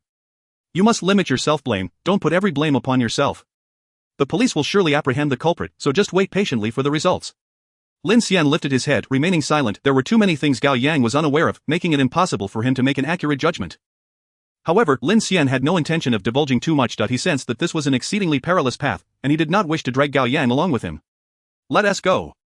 Lin Xian, staying here will only make you catch a cold. Gao Yang helped Lin Xian to his feet, brushing off the dirt on his clothes. Shall we head home? Gao Yang hailed a cab to take Lin Xian to the base of his apartment building. Yet still feeling uneasy, he insisted on accompanying Lin Xian all the way to his doorstep. Lin Xian, are you feeling a bit better now? Hey, you really must stop blaming yourself. Inviting Professor Su Yun to the celebration banquet was a kind gesture on your part. You need to pull yourself together. If you genuinely want to do something, then you might as well gather your spirits and recall the details from the incident, such as the license plate number and the driver's characteristics, to assist the police in capturing the murderer as swiftly as possible. Avenge Professor Su Yun. Lin Xian nodded. Throughout the journey, he had come to a realization, just as Gao Yang had said, though the words may be coarse, the reasoning holds true. Rather than wallowing in regret over unchangeable events, it would be more productive to transform sorrow into strength, endeavoring to do something for Professor Su Yun, bringing the killer and the hidden mastermind to justice. In this regard, he knew more than the police and was closer to the truth, capable of uncovering many clues that the authorities had overlooked. It's alright, don't worry about me, I'm feeling much better. Alright, then I'll take my leave. Gao Yang waved goodbye and departed, reminding Lin Xian to rest early. Lin Xian, however, did not sleep. That he felt no drowsiness. He took a cold shower, allowing the icy water to wash over him, the tautness of his skin awakening him like never before. Who killed Su Yun? After drying himself and putting on warm, thick pajamas, he sat at his desk in deep contemplation. Logically speaking, those pharmaceutical companies and capitalists who feared the successful development of the hibernation pod were the prime suspects. The research achievements of Su Yun, along with the forthcoming hibernation pod, would significantly undermine their economic interests. However, things are not that simple. Lin Xian shook his head that he did not subscribe to that belief. While capitalists are indeed greedy, they are not fools. Killing Su Yun at this juncture would serve little purpose. Lin Xian recalled what the large-faced cat had once said: "Don't be deceived by my appearance. My father was a renowned mathematician and even received the Fields Medal. At that time, I was working outside, and my daughter usually stayed at my father's house. One night, she suddenly had a fever and started convulsing. My father picked her up and rushed to the hospital. As a result, they got into a car accident. A large truck ran them over. Their target was merely to kill my father. My daughter was merely collateral damaged. I don't know why. My father was just a bookworm, he never offended anyone. This is a very mysterious organization, so elusive that I have not been able to find a single clue. I have investigated for so long, yet I can find nothing but a name." Lin Xian switched on the desk lamp, as if grasping at some critical points. Mathematician, midnight, car accident, death. In contrast to Su Yun, scientist, 0042, car accident, death. The three elements, person, time, event, were remarkably similar. Was this merely a coincidence? The time 042 was also quite peculiar. Was it accidental, or intentional? If it was intentional, what could the motive be? If it was deliberate, how could they ensure Su Yun would die at that precise moment? Lin Xian pondered for a long time, struggling to reach a conclusion. The crux lay in his inability to ascertain the veracity of the large-faced cat's words. He could deceive the large-faced cat, and the large-faced cat could also deceive him. Given the nature and temperament of the large-faced cat, it was challenging to guarantee that he was not merely spinning tales to mislead Lin Xian. Of course, the possibility of him speaking the truth could not be ruled out. This created a rather awkward situation, leaving Lin Xian's reasoning stuck at an impasse. If the large-faced cat is indeed fabricating stories to fool me, then all of this is simply my overthinking. But if the large-faced cat is telling the truth, it is quite possible Su Yun's death, like that of the large-faced cat's father, was orchestrated by the same perpetrator. The organization behind it. Lin Xian was uncertain if the Genius Club was the direct murderer. However, at the very least, this organization had an inextricable link to the deaths of Su Yun and the large-faced cat's father. Thus, the key to everything lies with the large-faced cat. I must discern whether the information he provided is genuine or not, for only then will it hold significance for further reasoning.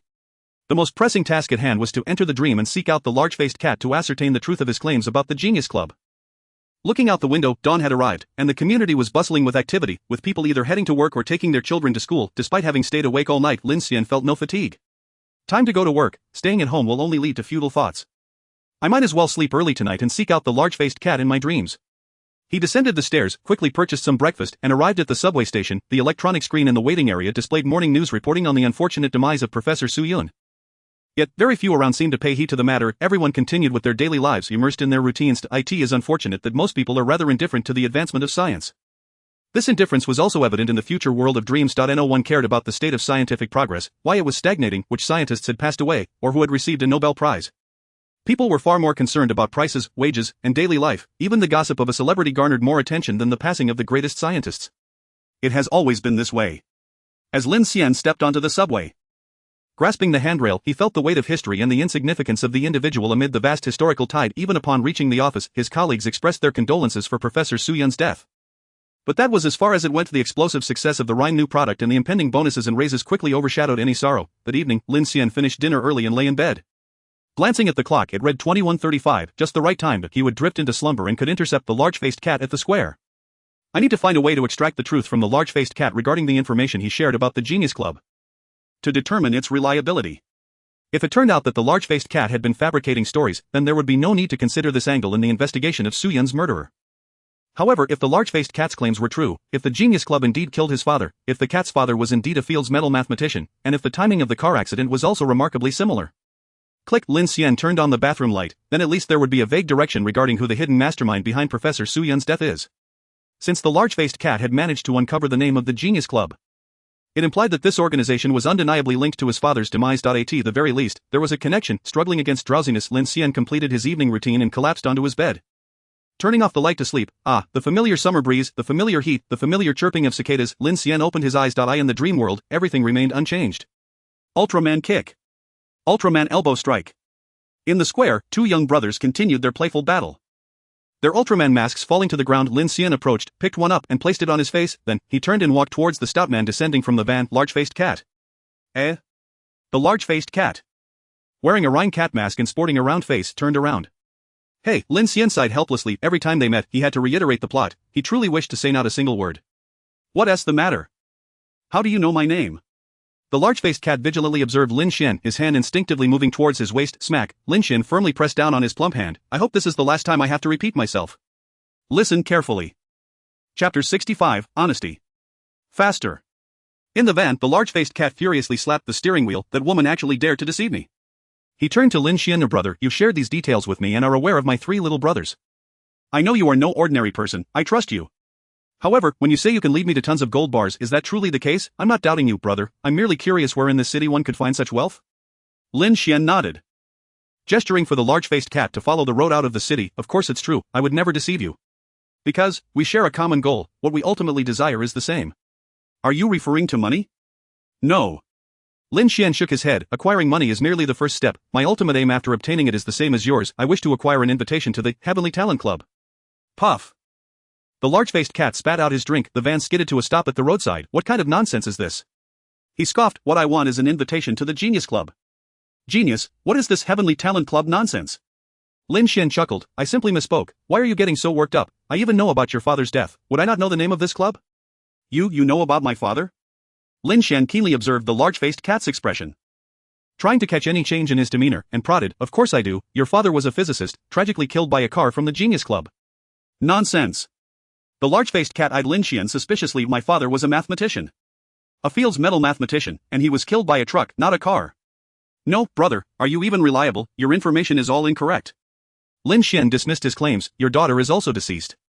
Upon hearing the mention of his daughter, the large-faced cat's expression instantly hardened, looking at Lin Xian with skepticism, his gaze intricate. You know about my daughter's situation too? Yes. Lin Xian nodded. Your father took your daughter to school in the morning, and she was tragically crushed by a truck on the way. What nonsense! The large-faced cat could no longer contain himself, erupting in a furious tirade. They were both killed in the middle of the night. I see now. You are nothing but a fraud. I can't believe I fell for your trickery. What is your true purpose in luring me here? I'll shoot. The large-faced cat, seething with rage, reached for his waist to draw his gun. Only to find nothing. Where is my gun? Right here. Lin Xian twirled the gun in his right hand, looking at the large-faced cat. Apologies, brother face. It seems I misjudged you. You are far more honest than I presumed. Your previous statements were entirely truthful. I underestimated your integrity. I didn't know you at all before, but I am a man of honor who never deceives. The large-faced cat exclaimed passionately, spitting as he spoke. Only others deceive me. I never deceive. At this point, Lin Xian felt satisfied. The answers were becoming clear. His earlier intentional misinformation, the disjointed dialogue, was all a ploy to extract the truth from the large-faced cat. To verify the veracity of his claims regarding the Genius Club and the alleged murders of his father and daughter, his reasoning was simple. If the large-faced cat's previous information about the Genius Club was entirely fabricated, then he would have no recollection of how he had made it up in his prior dreams. If today, any detail he provided differed from what he had previously stated in the dream, it would indicate he was lying. However, if, under such inducement, the large-faced cat's account was identical to before, down to the minutest detail, that would confirm that the large-faced cat was not deceiving himself. Everything he had previously stated regarding the Genius Club and the murder of his father was indeed true. Speak, I'm asking you a question. The large-faced cat cursed, banging the steering wheel, preparing to turn back. Lin Xian snapped back to reality. Click, he chambered around in his pistol, pointing towards a luxurious mansion ahead. Pull over, we will walk from here. What for? The large-faced cat hastily slammed on the brakes. To rob. Lin Xian opened the passenger door and leapt out, gazing at the lakeside villa. Brotherface, how much money could possibly be inside a bank vault? Don't get your hopes up. The truly wealthy don't dare to keep their money in banks. He turned back with a smile, observing the astonished expression on the large-faced cat's face. Today, let me show you what it truly means to be extraordinarily wealthy. Stop. Wait. The large-faced cat hurriedly stepped forward, grabbing Lin Xian's arm, pounding his head on. My IQ can't keep up. Slow down. Slow down. You stand here and let me explain clearly, otherwise I won't follow you. At this moment, the large-faced cat was clearly overwhelmed, struggling to keep pace with Lin Xian's rapid-fire dialogue. Alright, come over, I'll explain it to you. Lin Xian pulled the large-faced cat to the wall. Pointing at the lakeside villa, do you see that mansion? I see it. Who is the wealthiest person in this city? That must be Li Chang. The large-faced cat responded confidently. Not only is he the richest in this city, but he ranks nationally. No, you are mistaken. Lin Xian gazed at the large-faced cat. His visible wealth may indeed rank high nationally, but if you consider his hidden wealth, he might rank among the wealthiest in the world. Li Chang does not appear as affluent as he seems on the surface. Behind the scenes, he engages in unspeakable acts, heinous crimes that warrant the death penalty. The large-faced cat gasped in shock. What the hell, this bastard, he dares to do such things. What a scoundrel. No wonder he is so wealthy. He must have amassed his fortune through murderous dealings. How could he not be rich? Lin Xian nodded. Such immense ill-gotten gains, he certainly wouldn't dare to store in a bank. The gold bars hidden in that villa are merely the tip of his wealth iceberg. Yet they are enough to fill your van. Moreover, once you seize this money, you have no reason to worry. He wouldn't dare to report it, nor would he even utter a word.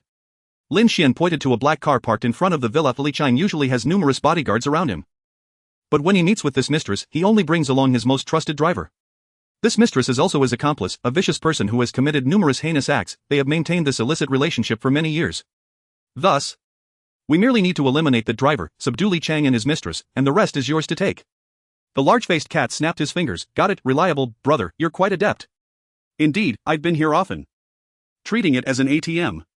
So today we are robbing the rich to help the poor, removing evil for the people? The large-faced cat chuckled. This feels so exhilarating. Sometimes I dream of becoming a hero. Righting wrongs, it's thrilling. Lin Xian waved his hand. Tonight, you need to seek thrills and dreams. We'll engage in something real. Follow me. Chapter 66, the bandit. Lin Xian strode forward, gun in hand. Hey, are we really this brazen? The large-faced cat was astonished, but still obediently followed. Lin Xian approached the black car. Bang. In an instant, without a hint of the action to draw an aim, it was all too swift. In the blink of an eye, Lin Xian's miraculous marksmanship shattered the car window, delivering a fatal shot to the driver. What the hell? What kind of shooting is this? The large-faced cat exclaimed, shocked. The driver, until his last moment, had no idea how he had met his end, his eyes vacant. Next, whoosh, Lin Xian tossed the handgun to the large-faced cat, then opened the car door, retrieving a black handgun from the driver's waist. Upstairs. The villa was vast. However, Lin Xian was well acquainted with the route, deftly maneuvering left and right until he arrived at the door of a bedroom. Bang, he kicked the door open. Eek, who is it? A man and a woman on the bed were startled. Don't move. Lin Xian aimed his gun at the two. After a long moment, De Lian Mao tore the bedsheets apart, binding the couple tightly. Lin Xian sat on the edge of the bed. Brother Lian, just bring the van over directly. The garage, the cellar, the wine cellar, the underground pool, they are all filled with gold bars, bundles of cash, and jewelry. Once you've moved everything up, call for me. I'll be here keeping an eye on them. Alright. De Lian Mao grabbed the keychain from the table and quickly dashed downstairs. Lin Xian sat on the bed, glancing at his watch. It was only just past midnight. The night's mission was accomplished. He might as well stay here with De Lian Mao until 042. Although Lin Xian knew that no matter how many gold bars De Lian Mao moved, it would all be in vain, for the world would meet its demise precisely in 42 minutes. Avenging his daughter was De Lian Mao's lifelong obsession, so he might as well let him enjoy the process. With nothing to do, Lin Xian began to survey the room's decorations. The bedroom was spacious, exquisitely decorated. On a large desk in one corner of the room, several standing photo frames were displayed, featuring Li Chang alongside various world-class dignitaries. Lin Xian was quite familiar with this old ATM. No. Old friend, having visited many times over the past 20 years, he had seen these photographs many years ago. Indeed, there were quite a few notable figures among them. Lin Xian vaguely recalled that the most prominent photo featured Li Chang with a world-class leader. A truly heavyweight encounter. There were also numerous global stars and athletes. Many individuals he had seen on magazine covers and bookstores could be found in Li Chang's home. It even included the world's #1. Lin Xian paused in thought, narrowing his eyes as he slowly rose from the bed. He quickly approached Li Chang's desk, rummaging through the frames. Suddenly he remembered, there was a rather peculiar photograph here, when he had seen it before. He hadn't thought much of it, as he was completely unaware of the Genius Club at that time, but now, found it. Lin Xian picked up a frame, staring intently at the photo inside. In the picture, Li Chang wore a serious expression, sitting upright in a chair. His right hand was raised to eye level, the index finger pointing straight at the sky, a gesture both eerie and arrogant. This hand gesture, Lin Xian recalled the wax seal on the Genius Club's invitation. The imprint on the wax, that strange gesture, was identical to the one in Li Chang's photograph. The cool air from the air conditioner seeped into his pant leg. Lin Xian slowly turned his head, gazing at Li Chang, who was bound and kneeling on the ground. De Lian Mao's words echoing in his mind. A rumor has it that only the top-tier tycoons, the most extraordinary geniuses, and the most powerful figures, can receive an invitation to this club. Bang, Lin Xian slammed the frame down on the bench in front of Li Chang. He racked the gun. Please. Please don't kill me. I'll do anything you ask. I beg you, I'll agree to anything, just don't kill me. Li Chang's face turned pale, frantically writhing in a plea for mercy. His pupils trembled in sheer terror. I just want to know one thing. Lin Xian said flatly. Li Chang nodded violently. I'll tell you everything. Lin Xian crouched down, locking eyes with him. Tell me. What exactly is the Genius Club? What club? Li Chang was dumbfounded. The Genius Club. The Genius what? Bang. Lin Xian fired directly. Li Chang screamed in terror, however, he soon realized he hadn't been shot. His pupils quivered as he glanced aside. Discovering his mistress had somehow managed to break free from her bindings, a gaping bloodied hole in the back of her head, her body helplessly collapsing onto the nightstand, eye in the half-open drawer of the nightstand. The silver grip of a handgun was exposed. Lin Xian pressed the scorching muzzle against Li Chang's forehead. It was hot, yet, confronted by this merciless fiend, Li Chang dared not move. I swear I'm not playing with you. What you're asking about this club, I genuinely haven't heard of it. She acted on her own to break free and grabbed the gun. It has nothing to do with me, I'm being honest. I'll say whatever you ask. Now Li Chang understood moments ago, it was indeed his mistress who, for some unknown reason, had managed to untie the sheets binding her hands, rushing toward the nightstand to retrieve the gun. But he never expected, the assailant's marksmanship was simply too fast and precise. He hadn't even seen any action of aiming, not even a glance, and in an instant, the bullet struck her head. The Genius Club. Let me think. Li Chang was drenched in sweat, beads rolling down his hands were bound behind him, unable to wipe his brow, and he dared not move, keeping his head raised, his mind racing through various memories. Genius Club, his expression was tormented as he muttered incessantly. Finally, with tearful eyes, he opened them wide. I truly can't recall, I've never heard of this club's name. I have indeed participated in many clubs. All sorts of them, but this one you mentioned, I genuinely have no recollection. I swear I'm not lying, I'm truly afraid for my life, given the situation I'm in, why would I lie to you? Still pretending? Lin Xian sneered coldly. Are you tired of living? This photo is concrete evidence of the Genius Club. What? Li Chang's head felt heavy, squinting his eyes to take a serious look at the photograph. I genuinely don't understand what you're talking about. Li Chang was nearly in tears. I don't know what you're trying to express or ask. Could you give me a hint? If I really knew what you were asking, I would definitely tell you. Li Chang, I'll give you one last chance to explain. Lin Xian pointed at the frame. At Li Chang's hand, straight and pointing to the sky. What does this gesture mean? Chapter 67, Goodbye. That's just a very ordinary pose for a photo. Li Chang's face was a mask of despair. Tears and snot streaming down, unable to defend himself. I'm truly wronged, brother. I swear, grievances have their roots, debts have their owners. If I really offended you, I would accept my fate, but this is truly an injustice. I really don't know anything about that Genius Club. Lin Xian stared at him. He was well acquainted with Li Chang, having dealt with him many times. He was indeed someone who feared for his life. That mistress had genuine feelings for him, often playing the role of brave rescuer. However, Li Chang had never once considered saving her, consistently adhering to the principle of birds of a feather flock together, each for their own in times of trouble. Therefore, extracting information from Li Chang was relatively easy. As long as there was a threat to his life, he would be as obedient as a Tmall genie, answering whatever was asked, even rushing to respond. Such a cowardly individual. If he claimed he didn't know, it was likely he truly did not know. Suddenly Li Chang's eyes lit up. I remember, it was a whole set of photos, a very famous international photographer took them for me. A complete set, an entire album.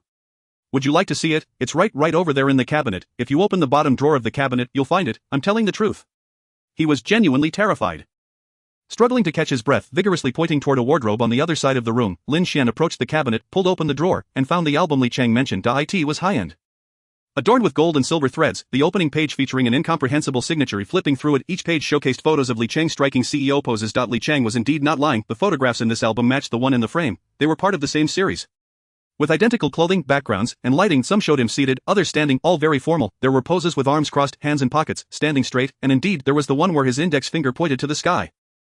Professionally taken in studio shots, portraits. Lin Xian was uncertain how to classify these pictures, but they resembled the type of photographs that numerous sales consultants flaunted in their social circles, not just selling houses, cars, and insurance, but also credit card and loan mediators. Lin Xian flipped to the page where the index finger pointed skyward. Indeed, when viewed as a complete set, this particular photo appeared quite ordinary, merely a common pose for a photograph. What can you deduce from such questioning?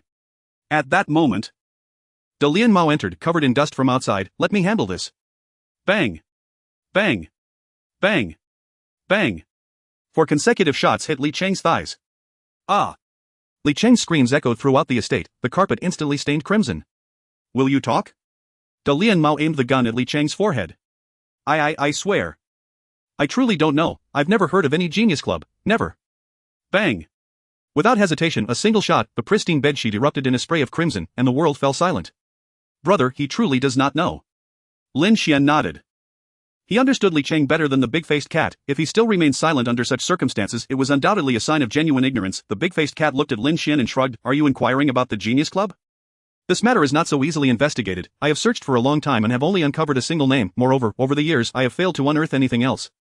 Are you certain that it was a member of the Genius Club who killed your father?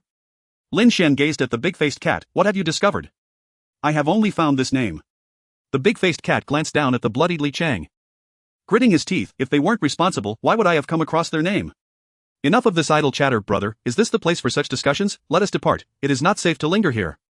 I have already filled the van to the brim. The big-faced cat kicked over Li Cheng's lifeless body and beckoned Lin Xian to descend the stairs. You are quite an interesting fellow, Lin Xian remarked. Following suit, a smile playing on his lips as he regarded the big-faced cat, sometimes foolish, at times quite loyal, yet undeniably ruthless and vicious. Pa! The big-faced cat spat defiantly. Li Cheng is the epitome of a wretch deserving of death. Wiping his mouth. The big-faced cat ceded. You tell me of his deeds. As a father, I cannot bear to hear such tales. Scoundrel, he ought to be crushed beneath a steamroller. Should you ever have a daughter in the future?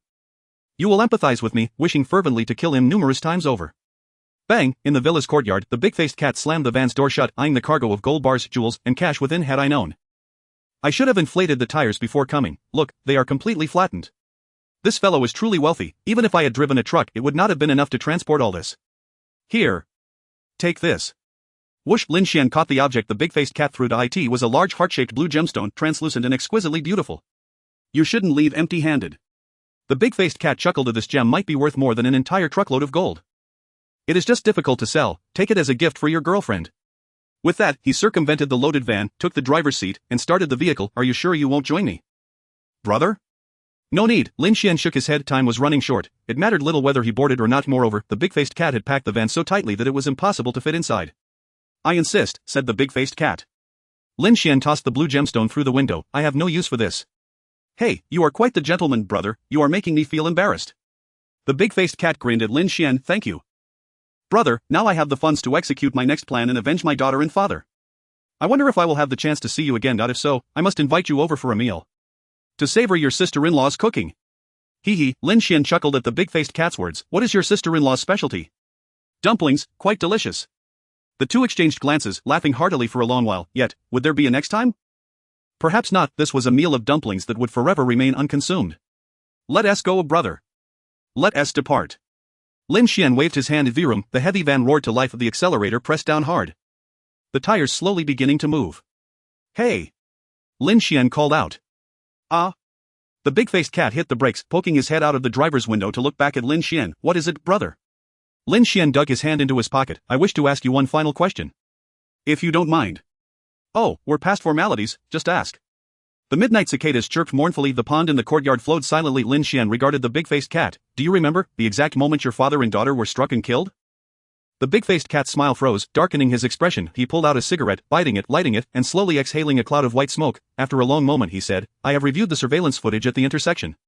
He trembled. Voice choked with emotion, watched it many times. He clenched the cigarette tightly. Thus, the time of the incident, the moment they perished, I will never forget, every minute, every second. Exhaling a swirling plume of smoke, the big-faced cat glanced at his watch. It was roughly around this time. Lin Xian raised his wristwatch. And at that moment, the big-faced cat's voice echoed, 0042, 042, boom. Boom. Boom. The blinding light descended, consuming all. In the corner of the bedroom, Lin Xian opened his eyes. Chapter 68, Truth and Falsehood. Lin Xian rose from the bed, turned on the light, and proceeded to wash his face in the bathroom. I never expected. Lin Xian stared at his reflection in the mirror. It is indeed 042. Predictable yet also reasonable. He dried his face and returned to the bedroom. Sitting at his desk, pondering as he twirled a pen, this dream had yielded his most significant gain to date, clarifying all clues and thoughts. Firstly, the distinction between truth and falsehood in the information. It is now certain what the big-faced cat claimed. That his mathematician father and daughter were killed by a truck at 0042 is true. Conversely, the rumor that only the most elite of the wealthy, the utmost geniuses, and the most powerful figures can receive an invitation from the Genius Club is deemed false.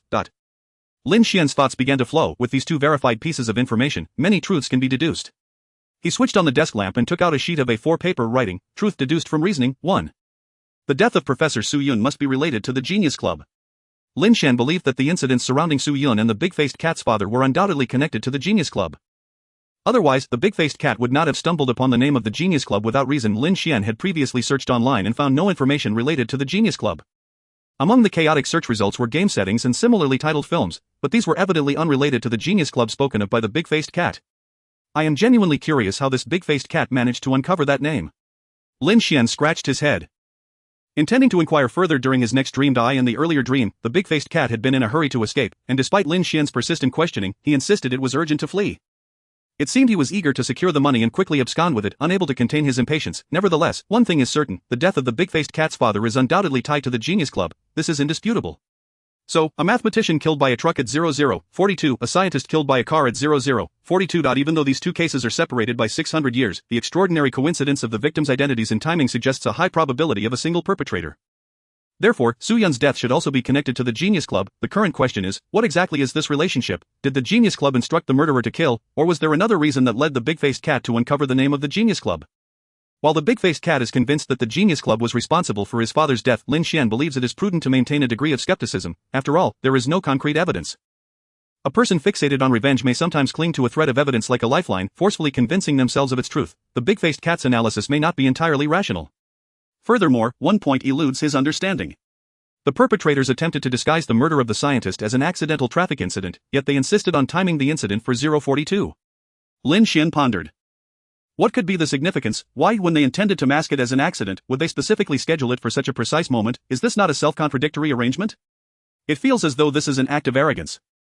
As if it were deliberately performed for someone to witness. Lin Xian found himself baffled. However, this timing is indeed peculiar, coinciding precisely with the moment his dream ended. What does 042 signify? What does it mean? What special significance does it hold? In truth, this is not the most perplexing aspect. Lin Xian twirled his pen. How could they ensure that the murder occurred precisely at 0042? This is too strange. Were they lying in wait, ready to strike at 0042, and if they couldn't, would they simply wait for the next day? Or, was there an insider cooperating, ensuring that the timing remained strictly at 042? The more Lin Xian thought, the further he drifted. The timing of 042 is indeed unsettling, yet there are no leads to delve deeper. Lin Xian continued to write, inscribing the second deduction in his notebook. 2. The qualifications for joining the Genius Club are not solely based on wealth and status, there must be other essential criteria. Indeed, this makes sense. Previously, Lin Xian had questioned the so-called rumor countless times, which claimed that only the utmost wealthy, the most extraordinary geniuses, and the most powerful figures were eligible to join the Genius Club. Frankly, this notion seemed far from genius and rather unrealistic, although the membership criteria mentioned in this rumor appeared exceedingly high. When viewed through the lens of history, such thresholds seemed preposterously low. Each year, new billionaires, powerful figures, and Nobel laureates emerged. If invitations were issued based on this standard, it would likely result in dozens, if not hundreds, of invitations dispatched each year, suggesting that the membership of the Genius Club would number in the thousands. A vast organization that frequently extended invitations and boasted a membership of at least several thousand could never have remained concealed in the mists of history. Leaving not a trace behind, this was utterly impossible. Perhaps one could consider this perspective: wealth, status, fame, and intelligence are merely the foundational requirements for joining the Genius Club, but not the decisive factors. Those who receive invitations from the Genius Club must possess some more pivotal abilities or mysterious reasons, he pondered. Looking back over 600 years of history, perhaps only a handful of individuals, maybe a mere dozen, could meet the membership criteria. This is why such an organization could remain so discreetly hidden in the shadows, leaving no trace whatsoever. The members of the Genius Club must be exceedingly few, otherwise, after more than 600 years, they would have certainly been exposed. With this consideration, everything began to align more logically. The matter of Zhao Yingjun receiving an invitation could also be clarified. If, according to the previous rumors, someone as unremarkable as Zhao Yingjun could receive an invitation, then how could someone as accomplished as Chu Shanhe or as wealthy as Li Cheng possibly lack the qualifications for an invitation? Yet, the reality demonstrated that Li Cheng knew nothing of the Genius Club. As for Chu Shanhe, Lin Xian was uncertain, but he felt that it was highly probable that Chu Shanhe was not a member of the Genius Club. If the goal was to stifle Dongmen technology, why would he continue to support Su Yun for a decade? However, that brought him back to the question, then what about Zhao Yingjun, reflecting on his strikingly capable and stunningly beautiful female superior? Lin Xian found himself perplexed. What merit or uniqueness does she possess that would warrant her receiving an invitation from the Genius Club? With this thought, Lin Xian picked up his pen once more, jotting down a third deduction in his notebook. 3. Zhao Yingjun did indeed receive an invitation from the Genius Club, but whether she joins or participates in this conspiracy remains unclear. In truth, he had considered this conclusion earlier, but had not delved deeply into it. The reason lay in the previous ambiguities surrounding the various pieces of intelligence regarding the Genius Club, which were often contradictory and difficult to discern. However, the situation had changed. Although 99 of the mysteries surrounding the Genius Club remained submerged beneath the surface, at least one of information had surfaced into clarity, and it was this precious one that allowed Lin Xian to deduce these 3 crucial clues inscribed in his notebook. Zhao Yingjun. He fixated on that exceedingly familiar name within the third deduction. Why would she receive an invitation? Lin Xian rested his chin on his hand, contemplating. There must be some special reason that led the mysterious and sparsely populated Genius Club to recognize Zhao Yingjun. Upon reflection, he realized that Zhao Yingjun was indeed quite enigmatic. While he had interacted with her on numerous occasions, if pressed to claim any genuine understanding of her, he would admit to knowing nothing at all. Apart from her age and name, he possessed no further information. Lin Xian was astonished to discover just how unfamiliar he was with Zhao Yingjun. To uncover the cause and truth behind Su Yun's death, and to further clarify the purpose and nature of the Genius Club, there is but one approach. He opened the drawer, retrieving the wax seal emblazoned with the emblem of the Genius Club. The circular wax disc, illuminated by the desk lamp, emanated an eerie crimson hue, reminiscent of blood, akin to a setting sun. What exactly was inscribed on that invitation from the Genius Club? What was its content? Where was the gathering place? When was the meeting scheduled? What were the club's objectives? Gazing intently at the right hand of the wax seal, which pointed skyward, Lin Xian narrowed his eyes. I must find a way. I need to see that invitation. Chapter 69, Trust at present. Although there was no definitive evidence confirming that the Genius Club was indeed the perpetrator behind the deaths of Lian Mao's father and Su Yun, the analysis of available intelligence indicated that it was the prime suspect, the most probable hidden hand behind the scenes. After all, the Genius Club was a known entity with a history spanning 600 years. If it had maintained its original intentions throughout this time, employing the same methods to orchestrate the deaths of Lian Mao's father and Su Yun, such logic would indeed hold. Thus, Lin Xian resolved, for the sake of prudence, to initially assume that the Genius Club is the mastermind behind all of this, and to conduct reasoning and investigation based on this premise. If the Genius Club is indeed innocent, then contradictions will inevitably arise during the investigation, and they will naturally be exonerated. In truth, a temporary misunderstanding is inconsequential. After all, it is a fact that someone conspired to murder Su Yun and Lian Mao. And the existence of a murderer is inevitable. It is merely a matter of uncovering their name. Thus, based on this foundation, the invitation from the Genius Club found within Zhao Yingjun's office drawer represented the sole lead for further investigation, as well as the only breakthrough point. Regardless of whether Zhao Yingjun had joined the Genius Club or participated in the murder of Su Yun, as long as he could ascertain the content of that invitation, he might be able to follow the clues to uncover all the answers. It must be done this way. Lin Xian carefully returned the wax seal to the drawer, concealing it with great caution. He began to strategize. How could he surreptitiously view the contents of that invitation without revealing his intentions or alerting Zhao Yingjun? His own safety and discretion were paramount considerations given that the Genius Club could potentially be the murderer of Su Yun. If his objective were to be exposed, leading Zhao Yingjun to realize he was investigating the Genius Club, it could spell disaster. If Zhao Yingjun had not joined the Genius Club, that would be one matter. But if she had indeed become a formal member, any exposure of his actions would be tantamount to a death sentence. Thus, I must tread carefully in this investigation, leaving no trace behind. Lin Xian rose to his feet. Retrieving a large baking tray from the kitchen, he crumpled the paper on which he had recorded his deductions and placed it inside, igniting it with a lighter. Boom, the flames danced, casting his shadow eerily upon the wall. But that was not all. Lin Xian opened the drawer and disposed of all previously written deductions, plans, and anything related to his dreams and the Genius Club, placing them into the tray to be incinerated.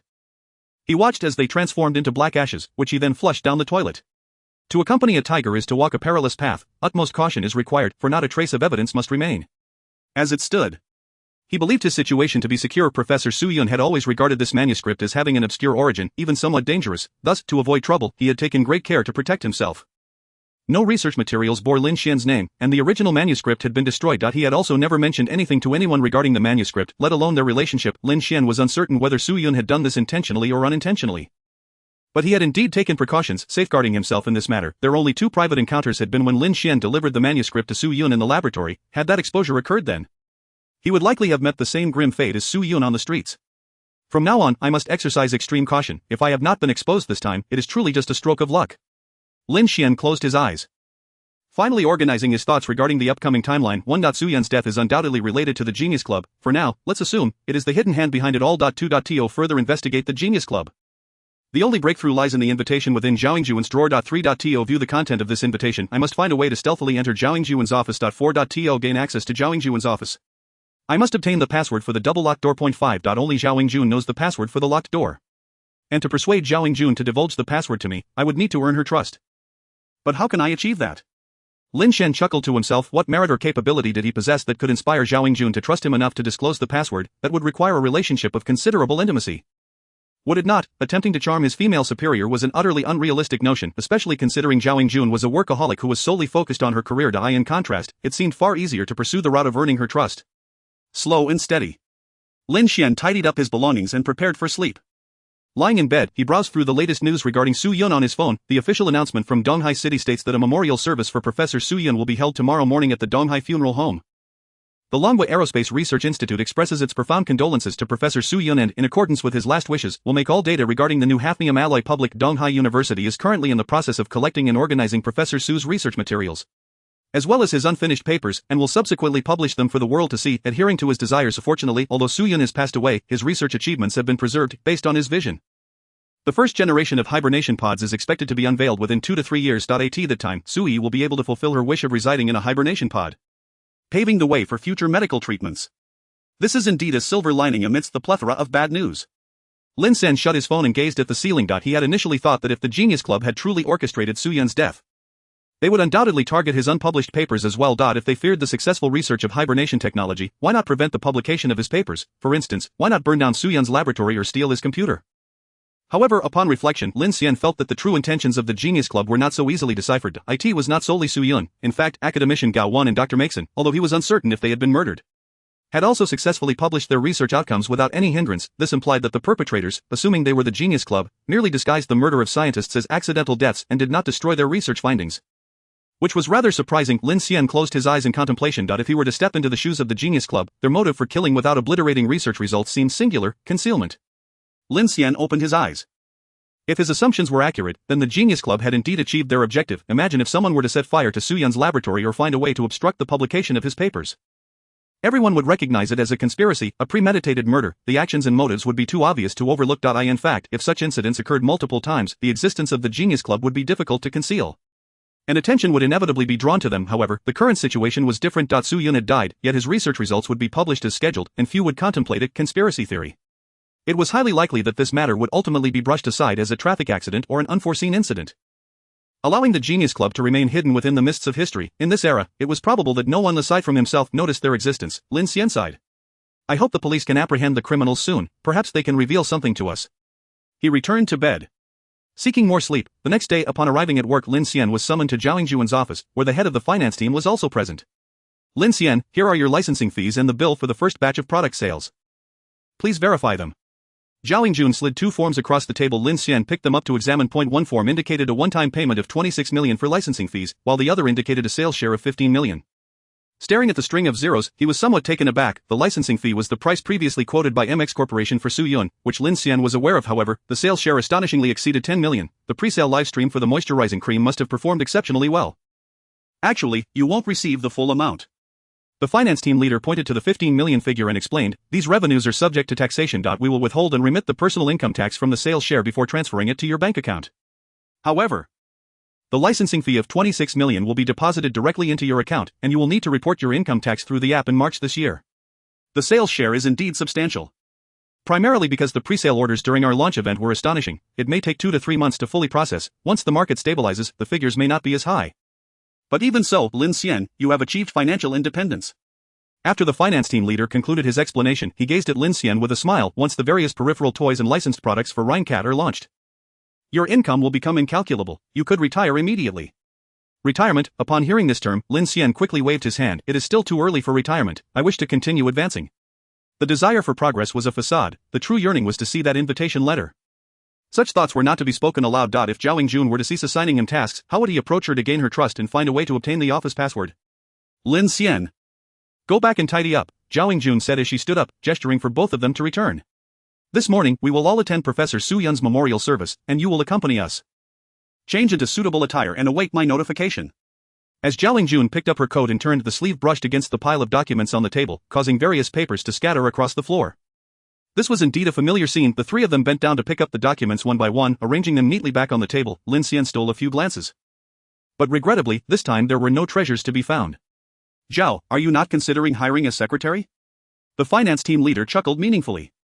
Having a secretary could help you organize documents and clean the office. You need not handle everything personally, which would save you considerable time. If you truly have reservations about bringing someone new from outside, you could promote someone from our long-standing staff. After all, you have spent considerable time together, and there must be someone reliable. Upon hearing this, Zhao Yingjun chuckled lightly. Forget it. Once bitten, twice shy. I have grown cautious. Unless there are further matters, you may disperse. I will go change. With a thud, the heavy password door slammed shut as Lin Xian and the head of the finance team descended in the elevator. Indeed, Lin Xian mused, if I could become Zhao Yingjun's secretary, it would undeniably be the safest and most convenient way to access that invitation from the Genius Club and investigate their activities. although Lin Xian was reluctant to take on the role of a secretary. It was undeniable that the position would grant him frequent access to her office, ensuring he would learn the password to the secure door, while a secretary could not monitor Zhao Yingjun around the clock. They would certainly be privy to her various schedules, actions, and calls. They might not know every detail, but they could discern patterns and uncover unusual behaviors. These peculiarities might very well relate to the Genius Club. In any case, to continue delving into the investigation of the Genius Club, it would be advantageous to get closer to Zhao Yingjun. Sister, I am quite curious. I would like to inquire. Lin Xian looked down at the finance team leader in the elevator. I joined the company late.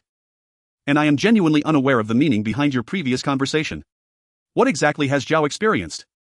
Why is she so averse to hiring a secretary? Chapter 70, The Genius. The finance team leader. A veteran of Company X had been with Zhao Yingjun since the inception of her venture. In fact, the majority of the vice presidents and mid-level executives were long-standing members of the company. As Company X was quite young and there were few exceptional cases like Lin Xian, who had been rapidly promoted after only a few months of joining.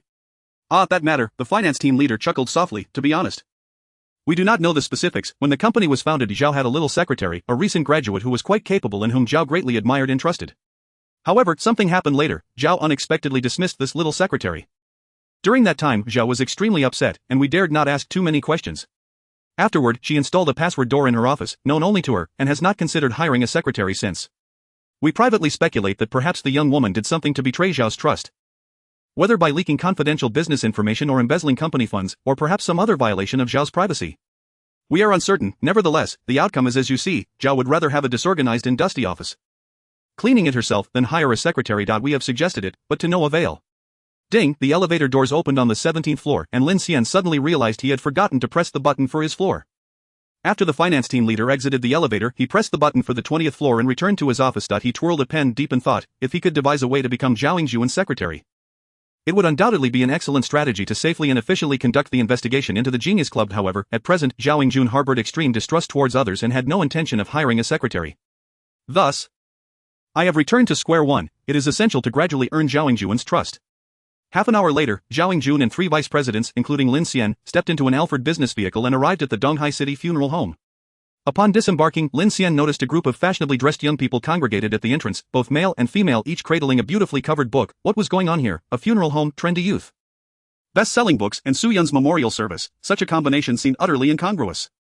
What are they doing over there? One of the vice presidents remarked, equally puzzled by this peculiar sight. If these youngsters were attending the memorial, they certainly did not appear to fit the occasion. If they were there to pursue a celebrity, what star could possibly be found at a funeral home, unless? Lin Xian pondered a possibility and approached to get a closer look.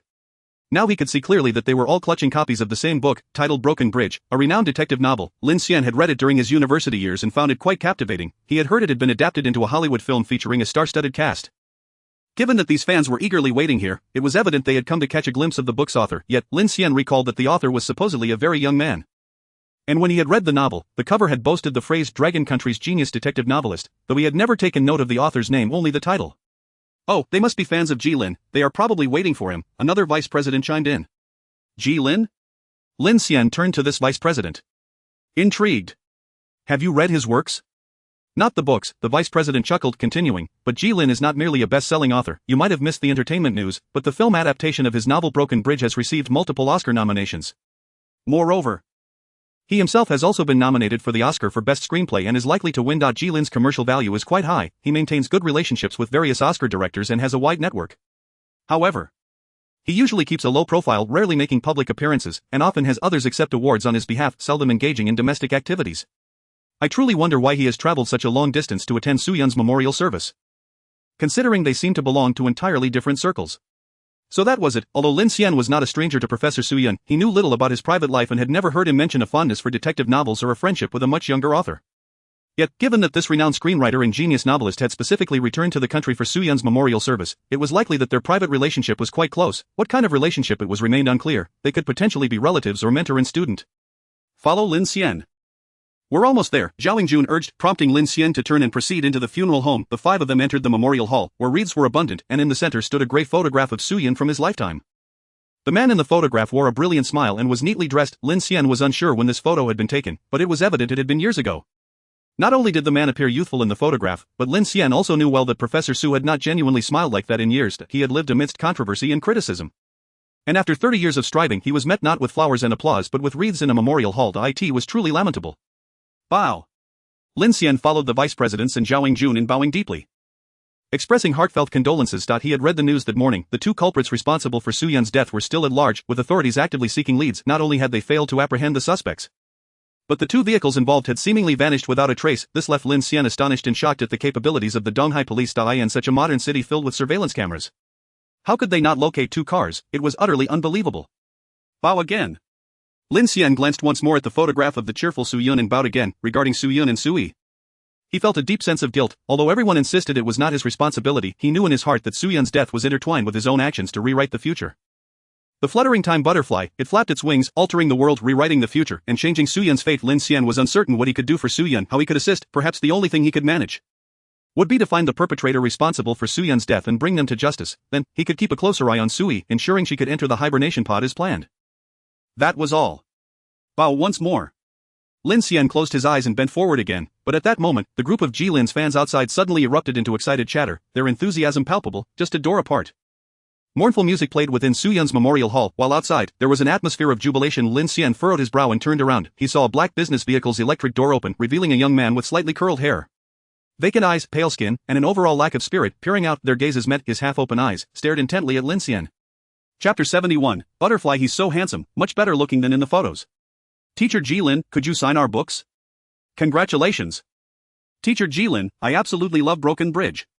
May we take a picture with you? As Jilin stepped out of the vehicle, the eager young fans surrounded him, yet he walked past them without a glance. Heading towards the memorial hall behind him, several funeral home staff quickly intervened to maintain order among the fans. Quiet, please, do not gather here. This is a memorial service, please be more solemn. Respect the deceased, refrain from making noise here. Once Jilin entered the corridor of the funeral home, the commotion outside quieted considerably. He continued to fix his gaze on Lin Xian, hands in pockets, hunched over, head held high, his expression blank as he approached.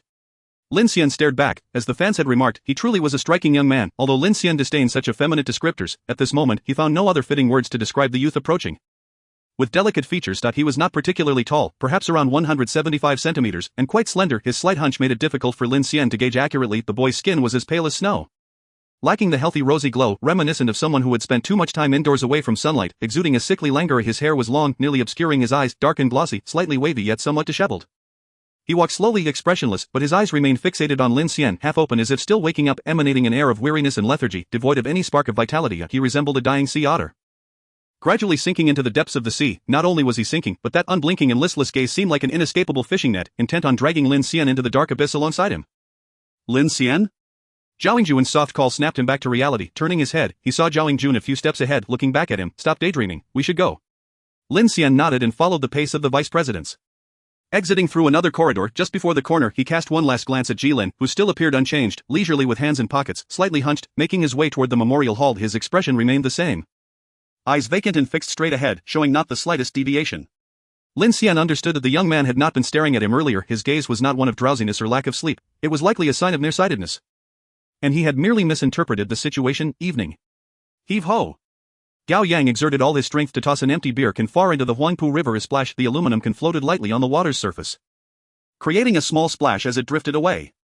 What do you think, Lin Xian? Give me your thoughts. Gao Yang beamed with pride. Thoughts on what? Lin Xian shivered in the cold. Are you asking for an assessment of your manners? I'm talking about this dinner. Gao Yang scoffed at this romantic misfit and fanned the tiny grill furiously. This is to cheer you up. A little barbecue by the riverside just for you. It's winter, brother, where were you in the summer? Lin Xian felt somewhat speechless as he zipped up his jacket, extending his hands toward the pitiful little grill. Vying for warmth from the half-cooked lamb skewers, you said you were treating me to barbecue, and I even dared not wear thick clothes to avoid the smell. Just tell me if this isn't barbecue. Gao Yang popped open a can of beer and offered it to Lin Xian. Lin Xian took the item and immediately set it down. What good does it do me that it's chilled? Drink something cold and forget your troubles. Gao Yang fanned himself vigorously, grabbing a handful of lamb skewers and handing them to Lin Xian. Are you feeling better these past couple of days? Much better, Lin Xian replied after taking a bite. After all, Soo-Yun has passed away, there's no point in being sorrowful. It would be best to visit his daughter more often, that would be the greatest tribute to him. That's the spirit. Gao Yang began grilling some fish tofu. I wonder when they will catch the two culprits who killed Soo-Yun. Such people deserve a terrible fate. Why did they have to kill such a great scientist? I was planning to take a winter hibernation capsule and take a trip to the future. But now it seems that hope is lost. Not at all, Lin Xian countered. In truth, whether Soo-Yun is here or not is becoming less significant. The spark of hibernation technology has already been ignited.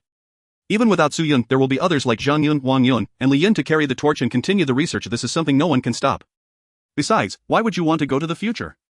Lin Xian, having finished his lamb skewer, rubbed his hands and looked at Gao Yang. The hibernation capsule isn't a time machine. Once you reach the future, you can't come back. There's no such thing as a pill for regret. True. I was just saying it casually. If there really was a hibernation capsule, I wouldn't want to ride in that contraption. Gao Yang flipped the fish tofu, opened a bottle of beer and raised it. Let's toast. To Professor Su Yun. Bang! After their glasses clinked, Gao Yang downed his drink in one go, then crumpled the aluminum can and hurled it forcefully across the Huangpu River. Splash! This time, it was thrown much farther, creating a splash before sinking. Let's toast to your manners first. The barbecue by the riverside ended quite early, as Gao Yang could no longer bear the cold and declared it over upon returning home. Lin Xian felt a slight heaviness in his head and noticed a runny nose. Shift, Lin Xian cursed inwardly, I hope I'm not catching a cold. He hurriedly took a hot shower and drank 2 packets of Banlan Zhen. Turning off the lights, he went to bed. Lin Xian felt a bit perplexed. Where were the sweltering summer winds he had known for over 20 years? Where were the cicadas he had heard for more than 2 decades? Where were the children playing in the square? Why was it so quiet today? He opened his eyes. Brick walls, low houses, narrow paths, lanterns, slate roofs, moss. All around him were the chaotic, disordered self-built structures, crowded, backward, silent, desolate. The scene before him resembled a poor, underdeveloped village. What is going on? Lin Xian looked around, glancing at the flickering tungsten bulb in the window, and couldn't help but take 2 steps back. Everything has changed. All of it. There was no square. No children playing, no bustling shops and roads, no familiar electronic billboards or bright streetlights. Where am I? Lin Xian suddenly turned around to see, still the rugged cobblestone path, flanked by uneven self-built low buildings. Where is this? What kind of dream is this? This was the first time he had encountered such a bizarre occurrence in all the years of dreaming. He quickened his pace and ran forward, no matter how he turned or twisted. The surroundings consisted of 2- or 3-story brick houses, and there were even mud walls. The roads were alarmingly narrow, seemingly never designed with the possibility of vehicle traffic in mind. He looked left and right, his view obscured by the disordered low buildings, unable to see anything. Could it be? A chill ran through his heart. Could it be that he had crossed into another timeline, another world? What year and day was it now? Lin Xian turned around and noticed a small shop with a large yellow bulb at the corner of the alley, resembling the layouts from the dramas of the 1980s and 1990s. He hurriedly ran towards the shop. Inside, an elderly man in a white vest was cheerfully cracking sunflower seeds, fanning himself while watching a bulky television. Dear viewers, the evening news is about to begin. On the low-resolution television, a well-dressed female host spoke clearly, smiling at Lin Xian. It is now August 28, 2624, exactly 10 p.m. Chapter 72, Disruption 2624, August 28th, still the same day. The time in the dream had not changed, but aside from the time, everything else in the dream had transformed. Wait a moment. Lin Xian braced himself against the mossy, muddy stone wall with one hand while resting his forehead with the other, deep in thought. The butterfly effect of time and space. It was evident the dream had once again experienced a temporal shift. So what was the cause of this shift? What was the source? What was the anchor point? When did the butterfly flap its wings? Lin Xian opened his eyes. He recalled the news he had seen before sleeping the previous night. Donghai University is in the process of receiving and organizing Su Yun's research materials and unfinished papers, and will subsequently follow Su Yun's wishes to publish them to the world. Perhaps this is the reason. His heartbeat steadied, and the lost sense of security gradually returned. This was indeed still his dream. Without a doubt, he hadn't seen the news today, but judging by this, Donghai University must have publicly released Su Yun's research materials. But that doesn't make sense, even if they hadn't published it, as long as an official organization intervened and took over Su Yun's research materials. This moment would already have become an irreversible anchor point. Because official organizations are vast and reliable, it was merely a matter of time before they would publicize these materials according to Su Yun's wishes. If the officials had not intervened, and Su Yun's research materials remained untouched in the lab, with the papers unfinished and no backups, there would still be a degree of uncertainty if someone wanted to cause destruction. Regardless of the circumstances, the temporal butterfly had indeed flapped its wings, and a temporal shift had occurred. Yet this time, the butterfly's wings were likely smoking, causing countless tornadoes to reshape the future world 600 years hence into a completely renewed form. This was logically coherent in terms of temporal mechanics. The problem was, why has the technological level of the future world regressed instead? Lin Xian looked around. No matter how he viewed it, the technological, economic, and living standards here were far too backward. In his previous dreams, although still quite underdeveloped, the disparity with the 2023 he lived in was not significant. It could still be considered a modern urban setting. Yet the scene before him was far less developed than his grandfather's house he visited as a child. At least his grandfather's house was accessible by road, but here the winding cobblestone paths were so narrow that not even a bicycle could navigate them without difficulty. Looking inside the small shop, nearly everything was wrapped in tattered oil paper, tungsten bulbs, thermos liners, shoelaces, poorly made hardware, multicolored shampoos, and various snacks that looked unappetizing. What was going on in this supposedly advanced year of 2624? Why did the living conditions resemble those of the 1980s and 1990s? If Su Yun's paper had been published and the dream world underwent drastic changes, with starship cannons and space elevators emerging, Lin Xian would not find it strange at all, as it would align with logic. Even Su Yun himself had stated that once the hibernation capsule was unveiled, the world's dynamics might be rewritten. And human technology would inevitably enter an era of rapid advancement, the future being immeasurable, yet rapid advancement. How could it regress? Lin Xian found it impossible to convince himself and could not accept the reality before him. Even if after Su Yun's paper was published, the technological level of the future world remained stagnant, he could still accept that he was born in that square, but how could it be that after the publication of this paper, technology had regressed by decades? What on earth happened in these 600 years? Inside the small shop, the elderly man paused his fanning and looked at the tall man at the door with an uncertain expression. What's wrong? Young man, what do you want to buy? No. Lin Xian waved his hand. Sir, I want to ask. Clatter. Just as the two were conversing, a man in black suddenly dashed out from behind Lin Xian, wearing a black hat. He moved swiftly. After crashing into an outdoor shelf, he reached for the money box on the glass counter and turned to flee. Hey! The elderly man immediately sprang into action, grabbing the thief's arm. Put that down. Put it down. The thief kicked the elderly man in the stomach, causing him to fall beside the glass counter. Grimacing in pain, he pointed at the fleeing thief, looking at Lin Xian. Young man, help me. Catch him. Okay. Lin Xian turned, activating his parkour skills, and chased after the shadow in the darkness. He had many questions for the elderly man, and retrieving the money box would facilitate better communication. The thief was evidently familiar with the area. He turned left and right, nimbly navigating the rugged paths, dazzling Lin Xian's eyes, but Lin Xian was no pushover. For many years, his parkour skills have never faltered. He kicked to the left and leaped to the right, navigating several turns with agile backflips, and swiftly caught up to the thief. Get lost. With a flying kick, the thief fell to the ground. Lin Xian swiftly mounted him, pinning him down tightly, then snatched the money box from his hands and placed it behind him. Just as he was preparing to tie him up, swoosh, the sound of a sharp knife piercing flesh echoed. Lin Xian's vision blurred red as he glanced down at his chest. The thief had concealed a dagger at his waist. At that moment, it was deeply embedded in his heart to gush. As the thief yanked the dagger out, a torrent of blood gushed forth, splattering far and wide. Lin Xian felt a wave of weakness wash over him. Just as he was about to rise, damn it, this is what you get for meddling, this is what you get for meddling. Swoosh, swoosh, swoosh, swoosh, swoosh, the thief struck with precision and ferocity. Each stab found its mark on Lin Xian's vital points.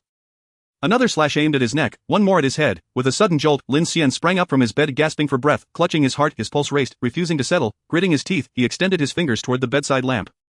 Pressing the switch, click. In a lakeside villa on the outskirts of Donghai City, the grand crystal chandelier in the living room illuminated, bathing the entire room in bright light.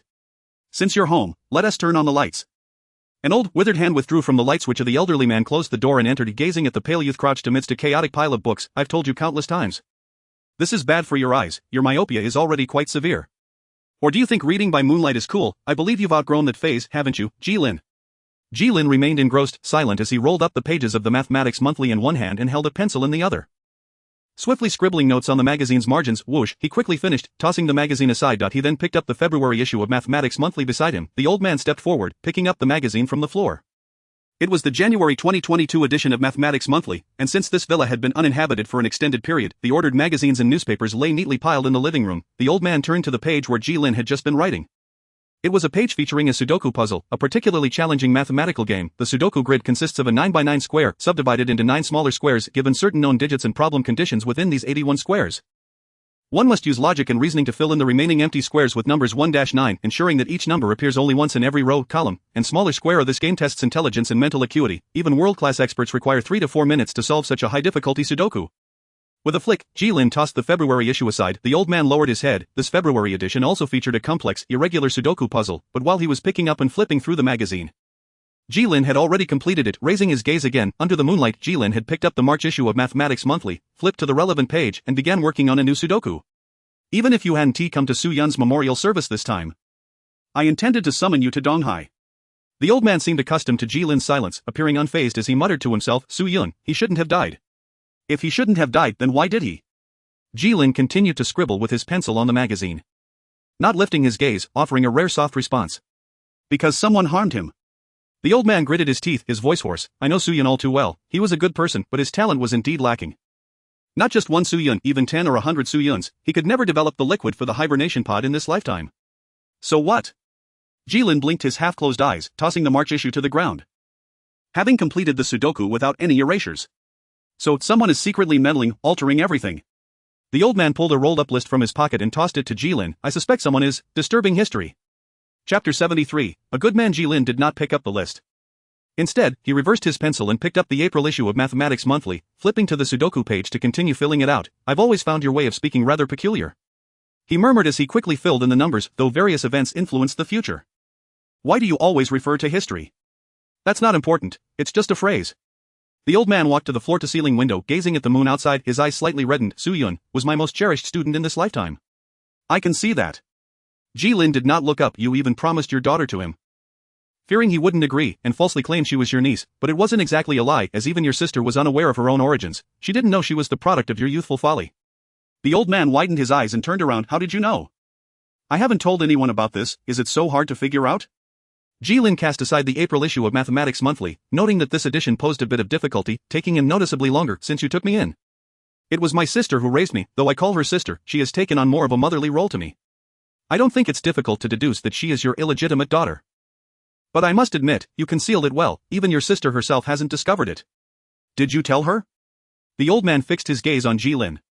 No, why would I say that? Ji-lin shrugged. Picking up the May issue of Mathematics Monthly off the floor, flipping to the Sudoku page to continue solving. At the time, my sister complained to me that you insisted on matchmaking her with Soo-yun. Even though she didn't like bookish types like him, those were her exact words. But later, after spending time together, she found Soo-yun quite agreeable, and they ended up marrying. You organized the wedding, which must have taken quite a bit of effort. The old man remained silent for a long time. Exhaling deeply, thus, Soo-yun's death pains me more than anyone. I must find the culprit who caused his demise. Your sister died from amniotic fluid embolism while giving birth to Soo-yi. After that, Soo-yun became obsessed with researching the hibernation pod. I tried my best to persuade him, but nothing worked. In a fit of anger, I expelled him from my tutelage, thinking he would eventually realize the futility and return to me. But it's all the fault of that disturbing history individual. They caused Soo-yun's death. Soo-yun was never meant to accomplish anything significant. The hibernation pod, is that something a person of his caliber could tackle? Let alone him, even the world's top research geniuses couldn't independently resolve the liquid for the hibernation pod. With a flick, Ji-lin tossed aside the June issue and picked up the July one. I actually like Soo-yun quite a bit. When I was young, he often visited my sister's house, and each time he came, he would bring me many books. My sister would tease him, saying who gives books to children, that he was a stubborn bookworm. But I genuinely liked the books Soo-yun gifted me. He wasn't particularly bright neither in research nor in emotions, but like my sister, I didn't dislike people like him. When he first met me, he gave me a set of 20,000 Leagues Under the Sea, claiming it was children's literature. But he didn't buy the children's edition. I really liked that set of books, and I even believed in the plot. So every time I eagerly anticipated Soo-yun's visits, I looked forward to what books he would bring me next. But after Soo-yi's incident, you two fell out, and he never came again. The old man chuckled softly, his eyes filled with nostalgia. So it seems Soo-yun was your inspiration for writing? I've never heard him mention that. No wonder this reclusive owl of yours, upon hearing of Soo-yun's passing, silently traveled all the way to Donghai to attend his memorial service. That is quite unlike you. You didn't even consider how to plan your trip to avoid those book enthusiasts and reporters. I saw the coverage from various media outlets. You were blocked at the airport for quite a while and photographed extensively by reporters. Now, many entertainment news headlines feature you discussing your relationship with Soo-yun. With a flick, what does it matter if they took photos? Ji-lin tossed aside the July issue and picked up the August one. Continuing with the new Sudoku, I'm not someone who hides from the world, I'm just too lazy to go out. If I could encounter something interesting or interesting people, I would actually be quite willing to socialize. Alas. My sister departed this world far too early, and Soo-yun has been driven away by you. I possess little interest in socializing. When I learned that Soo-yun would never seek me out again, I was enveloped in profound disappointment. Despite his lackluster talent in research, he was, after all, a scientist, and his knowledge and insights were nothing short of astonishing for a child of my tender years.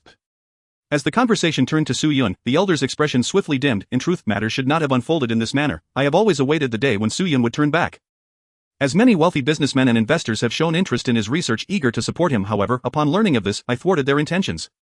I believed he would inevitably reach a point of despair, that he would reconsider and return to seek me out. Even though your sister has passed, I have always treated Soo-yun as if he were my own son. There is truly no distinction, although I possess no children. You are adopted, yet, had I a child, I suspect my treatment of them would mirror that of Soo-yun. On the day that Soo-yi met with misfortune, my heart ached even more than Soo-yun's. Since you are already privy to everything, let us speak candidly. After all, she is my granddaughter, and do I not wish for her well-being? At that time, I summoned every expert in the world on this matter to Donghai City. One by one, I chartered flights to bring them in for ease consultation, yet, not a single expert offered hope for recovery, not one. The elder closed his eyes and lowered his head with a crash. The August issue of the Mathematics Monthly was cast to the ground by Ji-lin. The Sudoku puzzle within that pristine magazine was of the utmost difficulty, categorized as a killer Sudoku, with the unblemished pages revealing no signs of alteration. So, can you now reveal the answer to me? Ji-lin picked up the September issue of the Mathematics Monthly but did not open it. For the first time, he halted his actions, looking up at the elder. Why? Did you kill Soo-yun? Chapter 74, The Error. Thanks to the Alliance Lord, I have two precious cats. Because, the elder gritted his teeth, because Soo-yun also disturbed history. No, that is not the question I pose. Surely I am aware of that? Jilin twisted the pencil in his hand. His gaze still fixed on the elder. I am asking why you sought to eliminate those who disrupt history?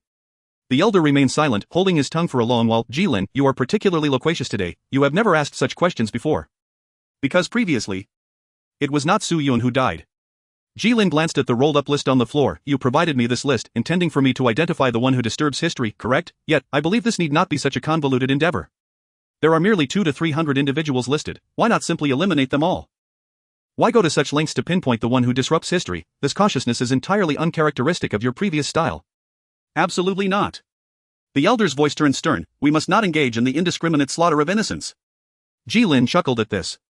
He opened the September issue of the Mathematics Monthly, found the Sudoku page, and resumed solving. Thus, you see, you are aware of certain matters, withholding information from me. With such righteous indignation, I would have thought we were part of some noble organization. He paused his writing once more. Looking up at the elder, you killed my parents, did you not? Jilin. The elder raised his voice. I have told you countless times regarding this matter, your parents were not slain by my hand. Even if it was not a mere accident, I assure you, it was not I who took their lives. Cease the pretense. Jilin chuckled softly, continuing with the Sudoku. I have already uncovered the truth. Then you should investigate further. The elder's veins bulged in anger, his breaths coming in gasps. If this is the extent of your investigative prowess, I urge you to put down your pen and abandon the notion of writing mystery novels. It is truly laughable. The air turned heavy with silence, punctuated only by the elder's heavy breaths and the sound of Jilin's pencil scratching against paper. Enough. The elder waved his hand. Do not attempt to extract more from me.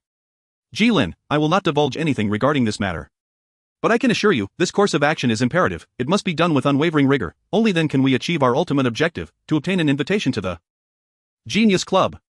With a crash, Jilin completed yet another Sudoku puzzle, throwing the magazine to the floor and picking up the next issue, the October edition of the Mathematics Monthly. I do not comprehend. Then do not attempt to comprehend.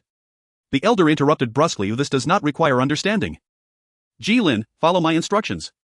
If you truly wish to acquire an invitation to the Genius Club and investigate the circumstances surrounding your parents' demise, heed my words, identify the individual who disturbs history. His frail body swayed as he pulled out a chair to sit. Coughing a few times, we must establish that a person is indeed disrupting history before we can eliminate them. Do not question, do not ponder, simply follow my directives. With a crash, Jilin threw the October issue of the Mathematics Monthly to the ground. The Sudoku puzzle within was evidently too simple, completed in a flurry of strokes. The once towering stack of magazines had dwindled to just 2. He picked up the November issue of the Mathematics Monthly. Opening it to the Sudoku page, I did not claim I would not follow your instructions, for I have no alternative. He studied it for a while before flipping his pencil to fill in the numbers. I attempted to investigate the Genius Club, but found nothing. It is truly astonishing. I previously could not fathom that something could exist in this world without leaving a trace. It clearly exists, yet there is not a single hint, after years of effort. I have yet to uncover any correct clues. There is information available online, but it pertains only to game settings or the titles of cinematic works. It is evident that this is not the same as the mysterious club you speak of. In fact, the name Genius Club was something I pried from your lips during my childhood. After all these years, aside from that name, I have uncovered nothing. Furthermore, your lips have remained sealed, which I find quite admirable. The elder rubbed his temples, frowning as he sighed. It is not that you cannot extract information from me, Jilin, rather aside from that name, I possess no knowledge of this club whatsoever. Where they are, what they do, their objectives. Their members, all of this eludes me. So do not attempt to pry information from me again. Had I known, you would have extracted it from me long ago. But one thing I can assert with certainty, the elder gazed at Jilin, who was engrossed in the Sudoku. I can assure you, this club is sufficiently enigmatic and powerful. It is omnipotent, it governs all. I possess but a single additional clue beyond what you know, so do not question the actions we are undertaking. Simply do as I instruct. Identify the one who disturbs history. Once we validate this, I will send someone to eliminate them. Every life lost will serve as our ticket to joining the Genius Club. In our pursuit of the invitation, our goals are aligned. You are the most intelligent person I have encountered, an unparalleled genius. I have always believed you to be the one closest to the Genius Club, thus, assisting me, Jilin, is tantamount to aiding yourself. With a crash, Jilin cast aside the November issue of the Mathematics Monthly. He slowly rose to his feet, retrieving the rolled-up list from the ground. I shall uncover that individual. Having spoken, he scratched his tousled hair and made his way toward the bedroom. The elder exhaled deeply, gazing at the November issue of the Mathematics Monthly lying on the floor. Upon closer inspection, he was taken aback. The open page revealed that the Sudoku puzzle remained unfinished. Approximately half of the numbers were filled in, with several erasure marks, yet the puzzle had ultimately gone unsolved. How peculiar, the elder mused. It seems there exists a Sudoku puzzle that you cannot solve. It is not that I cannot solve it, rather, the puzzle is erroneous. Jilin yawned, rubbing his eyes. If the puzzle is flawed, no one can solve it. The elder, intrigued, picked up the final issue, the December edition of the Mathematics Monthly, and opened to the Sudoku page. Prominently displayed was an apology statement from the magazine regarding the printing error in the previous Sudoku puzzle, correcting several misplaced numbers in this issue. The elder smiled with satisfaction, setting the magazine down. Indeed. You have never failed to impress. If only one were not so indolent on a regular basis, one would undoubtedly be more likable. Indolent. Jilin opened the bedroom door and stepped inside. I abhor this codename. I am not the last to join the organization. Why not grant me a more appealing name? I detest being labeled as indolent. Then focus on your work. The elder's patience had been thoroughly exhausted by this evening. Understood. Jilin yawned again and closed the door. Good night, arrogance. Chapter 75, Changes in Anchor's Tap. Tap tap tap, Lin Xian paced in his bedroom. At this moment, he had calmed down and comprehended many things. The first clarity was this one. The tumultuous upheaval in the dream world was precipitated by the public release of Professor Su Yun's paper, which triggered a time-space butterfly effect, inciting a temporal shift. He had just opened his phone to peruse the news. Yesterday evening, the Research Institute of Donghai University announced the complete disclosure of all Su Yun's research data, including breakthroughs on the ice crystal conundrum, the unfinished thesis on the hibernation chamber filling liquid, and various experimental data for hibernation byproducts, all made freely available to the world. This was indeed Professor Su Yun's original intent, merely executed by the Research Institute following his demise. The release of this data sent shockwaves through the global research community. Nearly every laboratory was working overtime to validate these findings. Because the data was unequivocally accurate, replicating the hibernation chamber filling liquid proceeded at an astonishing pace. Even though Su Yun's thesis remained incomplete, the core data and experimental information were available, and with the world's foremost scientific minds converging, piecing together this final puzzle was hardly a challenge. Nearly 2 hours later, the Academy of Sciences of Longhua had successfully prepared the hibernation chamber filling liquid and commenced experiments on mice. Subsequently, laboratories and research institutes from various nations reported successes, confirming Professor Su Yun's research findings and this monumental invention. Even in the dead of night, the online buzz remained fervent. The United States had taken the lead in completing hibernation and thawing experiments on mice. With all vital signs appearing normal, multiple research institutes had expressed intentions to shift their future focus to the hibernation chamber domain. The Academy of Sciences of Longhua also announced plans to establish a hibernation research institute named after Su Yun, pledging substantial financial and human resources to specialize in hibernation technology, aspiring to develop the first generation of operational hibernation chambers within 2 to 3 years. Numerous nominations for awards and follow-ups from various national research institutes flooded in. Everything unfolded as Professor Su Yun had wished. Although he had departed from this world, the spark of hibernation technology had been ignited, blazing into a roaring inferno, poised to spread uncontrollably given the current global momentum towards the development of hibernation chambers. Lin Xian harbored no doubts that they could be realized within a few short years. He believed in humanity's potential and the strength of collective unity. Yet, why has hibernation technology, which was initiated hundreds of years prior, led to a regression in technological advancement in the future world? This reality was utterly baffling, defying comprehension. This also constituted the second fact Lin Xian had ascertained to die in the dream world, namely the future world 600 years hence. Technology had regressed due to the time-space butterfly effect, reverting to the levels of the late 20th century. Regardless of how illogical this seemed, the facts remained, witnessed firsthand by Lin Xian. If the geographical coordinates of his entrance into the dream had not shifted, the previous birthpoint was a bustling square, surrounded by thriving commercial streets, with towering skyscrapers in the distance, indeed a modern metropolis. The city in the dream was also named Donghai. This was precisely why Lin Xian wished to attend university in Donghai. He genuinely wanted to see it. However, upon arriving at Donghai University, he was unable to find any location resembling his dream. At the time, he merely thought it was a simple dream and did not dwell on it in retrospect. It seemed unsurprising. Even if the city in the dream were indeed Donghai 600 years later, it would not be odd. The vast majority of modern architecture could hardly endure for 600 years. It would have undoubtedly been demolished or reconfigured long before. None of this is significant. Lin Xian shook his head, gazing through the window at the brilliantly illuminated nightscape of Donghai. What truly matters is, why has technology regressed, and why has the once prosperous Donghai devolved into a backward village? He could accept a stagnation in technological progress, or even a slight regression. However, the production lines of widely utilized technological products could not simply vanish into thin air, could they? Or recalling the outdated television set in the old man's small shop, Lin Xian had not encountered such a relic in years. Its resolution could accurately be described as a mosaic covering the entire screen, surely obsolete by now. Not merely the television, tungsten filament bulbs, hardware wrapped in oiled paper, matches, and other artifacts of a bygone era. None of these should exist in a future world 600 years hence. Unless, unexplainably, Lin Xian could only conceive one possibility, unless there was a global-scale war or a catastrophe that nearly obliterated human civilization. Thus, after recuperation, all human technology would need to be rebuilt from the ground up. But that seems too unrealistic. Ultimately, Lin Xian dismissed such fanciful conjectures since the dream had altered due to the time-space butterfly effect. Pondering the reasons behind it now seemed unnecessary. Temporal shifts were entirely irreversible. Rather than engage in aimless contemplation, it would be wiser to enter the dream early tomorrow and seek answers therein. This was undoubtedly the most prudent and efficient course of action. After pacing in his bedroom for a while, Lin Xian grew weary and seated himself at his desk, beginning to summarize the third fact he had discerned. 3. Time-space shifts indeed possess very precise anchors. That is to say, a specific event at a particular moment determines when timespace will undergo a transformation adhering to a discernible pattern. Simply put, it is about when the timespace butterfly flaps its wings. Only when the butterfly flutters at a certain moment can it stir up a change tornado in the future 600 years down the line. This concept is not difficult to grasp. The first anchor for a timespace shift was the instant Lin Xian renamed the Kiki cat to the Rhine cat. At that moment, the timespace butterfly flapped its wings, rewriting the future and triggering a temporal shift. The second anchor for a timespace shift remained somewhat ambiguous, as he had not verified it promptly. However, it likely coincided with the moment he placed the manuscript in Su Yun's laboratory or when Su Yun first observed the completed manuscript during its initial experiment. From that point onward, the timespace butterfly flapped its wings again, transforming the father of hibernation into academician Gao. And the third anchor for a timespace shift was when Su Yun sent a sample of the new hafnium alloy to the Longwa Aerospace Research Institute. Time, history, and the future also began to shift from that moment, altering the material of the safe and the dream. The fourth anchor for a timespace shift occurred at a particular moment when the Research Institute of Donghai University received, organized, and published Su Yun's research data, including the unfinished thesis. Once Donghai University and official organizations intervened in this matter, the possibilities of destruction or theft were eliminated, rendering the situation irrevocable. This time, the resulting timespace shift was monumental. Transformative, unlike the previous minor shifts, this one encompassed a vast range and immense force, completely overturning the entire future world, leaving no trace of its former self. Lin Xian speculated that the severity of this timespace shift was likely not solely due to the hibernation chamber filling liquid. It also involved Su Yun's remarkable chemical substance and the new hafnium alloy, among other intertwined and complex events, generating a more potent timespace butterfly effect. While the reasons behind the regression in technology remain unclear, the theories surrounding timespace shifts are undoubtedly sound.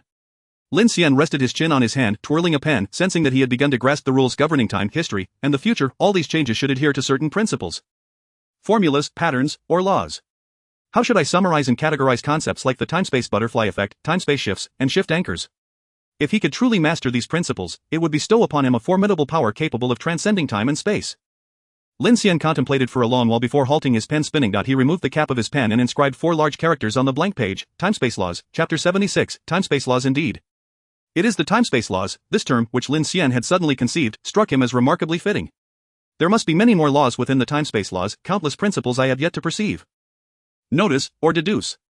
However, thus far, I have only comprehended 3 principles. He resumed writing, inscribing on the paper his summary of the 3 laws of spacetime. Spacetime law, 1. The spacetime butterfly effect. Any action taken at the present moment will have repercussions that resonate throughout history for hundreds of years, subsequently instigating changes, either minor or monumental. In the future world, the subtle may go unnoticed, while the significant may upend the world. 2. Spacetime disruption. Human intervention in history can disrupt the original course of events, leading to alterations in the future world. This alteration is referred to as spacetime disruption. It is noteworthy that spacetime disruption is uncontrollable. 3. Points of disruption. Moments and events that are irrevocably altered and can induce observable spacetime changes are termed points of disruption.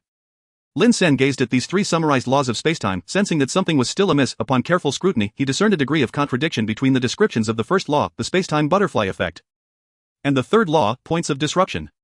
Is it truly the case that every single event inevitably triggers a spacetime disruption? Lin Xian pondered, deeming it improbable. If indeed any trivial matter could provoke a future spacetime alteration, then his dreams could not have remained unchanged for 23 years. His consecutive victories in the urban parkour championships for 3 years were a clear instance of altering reality, yet they had not stirred a ripple in the future world. The world 600 years hence had not transformed due to Lin Xian's modest achievements. Lin Xian turned his gaze to the cup of water on the table, half filled. He began to contemplate.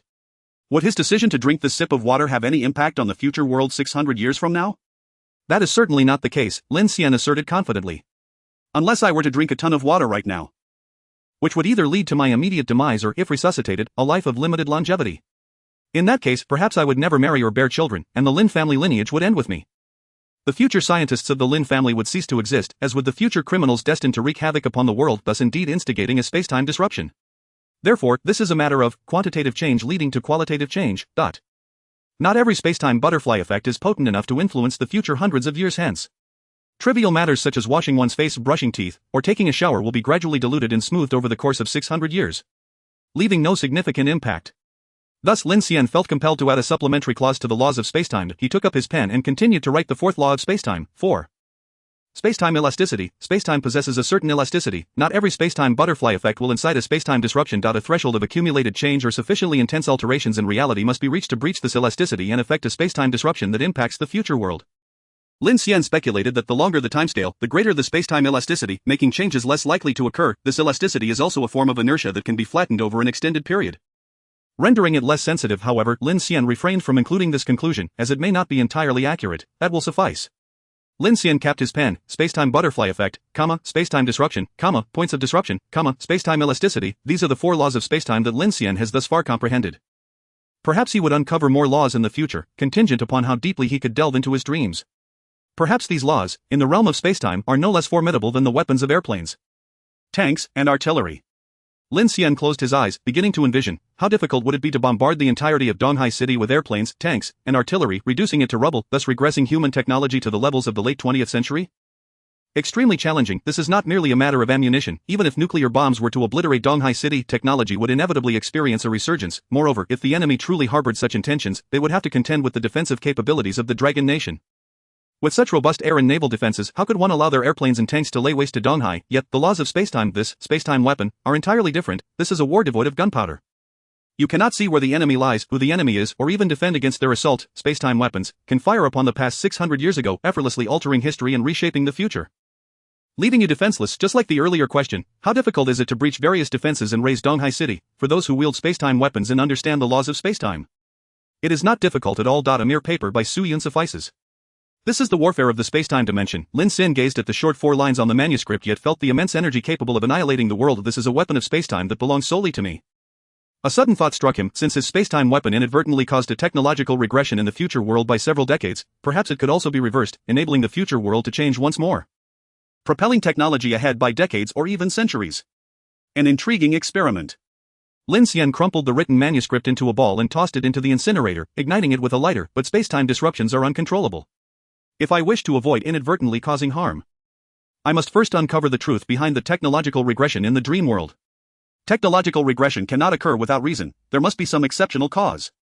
Lin Xian firmly believed that if he were to comprehend and master a sufficient number of the laws of spacetime, perhaps one day he could indeed influence the spacetime butterfly effect to a certain degree, rendering spacetime disruptions a controllable phenomenon. As the flames danced, each flicker moved toward an unpredictable direction. Lin Xian intended to enter his dreams early the following afternoon.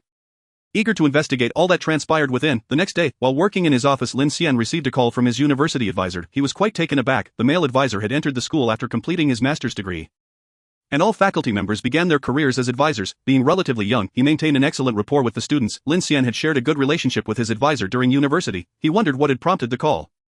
Upon answering, the advisor cheerfully congratulated Lin Xian. The Rhine cat is all the rage now, especially among the female college students. It has become quite the sensation. By the way, do you have any time in the next few days? The freshmen I'm mentoring this year are all thrilled to learn that the Rhine cat was designed by a senior from our college. I found myself boasting a bit, and now they want to invite you to our college for a small lecture, hoping you could share some insights on IP character design with the juniors. Lin Xian chuckled helplessly upon hearing this. The Rhine cat was indeed popular, but he was not the one who designed it. What experience could he possibly share? At most, he could only discuss the nuances of dreaming. However, the advisor was insistent, urging him to do it as a favor, to establish some prestige before the freshmen. Lin Xian acquiesced. How about tomorrow afternoon? Perfect, tomorrow afternoon works well. Since Lin Xian planned to enter his dreams early this afternoon, he scheduled the small lecture for the following afternoon. Sigh. After hanging up, Lin Xian exhaled deeply. Since he had agreed, he needed to prepare thoroughly. He picked up the black notebook on his desk and drafted an outline for his speech, intending to bring it along to the lecture. Once he finished his work, Lin Xian returned home early, ready to enter the realm of dreams. Checking the time, it was still before 6 o'clock, granting him a full 7 hours for exploration, which was ample. After a quick wash, he lay down on his bed, entering dreamland. In this new dreamscape, the summer heat persisted, yet there was no trace of the sweltering summer breeze. Perhaps the multitude of ramshackle self-built houses surrounding him hindered the wind's passage, rendering the narrow paths arduous to traverse. Lin Xian opened his eyes. He found himself at the same birth point as his previous entry into the dream: brick walls, low houses, narrow alleys, lanterns, stone tiles, and moss. It was still the same dilapidated and impoverished little village. Is this truly still Donghai? While the urban setting from his first dream retained the name Donghai, he found it challenging to ascertain if this place was the same. He could simply ask someone for clarification. Stop, thief, young man, please help. A middle-aged woman's anxious voice rang out from behind him. Turning around, he spotted a well-dressed lady breathlessly pursuing a fleeing thief. The thief, donning a black hat and cursing under his breath, was none other than the individual who had stolen from the convenience store and killed Lin Xian the previous night. Can't he find another village to rob? Lin Xian sighed in exasperation. This thief was relentlessly exploiting one village, robbing an old man's convenience store at night, and now snatching a lady's handbag by day. Get out of the way. The black-hatted thief elbowed Lin Xian aside. Sprinting down the narrow path ahead, the lady hurried over, grasping Lin Xian's arm. Young man, I can't run anymore. Could you lend me a hand? Just yesterday, he met his demise, and today, you think he can escape? All right. Auntie, please wait here for me. Whoosh, he activated all his parkour skills, darting left and right along the narrow path, leaping over walls to pursue the thief. Off you go. A flying kick sent the thief sprawling to the ground. Pinned beneath him, this time, he had learned his lesson. Instead of hastily reclaiming the handbag from the thief, he extended his right hand to the thief's waist, drawing out a glimmering dagger and flinging it far away. Clang! The dagger bounced several times before rolling down the stone steps. Just when he thought he was safe, however, whoosh, another crescent-shaped gleam flashed by, and the thief surprisingly pulled out another sharp knife from his bosom. Dual wielding? Thankfully, Lin Xian had been on high alert, executing a backward leap to evade. What on earth has the world come to? In the previous dream, CC was armed with 2 guns, and now this thief possesses 2 knives as well. Is everyone so devoid of security? You bastard! The thief bared his teeth, rubbing his sore neck where Lin Xian had pressed down, advancing with the sharp knife in hand. So you think you're the one to meddle? Lin Xian stepped back. Thud, with nowhere to retreat, he found himself in a dead-end alley. Damn it! The thief's face contorted with rage, brandishing the knife as he approached Lin Xian. Today I'll teach you a lesson. Who do you think you're teaching a lesson to? A thunderous shout erupted from a nearby alley. Boom! A pile of firewood at the alley's entrance was kicked aside. A stout figure, flanked by 3 fierce-looking henchmen, emerged. Whoosh! The leader forcefully swung, revealing a 1-meter-long baton in his hand. TCH. He spat out the cigarette, but from his mouth. His face contorted with fury as he glared at the thief. How dare you steal on my turf? You've crossed the line. Chapter 77, Brother Face Big-Faced Cat. Lin Xian never expected that even after the tumultuous upheaval in the dream world, he would encounter Big-Faced Cat here. The peculiar sentiment of meeting an old acquaintance in a foreign land compelled Lin Xian to embrace him. Ha! Big-Faced Cat furrowed his brows, sizing Lin Xian up. So you've heard of my reputation? Damn! Upon seeing the odds stacked against him, the thief turned to flee. You think you can get away? Big-Faced Cat swung his baton, shredding the thief's clothing, then struck the thief's arm, disarming him. Impressive skills. Lin Xian began to flatter in an attempt to bond. The 3 henchmen rushed in, subduing the thief. Big-Faced Cat picked up the handbag from the ground and handed it to the only chubby one among the trio. This belongs to Aunt Li. Deliver it to her. Since we've taken her protection fee, we must ensure her safety. The chubby one took the bag and departed. Lin Xian blinked at Big-Faced Cat, momentarily unable to grasp that this fellow had transformed into a partner of justice. Indeed, as he had previously surmised, the fluctuations in time and space not only altered history and the future but also reshaped the world and the destinies of each individual. The current Big-Faced Cat was evidently no longer a ruthless bandit. He seemed to have become a petty thug collecting protection fees. Yet at least he was doing good. Whoosh! Another flash of cold light appeared, and the 2 henchmen holding the thief screamed, "Boss, he has got a knife." Lin Xian turned to glance, only to see the thief drawing another knife from his boot. Sprinting away. Incredible, he was genuinely astonished. Hidden within this small village was a master of the 3-blade style. Don't let him escape. Big-Faced Cat commanded, then patted Lin Xian's shoulder. Help me out, brother, and block him ahead. With that, he and the 2 henchmen charged forward. Oh, Lin Xian responded, unsure of what to do. However, with an acquaintance like Big-Faced Cat, he felt a newfound sense of kinship in this dream. After all, exploring the dream would require inquiries from the locals. And the current Big-Faced Cat didn't seem like a bad person. Perhaps he could ride on this connection, especially since this fellow was honest and straightforward, believing whatever was said, making him the perfect candidate for a robot. Lin Xian accelerated, performing a series of parkour jumps against the moss-covered stone wall, swiftly outpacing Big-Faced Cat and his companions to reach the front. Holy crap! Big-Faced Cat and the 2 henchmen stared in disbelief. What kind of trick is that? Boss! He is flying. This intricate path was a veritable paradise for parkour enthusiasts. Lin Xian leaped and darted, quickly catching up to the thief. Off you go! With another flying kick, he sent the thief tumbling to the ground. Lin Xian searched the thief's person. Don't tell me you're a 9-blade master. Fortunately, nothing was found. Subsequently, Big-Faced Cat and his 3 henchmen escorted the thief to what Lin Xian wasn't sure could be called a police station. It resembled a facility he didn't recognize. But it appeared to be some sort of police office. Brother, impressive skills. Big-Faced Cat slapped Lin Xian on the shoulder. What is your name? Lin Xian replied nonchalantly. All right, Lin Xian. Big-Faced Cat turned, pointing at the 3 henchmen. Let me introduce you. I oversee this area. And on the streets, they call me Big-Faced Cat. You can call me Brother Face. These are my 3 henchmen, Aizhuang, Erjuzi, and Sanpang. Lin Xian looked them over. Indeed, he recognized these 3 rascals as the ones Big-Faced Cat had dispatched in the previous dream at the bank. The first, Aizhuang, was short and stout, the one who had been eliminated at the bank entrance for being light-fingered. The second, Erjuzi, was a lanky figure, the one who had been taken down beside the distribution box for seducing the elder brother's wife. This one was quite significant. Lin Xian couldn't help but glance at him twice. Though apart from his height, he appeared rather ordinary. The third, Sanpang, was the one eliminated in the underground passage of the bank for attempting to blackmail the black. With the shift in time and space, their fates had also dramatically altered. It remained uncertain if their natures had changed. Lin Xian cast another glance at Erjuzi, somewhat concerned about Big-Faced Cat's hat. On the streets, they call me Big-Faced Cat. Big-Faced Cat chuckled, patting his belly. From now on, just call me Brother Face. By the way, brother, where did you come from? I know everyone in this area. You're not from this village.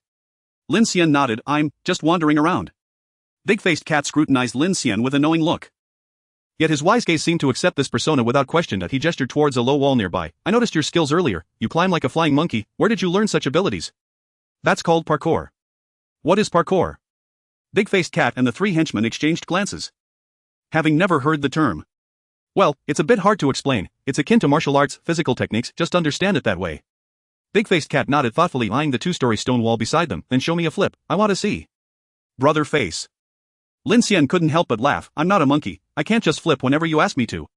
Just one flip, come on. Big-faced cat urged, patting Lin Xian's shoulder, do a flip for me, if your skills are good. I'll let you join my gang. Ha?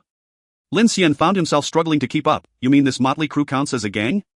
Quality over quantity, the criteria for joining are quite strict. So, what are the benefits of joining the gang? Big-faced cat chuckled, once you join we're family, I can take you home for a meal, let you meet my kids and wife. Kids, could it be that after the temporal upheaval, Big-faced cat's daughter was not killed? What about Big-faced cat's father, was he also alive? If Big-faced cat's father was still alive, then either it meant he had not continued his research, or the Genius Club in this future world perhaps no longer existed. It was indeed necessary to visit Big-faced cat's home. Slap, Lin Xian grasped Big-faced cat's plump hand, so joining the gang means I can meet your wife? Big-faced cat nodded earnestly, then turned to his three henchmen.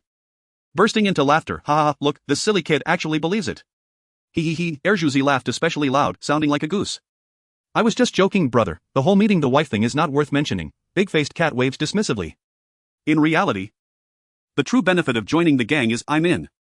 Lin Xian interjected firmly, no need to say more, brother face, I'm joining. He turned to gripping the crevice of the stone wall, and leaped up. Flipping in mid-air a thud, after landing, he grinned at Big-faced cat, how about my skills, brother face, when will you take me home? Erjuzi's face turned pale at the words, oh no, boss, this kid can't be taken in. What's the matter? Big-faced cat inquired. This fellow is clearly after the elder sister-in-law. His intentions are nefarious. Erjuzi exclaimed anxiously. Hey, what nonsense are you spouting? Dalian Mao waved his hand dismissively, pulling Lin Xian close by the shoulder. I trust my brother, little brother, from this day forth. You are one of us in the face gang. Have you truly considered changing the name to the cat gang? The cat represents ideology, while the face embodies metaphysics. With a sudden stop, Lin Xian fixed his gaze on Dalian Mao. Incredulous that such philosophical terms could spring from his lips, although Dalian Mao had previously rambled in English in the last dream, it felt fitting in that modern city, yet now in this backward, impoverished village rife with illiteracy, Dalian Mao's ability to articulate such precise philosophical vocabulary struck Lin Xian as profoundly out of place. Where did you learn those terms? Lin Xian interrogated Dalian Mao. My dad mentioned them, Dalian Mao replied. Unfazed, as he lit a cigarette. Is your father a philosophy teacher? He knows nothing of philosophy, he is just an elementary math teacher, quite obsessed really that he spends his days locked away, studying an ancient text. An ancient text? A book dug up from a grave. Dalian Mao exhaled a puff of smoke. Elaborating, it's a book from several centuries ago, remarkably well preserved. Ancient text, grave is centuries ago, Lin Xian felt the allure of a fantasy novel. What is the title of this ancient book? His curiosity piqued. Dalian Mao scratched his head. Exhaling smoke, I recall it being called, Introduction to the Cosmic Constant. Lin Xian was taken aback, that hardly sounds like a work from an ancient sect, it seems rather avant-garde. Oh, don't ask me. How would I know all that? Dalian Mao retorted, exasperated by Lin Xian's inquiries. You seem like a bookworm yourself, just don't end up as crazy as my father. Ever since he delved deep into that ancient text, he has been acting like a lunatic. He stopped attending school, rarely leaves his room, mumbling incessantly as if he has lost his mind. What does he mumble? Lin Xian grasped Dalian Mao's arm. His expression earnest, since the Genius Club might be responsible for Dalian Mao's father's demise, the research findings, that ancient text, and the cosmic constant could very well be what the Genius Club feared. This was crucial for Lin Xian's current predicament. What exactly does your father mumble? Lin Xian urged, shaking Dalian Mao's arm. Come on, face brother, tell me. Chapter 78, Eastsea enough?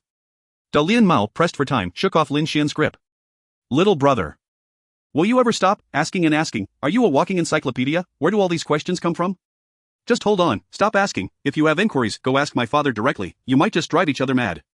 With that, he forcefully shoved Lin Xian away, irritated as he took a drag from his cigarette. Lin Xian stood still, contemplating. It seemed clear that Dalian Mao's father was indeed alive, otherwise he wouldn't have mentioned asking his father questions. How is your father? In terms of health? Very well, just a bit loopy in the head, he stays holed up in his room all day. Dalian Mao scoffed, taking a long drag of his cigarette before offering the remaining half to a Zhuang. This is what happens to scholars, the more they study, the crazier they get. A Zhuang, what do you think? What's the use of education? None at all. Zhuang replied, taking a couple of puffs, shaking his head, and passing the remaining cigarette to Erjuzi. Scholars are all a bit loony, in this world. It's better to learn a trade. Exactly. Erjuzi bit down on the cigarette, casting a skeptical glance at Lin Xian. Intellectuals are the most unreliable, they lack sincerity. After another puff, he passed the last bit of the cigarette to San Pang. Better to start working early and marry a good wife like the sister-in-law. What do you think, San Pang? San Pang, puffing on the cigarette but nodded sagely. I think that's a good idea. De Lian Mao nodded in agreement. In fact, I don't want my daughter to continue her education. Starting work early and marrying into a good family is the best path. No. No, face brother, let your daughter continue her studies, Lin Xian advised. He realized, the phrase, the economic foundation determines the superstructure was undeniably true. In this impoverished and backward place, the intellectual horizons of its inhabitants were limited. And their perspectives on issues varied greatly. Observing the boisterous demeanor of the four men, it was likely they were not entirely illiterate but rather semi-literate. Lin Xian abandoned the idea of extracting any key information from De Lian Mao. As he had suggested, it would be more prudent to seek out his father for clarity. Clearly, even in the altered dream, Cat Dad continued to explore mathematics. In this era, he likely had not attained the Fields Medal, however. In this impoverished and backward world, the existence of such an award was debatable. Nevertheless, Cat Dad's ability to delve into a work like Introduction to the Cosmic Constant indicated he possessed substantial skill, not requiring any accolades for validation. In the previous first dream, Lin Xian had never inquired about what De Lian Mao's father was researching, yet, intuitively, he suspected it was likely similar to the current study of the cosmic constant. Lin Xian couldn't quite articulate why. But he felt a sense of historical inevitability. It seemed De Lian Mao's fate had changed. With a happy family and a joyful life, still, many aspects remained unchanged, as if they were set in stone. It was a feeling that defied description. May I visit your father? Lin Xian asked. I have a keen interest in mathematics and would like to exchange ideas with him. Why not? You're my little brother now, this is a trifling matter. De Lian Mao raised his hand to check his watch. However, today is certainly too late, his place is a bit far, and I promised my son I would bring him roast chicken for dinner.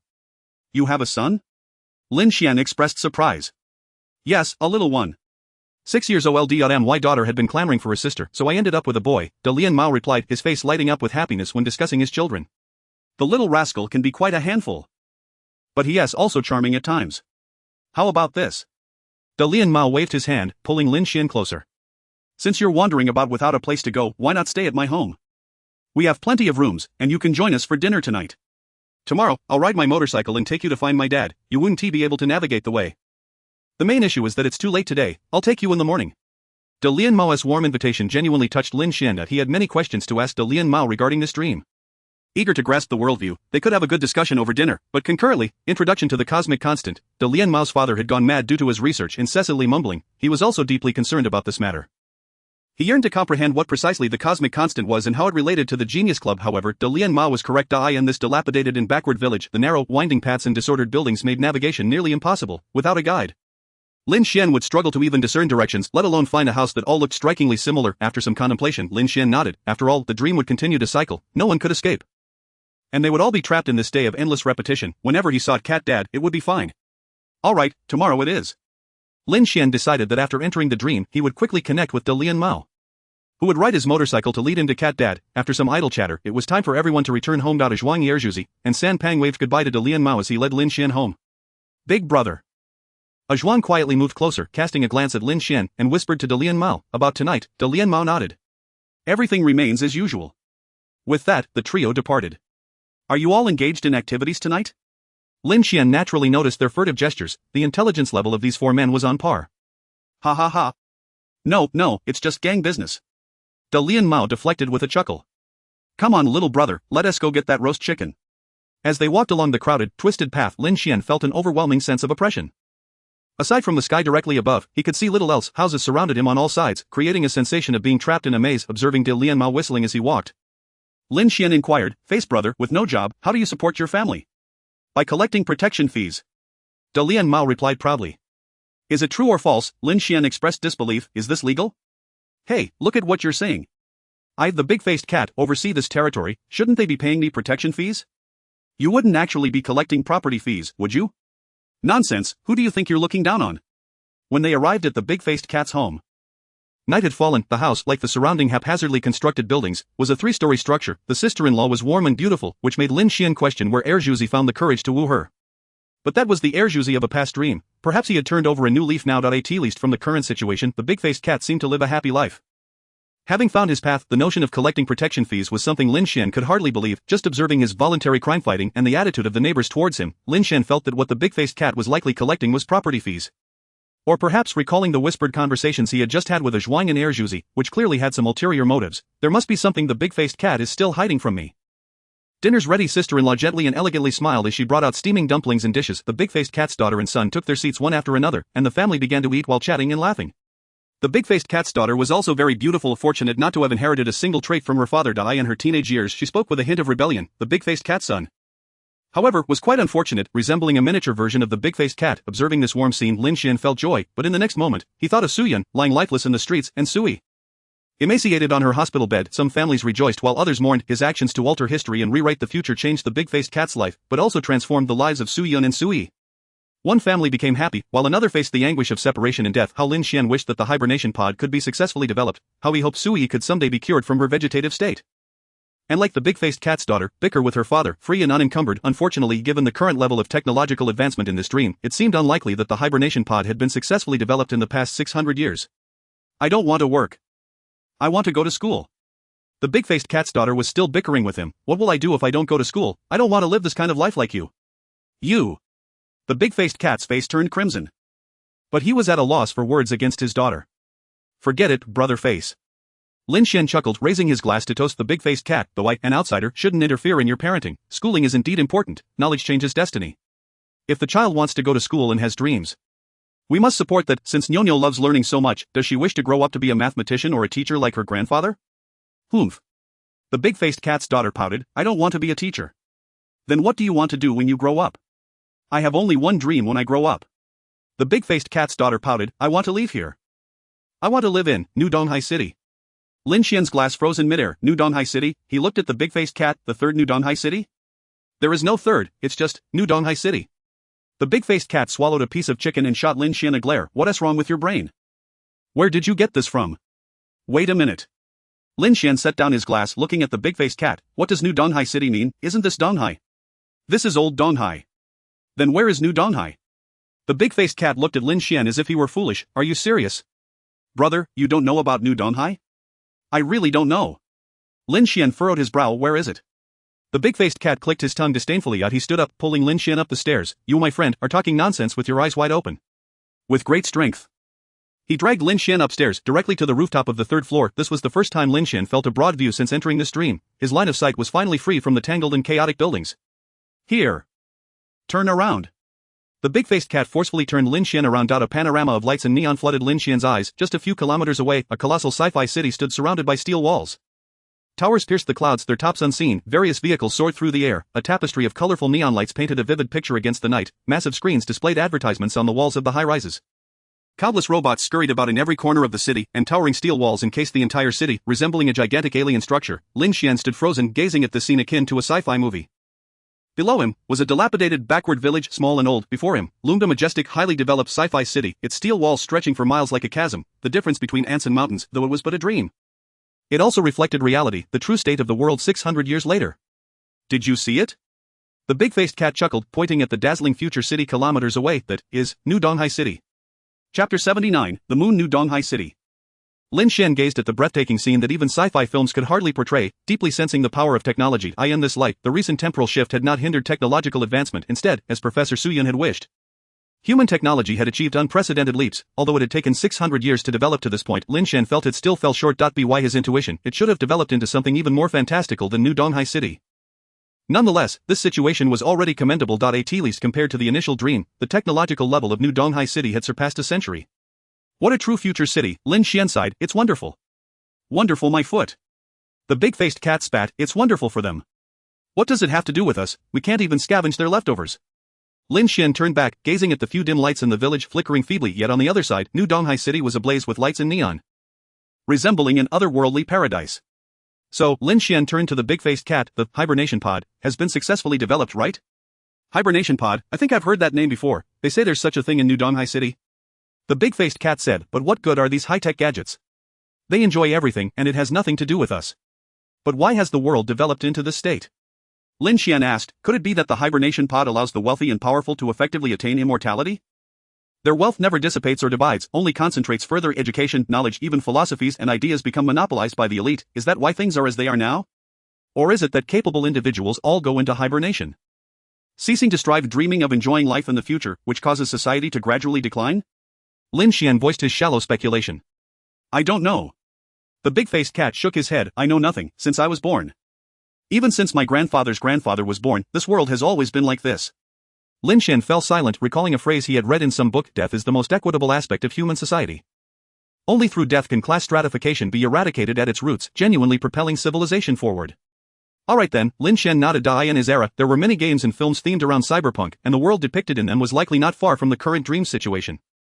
Where did this distorted development stem from? Lin Xian was neither a historian nor a sociologist, and he couldn't fathom it, but he was relieved that technology had indeed progressed as promised. In fact, when he previously contemplated the unreasonable phenomena within the first dream, Lin Xian had once suspected whether the Genius Club had suppressed human technological advancement. Had they eliminated all the scientists? He had thought this way, but couldn't find a reason. Firstly, he didn't understand what significance that would hold. Secondly, he didn't see what benefits that would bring to the Genius Club itself. If the white light arriving precisely at 042 was a signal of Earth's destruction, wouldn't the members of the Genius Club perish in that white light as well? So what was the purpose of that? Why not allow Earth's technology to develop rapidly, whether to escape Earth and seek another home, or to confront the aliens that might obliterate it due to technological explosion? Ultimately, there was no need to restrict human technological progress. Right, however, that was all in the past. Human technological advancement has stagnated for 6 centuries, rendering the first dream a distant memory. In its stead lies the second dream, a future world transformed by the rapid evolution of technology. The chasm between the affluent and the impoverished, alongside the imbalance of development, constitutes issues belonging to the realm of sociology. Yet, from the perspective of scientific progress, the public dissemination of Su Yun's research has indeed propelled the technological standards of the future world to unprecedented heights. Lin Xian squinted, gazing at the city of New Donghai several kilometers away, where an array of vehicles soared through the skies and robots were ubiquitous throughout the urban landscape. Even the towering steel walls, reaching heights of 100 meters, were adorned with an array of incomprehensible high-tech devices. This may well be a promising era, or perhaps not. Nonetheless, it is evident that there are no constraints hindering the advancement of human technology in this age. It is quite possible that even the Genius Club itself has ceased to exist. That towering wall. Lin Xian pointed towards the 100-meter-high wall encircling New Donghai City and inquired of the big-faced cat. Can you get inside? The big-faced cat shook its head. Yes, there's truly no way at all to enter. Lin Xian pressed on. Your daughter dreams of living in New Donghai City, so even if she studies diligently and works hard, she still cannot reach there. Not at all, unless you can blow that wall apart. The big-faced cat laughed heartily. To them, we are like aliens, and to us, they are just as foreign. Well then, Lin Xian replied softly. Even without going to New Donghai City, you seem to live quite happily. You brother face, you are now blessed with children, and your elderly parents are still around enjoying the joys of family life. But if you were given the chance to go to New Donghai City, you might not even wish to go. That is true. The big-faced cat chuckled. I hadn't thought that far. I'm just going with the flow, and life isn't too bad. Lin Xian joined in the laughter. In a previous dream, the big-faced cat's father and daughter had been murdered by the Genius Club, and the big-faced cat, blinded by vengeance, had no choice but to tread the path of a bandit. In contrast, this future seemed rather favorable. At the very least, the Genius Club should no longer exist, Lin Xian observed, looking at the big-faced cat. Have you heard of the Genius Club? No, the big-faced cat shook its head. What is that? I've never heard of it. It seems to be an evil organization, Lin Xian explained with a smile. Rumor has it that only the wealthiest elites, the most extraordinary geniuses, and the most powerful figures receive invitations to this club. But that rumor is false. The threshold for joining this organization is far lower than that. To be honest, I have no idea what this organization does or what its objectives are. It is so shrouded in mystery that it seems to defy existence. Sometimes I even wonder, is it truly an evil organization? Could it be that certain matters have led people to misunderstand it? The big-faced cat shook its head. What nonsense are you talking about? Can you explain simply what this club is actually about? Lin Xian replied. I also know nothing. The only thing I accurately know about them is their emblem. Lin Xian raised his right hand, extending his index finger straight towards the sky. Their emblem is like this, a right hand pointing upwards. Hey, the big-faced cat scoffed, incredulously exclaiming. I've been listening so seriously, and it turns out you're just messing with me. You're re-spinning a tale to entertain me. I thought you were speaking the truth. Lin Xian looked at his own right hand, somewhat taken aback. Have you seen this gesture before? Who in the world hasn't he seen it? It has been around for centuries. Look up. Following the big-faced cat's gesture, Lin Xian tilted his head to gaze at the sky. August 28, 2624. The 16th day of the 7th lunar month. The moon, full and round as a jade plate, hung high in the night sky. Upon the luminous surface of the moon loomed a colossal dark shadow. The shadow was so immense that it spanned the entire length of the lunar poles, nearly bisecting the jade plate. The shape of the shadow resembled a right hand, with its index finger extended straight upwards. It mirrored Lin Xian's current gesture perfectly. Chapter 80. Concealment. Upon witnessing the Genius Club's emblem covering the entire moon, the dark hand seemed not to point upwards, but rather mockingly at oneself. Just moments ago, Lin Xian had believed that the Genius Club had vanished in this future world, possibly eradicated by the rapid advancement of technology. Yet, contrary to his expectations, the organization not only persisted but had grown even more audacious, boldly imprinting its logo upon the moon. What is that? Lin Xian pointed at the moon and asked, the moon? I mean, the black shadow on the moon, is that a projection, or is there truly such a massive structure on the lunar surface spanning from pole to pole? I can't say for certain. The big-faced cat shook its head. The moon has looked like this for hundreds of years. I've seen it that way since I was a child, and I don't find it particularly strange. Actually, you're lucky today. The full moon on the 16th allows for a clear view of the pattern. When the moon is not full, it's not this distinct. Sometimes, from certain angles, it even resembles a middle finger. The issue isn't that, brother face, Lin Xian glanced up again at the eerie and terrifying moon. The problem is that even if the moon has looked this way since your birth, it is evident that this is man-made. Thousands or tens of thousands of years ago, the moon certainly did not appear this way. Well, that's obvious. Who wouldn't he know that? The big-faced cat rubbed his shoulders and took a cigarette from behind his ear. Lighting it with a match. The black pattern on the moon is definitely man-made, but whose doing it was, and which country is responsible, no one can say for sure. There are numerous versions of rumors. Some say that a certain country built such a massive black structure on the moon to demonstrate its power, which appears to be a right hand extending its index finger. Yet there are also rumors that it was the work of a wealthy artist who used a light-absorbing material or some kind of non-reflective substance to create this pattern on the lunar surface, the purpose being to show it to people on Earth. And there are claims that it was the work of aliens, but haha, only children believe that. Do aliens have hands that look like this? Do they have 5 fingers too? I can't believe it. The big-faced cat's ramblings went in one ear and out the other for Lin Xian, as he was well aware. The facts were evident. The strange black shadow on the moon was most likely the work of the Genius Club. Eerie and arrogant, it aligned with Lin Xian's impression of this mysterious organization. Yet such a monumental lunar project would undoubtedly have historical records. Brother face, are there no relevant records in history books? History books? The big-faced cat scoffed dismissively. People like us don't even have the right to know history. He pointed towards the brilliantly lit New Donghai city several kilometers away. History and knowledge are all held in their hands. If you want to see genuine history books, you must enter New Donghai City, where there are plenty of bookstores and various high-tech gadgets. So, my brother the big-faced cat exhaled a puff of smoke. His gaze complex as he looked at Lin Xian. It's not that I don't support my daughter continuing her studies. If she could attend school in New Donghai City, I would certainly sell everything, even myself, to support her. But studying in our village, what significance does it hold? We have no real knowledge, nor true history. Even if you attend school, what you learn is utterly meaningless. Well, indeed, it is difficult for a fair official to resolve household matters. One cannot understand another's suffering and should not advise others on virtue. Lin Xian patted the big-faced cat on the shoulder. Understood, brother face, I was wrong. He smiled. If one day I can go to New Donghai City, I promise to blast a huge hole in that steel wall. At that time you can lead the villagers in a charge to seize the treasures within. Haha, go to hell. The big-faced cat playfully slapped Lin Xian on the back. You just love to boast. Come on, let us go back and drink. As the two descended the stairs, Lin Xian took one last look at the cyberpunk-like New Donghai City and glanced up at the moon, adorned with the emblem of the Genius Club. Before bowing his head and entering the house, in the living room, Sister Face and their daughter and son had already finished eating and left the table. Lin Xian and the big-faced cat shared a few drinks together, during which he posed numerous historical questions to the big-faced cat, yet received little in the way of useful answers. After much inquiry, the big-faced cat consistently replied with a singular sentiment: the world has always been thus. He seemed to possess no knowledge of history, as if history itself were a non-entity. Over the decades and centuries, he had a rough understanding of some events, but anything preceding that was utterly unknown to him. Even in bookstores, there was a conspicuous absence of historical texts from a century ago. This revelation took Lin Xian by surprise. Logically, one would expect that any place, in any world, ought to have historians. Right, surely there must be some records. Yet, upon reflection, the world within the first dreamscape also lacked any accessible historical records. Could this be indicative of a shared underlying cause? Before long, the big-faced cat glanced at his watch, offering a slight smile as he embraced Lin Xian. Let us turn in early tonight, little brother. There are plenty of rooms upstairs. I've had your sister-in-law prepare one for you, so don't be shy. Who goes to bed this early? Lin Xian shook his head. I'm not a child, it's not even 10 yet. Brother Fei, you must be hiding something from me, right? Today, Zhuang mentioned that you all have plans for the evening. Since I'm your little brother as well, you can't just forget about me, whether it's good or bad. Can you? Lin Xian grasped the big-faced cat's hand. I'm already yours. If we live together. If we die together. Tell me, brother Fei, what grand business are you secretly conducting? The big-faced cat drained his glass, smacking his lips. Little brother, I admit it, I am indeed keeping something from you. His candidness was one reason Lin Xian did not harbor any dislike for him. I truly have something to conceal, he reiterated, pouring the last dregs of the bottle into Lin Xian's cup before topping off his own. But I have no intention of keeping it from you indefinitely. He looked at Lin Xian. I could see at a glance that you are not a bad person. I trust my instincts. Then today, but today is not the day. The big-faced cat's gaze was resolute as he raised his glass to clink with Lin Xian's. I wish to bring you along. But this matter is not solely in my hands. I cannot decide it alone. So, you'll heed my words and sleep early tonight. Tomorrow, I will introduce you to the boss and recommend you to him.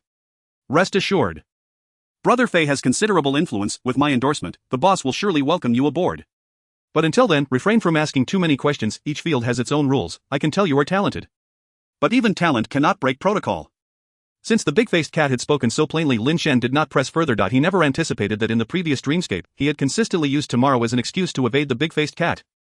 How the tides turn. Today, the big-faced cat returned tomorrow back to him. However, Lin Xian was in no hurry. As long as he did not trigger any significant temporal disturbances, this dream could last as long as it wished. And he could explore these matters at leisure. For now, gathering intelligence would suffice. Lin Xian lifted his glass. Do you have an elder brother above you? Not an elder brother, but a boss. We work for him. Clink. After the two clinked their glasses, they downed their drinks. The big-faced cat then acquainted Lin Xian with the layout of the house and the location of the restroom. After watching him wash up, he ushered him into the tidily arranged, clean bedroom. Get a good night's sleep, and don't wander outside. The area isn't safe. The big-faced cat advised. Got it, Brother Fei, Lin Xian replied, rest assured. I will definitely go out. Your hints have been quite overt. If I don't venture out to satisfy my curiosity, it would be a disservice to myself. Moreover, since I am merely dreaming, there is no reason to continue sleeping. He had attempted to sleep in dreams before, but it was utterly impossible. Good night, Brother Fei. Good night, little brother. Lying on the stone slab bed, Lin Xian kept his eyes wide open, attuned to every sound within the room.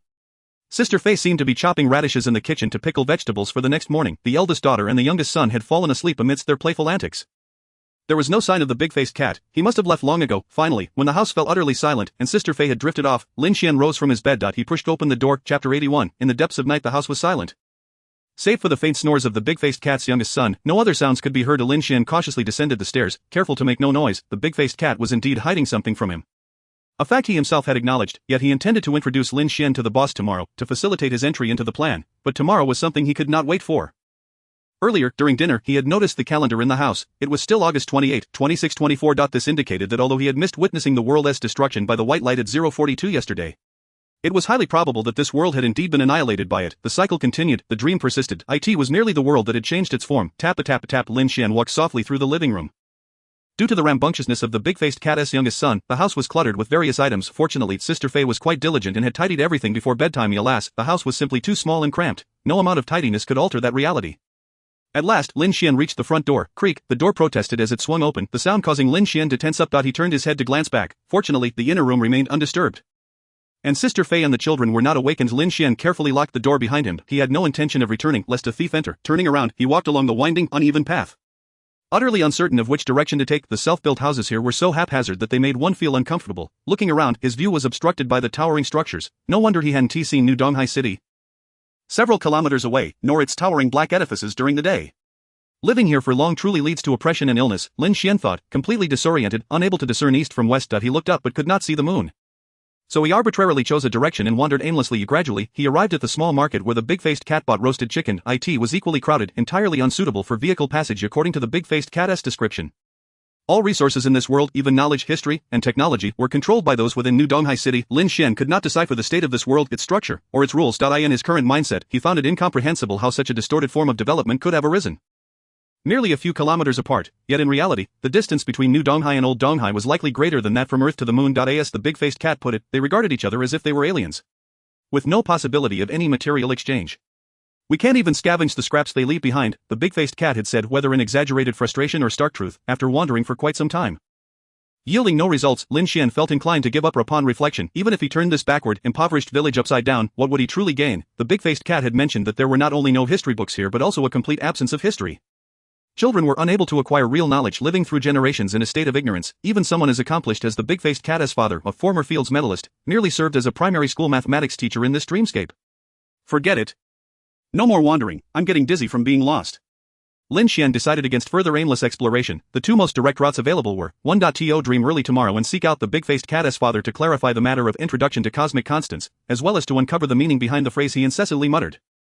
Lin Xian had a hunch that the results of Cat Dad's research might be the reason the Genius Club sought to eliminate him, perhaps even the secret that the club feared. 2.to find an opportunity to enter the towering New Donghai City, where he could locate historical texts and records to understand the reasons and processes that led to the future world developing in this manner. Although the big-faced cat had stated that there was no way to enter New Donghai City, but who was he, in this infinitely looping dream? Lin Xian did not believe there was a place he could not reach. At most, he would just die a few more times. Hey! Lin Xian casually grasped the top of a wall, jumped, and pushed off with his feet, propelling himself onto the higher stone wall on the other side. With a handhold on the bricks, he executed a somersault. He landed safely on the platform of a second-floor home. Then with a sprint and a long jump, he leaped onto the third-floor balcony of the neighboring house. Then with another jump and a grab, he clambered onto the roof. What a rush! Standing atop the heights, his view was expansive. He was finally free from the cramped pathways below. He glanced up at the eerie full moon suspended in the sky. It had drifted directly overhead, casting a shadow that resembled a straight finger pointing down, exuding an ominous presence that sent chills down his spine. The large-faced cat, its offspring, and indeed every individual in this world gazing upon such a moon would not experience any peculiar feelings. For they have long since grown accustomed to it. The moon has appeared thus since their birth, as it did at the time of their grandfathers' grandfathers. The perceptions of generation after generation have been altered and firmly entrenched. In their understanding, the moon is simply meant to look this way, yet Lin Xian, hailing from 6 centuries ago, has witnessed the true moon. What is that enigmatic black hand shadow? Is it a magnificent structure traversing the lunar poles? Or a material that obscures light, absorbs it, and diffuses it? Whatever it may be, something exists upon the moon that has fashioned this artwork.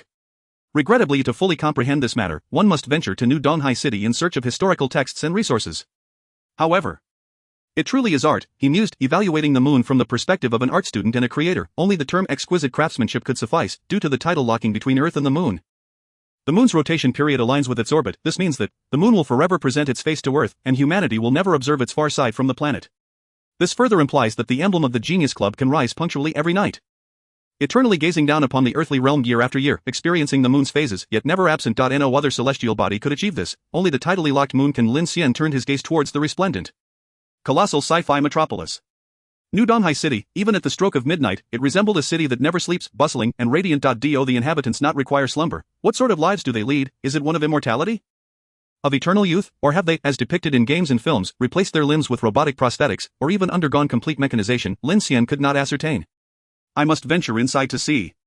He raised his wrist to check his watch. 2041. If the rules here mirror those of the first dream, then in just 19 seconds, this dream will come to an end. A blinding light that obliterates the world will appear on time, annihilating everything, and he will awaken in his bed. But now, humanity's technology has reached such a sci-fi level, could they still be unaware of such a catastrophic blow, with not a shred of precaution? Lin Xian glanced up at the endless splendor of New Donghai City, all appearing as it had. He looked down at his watch. 041, 57, 00, 41, 58, 00, 41, 59. Suddenly a waft of camellia fragrance wafted into his nostrils with the night breeze.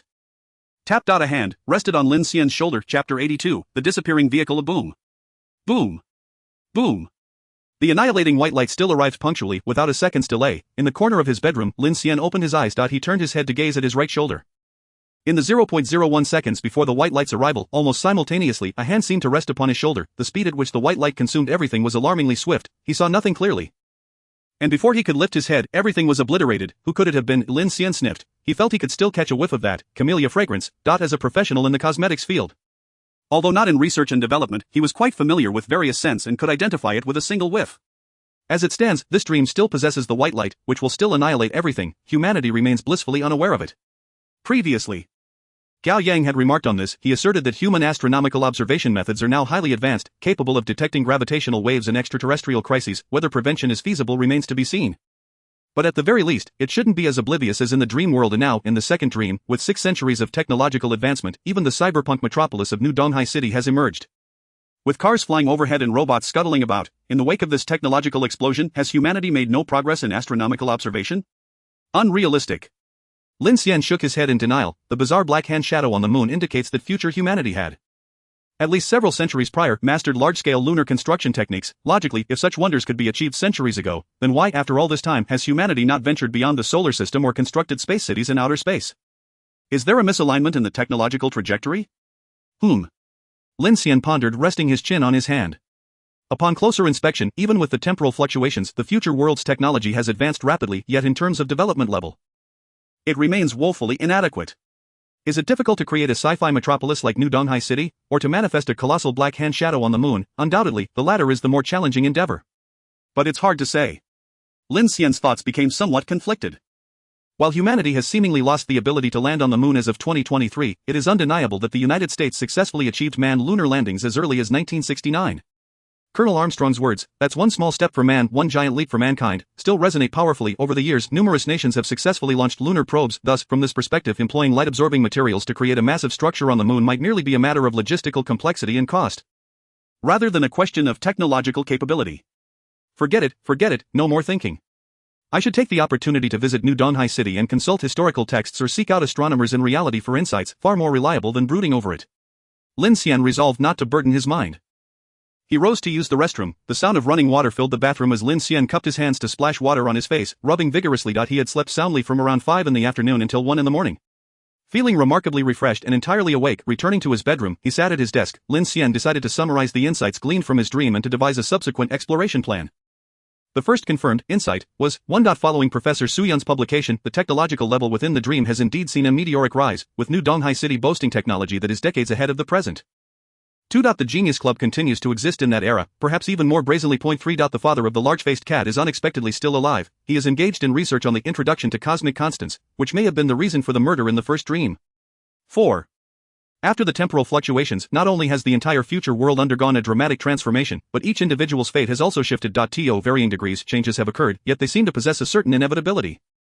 5. To further comprehend this entirely new dream, one must find a way to enter the high-walled, secluded New Donghai City, for only there can one uncover relevant texts and records. Well, those are the main insights. Lin Xian opened his eyes and turned on the desk lamp. Overall, this was his second foray into the new dream, and while the information obtained was limited, at least a direction for investigation had emerged. Next would be the subsequent exploration plan. Lin Xian prioritized his curiosities, establishing a sequence of exploration tasks from most to least important. 1. The top priority is to have a thorough conversation with the father of the large-faced cat, to understand what the introduction to cosmic constants entails, to clarify what he has been muttering about, and to attempt to uncover the secrets and intentions of the Genius Club. 2. Find a way to infiltrate New Donghai City in search of genuine historical records, to ascertain what has transpired in this brand new dream, in other words, how the future world has evolved step by step into its current state after the temporal fluctuations. 3. When time permits, perhaps engage with the large-faced cat to discover what he might be concealing from him, what clandestine activities he might be pursuing. This would include inquiries about who his employer is and what he does at night. These could serve as side quests for further understanding. The main quests of the new dream would likely be these 2 or 3, the third is purely a side quest, entirely insignificant. The large-faced cat currently enjoys a blissful existence, and Lin Xian feels genuinely pleased about it. Although it was the first meeting between Lin Xian and the large-faced cat, Lin Xian felt as if they were old acquaintances, having long regarded this forthright and loyal rogue as a dear friend. I wonder what the large-faced cat might be hiding from me. However, I suspect it is not anything nefarious. This is because, on the way home with the large-faced cat, the villagers maintained a friendly rapport with him. Even the elderly man selling roast chicken asked the large-faced cat to fix his light bulb when he had the chance. Hence, Lin Xian began to question, this character who clearly collected property fees, insisted on calling it protection fees. Time to sleep. Tomorrow I need to visit Donghai University to see my advisor. He turned off the light and went to bed. The following morning, Lin Xian, armed with the latest design materials for the Rhine Cat merchandise, proceeded to report to Zhao Jun. The previous dream had faded away. The creative toy store he had envisioned was no more. The reserves of inspiration in his mind were precariously dwindling. Indeed, your design prowess remains consistently impressive, Zhao Jun remarked after a cursory glance, her smile radiating approval. Thanks to this delightful feline, our Rhine brand has unexpectedly gained popularity among teenage girls. While they may not possess significant purchasing power at present, they will in the future. We are essentially securing our clientele in advance, and we owe this to the charming cat. The copyright revenue for the Rhine Cat is settled quarterly, aligning with the factory channel's settlements. You'll have to wait a while for the first round of dividends. That's quite all right, Lin Xian replied nonchalantly. Perhaps still acclimating to his newfound affluence, he felt an overwhelming abundance of money at his disposal, with his spending rate lagging far behind his earnings. Moreover, the enigmas surrounding his dreams, the Genius Club, Suyun's untimely demise, the introduction to cosmic constants, CC, and Chuanqing, all these mysteries entangled him, and he was solely focused on uncovering answers, leaving little room for anything else. He had even promised Gao Yang to retrieve a vehicle from him, yet had yet to fulfill that commitment. In fact, this cat is also quite popular among college students, Lin Xian explained, mentioning his planned visit to Donghai University that afternoon. Our advisor has insisted I give a small talk to the juniors and seniors, sharing insights on design. That's splendid, Zhao Jun responded. It will also serve to promote our company. If any aspiring individuals wish to join us, their resumes can be prioritized. Because of you, I now hold high expectations for the talented students from Donghai University. We need more exceptional individuals like yourself. With that, she rose and retrieved her coat. You should head to the university this afternoon. Just ensure the company's matters are in order. Coincidentally, I won't be in the office either, as I have a gathering to attend. A gathering? Lin Xian looked up, recalling the shadowy hand that enveloped the full moon in his dream. Yes, an afternoon tea gathering with a small group of musicians, Zhao Jun replied, striding towards the wardrobe to select a scarf. I wish to discuss with one of the composers about crafting a theme song for the Rhine Cat's music video. The influence of this cat continues to proliferate. Far beyond our expectations, any related merchandise once launched sells out immediately, and various distributors are hounding us for stock. Even several factories are working overtime to keep up. Primarily, I am keen to preserve the integrity of the Rhine Cat as an exceptional IP. Hence I have chosen only the highest quality toy factories. Few meet my standards. Zhao Jun picked up a blue scarf and returned to her desk, gazing at Lin Xian. Aren't you going to give a lecture at Donghai University? It would be perfect to notify the logistics department to send a truckload of Rhine Cat toys for the students attending the lecture. It would be a nice gesture. She chuckled, after all, this is your homecoming as a senior, bringing small gifts for the juniors and seniors feels quite fitting. No, that's unnecessary, Lin Xian waved his hand. This is merely a small talk organized by our advisor. At most, there will be a few dozen attendees. What would we need so many toys for? Since you're going, you might as well take them. You don't have a vehicle, and it would be convenient for logistics to arrange it, Zhao Jun said, tidying up her desk before picking up her handbag. Though you are not representing the company on this trip, the company must still consider your standing. A business vehicle will pick you up, while another small truck will transport the Rhine Cat toys. Think of it as free advertising. Reluctantly accepting her goodwill, Lin Xian acquiesced, especially since Zhao Jun was in a hurry. With a resounding click, the office's dual password doors closed behind them. Lin Xian returned to his office, gathered his prepared speech outline in a black notebook, and descended the stairs. Seated in the business vehicle, he gazed out at the passing scenery. This route had become familiar, as he had traversed it numerous times while visiting Su Yun. Regrettably, he would never have the opportunity to see Su Yun again. Each thought of this departed friend filled Lin Xian with nostalgia.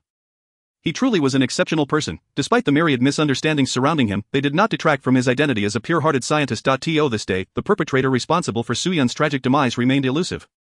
Inciting a wave of condemnation online, the Donghai police faced immense pressure, yet their efforts yielded no results. Those two vehicles seemed to have vanished without a trace, leaving no clue as to how it was accomplished. This was Donghai City, a locale teeming with surveillance cameras. Lin Xian rested his chin on his hand, pondering, how did those two vehicles simply disappear? Chapter 83, The Lecture. Lin Xian glanced ahead. They had arrived at the university's entrance. Thanks to his advisor's prior arrangements, the security personnel lifted the barrier, allowing the two vehicles to enter the campus in tandem. Why is it the auditorium? Lin Xian questioned upon meeting his advisor, who cheerfully led him to the largest auditorium in the School of Arts. Wait a moment, Lin Xian halted, grasping his advisor's arm. You mentioned a small talk.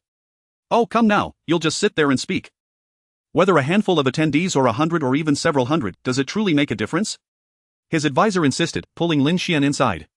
You've hosted events with thousands of attendees at the anniversary celebration. What is there to fear about such a modest gathering? I simply did not anticipate such a strong response. I thought there would be at most 100 people and had prepared a regular classroom. Who would have guessed that girls from freshman to senior year would clamor to attend? Ahem. To be frank, the attendees are all female, not a single male in sight, his advisor chuckled. I suspect some are drawn to the Rhine Cat, while others might be interested in you. Oh, come on, Lin Xian replied dismissively. What could they possibly find appealing about me? What do you mean nothing? His advisor gestured animatedly. You have looks, height, and charm, plus, how much can you expect to earn from the Rhine Cat's copyright revenues? Honestly, I have no idea. I haven't received anything yet. Well, you can be certain it will be substantial, with all the merchandise flying off the shelves. You could easily be a millionaire. Moreover, you're young and a senior, wealthy, handsome, and charming. How could those young ladies not be intrigued?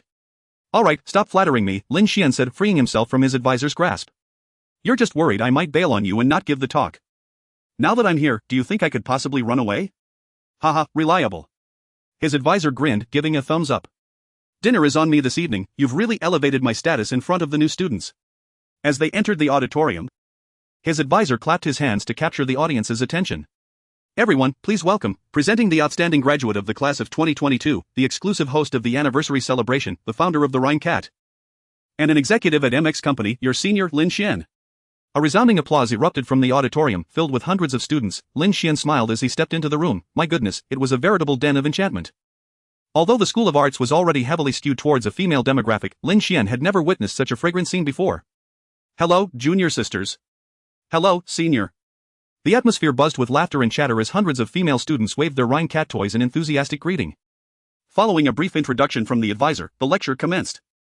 It is an honor to return to my alma mater after graduation to share insights on design work. The design of the Rhine Cat stems largely from sudden bursts of inspiration, however. If there is any technique to it, I believe it lies in the accumulation of experiences and the keen observation of design elements in daily life. After half an hour of delivering his speech and engaging in a 40-minute Q&A session, this senior's homecoming lecture concluded amidst a round of applause. As soon as it ended, a throng of girls encircled Lin Xian, making it nearly impossible for him to escape. Senior, let's exchange WeChat. I have some design-related questions to ask. Lin Xian. I'm graduating this year. Could I add you on WeChat to discuss career planning? Senior, I also wish to work at MX Company. Can I add you on WeChat to send my resume? He. Senior, could you sign this Rhine Cat? A voice, all too familiar. Lin Xian glanced to the side. There were crescent-shaped, playful eyes, dimples that danced at the corners of a smiling mouth, and a bouncy, fluffy high ponytail that swayed from side to side. Oh no. It was Chuanqing. Lin Xian found himself at a loss for words, contemplating why this precious young lady, the unique little princess of Donghai City, had come to join the festivities. He couldn't help but sigh again. Cici and Chuanqing bore an uncanny resemblance. In a game of matching pairs, they could easily be eliminated together. If another one showed up, it could effortlessly form a two-star CC. Today Chuanqing had reverted to the attire of an ordinary university student. Compared to her glamorous gown from the recent banquet, she exuded a more approachable, charming, and youthful aura reminiscent of the girl next door. Her face remained untouched by makeup, her fluffy ponytail casually tied with the most common of hair ties, blending seamlessly with the other girls around her. Though she was undeniably more beautiful and adorable, just as he was about to greet her, a group of girls surrounding him clamored to add him on WeChat, chattering excitedly for a scan. "Alright, everyone, don't rush, I'll open WeChat right now." Lin Xian held a black notebook in one hand and his phone in the other, attempting to unlock the screen with the hand holding the notebook clunk. His grip faltered, and the black notebook fell to the ground. "Senior, your notebook," a girl exclaimed, picking it up and handing it back to Lin Xian. "Thank you." Lin Xian raised his phone for the girls to scan, placing the black notebook on the podium first. "Oh, senior, this piece of paper must be yours too." One girl crouched down to pick up a folded piece of paper from the floor. She had seen clearly. This folded drawing paper had fallen from the black notebook. She unfolded the paper to reveal "Oh." Her pitch soared, instantly capturing the attention of the surrounding girls, all eyes fixated on the drawing. Chu Wanqing's eyes widened upon seeing the artwork, her cheeks flushing instantly. Lin Xian's heart sank. He suddenly recalled, previously, while sketching CC in his office, he had been caught by Zhao Yingjun and had carelessly folded the drawing and placed it in the black notebook. In the flurry of the past few days, he had completely forgotten about it. To his dismay, this drawing had chosen this moment to fall out, right under Chu Wanqing's nose and that of the other girls. What a predicament! Lin Xian Sr., the girl holding the drawing, stared in disbelief, glancing at Chu Wanqing, then back at the girl smiling radiantly on the paper, with her petite face, curved eyelashes, crescent-shaped eyes, and the faint dimples at the corners of her mouth, plus the distinguishing feature of a tear mole resembling an anti-counterfeiting trademark. Her eyes wide with shock, her voice trembling. "Senior, is this not Chu Wanqing that you drew?" Chapter 84, The Drawing Boom. The curiosity of the girls exploded, their pupils sparkled with pink excitement. "This must be Wanqing, right? It's beautifully drawn. What is going on? Could it be? It's so well done, every detail is spot on. Just like Wanqing. This couldn't be a model sketch, could it? Hee. When did you draw this? What is the relationship between Senior and Chu Wanqing? Oh my." The girls exchanged glances between the flustered Lin Xian and the bashful Chu Wanqing, their eyes brimming with mischief. Lin Xian felt overwhelmed. How could he explain this? He had indeed drawn CC, yet Chu Wanqing looked exactly like her. Moreover, CC wasn't even from this era, even if he told the truth, no one would believe him. To be honest, he wasn't worried about others' misunderstanding. He had already graduated, and any gossip wouldn't reach him. However, Chu Wanqing had just entered her freshman year. She was already the campus's celebrated princess. If she were to become entangled in unfounded rumors, how would her classmates perceive her? Lin Xian, having spent 4 years in university, understood the significance of reputation for a girl in school. Even mere rumors, even baseless slanders, words could become sharp thorns, wounding an innocent girl. Lin Xian took a deep breath. This matter was instigated by him. He must take responsibility. "Listen to me, this is actually oh dear. I asked Senior Lin Xian to draw this for me, and I'm so embarrassed that you all saw it." Chu Wanqing laughed graciously, taking the drawing from the girl's hand. "I didn't expect it to be finished so soon. I thought it would take a few more days." The surrounding girls widened their eyes, staring at Chu Wanqing. What was happening here? It was at the celebration banquet for MX Company a few nights ago. Chu Wanqing held the folded drawing in her hand, addressing her classmates. "My dad took me along, and since I enjoy lively events, plus Mr. Zhao from MX Company gave my dad face, I got to join in on the fun and participate in their lucky draw for some festive cheer. As a result, I won this." The note said that the prize was a portrait drawn by Lin Xian. Although the prize had a humorous element, Senior Lin Xian readily agreed to draw a sketch for me. I thought I'd have to wait a long time, but I didn't expect it to be done so quickly. Chu Wanqing waved the folded drawing, her brows playfully arched, her smile radiant. Then, "Senior Lin Xian, I'll gladly accept this drawing, thank you." Lin Xian nodded. "No need for thanks. This little girl, truly clever. Whether her intelligence was high or not was another matter, but her emotional intelligence was astonishingly high. Clearly her words were meant to extricate herself from the situation. On the day of the banquet, she did attend, and she did participate in the lucky draw, but her actual prize was a gigantic Rhine cat plush toy, which Zhao Yingjun had arranged to be delivered to Chu Shanhai's car. Who would have thought she would weave the truth and fiction together, crafting a flawless, impeccable lie? Initially, he thought such a wealthy young lady would be a naive sweetheart, but it turned out Chu Wanqing was quite the clever and resourceful little princess. Oh, so that's how it is. With that explanation, the surrounding girls immediately understood. They all knew that Chu Wanqing was the cherished daughter of Chu Shanhai, the princess of Donghai, so it was no surprise she attended the MX Company celebration banquet. The lucky draw at the annual meeting typically featured many humorous prizes, which was also quite normal. The girls didn't think much of it. After all, Lin Xian and Chu Wanqing were two entirely different people, and without that banquet in today's lecture, they might never have crossed paths. Moreover, with Chu Shanha, the devoted father, watching over her, even if the boys had 1,000 guts, none would dare to set their sights on Chu Wanqing unless they were courting death. With that thought, the girls lost interest and began to scan Lin Xian's WeChat. By the way, there's a delivery truck outside. Lin Xian pointed to the cargo truck parked beside the business vehicle outside the teaching building. Inside, we have a new batch of Rhine cat plush toys from our company, some of which are new models. If you're interested, feel free to claim one, they're free. Upon hearing that free Rhine cat plush toys were available, especially new models, the girls surged towards the exit. Soon, the once bustling lecture hall was left with only Lin Xian and Chu Wanqing. I'm sorry, Senior Lin Xian. Zhu Wanqing smiled apologetically. I shouldn't have spoken such a lie without your consent. I hope it won't bring you any negative impact. Not at all, I should be the one thanking you for coming to my rescue. Lin Xian felt relaxed. In fact, this drawing, you don't need to explain. Senior, I didn't misunderstand anything. Zhu Wanqing's south eyes sparkled like crescent moons. I know this can't possibly be a drawing of me. Don't worry, I'm not that narcissistic. Lin Xian was somewhat taken aback. Was this girl truly so understanding and empathetic? Zhu Wanqing reopened the drawing. While it is indeed quite similar to me, I trust that you didn't draw me. After all, we only met for the first time a few days ago. So how could you draw me? Therefore, you really don't need to explain. You must have drawn someone else, right? She closed the drawing, blinking at Lin Xian. Did you draw a former female classmate? Or was it just a random sketch? Lin Xian scratched his head. It was a female classmate from my high school. Lin Xian casually told a lie. Sometimes it was better to lie, ensuring both parties felt at ease. In fact, I had already completed this drawing days before I met you. It had been on my mind for some time. I didn't expect you to resemble her so closely. I was surprised too. Oh, now it makes sense. Zhu Wanqing nodded as if struck by a sudden realization. No wonder. On the day of your company's celebration banquet, when I entered, I noticed a peculiar look in your eyes as you saw me. At that moment, I didn't think much of it. But in retrospect, you must have been reminded of that high school classmate, right? Lin Xian also chuckled and nodded in agreement. One lie leads to an avalanche of others. Since that's the case, I shall return this painting to you. Senior Lin Xian, Zhu Wanqing said as she handed over the neatly folded artwork, smiling at Lin Xian. I presume, this young lady must hold great significance for you, someone unforgettable. You must take good care of this painting, she added. Lin Xian accepted the artwork and carefully refolded into his black notebook. He resolved to dispose of it as soon as he stepped outside. Such a troublesome item could not be kept. However, he truly appreciated Zhu Wanqing's amiable nature, down-to-earth, unpretentious, and considerate. In his heart, he awarded her character a perfect score of 100. She witnessed his embarrassment and proactively came to his aid, even after her intervention. There was no trace of self-importance, only a willingness to help him save face. Lin Xian envied Chu Shanha for having such a thoughtful companion. He wondered if he would ever find someone like that in his future. Could you sign my Rhine cat? Please? Zhu Wanqing giggled as she presented a Rhine cat plush toy. This particular one in a bun hairstyle and cheapo is my favorite. Who knows, perhaps when you become a world-renowned designer, this signed cat will appreciate in value. But I definitely won't sell it. I feel that a Rhine cat signed by its creator holds immense sentimental value. Of course, Lin Xian said, taking the Rhine cat and grasping the fabric tag, signing his name upon it. Honestly, this is my first time signing a Rhine cat, as he signed. He chuckled. No one has ever asked me to sign a Rhine cat before. You are the first. Most people simply adore the cat, without caring who designed it. Really? Could you also write the number NO? 1 on it, that would make it even more meaningful. No problem. Lin Xian felt his mood lift in the company of this little bundle of joy. He wrote a small number 1 beneath his signature, signifying it as his very first autograph. Yet, he believed there would not be a second. Unlike novels, design works rarely attract attention to their creators, except among industry insiders, even for something as iconic as Hello Kitty. Few know that the designer is Yuko Shimizu, and even fewer are aware that it belongs to the Sanrio company. Here you go. Lin Xian returned the Rhine cat plush to Zhu Wanqing. Thank you. Senior. Zhu Wanqing accepted the Rhine cat and waved at Lin Xian. I'll be on my way now. Take care. After bidding farewell to this cheerful spirit, Lin Xian let out a small sigh of relief. That was close. He had nearly faced a personal calamity. If she had been a spoiled young lady, returning to complain to Chu Shanha that a toad was foolishly infatuated with her, it would have been disastrous. In contrast, Zhu Wanqing was amicable, easy to communicate with, and reasonable. Chu Shanha has raised his daughter exceptionally well, Lin Xian thought to himself upon seeing the striking resemblance between Zhu Wanqing and CC at the celebration banquet.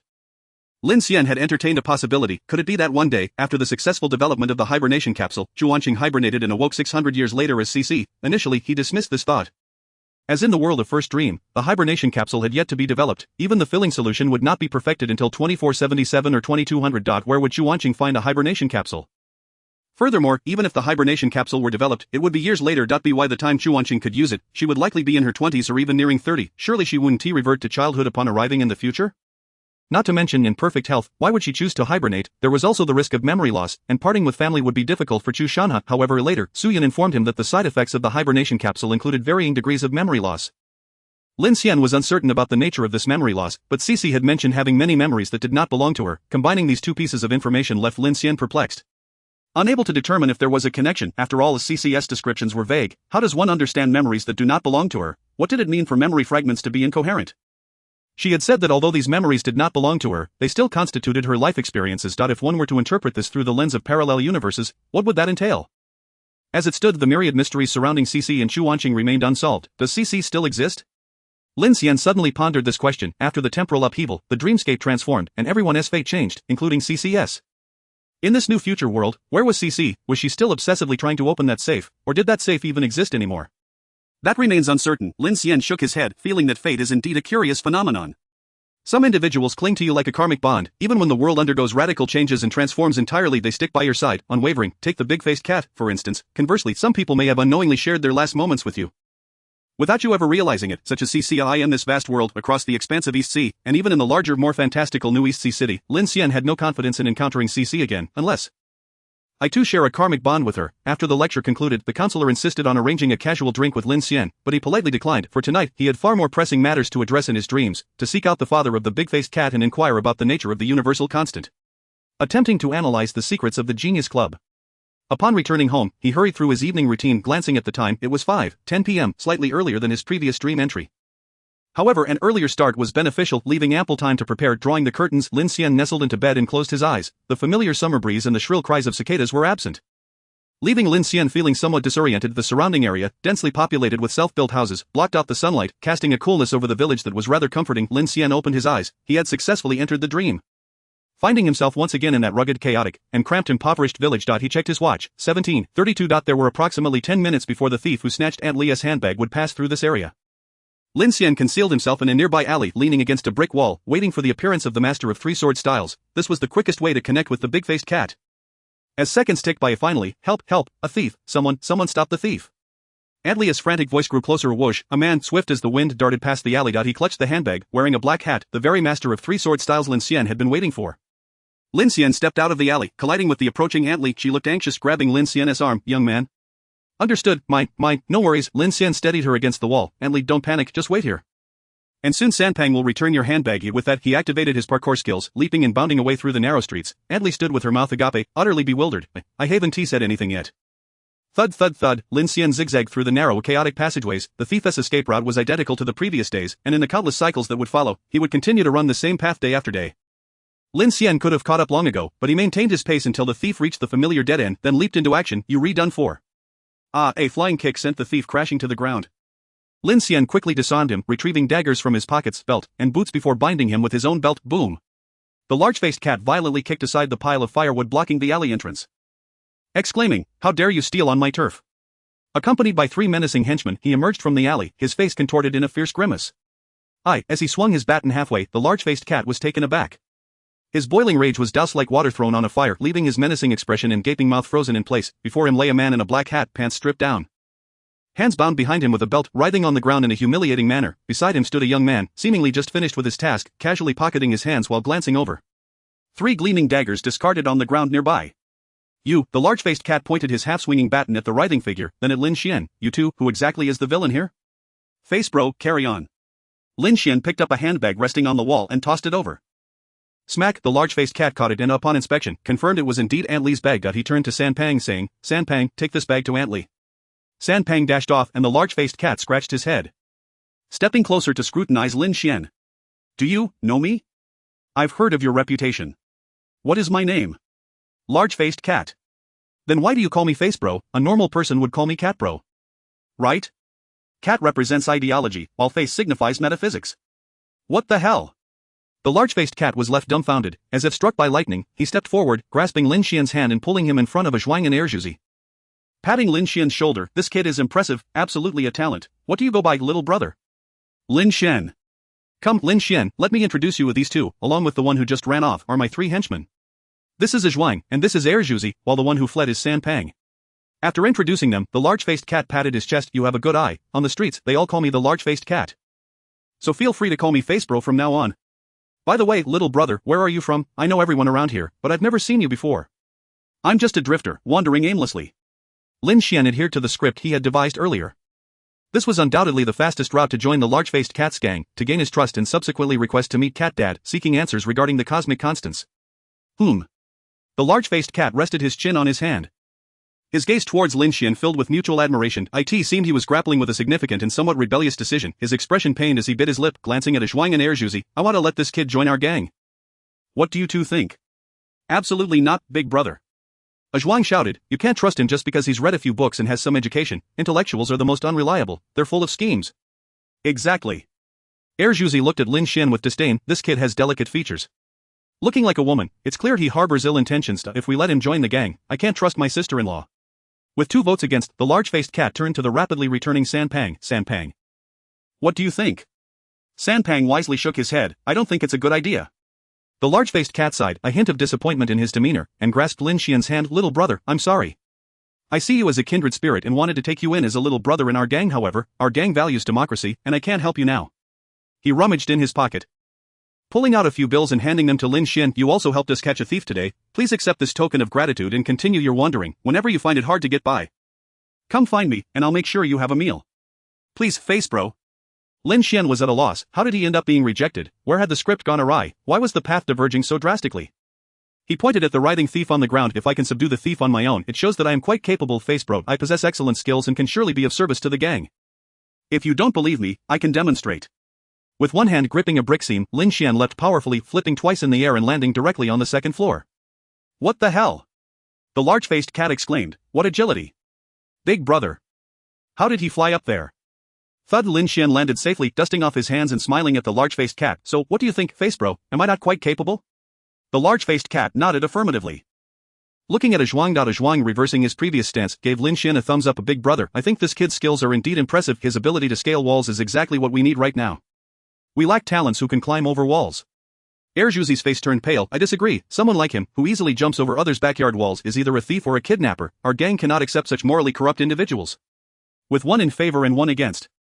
The large-faced cat turned to Sanpang. Sanpang, what do you think? Sanpang wisely nodded. I think it's acceptable. Good, then it's settled. The large-faced cat clapped his hands together, laughing heartily as he threw an arm around Lin Xian's shoulder. Little brother. From today onwards, you are one of us in the face gang. Honestly, I felt a connection with you from the first moment I laid eyes on you. What we need in our gang right now is someone like you who can scale walls. I'm sorry. Little brother, I misunderstood you earlier. As a form of compensation, go ahead, tell me what you wish for. What do you desire? As long as it's within my power, I will fulfill it. Indeed, the large-faced cat was generous. And Lin Xian enjoyed dealing with such individuals. Face bro, your father is an elementary school math teacher, isn't he? Yes. Is he researching an ancient text titled Introduction to Cosmic Constants? Oh, you even know about that? Lin Xian nodded with a smile. In truth, I came here out of admiration for your father. After this, I'm willing to follow you in whatever you do. My only wish right now is, could you take me to meet your father right now? I have some mathematical questions I would like to consult him about. Chapter 87, Cat Dad, you want to see my father? The large-faced cat was quite surprised, never expecting his new little brother to make such a request. Maybe it's better if you don't. He has been acting a bit erratic lately, and I've heard from my mother that he locks himself in his room all day, not letting anyone in. He is quite obsessed.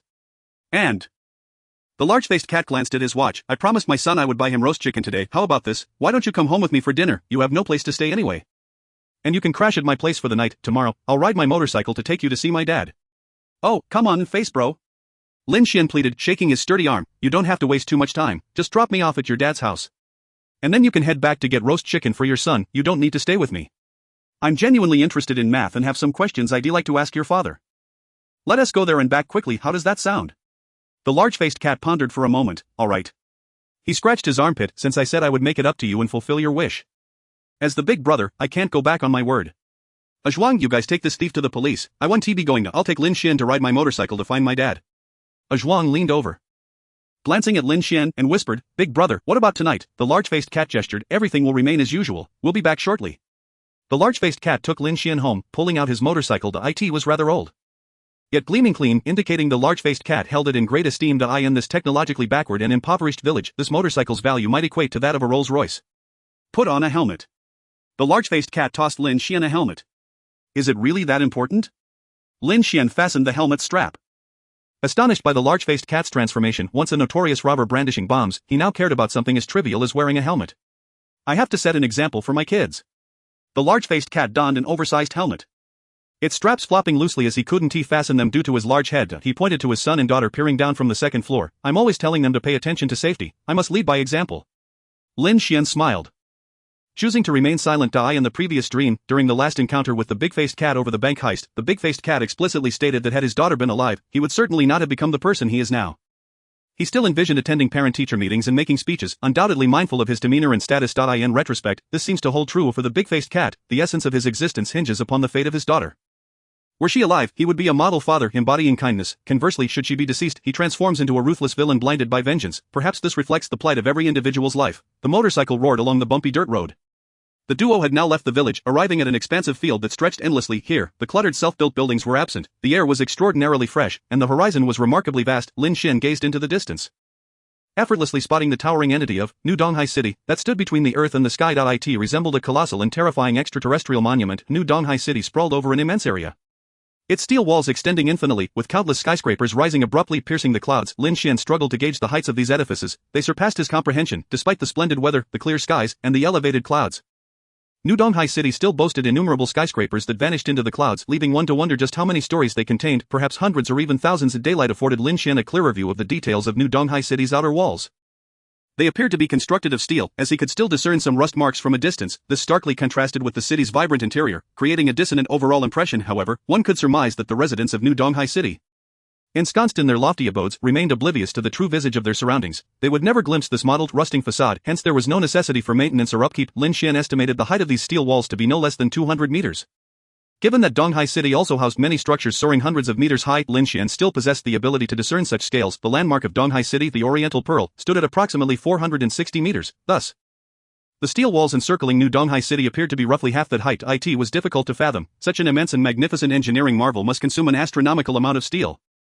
Reliant on formidable productivity for its construction, Lin Xian remained unaware, as did the big-faced cat and his companions. As the big-faced cat remarked, the divide between the inner and outer realms of these steel walls resembled a galaxy, with each side perceiving the other as alien. We've arrived, little brother. With a screech, the big-faced cat applied the brakes with his slipper, stirring up a cloud of dust. The journey had been quite lengthy. Despite the big-faced cat's rapid driving, it had taken them half an hour to reach their destination, leaving Lin Xian's posterior nearly jolted to bits. The motorcycle halted outside a two-story house, and the big-faced cat pointed towards a room on the second floor, its curtains tightly drawn. Look, that's my father's room. He's surely holed up inside studying that darn book. After parking the motorcycle, the big-faced cat proceeded to knock on the door with a series of thuds. Mom! He shouted. No response. Thud, thud, thud, thud, thud.